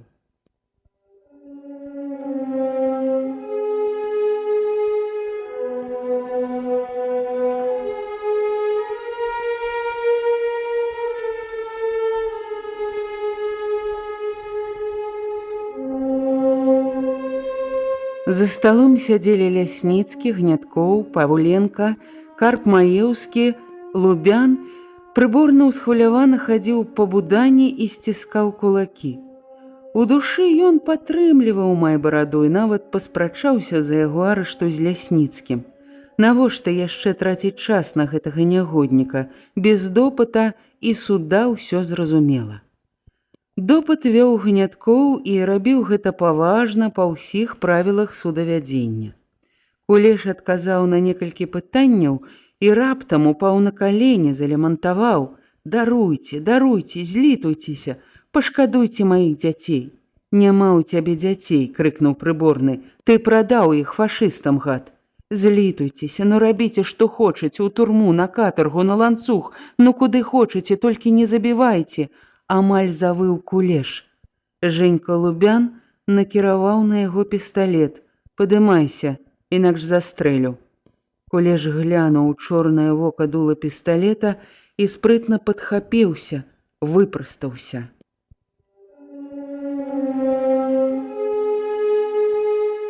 Жывая сцяна партызан каля будана калыхнулася, рассунулася і прапусціла Насцю Буйскую з дзіцем на руках. Яна толькі што вярнулася з лесу, даведалася аб здрадніку. Вартавы паспрабаваў не пусціць яе, але яна спакойна адхіліла яго і зайшла туды.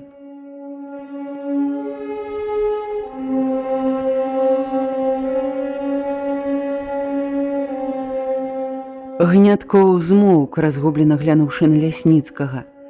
Насця спынілася перад здраднікам, з агідай паглядзела на яго і ціха, але выразна сказала: «Дык гэта ты прадаў Андрэя?» І яна пагардліва плюнула яму ў твар. «Пайшлі, сыночак, пайшлі далей ад гэтай поскудзі». Яна павярнулася да выхада, але спынілася, аглянулася на суддзяў і дадала: «Ну што вы цягнеце з ім? Павесіць яго, павесіць, вунь на зламанай асіне».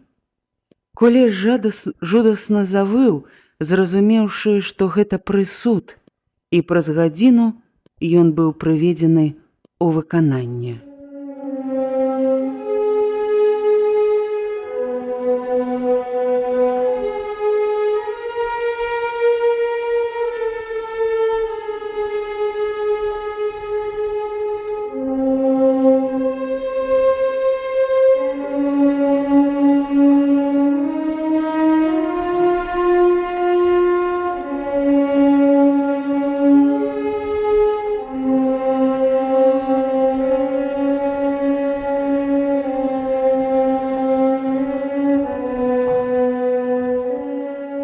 На вялікай паляне калонамі паатрадна выстраілася ўся брыгада.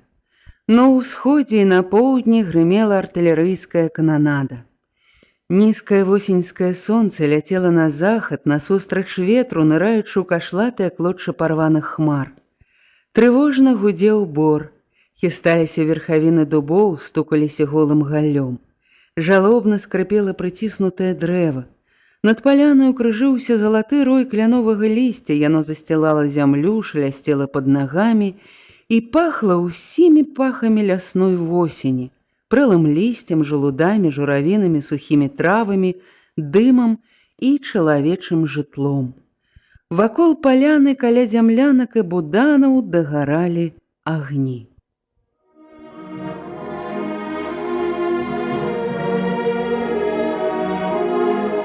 З вялікага будану выйшла група камандзіраў. Першым ішоў шыракаплечы чалавек у новым мундзіры з палявымі пагонамі генерал-маёра.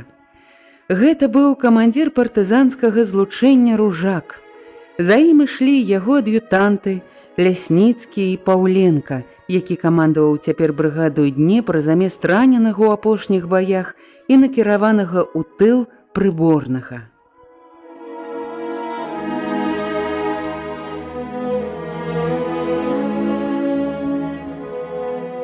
Камандзіры прайшлі ўздоўж строю. Атрады сустракалі іх дружным ура. Вочы партызан урачыста і радасна ззялі. Генерал па-простаму махаў ім рукою і па-сяброўскі шчыра усміхаўся. Вярнуўшыся назад, ён лёгка ўскочыў на высокі пень, падняў руку, і строй сціх.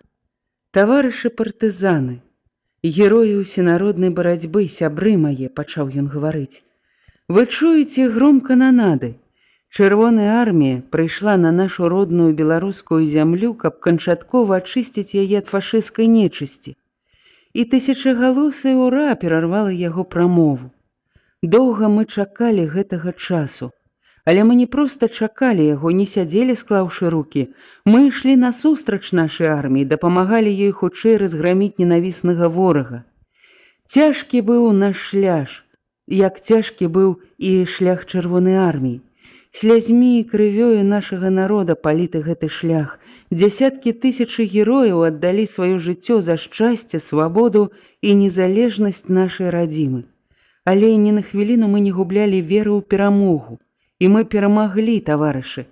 Успомніце свой баявы шлях. Генерал коротка спыніўся на гісторыі зараджэння і развіцця партызанскага руху. Успомніў баявыя справы брыгады, яе лепшых людзей, якія загінулі смерцю герояў і жывых. І вось мы са славою канчаем свой вялікі паход. Пазаўчора і учора доблесныя часці чырвонай арміі пераправіліся цераз Дняпро і паспяхова ачышчаюць ад ворага правабярэжжа. Вы чуеце, дзе ўжо грыміць бой. Вашай брыгадзе выпала пачэсная задача дапамагчы чырвонай арміі і дапамагчы ажыццявіць ёй адну вялікую важную аперацыю па абкружэнню праціўніка. Сэнс і значэнне яе вы даведаецеся крыху пасля. Я заклікаю байцоў і камандзіраў мужна і аддана выканаць апошні партызанскі абавязак. Пакажам, таварышы, славу народных мсціўцаў. Неўзабаве атрады адзін за адным пачалі выступаць на захад, і лагер хутка апусцеў.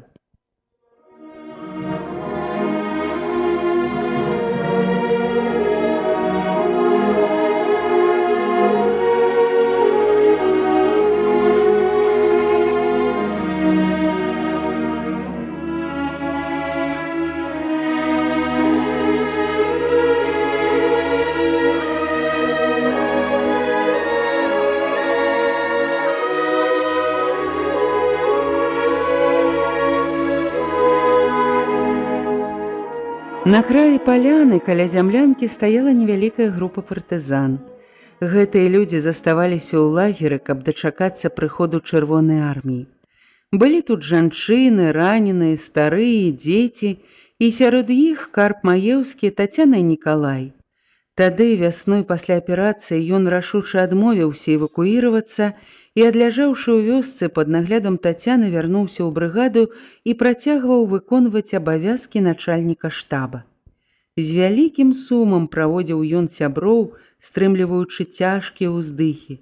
І вельмі хацелася яму быць разам з імі ў гэтым апошнім баі, але нічога не зробіш, трэба было мірыцца з лёсам. Шпарка падышоў Лясніцкі. «Ну, сябры, вы пачакайце. І чакаць вам нядоўга засталося, але будьце пільнымі, хоць і надзейнае ў вас месца, ды раптам немцы выпадкова прыйдуць сюды уцякаючы. Яны разбягаюцца зараз ва ўсе бакі, а вы разведвайце, выстаўляйце вартавых. Цябе Нікалай назначаю апошнім камендантам лагера». Камісар брыгады ўзяў начальніка штаба за рукі.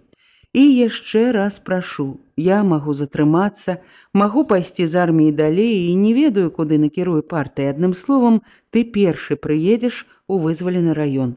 і адразу ж бярыся за работу, закасаўшы рукавы. Ну, канешне, прышлюць новага сакратара, старшыню райвыканкома, але пакуль гэта яны пазнаёмяцца. А табе ўсё знаёма. Ты ведаеш, што дзе захавана, ведаеш усіх людзей, і людзі таксама ведаюць цябе. З цябе яны ў першую чаргу і патрабуюць дапамагчы ім наладзіць жыццё, так што глядзі, не падкачай, друг. Будзь упэўнены, Павел. Ну, я веру. Лясніцкі на хвіліну задумаўся і павярнуўся да Карпа. Ну, старына, паваявалі мы добра.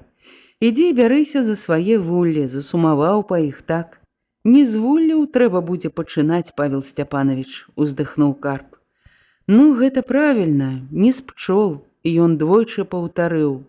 Так, не з пчол, але праз момант весела бліснуў вачыма. Але і пчол не будзем забываць, хутка і за іх возьмемся.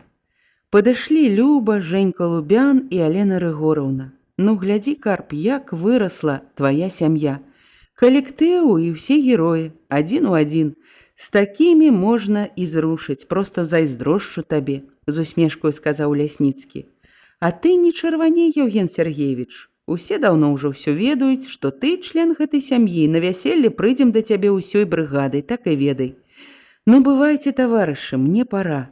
Ён абняў і пацалаваў Нікалая, Карпа, Віцю, Насцю Буйскую, яе маленькага сына, а астатнім паціснуў рукі і пайшоў на сярэдзіну паляны, дзе чакалі яго камандзіры.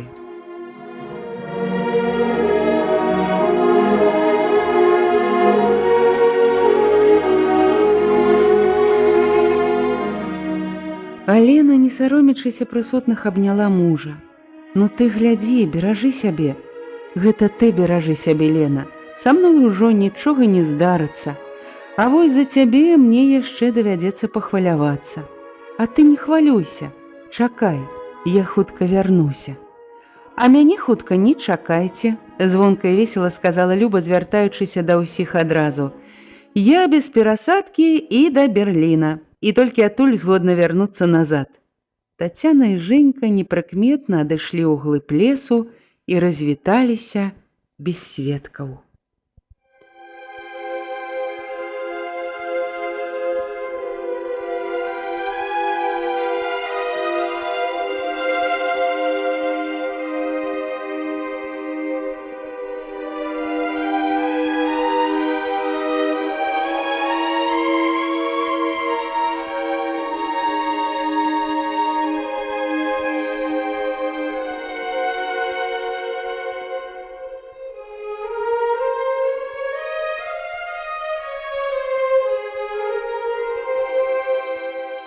Праз 2 дні лагер апусцеў, маеўскія пакідалі яго апошнімі.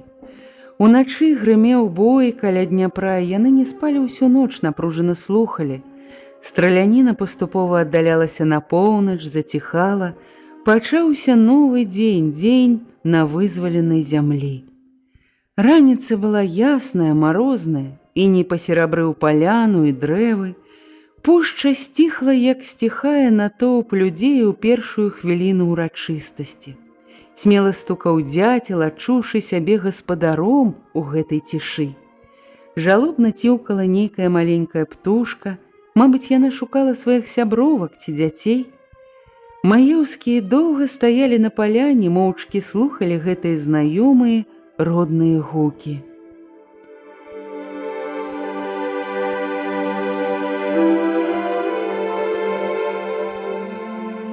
Нікалай зняў шапку. Ну, бывай, пушча, паслужыла ты нам чэсна.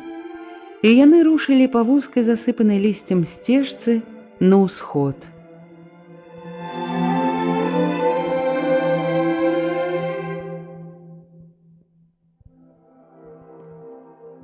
Нікалая везлі ў спецыяльнай калясцы на 3 колах, па-майстэрску зробленай Карпам і Гнятковым з нямецкіх веласіпедаў.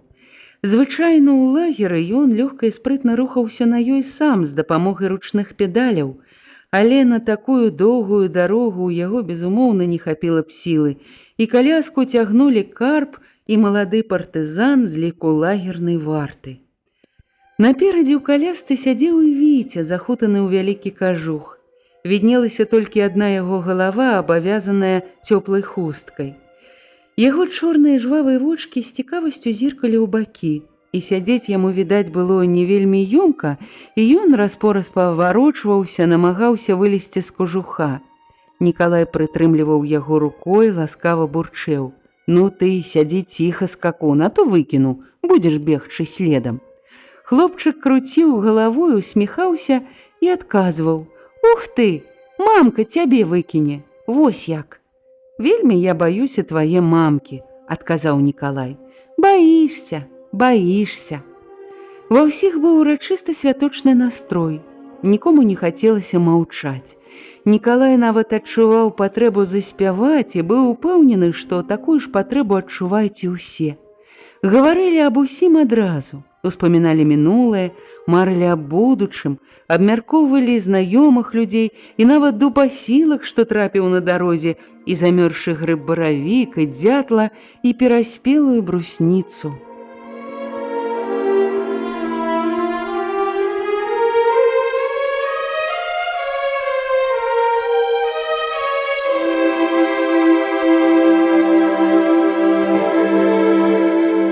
Насця ішла наперадзе і гаварыла са сваім сынам. Цяжка ёй было ў лесе з ім, але да маці яна не магла пайсці, бо ў вёсцы ўсе добра ведалі аб яе дзейнасці ў партызан. Паспрабавалі было пакінуць яе ў чужой вёсцы ў надзейнага чалавека, але яна вытрымала там толькі тыдзень і вярнулася назад у лес. «Нарэшце, сынку, ты будзеш як усе дзеці», – гаварыла яна. «Але ты ўсё жыццё будзь партызанам, і ты ганарыся гэтым. Расці такім, як твой татка. Любі так усё тое, што любіў ён і за што загінуў. А гэта, калі ты вырасцеш, Андрейка, я табе раскажу больш падрабязна. А зараз мы прыйдзем да бабулі, яна малачка табе знойдзе, у калыску пакладзе». Так пяшчотна шаптала Насця свайму сыну і штохвілінна правярала, ці не задувае дзе-небудзь пад коўдру вецер. Хоць ветру і не было. А Нікалай усю дарогу гаварыў з сястрой і гаварыў з узрушанасцю шчаслівага чалавека.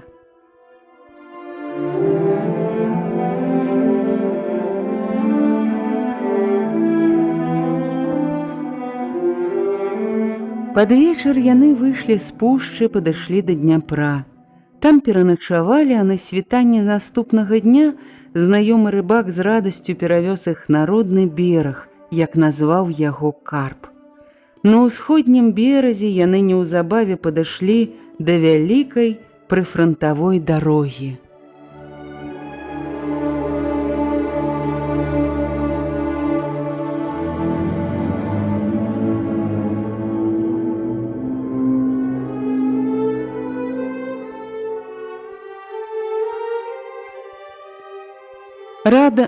Разам з дарогай у канавах ляжалі спаленыя нямецкія танкі, разбітыя машыны, гарматы, забітыя коні і пасінелыя трупы немцаў, а па расчышчанай дарозе рухалася на захад магутная тэхніка пераможцаў.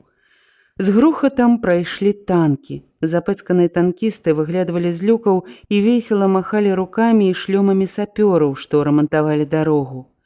Фыркаючы і сігналячы прымчаліся штабныя машыны, і ўсе з павагай далі ім дарогу.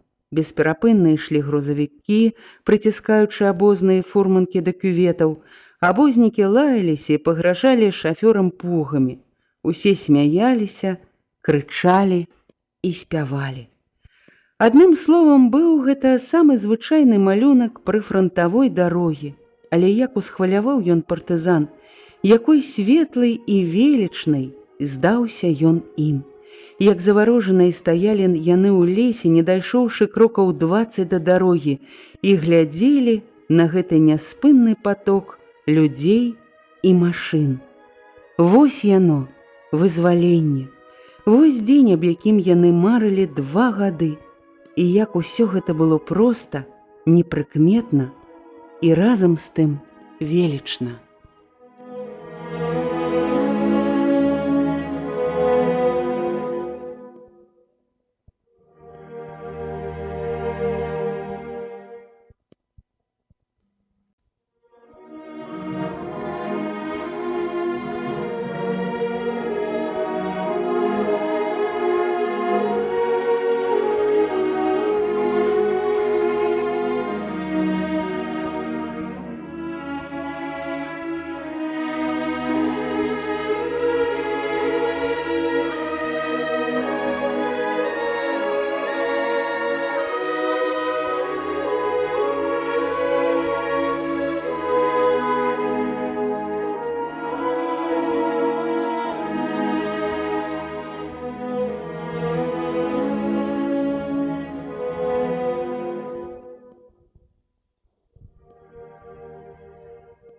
На паляне каля зямлянкі стаяла невялікая група партызан.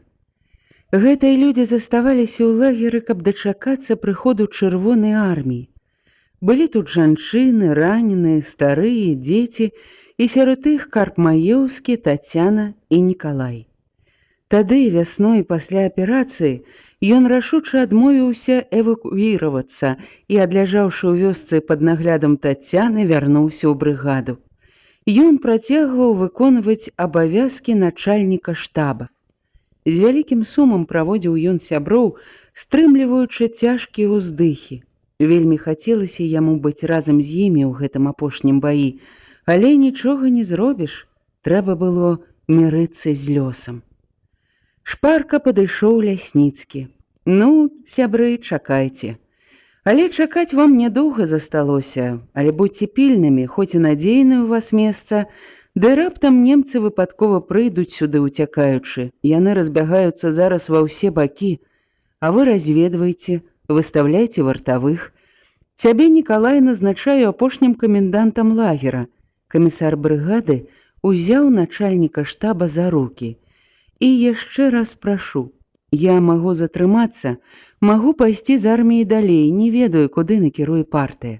Адным словам, ты першы прыедзеш у вызвалены раён і адразу ж бярыся за работу, закасаўшы рукавы. Ну, канешне, прышлюць новага сакратара, старшыню райвыканкома, але пакуль гэта яны пазнаёмяцца. А табе ўсё знаёма. Ты ведаеш, дзе што захавана, і ведаеш усіх людзей, і людзі таксама ведаюць цябе. З цябе яны ў першую чаргу і патрабуюць дапамагчы ім наладзіць жыццё. Так што глядзі, не падкачай, друг». «Будзь упэўнены, Павел», — адказаў Нікалай. «Ну, я веру», — працягваў гаварыць Лясніцкі, а потым ён павярнуўся да Карпа. «Ну, паваявалі мы добра, Карп. Ідзі і бярыся за свае вуллі. Засумаваў па іх, так?» «Не з вулляў трэба будзе пачынаць, Павел Сцяпанович», — уздыхнуў Карп. «Ну, гэта правільна. Не з пчол», — ён двойчы паўтарыў. «Так, не з пчол». Але праз момант Лясніцкі весела бліснуў вачыма. «Але і пчол таксама не будзем забываць. Хутка і за іх возьмемся». Падышлі Люба, Женька, Лубян і Алена Рыгораўна. «Глядзі, Карп Пракопавіч», — сказаў Лясніцкі, — «як вырасла твая сям'я. Калектыў, і якія героі ўсе адзін у адзін. З такімі гару можна зрушыць. Проста зайздрошчу табе», — з усмешкаю сказаў Лясніцкі. «Ну, не чырвані, Евген Сергеевич, але ўсе даўно ўжо ўсё ведаюць, што ты член гэтай сям'і, а на вяселле прыйдзем да цябе ўсёй брыгадай, так і ведай. Ну, бывайце, таварышы, мне пара». Лясніцкі абняў і пацалаваў Нікалая, Карпа, Віцю, Насцю Буйскую і яе маленькага сына, астатнім паціснуў рукі і пайшоў на сярэдзіну паляны, дзе чакалі яго камандзіры.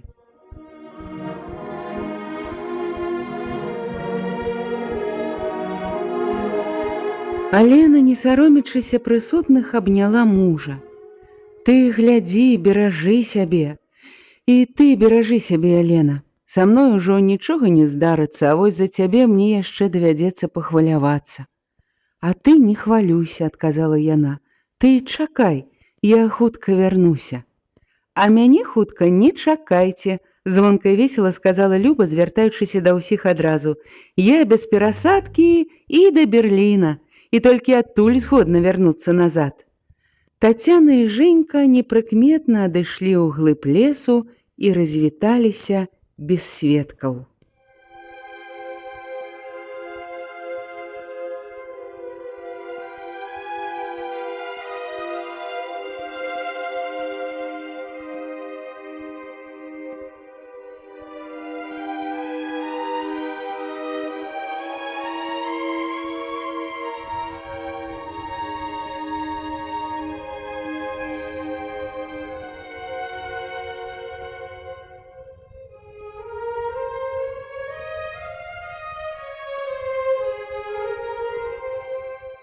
Праз 2 дні лагер апусцеў. Маеўскія пакідалі яго апошнімі. Уначы грымеў бой каля Дняпра, і яны не спалі ўсю ноч, напружана слухалі. Страляніна паступова аддалялася на поўнач, заціхала, пачаўся новы дзень, дзень на вызваленай зямлі. Раніца была ясная, марозная, іней пасерабрыў паляну і дрэвы. Пушча сціхла, як сціхае натоўп людзей у першую хвіліну ўрачыстасці. Смела стукаў дзяцел, адчуўшы сябе гаспадаром у гэтай цішы.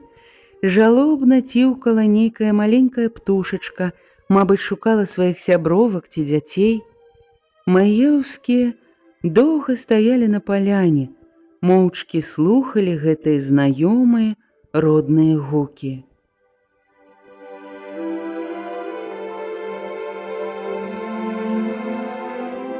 Нікалай зняў шапку. «Ну, бывай, пушча», — сказаў ён, — «паслужыла ты нам добра». І яны рушылі па вузкай, засыпанай лісцем сцежцы на ўсход.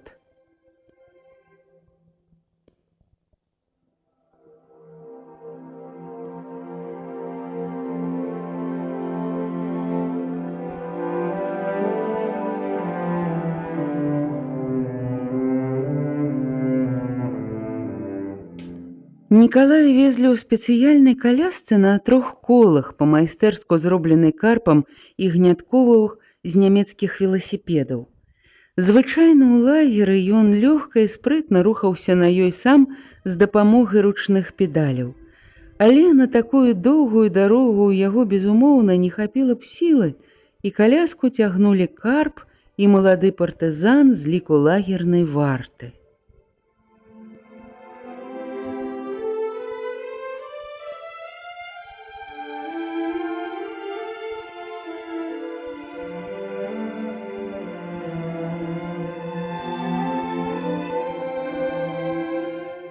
Наперадзе ў калясцы сядзеў і Віця, захутаны ў вялікі кажух. Віднелася толькі адна яго галава, абвязаная цёплай хусткай. Яго чорныя жвавыя вочкі з цікавасцю зіркалі ў бакі, і сядзець яму, відаць, было не вельмі ёмка, і ён раз-пораз варочаўся, намагаўся вылезці з кажуха. Нікалай ласкава прытрымліваў яго рукой.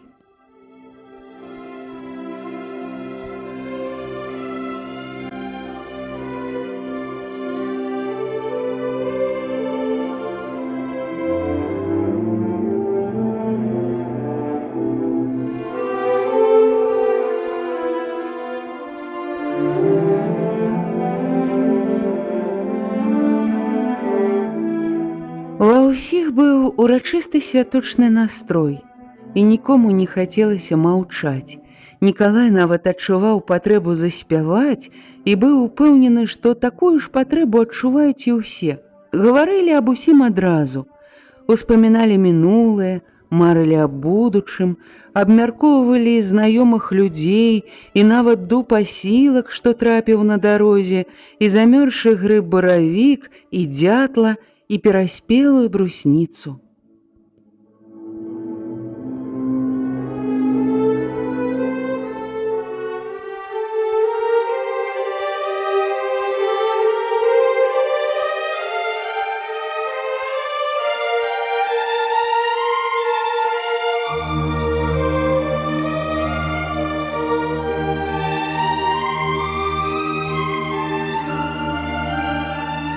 Насця ішла наперадзе і гаварыла са сваім сынам.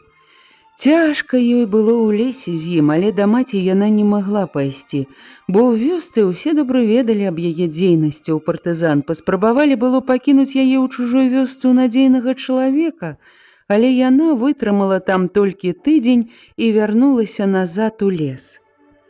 «Нарэшце, сынку, ты будзеш як усе дзеці», — гаварыла яна, «але ты ўсё жыццё будзь партызанам, і ты ганарыся гэтым. Расці такім, як твой татка, такім разумным, адважным і шчырым, і любі вось так, как і ён любіў, за што загінуў. Але гэта потым, калі ты вырасцеш, Андрейка. А зараз мы прыйдзем з табой да бабулі, яна малачка табе знойдзе, ў калыску пакладзе. Ты спі, сыночак», — пяшчотна гаварыла яна і штохвілінна правярала, ці не задувае дзе-небудзь пад коўдру вецер, хоць ветру і не было.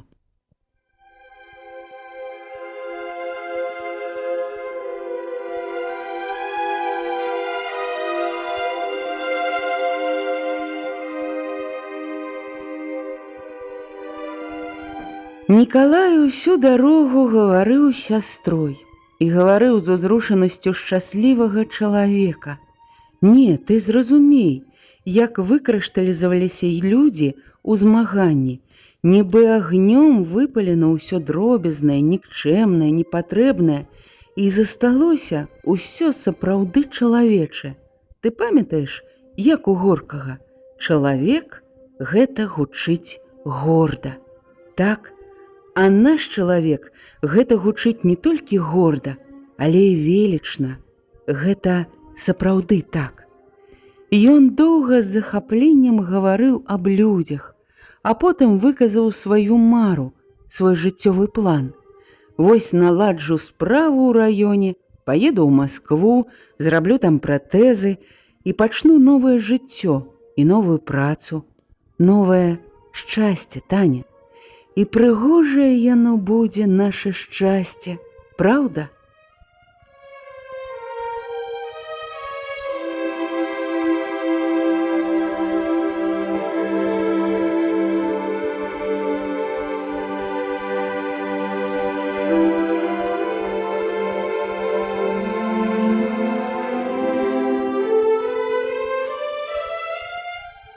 Пад вечар яны выйшлі з пушчы, падышлі да Дняпра, пераначавалі.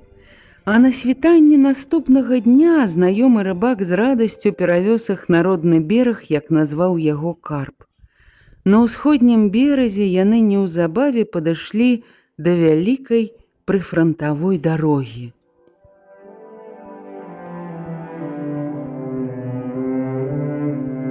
Каля дарогі ў канавах ляжалі спаленыя нямецкія танкі, разбітыя машыны, гарматы, фурманкі, забітыя коні і пасінелыя трупы немцаў, а па расчышчанай дарозе рухалася на захад магутная тэхніка пераможцаў. З грукатам прайшлі танкі. Запэцканыя танкісты выглядывалі з люкаў і весела махалі рукамі і шлёмамі сапёрам, што рамантавалі дарогу. Фыркаючы і сігналячы прымчаліся машыны, і ўсе з павагай далі ім дарогу. Бесперапынна ішлі грузавікі, прыціскаючы абозныя фурманкі да кюветаў. Абознікі лаяліся, пагражалі шафёрам пугамі, усе смяяліся, крычалі, спявалі. І адным словам, гэта быў самы звычайны малюнак прыфрантавой дарогі. Але як усхваляваў ён партызан, якой светлай і велічнай здаўся ён ім, і як заварожаныя стаялі яны ў лесе, не дайшоўшы крокаў 20 да дарогі, і глядзелі на гэты няспынны поток людзей і машын. Вось яно, вызваленне. Вось дзень, аб якім яны марылі 2 гады, і, магчыма, ніхто з іх не ўяўляў гэты шчаслівы міг такім. Як усё проста, непрыкметна, але велічна гэта было.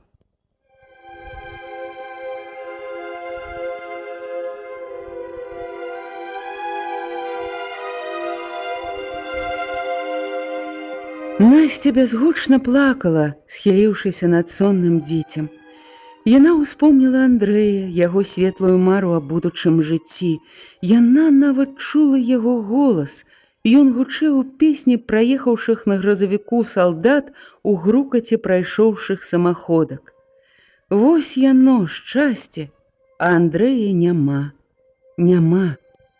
Нікалай абняў адной рукой сястру, другой змахнуў слязу, але, глянуўшыся на Насцю, убачыўшы яе мокры ад слёз твар, гучна і весела сказаў: «Ну што ж гэта вы мы сталі?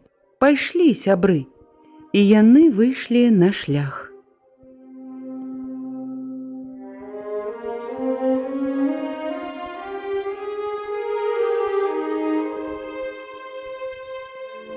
Каля іх спынілася трохтонка, нагружаная скрынкамі і мяшкамі. З кабіны выглянуў старшына, малады хлопец з прыгожымі чорнымі вусікамі. «У які бок?» – запытаў ён. Карп кіўнуў галавой у бок супрацьлеглы таму, куды ішла машына. «Шкада», – шчыра сказаў старшына, але кабіны не зачыніў, а працягваў разглядваць іх. Відавочна, яго зацікавіла гэтая група людзей. Яны не зусім былі падобныя на ўсіх тых, якіх ён ужо сустракаў на разбітых дарогах вайны. На твары гэтых людзей чамусьці не было слядоў перажытых жахаў і пакут. Наадварот, ён убачыў па іх тварах знаёмыя рысы пераможцаў, упэўненасць, гордасць, і асабліва ўразіў і зацікавіў старшыну гэты бязногі. У яго худы, але чыста выгалены твар з рысамі рашучага і мужнага чалавека. У разумных вачах цёплая і радасная усмешка. З-пад кажуха выглядаў каўнер новай афіцэрскай гімнасцёркі. Старшына выскачыў з кабіны, падышоў бліжэй і ветліва звярнуўся да Нікалая. «А дазвольце пацікавіцца, хто вы такія, куды і адкуль?» «Я?» – Нікалай усміхнуўся. «Ну, вось я асабіста, начальнік штаба партызанскай брыгады, а гэта партызаны той жа брыгады». Старшына звыклым рухам паправіў рамень, падцягнуўся і казырнуў, нібы просячы прабачэння. «Ну, а калі вас цікавіць крэўныя связі», – працягваў гаварыць Нікалай, «то гэта мой бацька, а гэта сястра і яе сын, а вось гэта партызанская разведчыца, жонка героя Савецкага Саюза. Ну, з лесу ідём у вёску, да мірнага жыцця і працы». Нікалай не мог стрымацца, каб не сказаць першаму байцу, якога яны спаткалі, што і яны не сядзелі тут, склаўшы рукі, а актыўна дапамагалі заваяваць перамогу. «Дазвольце», – сказаў старшына, – «і далёка вам ісці?» «Ну, кіламетраў 12 яшчэ». Старшына павярнуўся да машыны і загадаў: «Яша, ты паварачвай машыну». І пакуль шафёр разварачваўся, старшына пазнаёміўся. Гвардыі старшына Сініцын, Анатоль Савельевич Масквіч, і моцна паціснуў усім рукі, у тым ліку нават і маленькаму Віці. «Мой абавязак давесці вас да месца. Не думайце спрачацца, таварыш начштаба. Выбачайце, машынай камандую я. Вязу я харчы, а не боепрыпасы, і будьце ўпэўнены, не спазнюся, хоць зраблю яшчэ лішніх 100 кіламетраў. Вы сядайце». Нікалай і Насцю з дзіцем ён умясціў у кабіну, а сам з астатнімі залез у кузаў на скрынкі.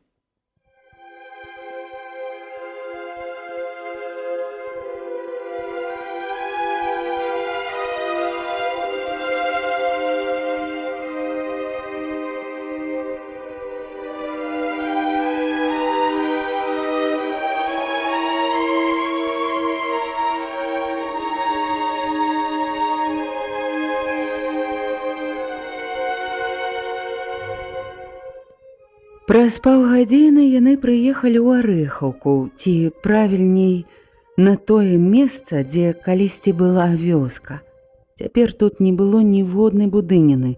Пасля вясновага пажару людзі пабудавалі зямлянкі, а хто-ніхто нават управіўся паставіць зрубы. Але немцы ператварылі вёску ў моцны вузел абароны, і ўсё было знішчана зноў, у гэты раз агнём савецкай артылерыі і кацюш. Нават мала дзе ўцалелі абгарэлыя вясною дрэвы садоў, кожны метр зямлі быў перарыты снарадамі і мінамі. Люстэркамі першага ільду ззялі бомбавыя варонкі.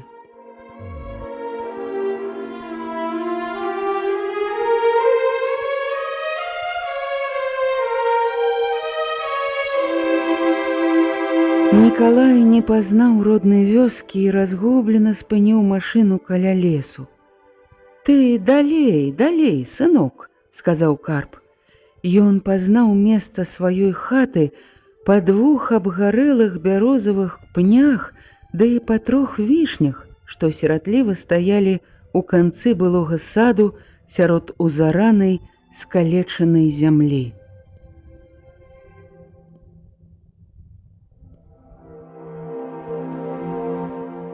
Пяшчотнае і радаснае пачуццё кранула сэрца старога, калі ён убачыў гэтыя вішні. Карп павярнуўся да дачкі, у вачах яго бліснулі слёзы. Вішні, гэта ж нашы вішні, Танюша.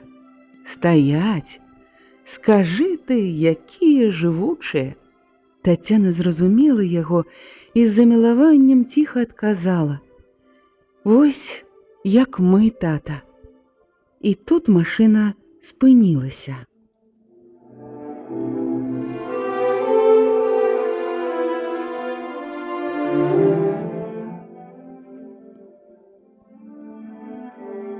Старшына моўчкі аглядаўся навокал. Толькі калі ўжо злезлі ўсе, ён уздыхнуў і таксама скаскочыў на зямлю. «Так, ну як жа гэта вы будзеце жыць ніводнай хаткі? А нічога, сынок, лес у нас пад бокам, прыжывем. Мы людзі навучаныя, не горш за вашага брата, салдата, бачылі не такое», — адказаў стары Карп Маеўскі. Сініцын палез і скінуў з машыны мяшок і вялікую скрынку, збянтэжаны звярнуўся да Нікалая. «А вось прыміце, таварыш начштаба, мяшок сухароў і канцэнтраты». «Не варта, таварыш старшына, не варта», — адказаў Нікалай. Не магу я пакінуць вас так. Вы ж з голымі рукамі на голым месцы. Вы ведаеце, ды і мне маёр, не ведаю, што зробіць, калі я пакіну вас так. У яго сям'я на Браншчыне загінула». «Ну што ж, шчыра дзякуем», — сказаў Карп, прымаючы падарунак. «Але ёсць у мяне да вас, дарагі таварыш, вось яшчэ адна такая просьба. Вы ўжо выбачайце, калі толькі ёсць у вас, дайце нам рыдлёвачку. Вельмі неабходная рэч». «Ёсць у нас рыдлёўка?» — спытаў старшына ў шафёра. «Ці ёсць у нас рыдлёўка? Жаночае пытанне, таварыш старшына. У добрага шафёра ўсё ёсць. Сякера, піла, рыдлёўка. Без гэтага далёгка не паедзеш. Дзе сядзеш, там і злезеш на такіх дарогах». І шафёр Яша пакорпаўся пад сядзеннем, а потым у кузаве і урачыста перадаў Карпу Маеўскаму пілу і рыдлёўку. Сякера ў яго была свая, і ён з ёй не разлучаўся ніколі, заўсёды насіў за поясам. «Вось гэта не толькі ад сябе, але ад многіх удоў і сірот вялікае дзякуй», — сказаў Карп Маеўскі. «Цяпер я, як кажуць, сват каралю і першы багацей на вёсцы». Яны развіталіся, як старыя знаёмыя і самыя блізкія людзі. «Шчаслівай дарогі да Берліна», — пажадалі Маеўскія. Машына адышла.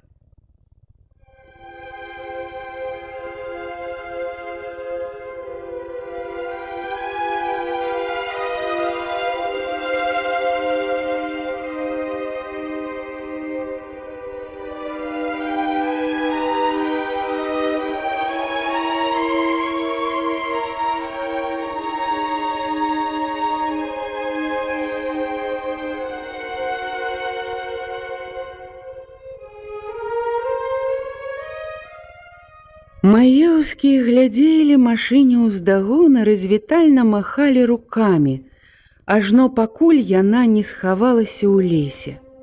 А потым усе павярнуліся да Карпа. А ён папляваў далоні, глыбока капнуў рыдлёўкай старое вогнішча, адкінуў зямлю ў бок і сказаў: «Ну, дзеці, будзем будавацца».